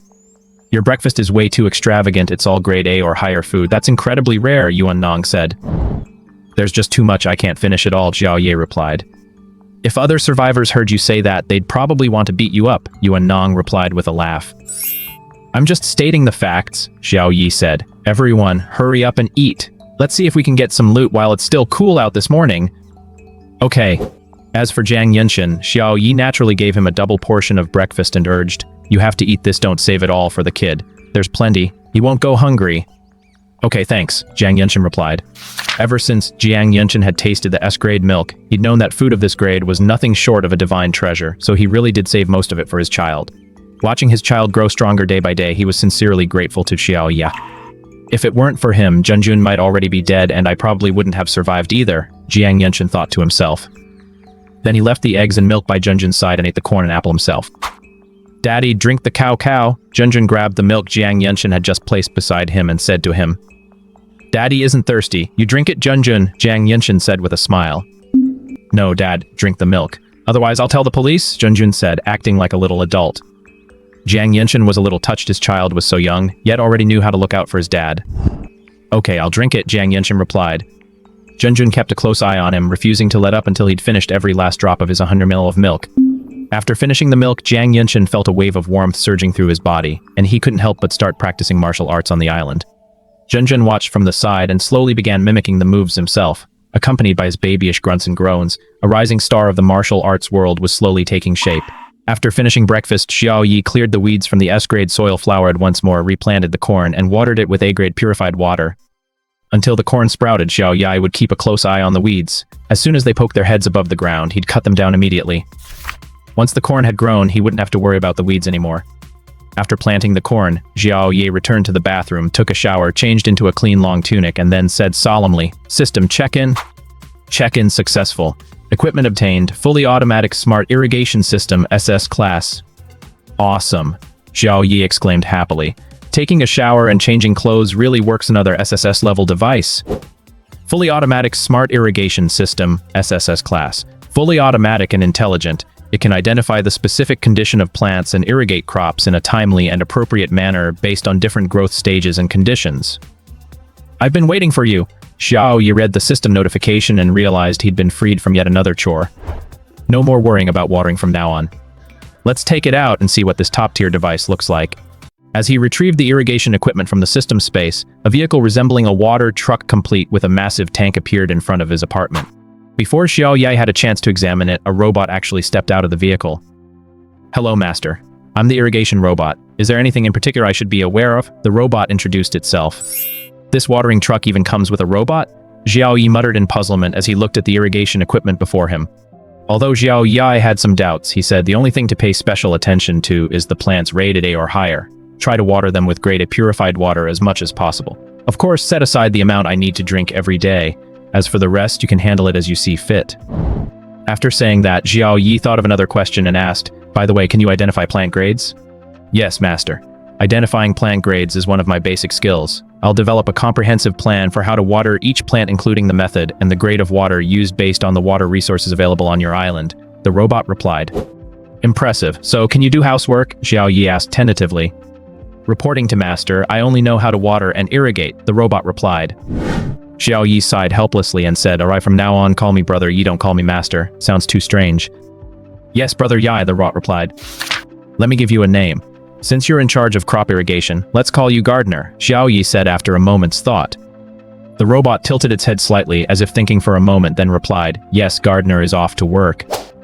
Wait a minute. Ji suddenly thought of something and asked, can you pour the seawater into that tank on the outer side of the back of the house? Gardener replied, yes, Brother Yi, absolutely. Great.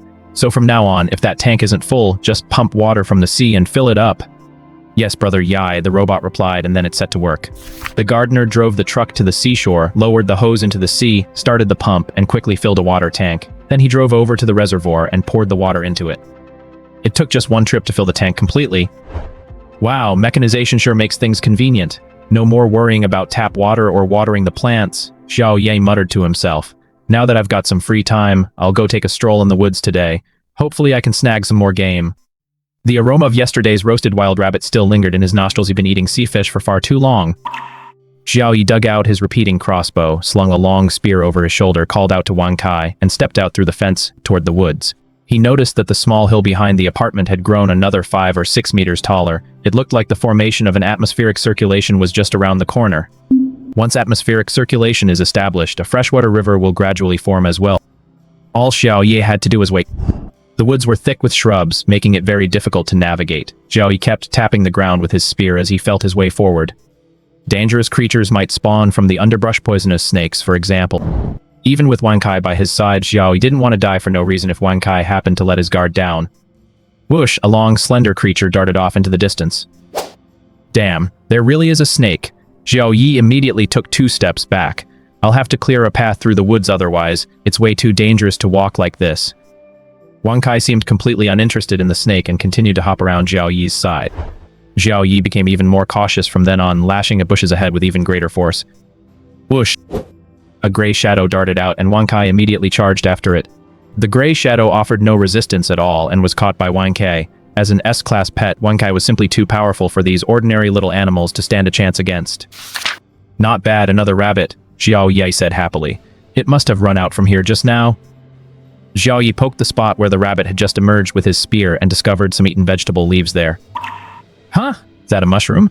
Xiao Yi spotted an umbrella-shaped plant next to the eaten vegetable leaves. It looked a lot like a mushroom, but its surface had a net-like texture, more like the stomach of an animal, such as a sheep's or a cow's. There was actually a large patch of them there. Xiao Yi thought for a moment, then decided to pick some to take back and ask Yuan Nong about them.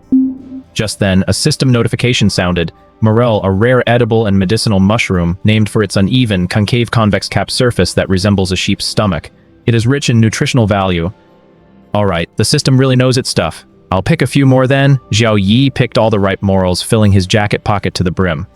Glancing deeper into the woods, Xiao Yi decided not to go any further. Next time he'd bring the right tools, clear a small path through the forest, and venture farther in, otherwise every step he took would be nerve-wracking.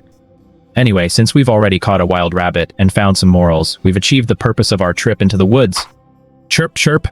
On the way back, Xiao Yi heard birds chirping in the woods. Maybe next time he'd have a chance to raid a bird's nest. As soon as he emerged from the woods, it immediately got hot. The sun outside was not holding back at all and radiating its heat. Xiao Yi hurried into his apartment and downed a large glass of grade A purified water. He prepared the wild rabbit, washed the morels thoroughly, and then placed everything on the grill to cook. It was so hot outside, and it was even hotter right next to the grill.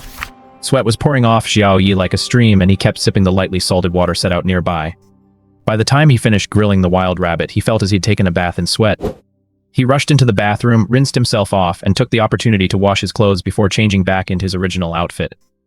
Arriving at the island monument, Xiao Yi handed out the wild rabbit meat, morel mushrooms, and lightly salted water to Suwan and the other three. "You bagged another wild rabbit today?" Jiang Yinshan asked in surprise. "Yeah, I ran into a snake not long after I entered the woods. I didn't dare go too deep, so I just caught a wild rabbit, found some morels, and came back," Xiao Yi replied. "Someday when you come to my island, I'll leave all the hunting to you." From their earlier conversation, Xiao Yi already knew that Jiang Yinshan used to be a mercenary, a skilled one at that, and that venturing into the jungle was like coming home to him. "Sure, if I get the chance, I'll definitely visit your island, but when I do, you've got to put me up," Jiang Yinshan said with a laugh. "Of course, with a master like you around, I won't even need to hire bodyguards anymore," Xiao Yi replied with a laugh. "Did you find those morels in the woods?" Yuan Nong was equally surprised when he saw the morels. Xiao Yi replied, "Yeah, there's a whole patch of them. I just picked the ones that were ripe." "It really does pay to expand your island to reap greater rewards," Yuan Nong remarked with admiration. "Haha, why don't I give you some cornerstones to help expand your island a bit?" Xiao Yi said with a laugh. No, let's save our resources for what really matters," Yuan Nong replied immediately. "Once you've established yourself, I won't have to worry about food anymore. Besides, if the opportunity arises in the future, I'll definitely come join you. Just don't turn this old man away when the time comes." "Not a chance. An old man in the family is like a treasure. Rest assured, as long as I can pinpoint your location, I'll find a way to bring you over as soon as possible," Xiao Yi replied. "All right, but morels are best used for soup," Old Man Yuan reminded him. "Oh, I thought they were just like regular mushrooms, you could just grill them," Xiao Yi said in surprise. "Under these circumstances, as long as they're cooked through, that's good enough," Old Man Yuan replied with a smile. "True, we'll make soup tonight. For lunch, this will have to do," Xiao Yi said. When Suwan saw the photo of the grilled wild rabbit, she said with concern, "It's so hot out, grilling must make it even hotter." "Yeah, that's why I just took a shower," Xiao Yi replied. "What? You just took a shower? Did you go into the ocean? That's way too dangerous," Suwan said, sounding a bit anxious. Xiao Yi replied, "No, I have a bathroom." "A bathroom?" On the video call, Suwan stared at Xiao Yi with wide eyes. They'd all arrived on this godforsaken island at the same time, and while everyone else was still worrying about food and water, he already had a house to live in. And a bathroom too? "Yeah," Xiao Yi replied. "I'll show you my bathroom sometime. It's a bit small, but it's got all the essentials." Suwan was at a loss for words. Having a bathroom at all was a blessing, and he was actually complaining that it was too small. "Sure, I'll definitely visit your island when I get the chance," Suwan replied, while thinking enviously to herself, "When will I ever get to take a shower?" She felt like she was starting to stink. Speaking of bathrooms, Xiao Yi suddenly realized that Suwan and the others probably had no way to take a shower. This sweltering heat had been going on for 3 days now. Everyone must be starting to smell a bit. With that in mind, Xiao Yi immediately switched to the trading hall and listed 3 trade offers. Sea fish 10 kg, boiled water 5L in exchange for wooden basin blueprint 1 or wooden basin 1. Note, only 3 sets available. First come, first served. This wooden basin was the very one Xiao Yi had been using as a flower pot. It was enormous, big enough for an adult to sit inside with ease. Some big shots buying wooden basins. Anyone with one is in for a big profit. So much food and water. I'm so jealous. Yeah, I happen to have a wooden basin. When I got the crafting recipe earlier, I made it right away, but it didn't really serve any purpose. I thought it was just going to go to waste, but I never expected it would save my life now. I haven't gotten any food or water for 2 days. Thank you so much, Big Shot. I'm so jealous of the person above. I want one too. Bro, give me a sip of water and I'm yours tonight. Give me a cup of water and don't treat me like a human tonight. Give me 2 cups of water and I'll take on whoever comes your way tonight. Give me 3 cups of water and I'll take on anyone, human or not. The person above is a trans woman. Case closed. Sigh, why is the gap between people so huge? Everyone else is trading food and water for daily necessities while I'm still struggling just to stay fed and warm. Sigh, never mind. Let's go to sleep in my dreams. I'll have everything. Although crafting recipes are hard to come by, there's still a certain chance of getting the wooden basin recipe. Since Xiao Yi had plenty of food and water to spare, these 3 trades were quickly completed. Supplies obtained, wooden basins 3. They were all finished products, saving Xiao Yi the trouble of using his own resources to craft them. Xiao Yi glanced outside. The sun was blazing overhead. I'll give them to the players this afternoon, Xiao Yi thought to himself. If he gave them the supplies now, they'd work up a sweat again after their bath, and then it would all be for nothing.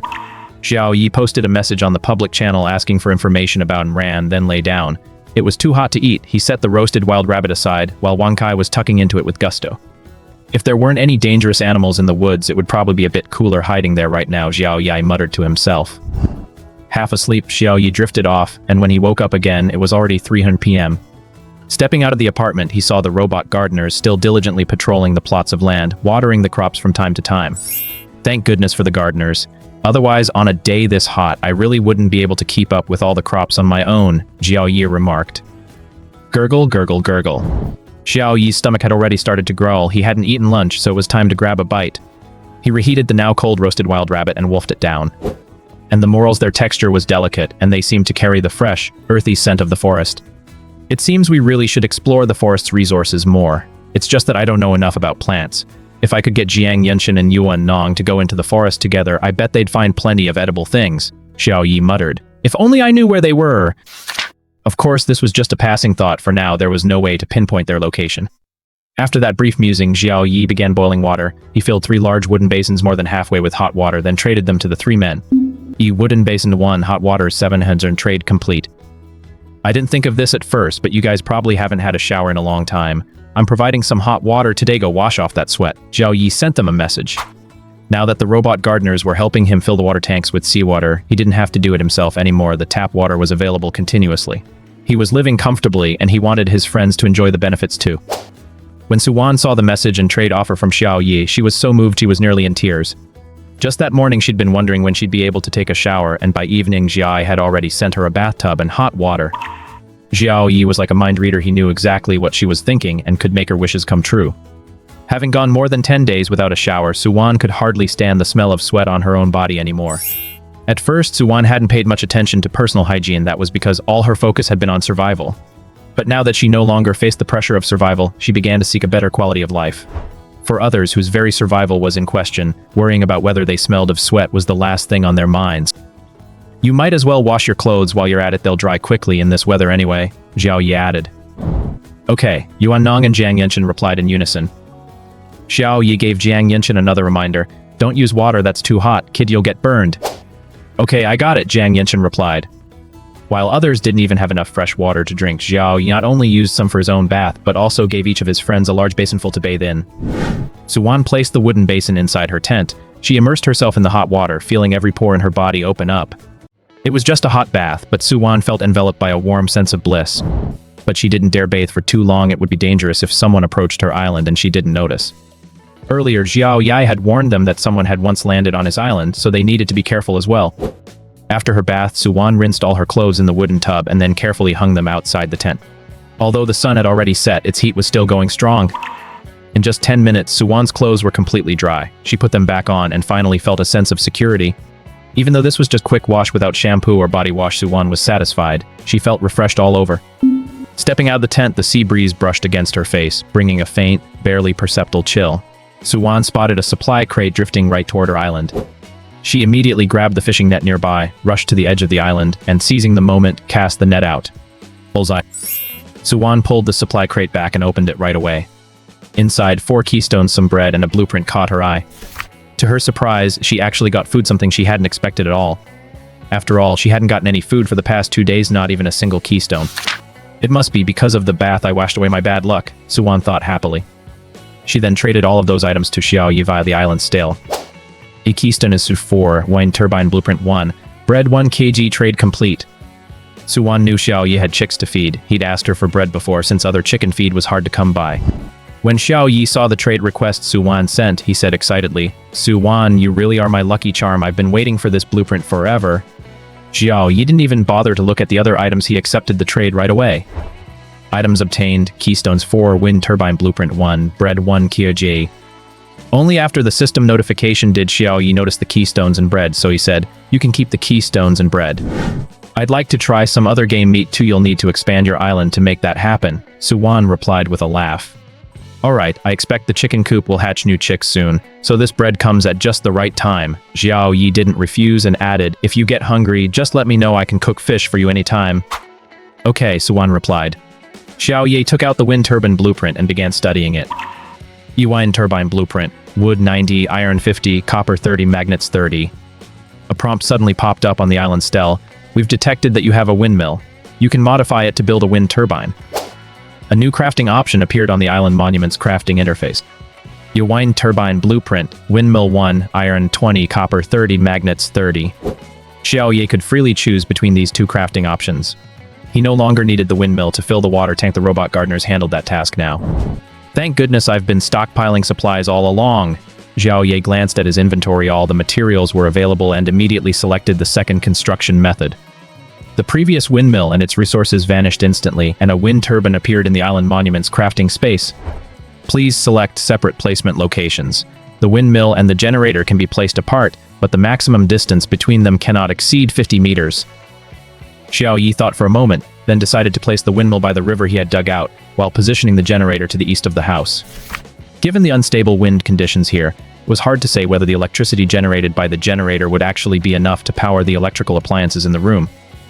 It would be great if the electricity generated by this generator could be stored, Xiao Yi muttered. That was just a passing thought. Even if he had a battery, it would need to be compatible with the generator's voltage. Xiao Yi first connected the generator directly to the apartment's main circuit breaker using copper wire. It happened to be a time when the wind was blowing strongly, so Xiao Yi tried turning on the lights in the apartment. Click! The entire room was flooded with light. "Finally, I'm back to a life with electricity," Xiao Yi said happily, looking at the bright light. But the very next moment, the light began to hiss and flicker. The voltage was unstable. It felt just like being in a horror movie. Xiao Yi immediately turned off the light. The flickering was making him feel uneasy. Although Xiao Yi was an atheist, he was all alone in his apartment on a deserted island with a vast, dark forest stretching out behind him. Xiao Yi swallowed hard, then immediately called out, "Wang Kai." "Woof woof." Wang Kai immediately ran in from outside, panting and wagging his tail happily at Xiao Yi.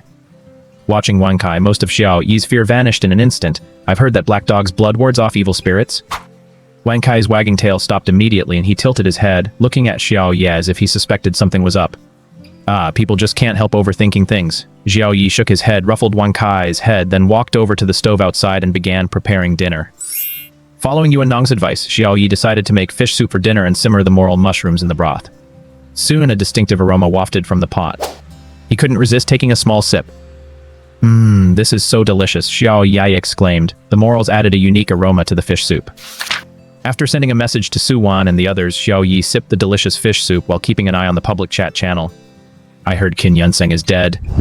Upon seeing this news, Xiao Yi froze, forgetting to take another sip of the fish soup in his hand. "Who said that? That can't be true. Didn't he build a small boat and set sail?" "I heard it too. It's news coming from within the Emperor's Dominion faction." "Huh? No way. Could it be that Dilin Tianxia had their eye on his little boat, but he refused to hand it over to them, so they sent someone to take him out? Could your imagination get any wilder than that?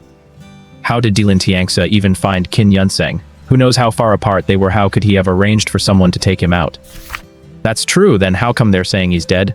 Seeing everyone's discussion, Dilin Tianxia immediately sent a message. "Qin Yunseng was a member of our Dilin faction. We are truly deeply saddened by his sacrifice, but please do not spread rumors. He lost his life when his small boat was capsized by an attack from a marine creature. It has absolutely nothing to do with us at Dilin, nor does it have anything to do with me personally." "What? Do marine animals really attack human boats? Are marine animals really that ferocious? What kind of marine animal was it?" When someone asked what kind of marine creature it was, everyone fell silent, waiting for someone from the Dailin faction to speak up. But after waiting a long time, not a single member of Dailin faction spoke up. "What's going on? Have all the people from Emperor's Dominion gone moot? Yeah, come on out and say something." "I heard from an insider that it was a giant octopus. It capsized that little boat in a single blow. Is it really that terrifying?" Since Dilin Tianxia didn't come forward to refute it, they effectively acknowledged the story. "It's been really dangerous out at sea lately. I don't know if you've noticed, but there's more than one sea creature hanging around the supply crates now. Right, I saw it too. There really is more than one sea creature. That's right. Staying on the island might make it inconvenient to collect supply crates, but at least you don't have to worry about attacks from sea creatures. Sigh. It looks like Qin Yunseng died without ever getting a chance to repair his little boat. You really have to think carefully before choosing to develop your base out at sea. Xiao Yi saw their discussion and instantly understood the whole story. The challenges in the first week were fairly easy, so Li Yu was able to reach his island just by paddling his boat and going with the flow. But this week the challenges have escalated, and the seas are no longer so peaceful. Brother Jiang, did you see their chat? Xiao Yi sent a message to Jiang Yunchen but received no reply. After waiting for about 20 minutes, Jiang Yunchen finally replied, I just went out to retrieve a supply crate. What's up? What are they talking about? Qin Yunseng is dead, Xiao Yi replied. What? Jiang Yunchen asked. What happened? Xiao Yi gave a brief explanation. Jiang Yunchen nodded and said, come to think of it, that's definitely possible. So you need to be careful too. Stay safe, Xiao Yi urged. Don't worry, Jiang Yunchen said with a smile. These days, I keep my distance from the supply crates. I cast my fishing net, and once I've caught one, I haul it back to the island. It's very safe. Besides, even if I run into those sea creatures, it won't be easy for them to take me down. For a tough guy who dared to fight marine creatures underwater, Xiao Yi was confident that no marine creature could hold back Jiang Yunchen if he was determined to escape. Well, better safe than sorry, Xiao Yi said. Got it. I just got some good loot, I'll send it to you right away, Jiang Yunchen said. Keystone 2, watermelon seeds 4, bread 500, no trade. Xiao Yi accepted the trade and replied, not bad, this weather is perfect for eating watermelon. After using the cornerstones to expand the island, Xiao Yi stepped out of the apartment, planted the 4 watermelon seeds by the field and called out to the gardener. The gardener rushed over immediately, dragged out the hose and watered the 4 watermelon seeds with some grade A purified water. Xiao Yi glanced at the potatoes and saw that they were already ripe, so he immediately dug them up. Each plant had yielded 5 fist-sized potatoes. Items obtained: potatoes 20 pieces. Xiao Yi cut 5 of them open and replanted them using the method Yuan Nong had taught him earlier. It wasn't that he didn't want to plant more, but the field was already full with no room left. After planting them, he left all the watering to the robot gardener. Xiao Yi carried 15 potatoes back to his apartment in a small bucket, took out 5, peeled them, sliced them into thin rounds, threaded them onto wooden skewers, and placed them on the grill to cook. It's been ages since I've had potatoes. Xiao Yi watched the grilled potato slices as they gradually gave off their aroma, swallowing hard repeatedly. Once they were done, he sprinkled some sea salt on them. Unfortunately, he had no other seasoning, so Xiao Yi sighed, then sprinkled chili powder on 2 of the portions. The chili powder, of course, was made by grinding sun-dried chili peppers with a small hand-cranked stone mill. Xiao Yi couldn't wait to take a bite, his face beaming with pure delight. He walked over to the island monument and sent the roasted potato slices to Su Wan and the other 3. Roasted potato slices 100 cannot be traded. Consider this a late-night snack. Give them a try. These potatoes were just dug up from the ground, and they taste great, Xiao Yi said. Having just finished their morel mushroom fish soup, and now with these roasted potato slices, Su Wan and the other 2 felt as though they were practically back in their previous world. We didn't manage to get any supply crates today, Yuan Nong said somewhat sheepishly. He didn't want to eat and drink for free. It's fine. Your expertise lies in farming and animal husbandry. You were the one who guided us in planting these potatoes, Xiao Yi said. Otherwise, we wouldn't be able to eat potatoes right now. Yuan Nong nodded without saying much, but he resolved in his heart that no matter what, he would retrieve a supply crate tomorrow. With Xiao Yi providing unlimited supplies of food and water, even precious lightly salted water, it would be utterly unacceptable if he still couldn't get a supply crate. Glancing at the group chat, it seemed everyone was still discussing Qin Yunseng's death.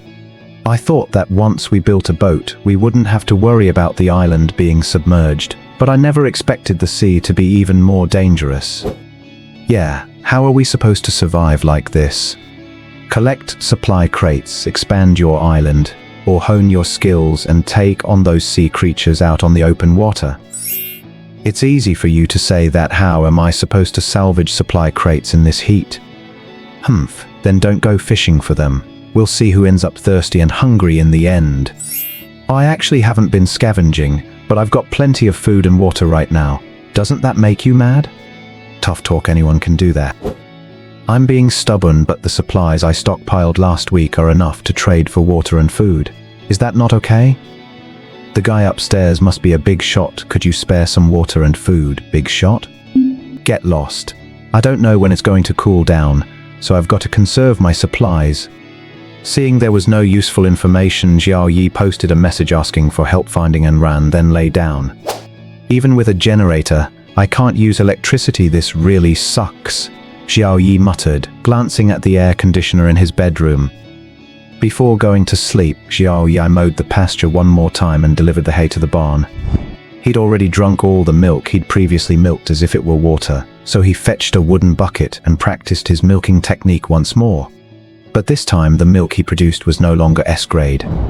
Milk, grade A, originally S-grade milk, but its grade was lowered due to being mixed with lower-grade milk. Is that even possible? If I'd known, I would have milked a little more, Xiao Yi muttered to himself, though he also knew that milking too much would cause it to spoil if left in the warehouse. Even so, grade A milk was still considered high grade. At least in the public chat channel, no other survivors had mentioned eating food of this quality. After boiling the milk, Xiao Yi got ready to go to bed. Just before falling asleep, he glanced at the island scale one last time. Check out what I fished out. Banana, grade C, 500 Gi. Someone actually posted information about a graded food item in the public chat, and others immediately began expressing their envy. You actually got food and fruit, no less. You must have stepped in, dog damn. I'm so jealous. I really want to eat a banana. Hey, give me a banana to eat. When we meet in person someday, I'll eat yours. Didn't anyone notice that the banana has a level? This comment brought the entire chat back on track, otherwise it would have gone off the rails again. Isn't it normal to have tiers? The higher the tier, the better it tastes. So shallow. Are you sure the tiers are based solely on taste? What else could it be? Could it be that it's ranked higher just because it's a heavenly fruit? Bingo, you guessed right, but no prize. Food with grades really is like a heavenly fruit. That joke isn't funny at all. A joke. I ate a C-grade apple earlier and my physical condition improved drastically. Even my nearsightedness went away. Otherwise, with my previous physical condition, there's no way I'd have survived this long. That's right. I ate a C-grade orange once, and I definitely felt my strength increase. Before, I couldn't even cast my net, but now it's so easy. So everyone's had some then. I ate a C-grade kiwi. As everyone shared their own stories, Xiao Yi realized that quite a few people had indeed eaten graded food, but at a glance, they were all grade C. I ate a grade B watermelon, Dilin Tiangxia suddenly posted. Holy crap, now that's what I call a big shot. Everyone else has only gotten C-grade food, but this big shot has already eaten B-grade food. Maybe it's precisely because he ate a B-grade food that he became a big shot. That's possible. If C-grade food has such a noticeable effect on the body, imagine what B-grade must do. Big shot, can I still join Dilin now? Following someone this powerful should significantly boost my chances of survival. In an instant, quite a few people switched into brown-nosing mode. What's so great about B-rank food? I've got S-rank food myself. Just then, a voice cut through the crowd's fawning. Whose kid is this? Go pick him up right away, don't let him spout nonsense in the public channel. The public channel supports both text and voice messages. That previous comment was clearly a child's voice. As soon as he heard the voice, Xiao Yi immediately recognized it as Junjun's. I didn't expect his speech to be so clear already, Xiao Yi muttered with a smile. He didn't mind that Junjun's comment had revealed his supplies. No one would believe a little kid. Due to the posting restrictions, Junjun couldn't post continuously and could only listen, fuming, as others on the island monument criticized and condemned him. Just then, Jiang Yunshan walked in from outside. Seeing Junjun looking so indignant, he asked, "What's wrong? Who upset Junjun?" Junjun didn't say anything out of turn, and I didn't lie, they're all bad people. Junjun's little pout was practically reaching the sky. Jiang Yunshin glanced at the chat log, then said very seriously to Junjun, "Junjun, you can't tell anyone about Uncle's business, okay?" Seeing his dad so serious, Junjun burst into tears. Jiang Yunshin picked him up and said, "We don't know if these people are good or bad. If you tell them Uncle has something this valuable, they'll come and take it from him."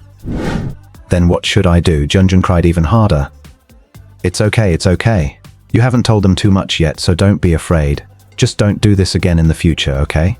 Jiang Yunshin reassured him. Okay, tears still streaked Junjun's face.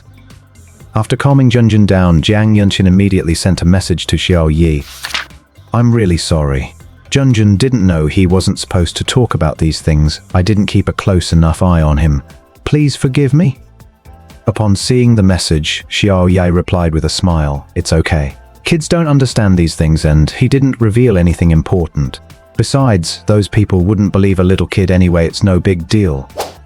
"Okay, I've already talked to him. This definitely won't happen again," Jiang Yunshin replied. "Don't take it so seriously," Xiao Yi said. "Just make sure he understands it's fine." After ending the call, Xiao Yi got ready to rest. The benefits of tiered food have finally been revealed. I'm sure everyone will do their best to find it after all. Only by strengthening your physical constitution can you better survive. Ooh. Jiggle, jiggle, jiggle. Cheep, cheep, cheep. The next day, Xiao Yi was woken up by a trio of sounds coming from the chicken coop. Resigned, he got up and walked over to the chicken coop, where he saw a flock of chicks following their mother as she wandered around looking for food. When the mother hen saw Xiao Yi approaching, she immediately led her chicks over. 19. Xiao Yi immediately grabbed some bread, tore it into crumbs, mixed it with fish meal, and put it in the feeder. The mother hen led the chicks to the feeder, and they began pecking at the food. The rooster, seeing the food, also came over, but the hen immediately blocked his path, spreading her wings wide as if to say, "This is the chick's food." Unable to resist the temptation of the food, the rooster took a step forward, and the hen mercilessly pecked at him. Cluck, cluck, cluck. The rooster cried out in pain and fled in panic. Xiao Yi burst out laughing at the sight, then scattered some vegetable leaves and some coarse fish meal for the rooster. After thinking for a moment, Xiao Yi took a few ears of corn from the storage shed and set them outside to dry so he could grind them into flour to feed the chicks. After finishing all this, Xiao Yi returned to his apartment, took a shower, changed his clothes, and muttered, "System, check-in." Check-in successful. Equipment reward obtained. Super battery, SSS rank. System, I absolutely love you. Seeing this check-in reward, Xiao Yi felt like hugging the system and giving it a kiss. Super battery, SS class. Automatically adapts to all power-generating devices, stores the electricity they produce, and outputs power as needed. When fully charged, it can power a medium-sized city for a year. Features an intelligent power-off setting, making it safe and reliable. Current storage level, 1%. Awesome. After reading the system's description of this super battery, that was the only word left in Xiao Yi's mind. It's way too powerful. The annual electricity consumption of a medium-sized city is enormous. He only had a small apartment here. Even if he had absolutely no generator to charge it right now, that 1% of storage capacity would be enough to last him a lifetime. A lifetime at most 100 years, and he probably wouldn't even use it all up. Of course, his island would inevitably develop, and electricity consumption would surely skyrocket in the future. Plus, it automatically adapts to all kinds of power generation equipment, so there's absolutely no need to worry about compatibility issues between generators and the battery. And the ability to output power on demand is nothing short of a game changer. In the future, different situations will require different voltages. Some will need direct current DC, while others will need alternating current AC. With this battery, there's no need to worry about the power output being in the wrong form. Starting today, I'll never have to worry about extreme cold or heat again, Xiao Yi said happily, then retrieved the super battery from his system space. He connected the input port to the wind turbine and the output port to the main circuit breaker in his apartment. Although the wind turbine's efficiency was extremely low, every little bit helped. Walking back to his apartment, Xiao Yi couldn't wait to turn on the air conditioner. A cool breeze blew out. So refreshing. Even though it was still morning, it was even more sweltering than noon a week ago. But now that Xiao Yi had the air conditioner, he'd never have to endure this sweltering heat again. Woof woof. Wang Kai's barking came from outside 9 times out of 10. It's probably because there's too much seafood again. Xiao Yi had no choice but to leave his cool apartment and walk out into the blazing sun. I know there's a lot of fish, but we've been using some every day now, so there should just about be enough room, Xiao Yi muttered to himself as he walked over to the fish pond he'd dug. Wang Kai was currently holding down 2 ribbonfish, wagging his tail at Xiao Yi. I actually caught some ribbonfish, not bad. Looks like there's still room in the fish pit, Xiao Yi said. Woof woof, Wang Kai, still holding down the 2 ribbonfish, barked again. Only then did Xiao Yi take a closer look at the 2 ribbonfish, which were still struggling violently. Items obtained, hairtail grade A2. After catching so many fish, I've finally gotten some grade A ingredients again, Xiao Yi said happily. Can I breed them? Xiao Yi consulted Yuan Nong on this matter. Yuan Nong briefly explained the conditions required for ribbonfish breeding, but Xiao Yi was currently unable to meet them. That's really a shame, Yuan Nong couldn't help but say. He had also read the discussion everyone had had in the public channel yesterday, which further confirmed the immense benefits that tiered food had on the human body. While most people were still discussing the immense benefits of C-grade food, Xiao Yi was already able to consistently provide A-grade food. This catch of hairtail naturally presented another opportunity to consistently obtain grade A ingredients. However, this wasn't the same world as before. The breeding conditions for these marine animals were quite demanding. Although Xiao Yi had made good progress, he still hadn't reached the level of his previous world. Nothing for it, I'll just have to eat them, Xiao Yi said helplessly, then set about gutting the 2 hairtail fish. But grade A ingredients really aren't anything out of the ordinary for Xiao Yi. He prepared the hairtail, cut it into pieces and placed them on the grill to cook. The soybeans should be ready for harvest in 2 days. When that time comes, I'll make sure to press some oil out of them no matter what, Xiao Yi decided.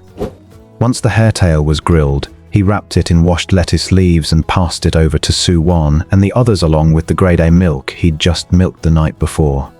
Su Wan and the others had already grown accustomed to Xiao Yi pulling out all sorts of high-grade food, so they eagerly accepted the offerings, eating their breakfast while keeping an eye on the public chat channel.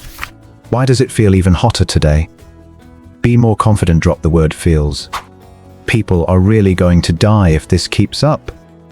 It wasn't even 9 in the morning yet, but the sun was already so intense that no one could possibly work under it. It's so hot, when is this ever going to end? I'm so thirsty. I think I see Coke and Sprite, and a big ship is coming our way. Hey buddy upstairs, did you really see a big ship? Is it coming to rescue us? Surely no one's hallucinating again. Last time someone said they saw a big ship too, it was all nonsense. All I can see is endless ocean. The big ship's coming, the big ship's coming. Ha ha ha, I'm outta here. Really? Bro, can you have the big ship circle around a couple more times? I'm definitely not far from you. But the person who had spoken earlier never showed up again. Xiao Yi shook his head and sighed. That person had most likely gone mad from the pressure of survival. His chances of survival were slim. Xiao Yi thought for a moment, then handed out the ice cubes he'd made earlier to Su Wan and the others 2 per person. Now that Xiao Yi had a refrigerator, he could produce ice cubes at any time. He gave them some to help lower the temperature in his living quarters a little. It's way too hot today, there's absolutely no way we can go out to hunt for supply crates, Su Wan complained. Yeah, no need to push yourself, we're not exactly short on supply crates right now, Xiao Yi said. I'm curious to see just how long this heatwave is going to last. Since everyone was idle, the public chat channel was constantly buzzing. I've been hiding under my shelter all day, and I haven't stopped sweating. Yeah, my clothes haven't dried at all, they're completely soaked with sweat. Damn it, my pants are completely soaked, it's like I peed my pants. Could one of the big shots drop some more bottled water? Preferably at a discount. I haven't looted any supply crates these past few days, and I'm running low on supplies. Yeah, I can trade for it with keystones, I've got some extra ones lying around. We have cheap purified water available within the Emperor's Rain Guild, Just join us and you can buy some, Emperor's Reign announced in the public channel. Seeing that someone wanted to trade keystones for water, Xiao Yi immediately adjusted his listing in the trading hall. He practically cut the previously set price in half. The same amount of supplies as before could now be exchanged for twice as much bottled water. Xiao Yi's move was immediately noticed by everyone. Thanks, boss. Trade complete. Big shot, you're so generous. You actually care about how hard it is for us to survive, thank you so much. Dilintianxia, why don't you take a cue from this big shot? Upon seeing Xiao Yi's revised trade offer and the crowd's reaction, Dilintianxia gritted his teeth in fury. How dare you go against us? You'd better not let me find out who you are, or you'll die a miserable death. Dilintianxia once again slammed the axe in his hand down hard on the tree beside him. Dilintianxia's island now covered an area of 235 square meters. He had a tent for himself and the rest was open space. Whenever trees or rocks spawned on the open land, Dilintianxia would immediately cut them down or mine them. The island monument's prompt was unclear, so he didn't realize that keeping these spawned resources would yield greater rewards. Xiao Yi, on the other hand, received system prompts that clearly explained the correct strategy. The larger the island, the greater the rewards. Xiao Yi closed all the doors and windows. Now the chirping of the little chicks outside was almost completely inaudible. He turned on the air conditioner, pulled the blanket over himself, munched on an apple, and leisurely watched the discussions among the players on the island monument. Anyway, there wasn't much to do outside right now, so he'd dash out every now and then to work for a little while before coming back to continue enjoying the cool air. Xiao Yi had already instructed Su Wan and the others to avoid going out for fishing operations as much as possible today. He'd also sent them plenty of plain water, lightly salted water, and freshly picked strawberries. Land is limited right now, so there's no need to save too many strawberry seeds. Just as Xiao Yi and the others were sipping cool water, eating strawberries, and chatting idly, woof woof woof. Wang Kai's unusually frantic barking suddenly rang out from outside, and from the sound of it, Xiao Yi sensed danger. Xiao Yi grabbed the repeating crossbow beside him and immediately rushed outside. Wang Kai's barking continued and Xiao Yi sprinted toward the source of the sound. Woof woof woof. Oink oink oink. That's the sound of a wild boar, Xiao Yi thought to himself.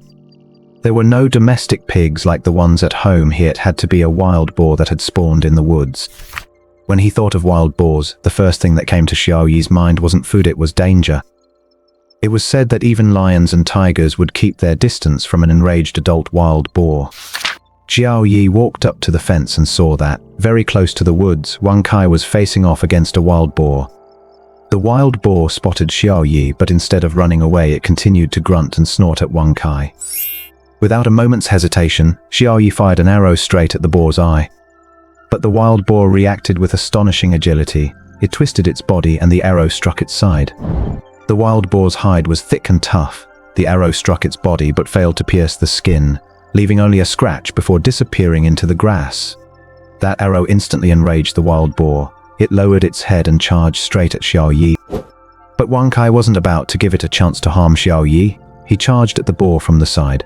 Oink! The wild boar had barely taken 2 steps when Wang Kai sent it flying, and it tumbled several times on the ground. An S-rank Wang Kai is truly fierce, Xiao Yi remarked in admiration. In fact, even if Wang Kai hadn't knocked the wild boar aside just now, Xiao Yi was confident he could have dodged its charge. As the wild boar charged toward him, Xiao Yi realized its speed was far too slow. Dodging it was a breeze. In fact, if he'd had a dagger in his hand, he could have stabbed the boar right in the eye. When he first saw the ferocious wild boar, Xiao Yi had been a little worried that neither he nor Wang Kai would be a match for it. Now it seemed that both Wang Kai, an S-rank beast, and Xiao Yi himself, whose physical prowess had skyrocketed from regularly consuming high-level food, could easily handle the boar before them.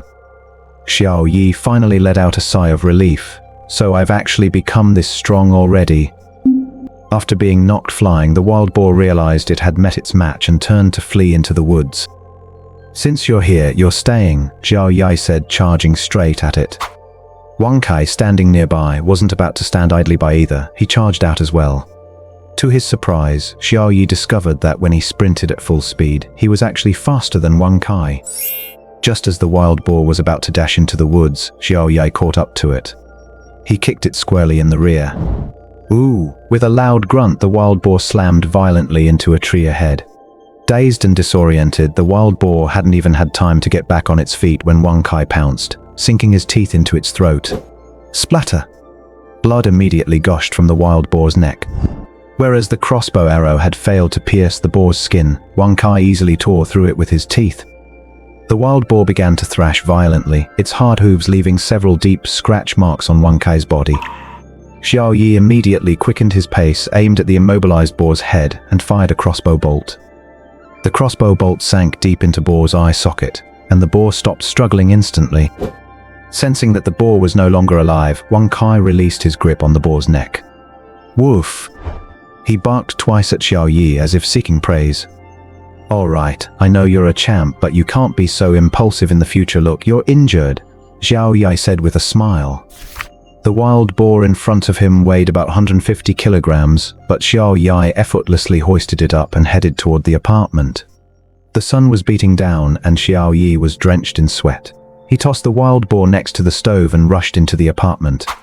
He first took a quick shower in the bathroom, then changed into a fresh set of clothes, and finally felt cool again. I felt like I was about to be roasted alive just now, Xiao Yi muttered. This weather is just unreasonably hot.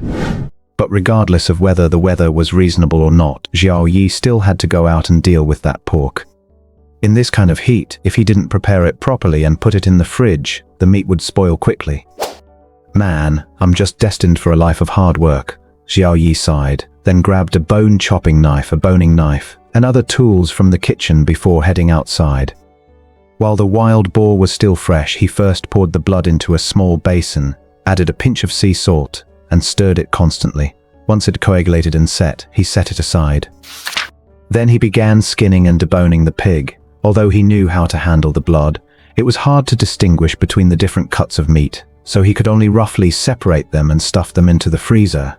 Everyone, just have some fruit for a light snack at lunchtime. It's too hot to cook. Xiao Yi sent them a message, then shared a few strawberries and some apple slices.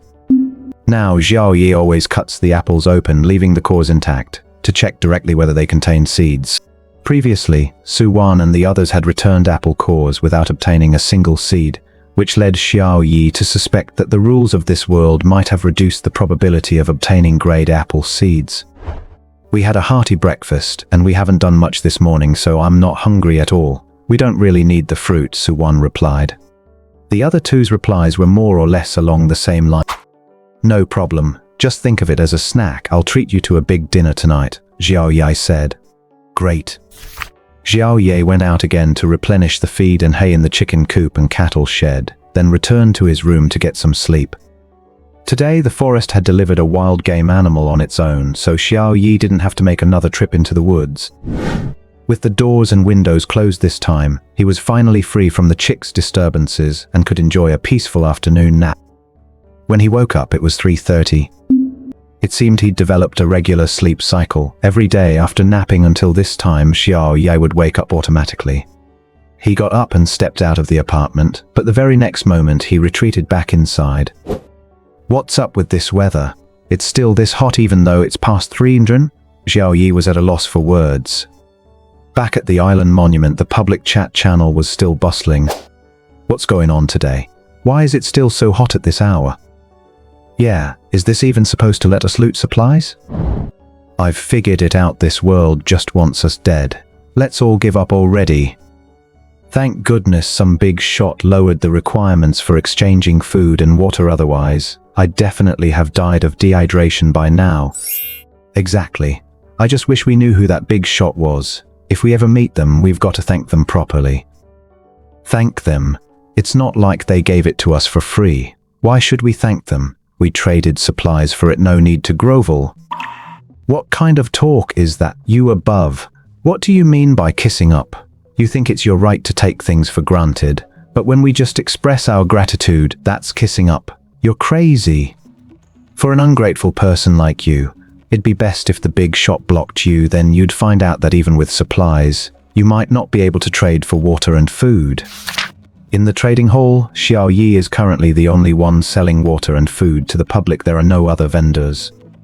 This week, the number of supply crates everyone has fished up has dropped sharply, and the vast majority of people haven't had any luck at all this week. Moreover, the drop rate for food and water in supply crates has also decreased this week.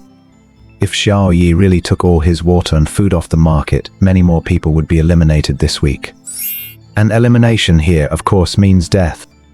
That's why those people were so incredibly grateful to Xiao Yi for lowering the prices of water and food. Xiao Yi paid no attention to what these people were saying. He didn't care about those ungrateful wretches. At that moment, Xiao Yi was in the kitchen, slicing the snow-white fat from the wild boar's body into thin strips. Once he was done, he went outside, lit the stove, heated the pot, tossed the fat in, and stirred it constantly. It wasn't that he didn't want to render the fat in the kitchen, it was simply that they only had electricity and no gas, so the stove inside wouldn't work. Sizzler, sizzler, sizzler. Soon the fat began to separate from the fatty meat, leaving behind nothing but meat scraps. Xiao Yi rendered more than half a pot of lard, then poured it into a small metal basin. The meat scraps left after rendering the lard can be eaten as a snack. They're incredibly fragrant. Finally, I have oil, Xiao Yi exclaimed. He had originally planned to set aside a portion of the next soybean harvest to press for soybean oil, but now that didn't seem quite so urgent. He could continue expanding his crops, though his own fields were still a bit too small. After rendering the lard, Xiao Yi began preparing the feast he'd promised everyone that morning. He snagged 4 eggs from the chicken coop, and since the tomatoes in the garden were almost ripe, he picked 3 or 4. Back at the apartment, he grabbed a few potatoes, peeled them, and cut them into thin strips. He stir-fried the eggs with tomatoes in lard and also prepared a dish of shredded potatoes. Finally, he pan-fried a small pork chop for each person. He divided these dishes into 4 portions using plastic lunch boxes made with the island stele, then sent them over to Suwon and the others. Pan-fried pork 200 g, tomato and eggs dry 200 g, stir-fried potato strips 100 g, plain water 500 ml, no trade. Looking at this transaction, Xiao Yi couldn't help but feel like something was missing. Oh right, rice. These are all side dishes, there's no staple food, Xiao Yi realized with a start. I don't think I've found any rice seeds yet. I'll go ask at the trading market. After sending those items to Suwon and the other 3, Xiao Yi headed to the trading hall. After a moment's thought, he posted a trade listing. Seafood, plain water in exchange for various seeds. Note: if you have seeds, PM me for specific trade ratios. A big shot is publicly buying seeds in the trading hall. It seemed like someone was always keeping an eye on the trading hall. As soon as a special listing appeared, someone would shout out in the public channel. What? Does the big shot already have a computer? My old computer has 2T of torrents or classics, including Japanese, Korean, European, and American titles. As long as the big shot throws me a drink or 2, I'll come right over and hand them over personally. What do you need the torrents for, big shot? Why not just take me on as your bed warmer? I can put on a live show for you. Me too. I don't mind if there are a few of us. Are you guys on the highway or something? Everyone stop right there and show me your driver's licenses. Stop derailing the thread. The big shot is really collecting seeds. Anyone who can provide crop seeds can trade them. The big shot is so impressive. He must already have arable land on his island, otherwise, why would he be collecting seeds? That's just nonsense. What's the point of collecting seeds if there's no farmland? But if we plant them now, it'll take months to mature. Will we have time? Clearly, no one here realizes yet that in this world, crop growth cycles are incredibly short. Who cares if we'll make it in time? If you've got seeds, hurry up and trade them for water and food. This is a once-in-a-lifetime opportunity. Sure enough, someone took the seeds and sent a private message to Xiao Yi. Big shot, do you want these seeds? Cumin seeds too. He had originally intended to collect rice seeds, but to his surprise he received cumin seeds instead. Although he already had sea salt, his grilled meat always felt like it was missing something. Cumin is definitely a spice that can greatly enhance the flavor. I'll take them. What do you need in return? Food, water, Xiao Yi asked. Big shot, just give me a little water and food. This stuff's useless to me. Even if I could grow it, it wouldn't do me any good. I don't even have anything to eat, the other person replied. All right, Xiao Yi replied. A seafood 10 kg boiled water file in exchange for curcumin seeds 2. When the other person saw what Xiao Yi had offered, he was immediately stunned. He hadn't expected Xiao Yi to give so much food and water in exchange for just 2 tiny seeds. He immediately agreed to the trade and sent Xiao Yi a message. Thanks a million, boss. Thanks a million. No problem.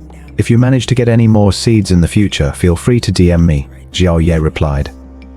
Okay. Big shot, can we be friends? The other person asked. No need for a friend request. As long as you message me privately with the seeds, I'll see it. Xiao Yi declined. Okay, then I won't bother you anymore. The other person decided to cut their losses. After the transaction was complete, Xiao Yi immediately found a corner of the S-grade flower bed, cleared away the grass there, and planted the 2 cumin seeds, watering them himself with some A-grade purified water. He then fenced off that small area with wooden planks to prevent the grass from spreading and affecting the cumin's growth. After trading a large amount of food and water with Xiao Yi, the person immediately began promoting him for free on the public channel. Anyone with seeds should hurry over to trade. This big shot is really generous. I traded 2 cumin seeds for 10 kg of fish and 5 5L of water. What?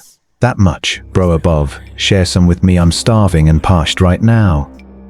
Get lost. Go trade your own seeds. He's so generous. I wonder if the billions of seeds inside me could get me something to eat. Well, you'd probably have to hook up with a rich woman for that. Although the thread instantly went off topic again, those who had cropped seeds began to get restless.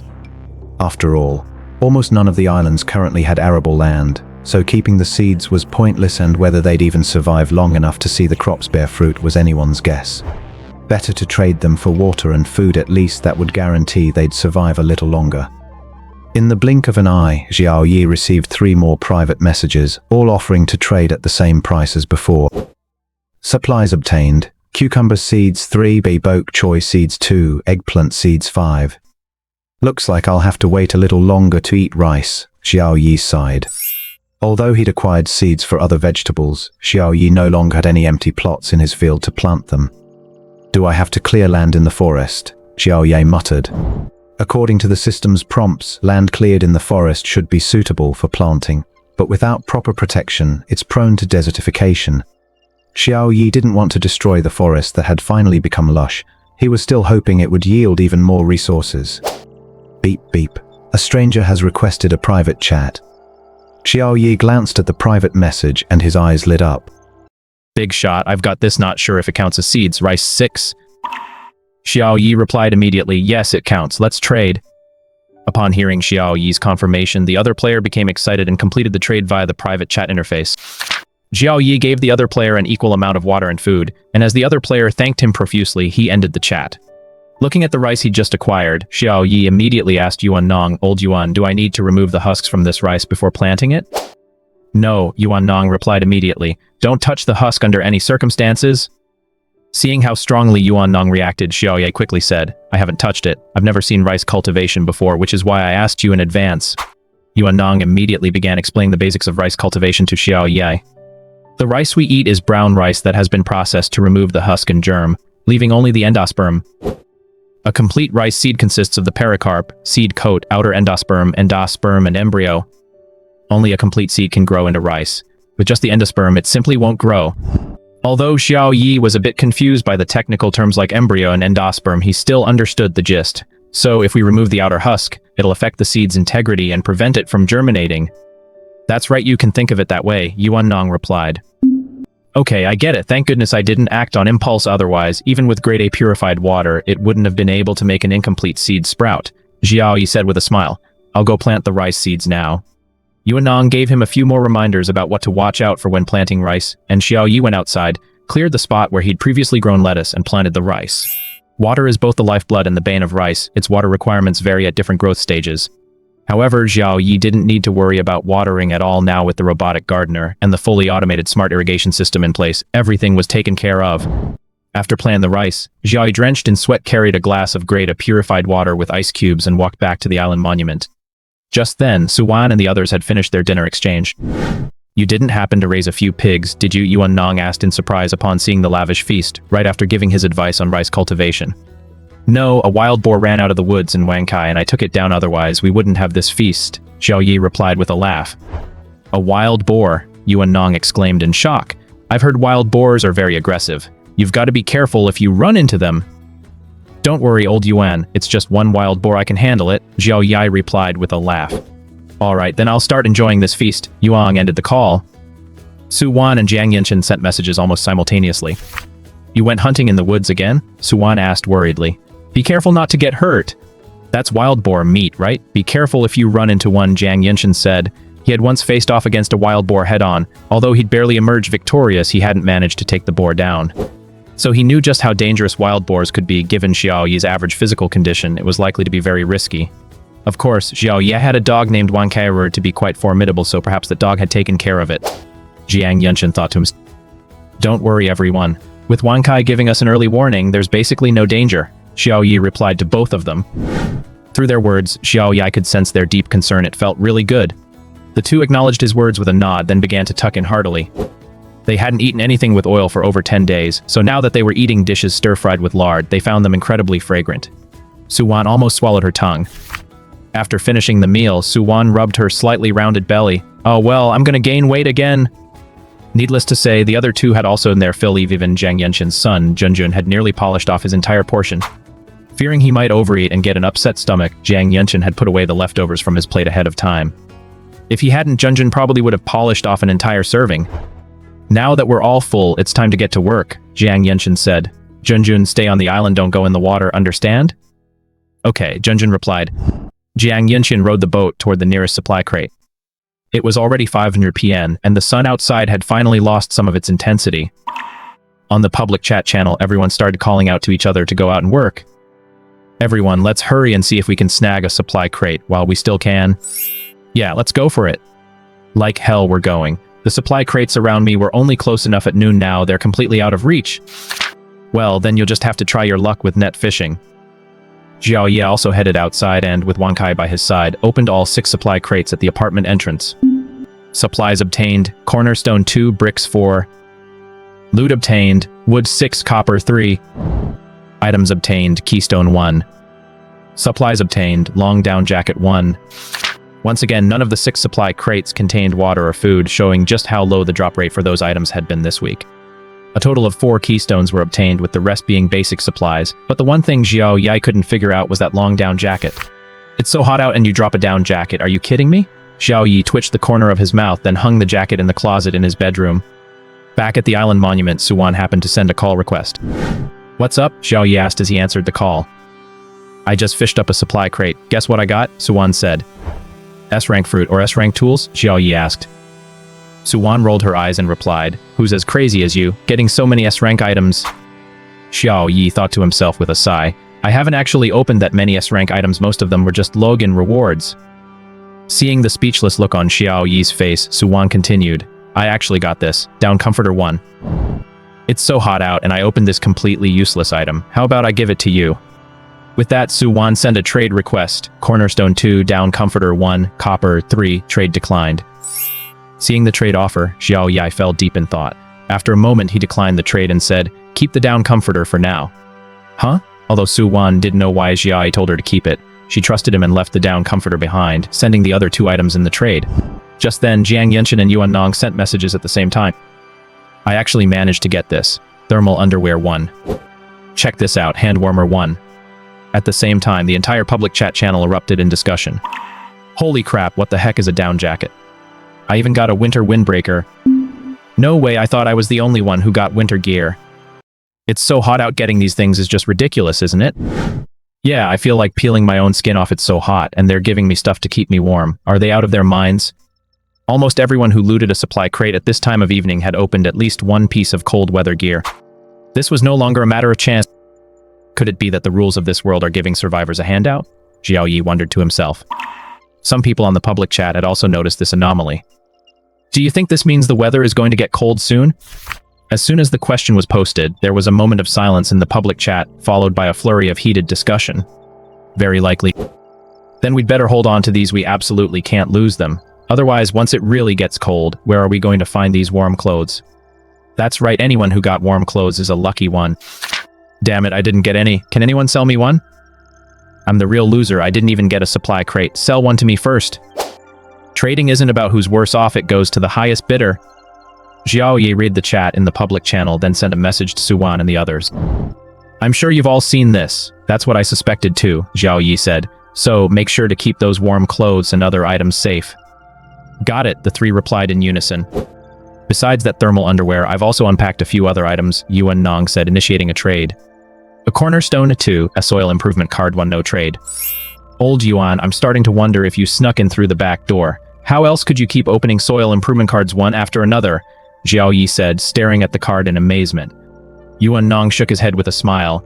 If I'd gotten in through the back door, I wouldn't have managed to score 2 or 3 supply crates in just a few days.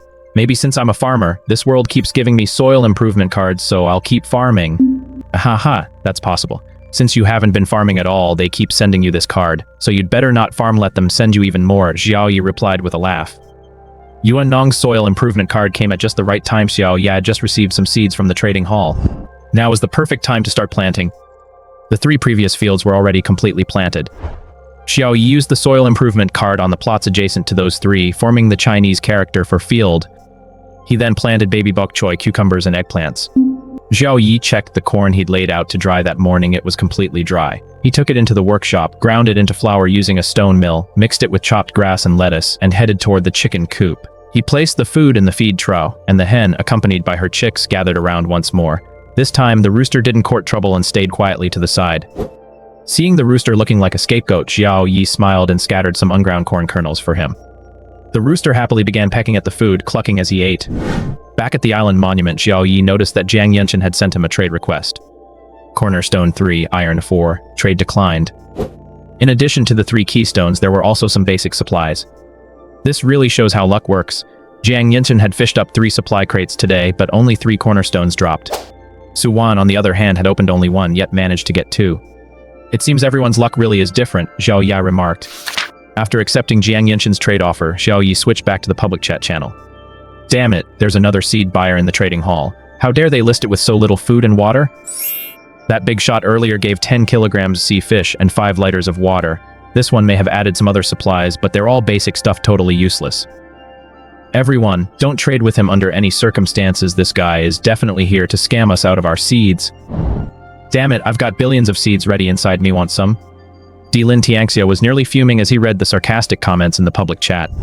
That's right, the seed scammer they were talking about was none other than him.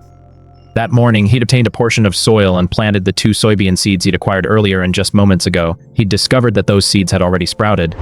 This meant that the growing cycle here wasn't as long as it'd been in his previous world. So those plant seeds would become a vital food source, which is why he just thought to trade his resources for more seeds.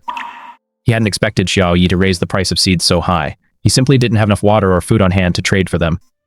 Since I can't trade for them, then none of you should either, Lin Tianxia said resolutely, then immediately posted in the public channel. Hello everyone, this is Lin Tianxia. I was lucky enough to obtain some soil and seeds. I tried planting them this morning and discovered that the plant growth cycle in this world is extremely short, so you should all keep your seeds for yourselves. Once you get soil suitable for planting, you can plant them right away. Farming is definitely a very important way to secure food.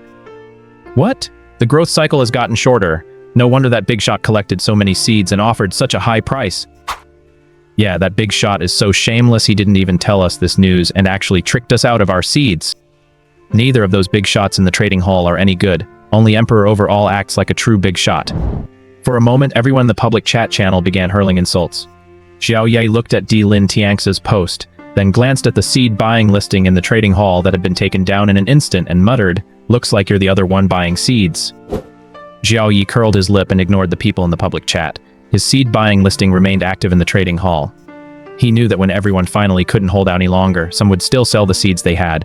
After all, having seeds isn't enough, you also need soil, and there are level requirements. For example, if you have a B-grade seed but only ordinary soil, you won't be able to grow anything.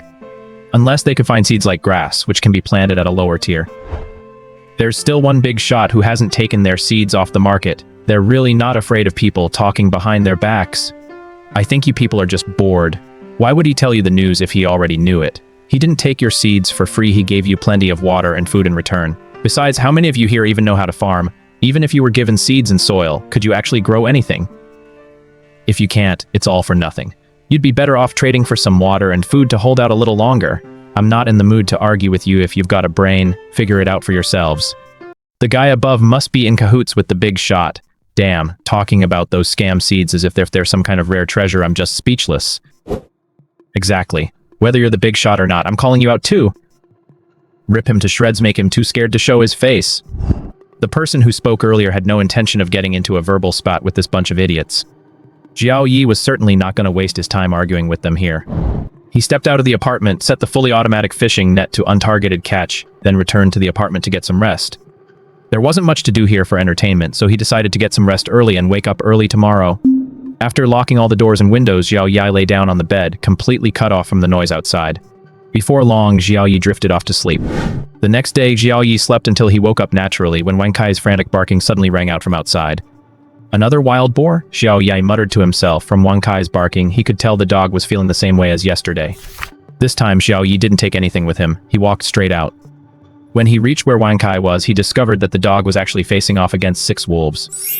Just yesterday, I was given a wild boar, and today 6 wolves show up. This forest really is treating me well.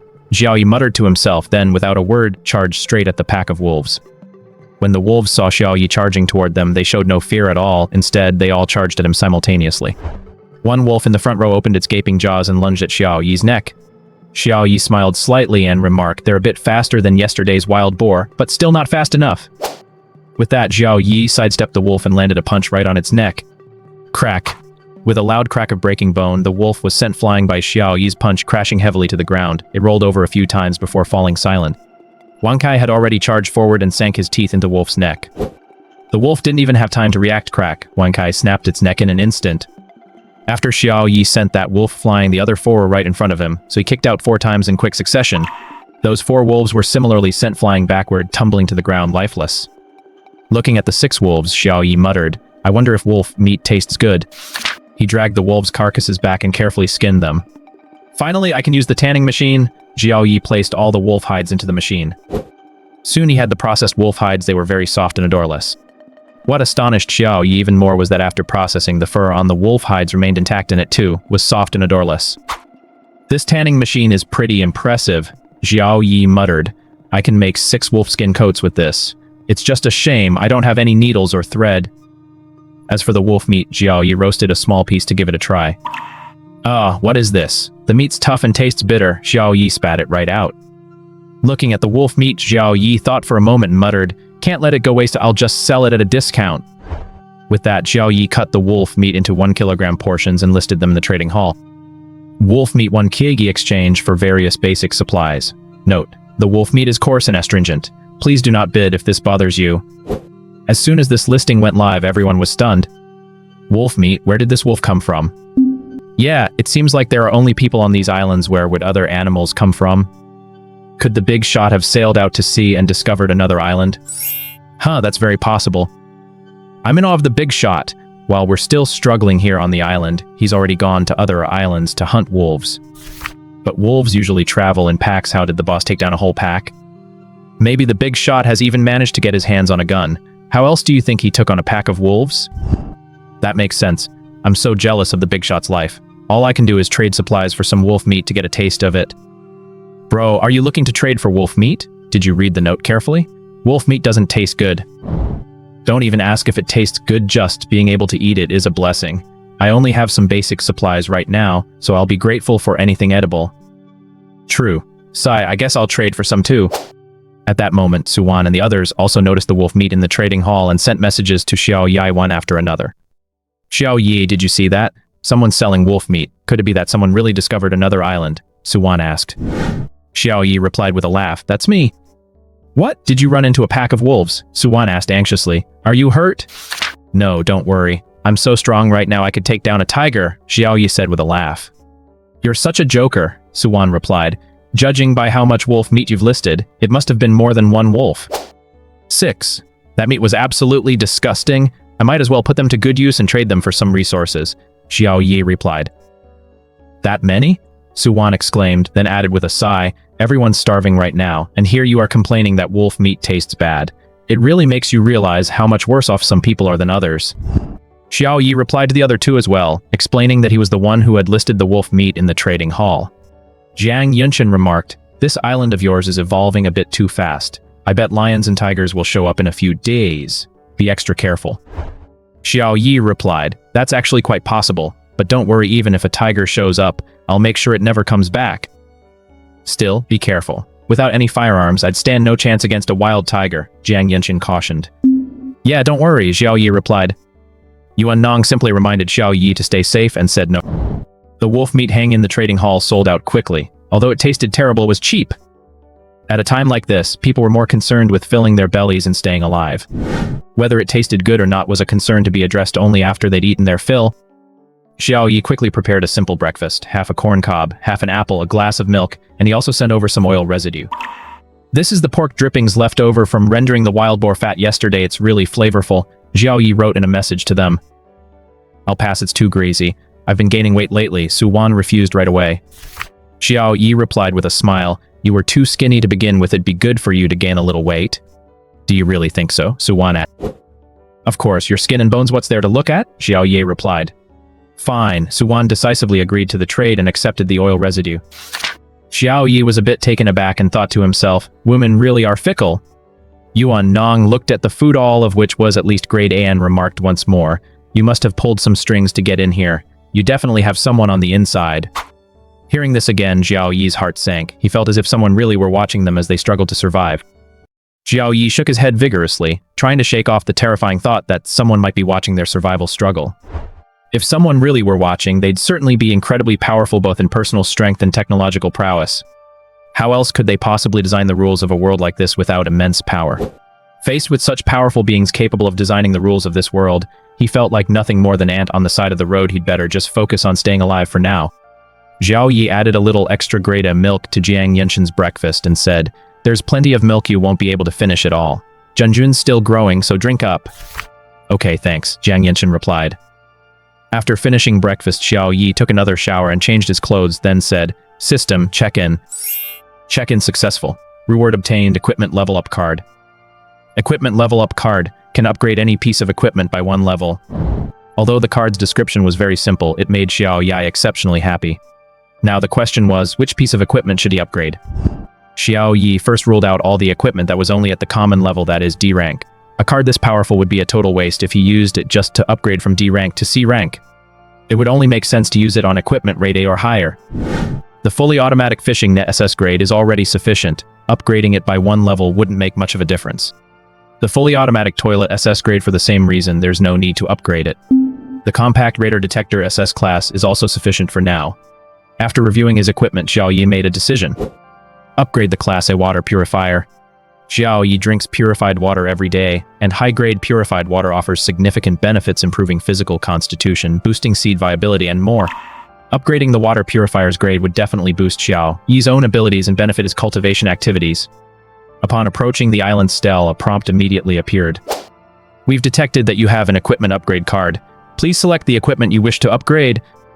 Grade A water purifier. Upgrade successful. The water purifier has been upgraded from grade A to grade S. Water purifier S class. Purifies seawater into purified water. With an ample supply of seawater, it can produce 160 ml of purified water per hour. Machine holds 5,000 ml of seawater and 4,000 ml of purified water. It can be connected to a water pipe, but requires manual operation to turn on and off. After the upgrade, the water purifier's production efficiency and capacity have both doubled. Plus, I don't have to fill it with water manually anymore. I can connect it to a water line. When the water runs out, I just turn it on, let it fill up, and then turn it off. It's so much more convenient. I wonder what this class purified water tastes like? Xiao Yi muttered to himself, but he'd just have to wait until it was purified to find out. After restocking the chicken coop and cattle shed with feed and adjusting the fully automatic fishing net to target supply crates, Xiao Yi immediately retreated back to his apartment. By a little past 8 a.m., it was already impossible to stay outside. It seemed everyone had now adapted to this routine, hiding during the day and coming out to work after dusk. "It's way too hot." "It's your own fault for getting up so early. I was out spreading fish until the middle of the night last night. I still need some more sleep." "Wait, you've been fishing for so long, did you catch anything?" "Yeah, 1 small fish, 500 gig. "Holy crap, you're amazing. You actually caught a fish." "Big deal. I'm so damn exhausted I'm about to pass out. This one fish isn't even enough to fill my teeth. Well, at least you caught something. I set my nets until midnight last night too, and I didn't even see a single fish scale. Sigh, let's get some rest. We'll see if there are any supply crates to scoop up come evening. Xiao Yi sat in the cool air conditioning, with nothing better to do. He pulled out the receiver for his small radar scanner, seeing only a few supply crate markers around his island, swiped the screen back and forth out of boredom. He hadn't been out setting nets until night last night, so he was full of energy now and had no desire to sleep. Huh. Suddenly, a red dot appeared at the edge of the radar scan. Xiao Yi sat up immediately. Someone else coming my way? He zoomed in on the radar receiver screen and discovered it was actually a medium-sized sailboat. The radar image showed there were quite a few people on board. So many people? Xiao Yi said, frowning. But why are they wearing animal skins and feathers in their hair? Their attire was very strange. They didn't look anything like the people from Xiao Yi's previous world. Could they be the natives of this place? Xiao Yi muttered to himself and immediately grew concerned. If they really were the natives, that would be quite a problem. There were bound to be plenty of them here, and if a conflict broke out, no matter how skilled he was, he alone wouldn't be able to handle them all. After all, Xiao Yi had a great deal of effort into this island. That medium-sized sailboat was heading straight for his island. What should I do? Xiao Yi racked his brain for a solution. Suddenly, the red dot on the receiver screen vanished. How could this happen? Xiao Yi stared in shock at the screen, which had gone blank again. That's impossible. He had clearly seen a ship just a moment ago. How could it have vanished so suddenly? At that moment, Xiao Yi suddenly recalled that someone else had also seen a large ship before, but no one had believed them at the time. Could it be one of those big ships too? Xiao Yi muttered. It seems this world is getting more and more complicated. Xiao Yi walked over to the island monument and sent a message to Su Wan and the other two. Have any of you seen a big ship? Xiao Yi asked. Huh? No, I haven't. Every day there are only supply crates around me, not even any ocean trash, Su Wan replied. I haven't seen one either, Yuan Nong replied. No, what's up? Jiang Yunshan asked in return. I saw a big ship over here, but it vanished in an instant, Xiao Yi replied. Jiang Yunshan paused for a moment, then said, a while back another survivor claimed to have seen a big ship. He just looked down for a second, and when he looked up again, it was gone. At the time, everyone thought he was lying. You guys didn't happen to see the same ship, did you? I'm wondering the same thing, Xiao Yi replied. And I don't think that ship was built by any of us survivors. What do you mean? Jiang Yunshan asked, furrowing his brow. I saw the people on that ship wearing animal skins and feathers in their hair. They're most likely the indigenous people of this area, Xiao Yi explained. What? There are indigenous people here? Jiang Yunshan was shocked as well. Xiao Yi nodded and said, and there are quite a few of them. Jiang Yunshan didn't doubt Xiao Yi's information, but he frowned and said, if we're discovered by the natives here, I doubt we'll be able to coexist peacefully. Xiao Yi replied, that's exactly what I think. So now, we not only have to survive, but we also need to strengthen our defenses. It'd be best if we could band together, Jiang Yunshan said. Exactly, Xiao Yi replied. He was now desperately hoping that Su Wan and the others would arrive on his island as soon as possible. I understand, Jiang Yunshan said. As soon as I pinpoint your location, I'll come join you as quickly as possible. Great, Xiao Yi shared his and Jiang Yunshan's conclusions with Su Wan and Yuan Nong as well. Though shocked, the two of them assured him that if given the chance, they would definitely come to join Xiao Yi as soon as possible. We'd only just gotten rid of the pressure of survival, and now there are indigenous people here too, Su Wan said with a touch of resignation. This place really doesn't welcome us. Xiao Yi replied with equal resignation, there's nothing we can do about it. We'll just have to take it one step at a time. Su Wan nodded. Just then, Yuan Nong sent a message asking, you and that guy from earlier both saw the big ships, but they vanished in an instant. Why is that? Logically speaking, a large ship couldn't possibly vanish completely in an instant. Xiao Yi frowned and thought for a moment, then replied, I'm not sure about that either, but I have a theory. Hearing that Xiao Yi had a theory, Yuan Nong pricked up his ears to listen. The clues from the island stele earlier indicate that there's definitely a powerful force pulling the strings behind the scenes, Zhe Yi said after a moment's thought. As for their motive, that remains unknown for now, but their actions are constantly making it harder for us to survive. So those natives are probably another way of making things harder. Does that mean it's basically impossible for us outsiders to coexist peacefully with them? Yuan Nong asked, following up on Xiao Yi's line of thought. Xiao Yi nodded slightly, then continued, but given our current strength, the vast majority of us are no match for the natives. So it's very likely that the rules of this world prevent those natives from finding us, or at least, prevent them from finding us for now. Are you saying that the big ship was made to vanish directly by the world's rules? Yuan Nong asked, staring at Xiao Yi in shock. It's very likely, Xiao Yi said. How is that possible? Yuan Nong exclaimed in disbelief. What kind of power could make a huge ship vanish in an instant? This was completely beyond Yuan Nong's comprehension. Xiao Yi shook his head and said, "These are just my speculations. No one can say for sure what exactly happened. We'd better focus on improving our own strength." That was the only thing they could do right now. The water and food Xiao Yi consumed were of a very high grade, so his strength had improved significantly. Now, facing ordinary wild animals posed no challenge at all. But the other survivors were a different story. Most had seen little improvement. The few who occasionally ate C-grade food had only improved slightly, lifting them from a sub-healthy state to a healthy one. As for Su Wan and the others following Xiao Yi, their physical fitness had improved far more than that of the others, at least to the level of an ordinary soldier.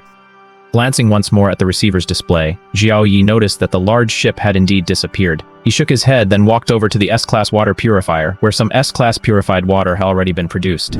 Xiao Yi took a big gulp. The purified water tasted as refreshing as a spring. He felt as if every cell in his body was cheering, eagerly soaking up this S-class purified water.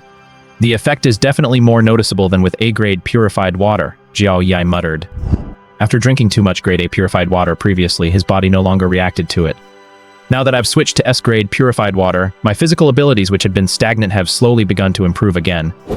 From now on, I'll try to consume as much S-grade water and food as possible. Before danger strikes, I must maximize my strength."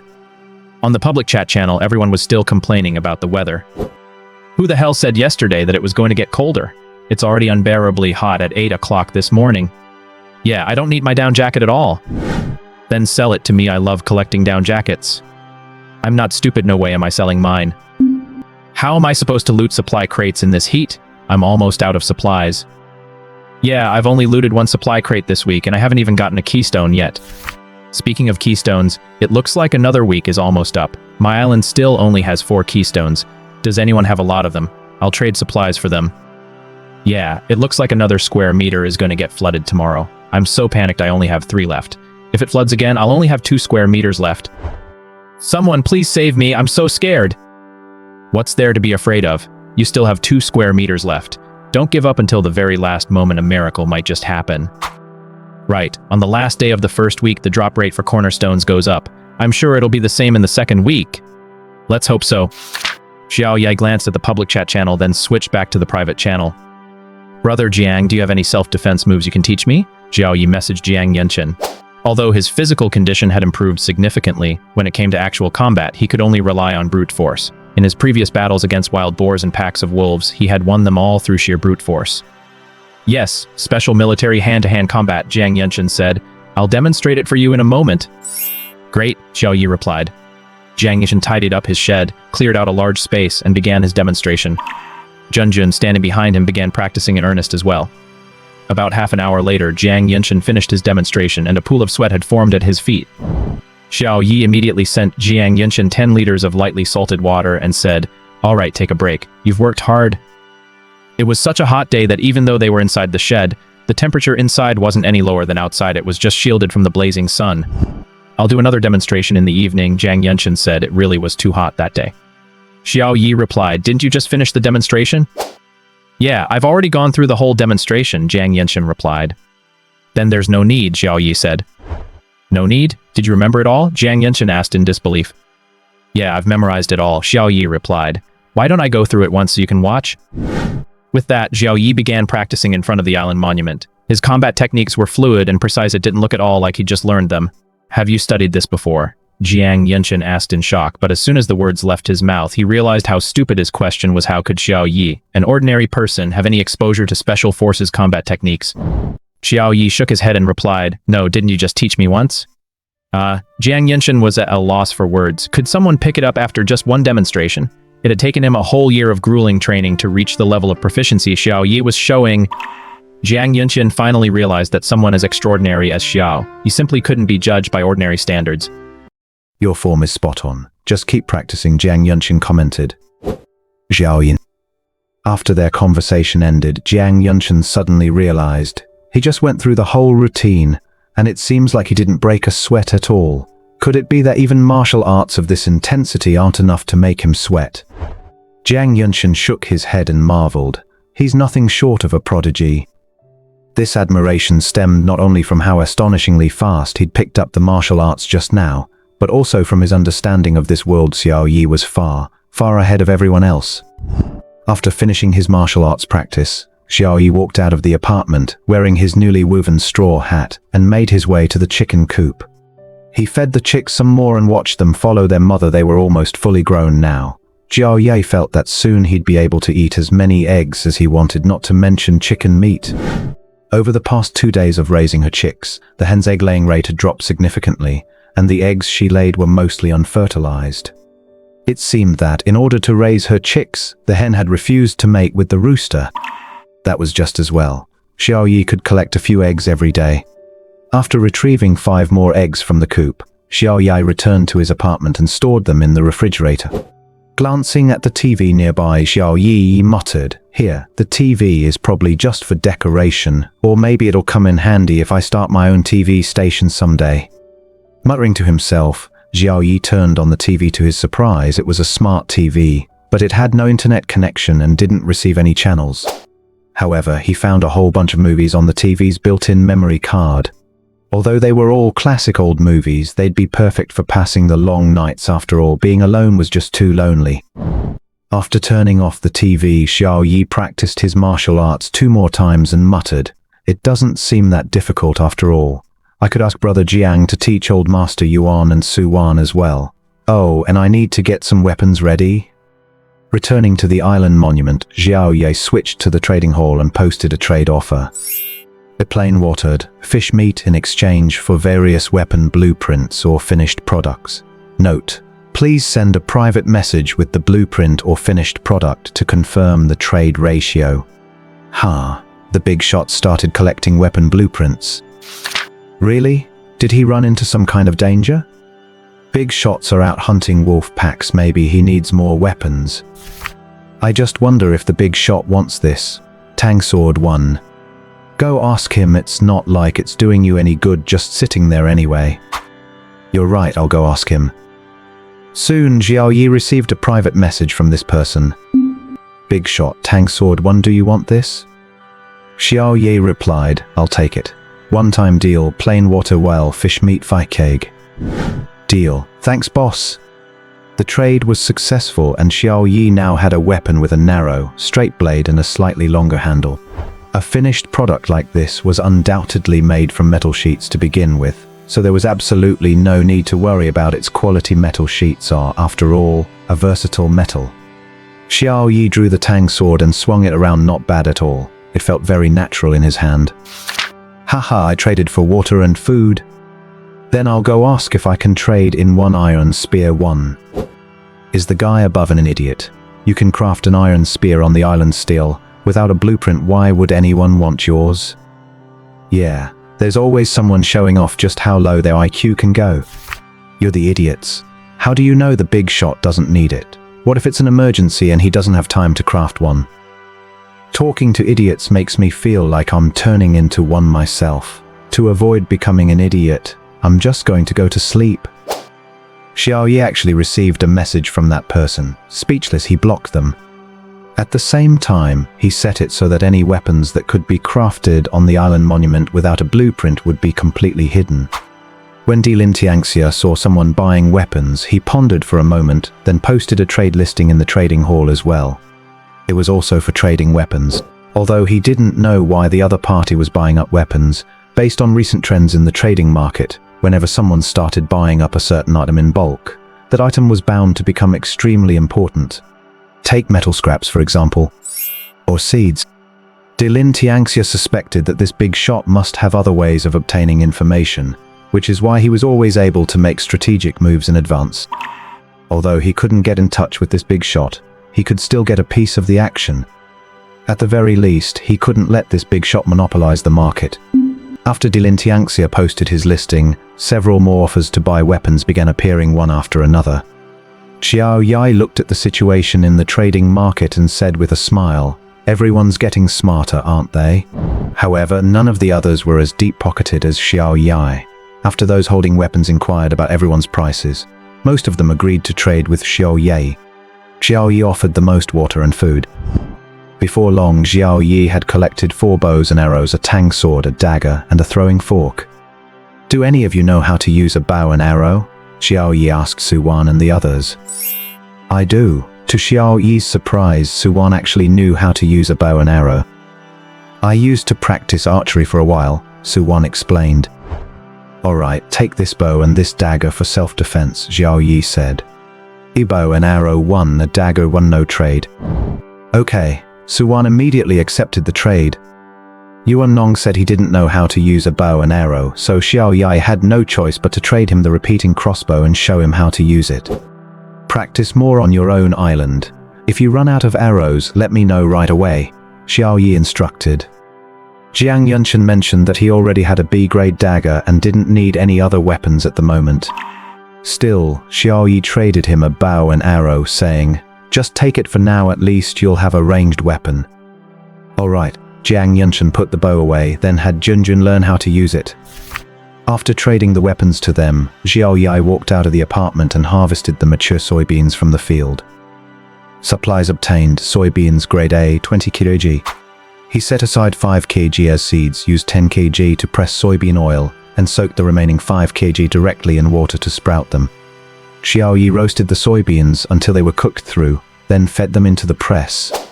Supplies obtained: soybean oil grade A, 1.5 kg, soybean meal grade A, 8.5 kg.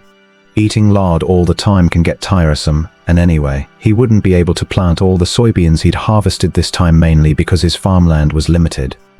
Soybean meal makes excellent feed for chickens. After finishing up with the soybeans, Xiao Yi returned to his apartment, took a shower, then sliced the wild boar meat he'd saved into strips and threaded them onto wooden skewers. He also added the baby greens he'd just harvested from the field, along with the potatoes he'd gathered earlier, making several skewers. It's time for a real barbecue. The previous barbecue hadn't used any oil, so the food always seemed to be missing something. Xiao Yi took the stir-fried greens, potatoes, and meat skewers outside and placed them on the grill. Even though it's hot out, nothing can stop me from pursuing good food, Xiao Yi said. After grilling a few skewers, Xiao Yi immediately fled back to the apartment. It's way too hot.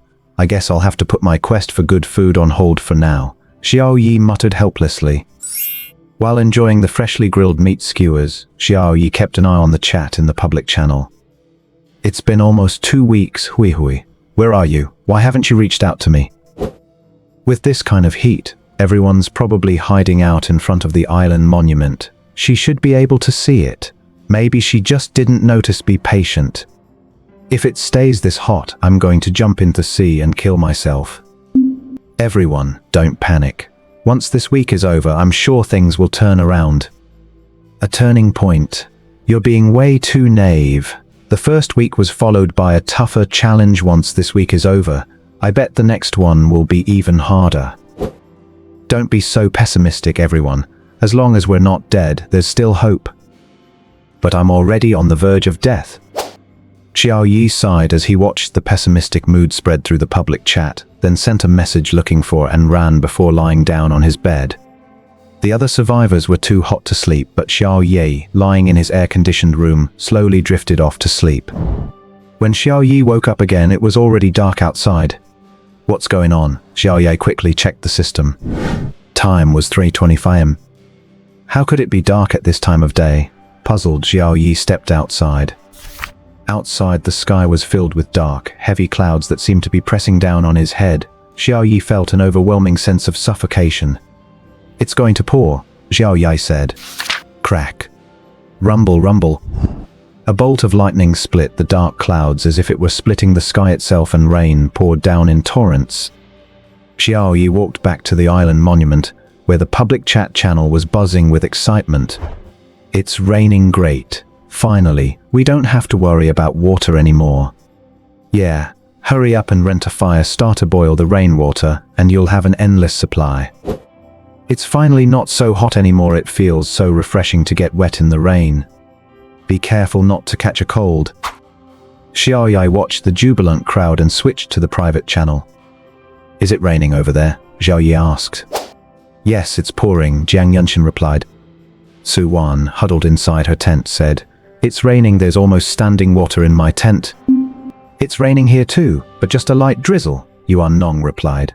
Based on the intensity of the rain described by the three of them, Xiao Yi roughly estimated that Yuan Nong must be quite a distance away from him, while the other two seemed to be in the same area as him.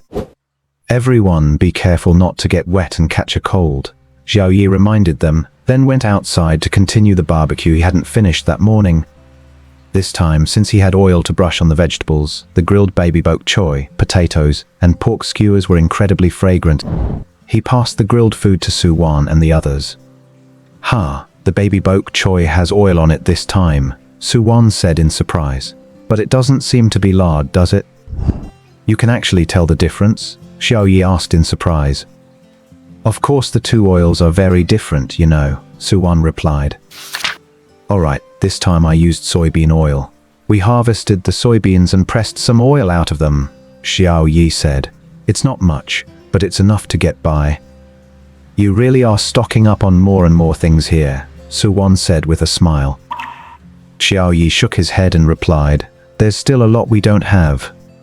"Just be content with what you have," Su-wan said before sitting down to enjoy the skewers. The rain outside was getting heavier and heavier. The raindrops were now falling in continuous streams. "I hope it doesn't flood my fields," Xiao Yi thought, frowning.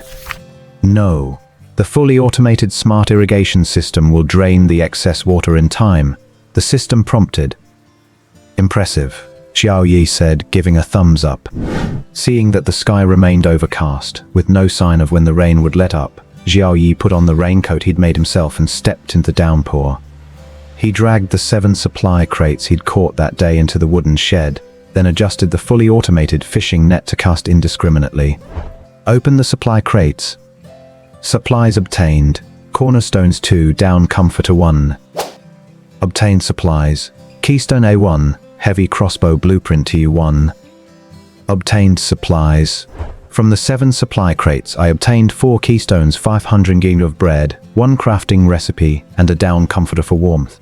The rest were basic supplies. Heavy crossbow blueprint. Wood 50, animal tendons 4, iron 10. Thank goodness the wild boars and wolves gave me 7 units of animal sinew earlier, otherwise I really wouldn't have been able to craft this, Xiao Yi muttered to himself. Returning to the island monument, he immediately crafted the heavy crossbow. "Please select a placement location." Xiao Yi thought for a moment, then placed the heavy crossbow on the beach directly in front of the apartment. Since it was a heavy crossbow, it must be a large, powerful weapon. If others were to land in the future, having such a weapon would at least delay their landing. After placing it, Xiao Yi returned to the island monument and continued watching the group's chat. "Why won't this rain stop?" "Yeah, and I was just about to go out and fish up a couple of supply crates." "Then go ahead, I just brought one back myself." "With rain this heavy, aren't you afraid of getting sick?" "I am, but I'm more afraid of starving to death or drowning. As soon as I get back, I'll take off my wet clothes and warm up by the fire. Then I'm heading out too." "Is everyone this determined?" "If we don't go all out, we'll die. How can we not?" Xiao Yi sent a message to Su-wan and the other two. "Don't go out in the rain to retrieve supply crates. Getting sick is a hassle, it's not worth it for just 1 supply crate." The 3 of them all agreed. The rain kept falling outside, slowly pooling into a stream on the hill behind Xiao Yi's apartment. Eventually it flowed into the ditch he had dug, which now looked wider than when he first dug it. Listening to the sound of the rain outside, Xiao Yi slowly drifted off to sleep. He slept straight through until the next day. Oh. Xiao Yi was awakened by the faint crowing of a rooster. He got up and scrolled through the chat log on the island monument, only to discover that it had actually rained all the way until 5:00 a.m. yesterday without stopping at all. Stepping out of the apartment, he found that it was already broad daylight, but it wasn't hot anymore. "Finally, a day of good weather," Xiao Yi muttered. "The seawater is eroding the island's land area. Current progress is at 30%, the system prompted." "Has it started already?" Xiao Yi said, then walked over toward the fields. He decided to harvest the hay first and toss it into the cattle shed.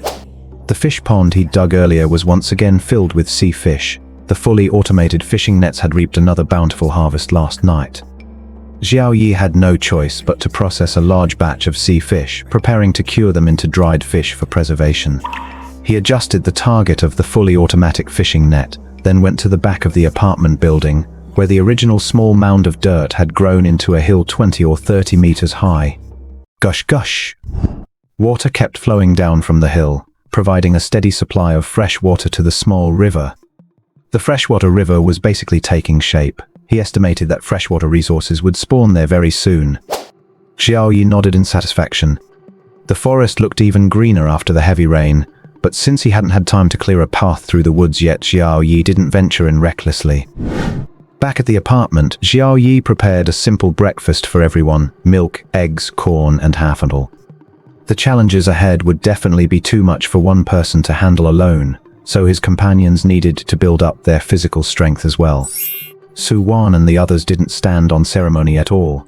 They quickly finished breakfast and went to check out the supply crates drifting around the island. They didn't know how long this weather would last, so they had to hurry and start salvaging supplies. The seawater was still eroding their island. In fact, it wasn't just the three of them, all the other survivors were racing against the clock, especially those who hadn't managed to gather much this past week. Even more anxious were the survivors whose islands had shrunk to just 3 square meters. They hadn't prioritized keystones during the first week, trading them all for water and food instead. After the first week, they realized the importance of keystones, but then the scorching heat set in, and the drop rate for keystones also decreased slightly. If they don't find any keystones today, their island will be down to just 2 square units. On top of that, an island monument takes up a fair amount of space. They probably won't even be able to lie down to sleep. And even if they do manage to lie down, one roll over and they'll likely plunge right into the sea. Of course, none of these problems are an issue for Xiao Yi. Although it was hot last week, they didn't miss a single supply crate they were supposed to retrieve. The island's area has now reached 2,376 square meters, so there's absolutely no need to worry about seawater erosion. The island had houses, fields, and forests, as well as high mountains and rivers. It was almost indistinguishable from the islands in the previous world. While everyone was busy fishing, Xiao Yi returned to the island monument and sent another message looking for Anran. Perhaps because everyone was busy fishing for supply crates at that moment, hardly anyone was speaking in the public chat channel.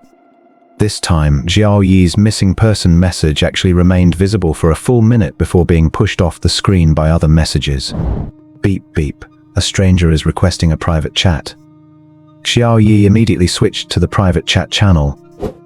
Who are you? What do you want with Anran? The other person asked. Xiao Yi noticed the other person had hidden their ID and replied, Who are you? It's none of your business why I'm looking for Anran. Anran is my daughter. Do you think that has nothing to do with me? The other person retorted. Xiao Yi's hand trembled, and he nearly spilled the milk he was holding. My father-in-law. Xiao Yi thought to himself, but then grew suspicious and asked, Since you say Anran is your daughter, do you know what her favorite fruit is? Mandarins, the other person replied without a moment's hesitation. Anran has a scar on her left wrist from when she fell and cut herself on broken glass at age 5. We're originally from Anlong County in Tianhang City. Any more questions? Hearing the man describe Anran's details so clearly, Xiao Yi finally realized, this time I've really found Anran's father in you. Uncle An, it's me, Xiao Yi said, feeling a bit ashamed. He had left and ran back then out of some inexplicable sense of pride, and he felt terribly guilty toward her. Xiao Yi? The person on the other end still didn't quite believe him and asked, Which university do you attend? What's your student ID number? And do you know Anran's? Clearly, the other person didn't believe him either. Tianhang University. My student ID is 327500122, and Anran's is 3275018, Xiao Yi replied immediately. Although it had been over a year since graduation, Xiao Yi still remembered his 4-year college student ID number very clearly. The next moment, a notification from Dao Bait. And Yu has requested to add you as a friend. Do you accept? Since the island beacon clearly displayed the other person's name as an Yu, there was no doubt about it. Xiao Yi hurriedly accepted, and Yu sent a video call right away. When the call connected, Xiao Yi saw that the once confident, handsome business tycoon was dressed in rags and looked disheveled and bedraggled. You actually have the nerve to reach out to Anran? Do you have any idea how she got through those days? Though somewhat weak, and Yu still scolded him with a strong, resonant voice. Uncle An, I really did make a mistake this time, Xiao Yi admitted decisively. It was my ridiculous pride getting the better of me. I'm sorry. Humph, pride. Do you really think just anyone can walk into my company? And you said angrily, even if you'd gotten in back then, you'd have had to start at the bottom. If you hadn't performed well, I'd have fired you anyway. I don't mind Enran supporting you, but my company definitely won't support a good-for-nothing. Has Enran been doing okay since then? Xiao Yi asked cautiously. What do you think? And Yu glared at him and said, she's been crying every day. As her father, I've even thought about grabbing a knife and going after you. I'm sorry, I really was wrong, Xiao Yi's heart ached. She got a little better later on, but she became completely cold and distant. Her mood had just started to improve recently, and now, of all things, we've all ended up in this godforsaken place. And Yu said, ah, my poor, unfortunate daughter. Are you with Enran? Hearing Yu say this, Xiao Yi assumed he and Enran had been teleported to the same island and hurriedly asked. No, and Yu snapped. We're all on separate islands, no one gets special treatment. Xiao Yi felt instantly disappointed. Seeing the look of disappointment on Xiao Yi's face, and Yu knew that Xiao Yi still couldn't let go of Enran, so he continued, I've been searching for her and her mother non-stop, but I haven't heard a thing. How could this be? Xiao Yi said with some concern. However, based on my speculation, this public channel is probably only accessible to a select group of people. And Yu said, huh, what do you mean? Xiao Yi looked at Yu in confusion. My company used to have over 10,000 employees. On my very first day here, I tried reaching out to them in the public channel, but didn't get a single response. Even if some people missed my message, it's impossible for all 10,000 of them to have missed it. So I suspect this public channel doesn't actually bring everyone in the world together, and Yu explained. So it's like we've all been split into many groups, with each group on its own server, and this public channel is just the public channel for everyone on that specific server. Xiao Yi tried to understand it using the concept of an online game. You can think of it that way, and Yu replied. So, I believe you'll definitely have a chance to find them. Xiao Yi. Kid, don't go messing around like that again. Once you find Enran, make sure to take good care of her for me, otherwise I won't let you off the hook even as a ghost, and Yu said with a sigh. Hearing this, Xiao Yi immediately sensed something was wrong and hurriedly asked, Uncle An, what's going on over there? And Yu didn't answer, but instead sent a trade request. A soiled, grade A, 1 tent to 1 and down jacket to 1 cornerstone is 2. Trade cancelled. Keep all these items for now. If you ever have the chance to find Enran in the future, share some with her. And Yu, who seemed to have exhausted all his energy scolding Xiao Yi earlier, said weakly. Looking at the items, Xiao Yi didn't even hesitate, he immediately rejected the trade. Tell me, what's wrong with you? Right now, immediately, Xiao Yi shouted. And Yu paused for a moment, then replied with a smile, I know you're worried about Uncle. Ever since I first met you, I've known you're kind-hearted by nature. Find Ran and carry on living with my hopes. Shut up, Xiao Yi snapped. Tell me what's wrong with you right now. I'm sure I can save you. And Ran still needs your care, and she'll need you to witness her wedding someday. At the mention of Enran, a glimmer of hope for life flashed in Yu's eyes, but it vanished in an instant. It's no use. A shark bit off my lower leg and now it's infected and inflamed, there's no hope. And Yu sighed as he looked at his leg, which was already oozing pus, and replied. Hearing Yu's words, Xiao Yi was completely stunned. Yu had actually gone into the water and even faced off against a shark head-on. But the very next moment, Xiao Yi blurted out, Uncle An, listen to me. Don't give up, you can still be saved. As he spoke, Xiao Yi sent Yu nearly 2 liters of S-grade purified water, along with a large pack of SSS-grade toilet paper. Pure water S-grade, 1996 smell toilet papered SSS-grade. Trade complete. Yu's eyes widened at the sight of the purified water. He had been following the chat in the public channel and knew that graded water and food were extremely precious. He never would have imagined that Xiao Yi could actually produce so much S-grade purified water. And then there was the SSS-grade toilet paper. He'd never seen such high-grade items before. Agree to the trade, Xiao Yi ordered. Listen to me. Clean your wound with the purified water, then wrap it with the toilet paper, and drink all the remaining water. Got it? Don't waste these good things, you keep them all. And Yu shook his head and said, Do as I say, do it right now. Xiao Yi shouted. Do you really want to give up on living like this and never see Anran again? And Yu hadn't finished speaking yet. Xiao Yi spoke again. S-grade purified water can boost your physical constitution, and SSS-grade toilet paper has the added benefit of killing bacteria and reducing inflammation. With these two working together, your chances of survival will definitely increase significantly. Hearing about the effects of these two items, and Yu's eyes widened in astonishment. If these two items really had such effects, they'd be nothing short of miraculous here. There were no hospitals or medicines here. These items definitely save lives. Hurry up, the sooner we handle this, the better, Xiao Yi urged. And Yu didn't hesitate any longer and immediately agreed to the trade, and the two items appeared in his hands. His leg had only been fractured by the shark's bite, it wasn't completely severed. He stuffed a wooden stick into his mouth, gritted his teeth, and used purified water to thoroughly clean the pus from the wound. He forced the broken bone back into place. These actions nearly drained him of all his strength. Pew! And Yu spat out the wooden stick he'd nearly bitten in half, then let out a long sigh and wrapped the wound completely with tissue paper. Looking at the remaining S-grade purified water, and Yu downed it in one gulp. After drinking the purified water, and Yu felt a wave of heat wash over his entire body, and the previous sense of weakness quickly vanished. The wound on his leg didn't even hurt as much anymore. How can this purified water have such miraculous effects? And Yu thought in astonishment. Xiao Yi grilled another pork chop for An Yu, then fried 2 eggs and sent them over. A pan-fried pork chop, 300 g fried eggs, grade A, 20g, no trade. Seeing the trade offer Xiao Yi had sent again, and Yu was stunned once more. Bobby, where did you get the pork chops? And how do you have grade A eggs? And Yu's voice was trembling slightly. Xiao Yi replied with a smile. The wild boar is from my island, and the eggs, of course, are from the chickens I raise. Take your time eating, I'll tell you all about it.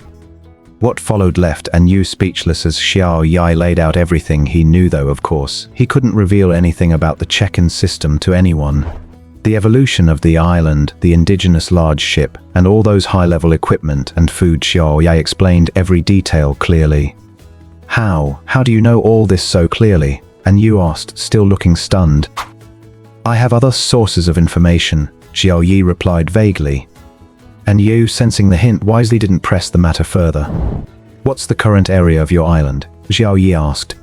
Still 4 square, and Yu replied. Since it's only 4 square units, why haven't you used those 2 cornerstones? In the trade An Yu had initiated, Xiao Yi saw that there were indeed 2 cornerstones. Anyway, only 1 square meter gets submerged each week, so I'm saving these for Anran, her mom, An Yu replied. And Yu was worried that once he found Anran and her mother, if their island was about to be submerged, he could use them as an emergency measure. Go ahead and use them first, I've got some here, Xiao Yi said. A bigger space gives us more room to move around. And Yu shook his head. He didn't like relying on others. Xiao Yi thought for a moment and said, how about this, Uncle An? Use one first. If we really do find Ran and her mom in the future, I'll contribute another one. It'll be my way of admitting I was wrong. And Yu pondered for a moment, then nodded and said, all right. He could feel that his previously inflamed wound had already improved. The medicine Xiao Yi had given him would definitely save his life. This filled him with such gratitude that he nearly shed tears. Who would want to die when they could live? Besides, An Yu still had people he couldn't let go of. Uncle An, don't you have any intact fishing nets here? Xiao Yi asked. No, I've been using that same old, tattered net from the start. Otherwise, why would I need to go out into the water? And Yu replied with a wry smile. It turned out that a day earlier, he'd caught a supply crate with that tattered net, but had slipped out halfway through as he was hauling it back. The victory within sight, and Yu refused to give up. The supply crate was only about 7 or 8 meters from the island, so he gritted his teeth and jumped in. Little did he know there was a shark right next to the supply crate. Normally, there are at least 2 marine creatures near a supply crate, but since An Yu had already dragged this one away from its original spot, Only one shark was following it. It was fortunate there was only one. Otherwise, Yu would have had absolutely no chance of escaping the joint attack of two sharks. Yu, who had been bitten, had nothing to treat his wound with and could only rinse it roughly with bottled water. But with the heat wave these past few days, he only had 20 or 30 milliliters of mineral water left. It was practically useless. On top of that, with the overcast skies and rain, his wound quickly became infected and started oozing pus. Having learned the full story, Xiao Yi said, "Uncle An, just focus on recovering for now. Don't go fishing for the supply crates just yet. I have plenty of water and food here, you don't need to worry. Once your injuries are healed, you can go fishing again." "How much water and food do you actually have?" Yu asked tentatively. He was worried that Xiao Yi was just putting on a brave face, and even more worried that he might be a burden to Xiao Yi. Xiao Yi smiled and said, "All the sea fish and bottled water in the trading hall are mine." What? Yu's eyes widened. So the big shot everyone had been talking about in the public chat all along was actually Xiao Yi. "So you've already gathered a lot of supplies then?" Yu said, "You little rascal, once you find Ran, you've got to give her plenty of support." "Uncle An, don't worry. Once I find Ran, I'll definitely bring her to my island," Xiao Yi promised solemnly. "That's more like it. Since you're so well off, I won't stand on ceremony. I'll just take it easy and rest up for the next few days. I'll repay you once I'm back on my feet," Yu said. "Uncle An, you're overdoing it," Xiao Yi waved his hand.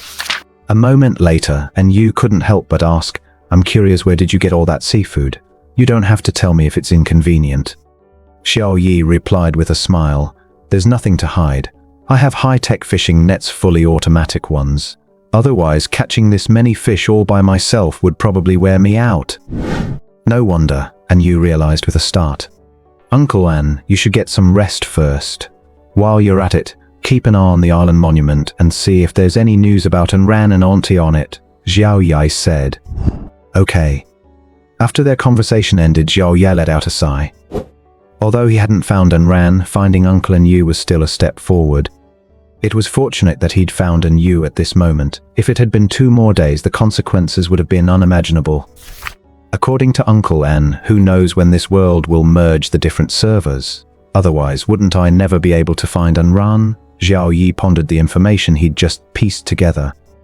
But right now, Xiao Yi's strength was nowhere near enough to stand up to this world. He had no choice but to improve his strength as quickly as possible. With a soft sigh, Xiao Yi realized he hadn't checked in yet today and immediately said, "System, check in."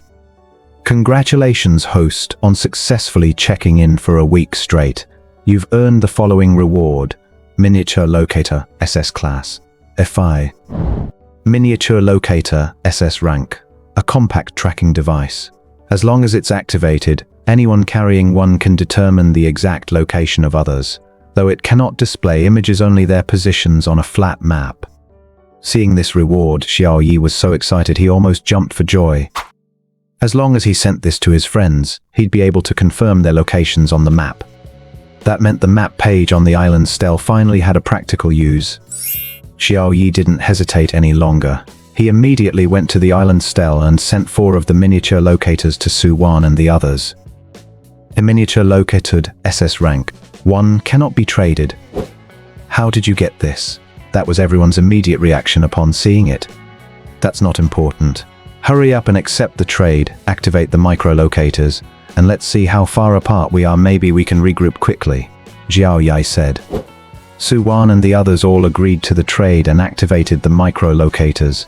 Xiao Yi switched to the island stele's map interface and began studying it. At that moment, 5 bright spots appeared on the map. Aside from Xiao Yi's own spot, the other 4 were scattered quite far apart. The farthest was Yuannong. Based on the map's scale, Yuannong should be about 2,000 kilometers northeast of him. No wonder it was pouring rain here while Yuannong's area was only experiencing light rain. The other 3 were in a similar situation. Suwan was in the same general direction as Yuannong, about 800 kilometers from Xiao Yi. Jiang Yunshan was about 900 kilometers due south of Xiao Yi, and Yu was about 700 kilometers due west of Xiao Yi. Ironically, the one closest to him was Yu, whom he'd contacted last. That far away? Yuan Nong looked at the markers on the map and sent a message to Xiao Yi with a wry smile. Xiao Yi hesitated for a moment before replying, I have a big ship, but it's too dangerous out at sea right now. Send it over, I'll come meet you, Yuan Nong said decisively. I know it's dangerous, but time is of the essence. If the locals here manage to find us, I'll be captured on this island anyway. Why not take a chance now? Xiao Yi thought for a moment, then said in a solemn voice, all right, old Yuan, let's take that chance together. Do you trust me? Of course I trust you. If it weren't for you, I'd be dead already, Yuan Nong replied decisively. All right, get some rest tonight. First thing tomorrow morning, set out immediately and sail to that point between us, Xiao Yi said. Yuan Nong suddenly thought of something and said awkwardly, I'm only familiar with agriculture. I don't know how to sail a boat. Don't worry about that. I've tried it. The boats here are actually pretty easy to handle, thanks to the world rules, Xiao Yi said. All right, Yuan Nong was relieved. Before you leave your island, move the island stele onto the boat and take all the supplies you can carry, Xiao Yi instructed. You must move the island stele onto the boat. It's essential for repairing the hull at sea. Got it. Remember, no matter what kind of sea creatures attack you along the way, as long as they don't slow you down, just ignore them. If the hull gets damaged, repair it right away. If you need any materials, just let me know. Got it. If you really do encounter those large sea creatures, give it your all with the repeating crossbow, Xiao Yi said. Got it. After the conversation ended, Yuan Nong looked out at the endless ocean before him and said with a smile, I never thought that, even at my age, I'd still get to conquer the ocean one more time. 2,000 kilometers, that's quite a distance. We're so far apart, Suwan said to Xiao Yi from the island monument, looking at the 800-kilometer distance between them. Xiao Yi replied, Old Yuan has already decided to meet up with me. I'll trade him a ship, and he'll sail to your island first. What? It's so far, won't the journey be extremely dangerous? Suwan exclaimed. But no one knows what this world will be like next week. We have to hurry and meet up, Xiao Yi said. Suwan nodded and replied decisively, All right, once Old Master Yuan arrives, we'll go to your island together. Jiang Yunchen also sent a message. It's a bit far, a small wooden boat could never make it to your island. Did you forget I have a medium-sized sailboat? Xiao Yi replied. Even with a medium-sized sailboat, the journey is too dangerous, especially from Old Yuan's location. It's just too far, Jiang Yunchen said with a frown.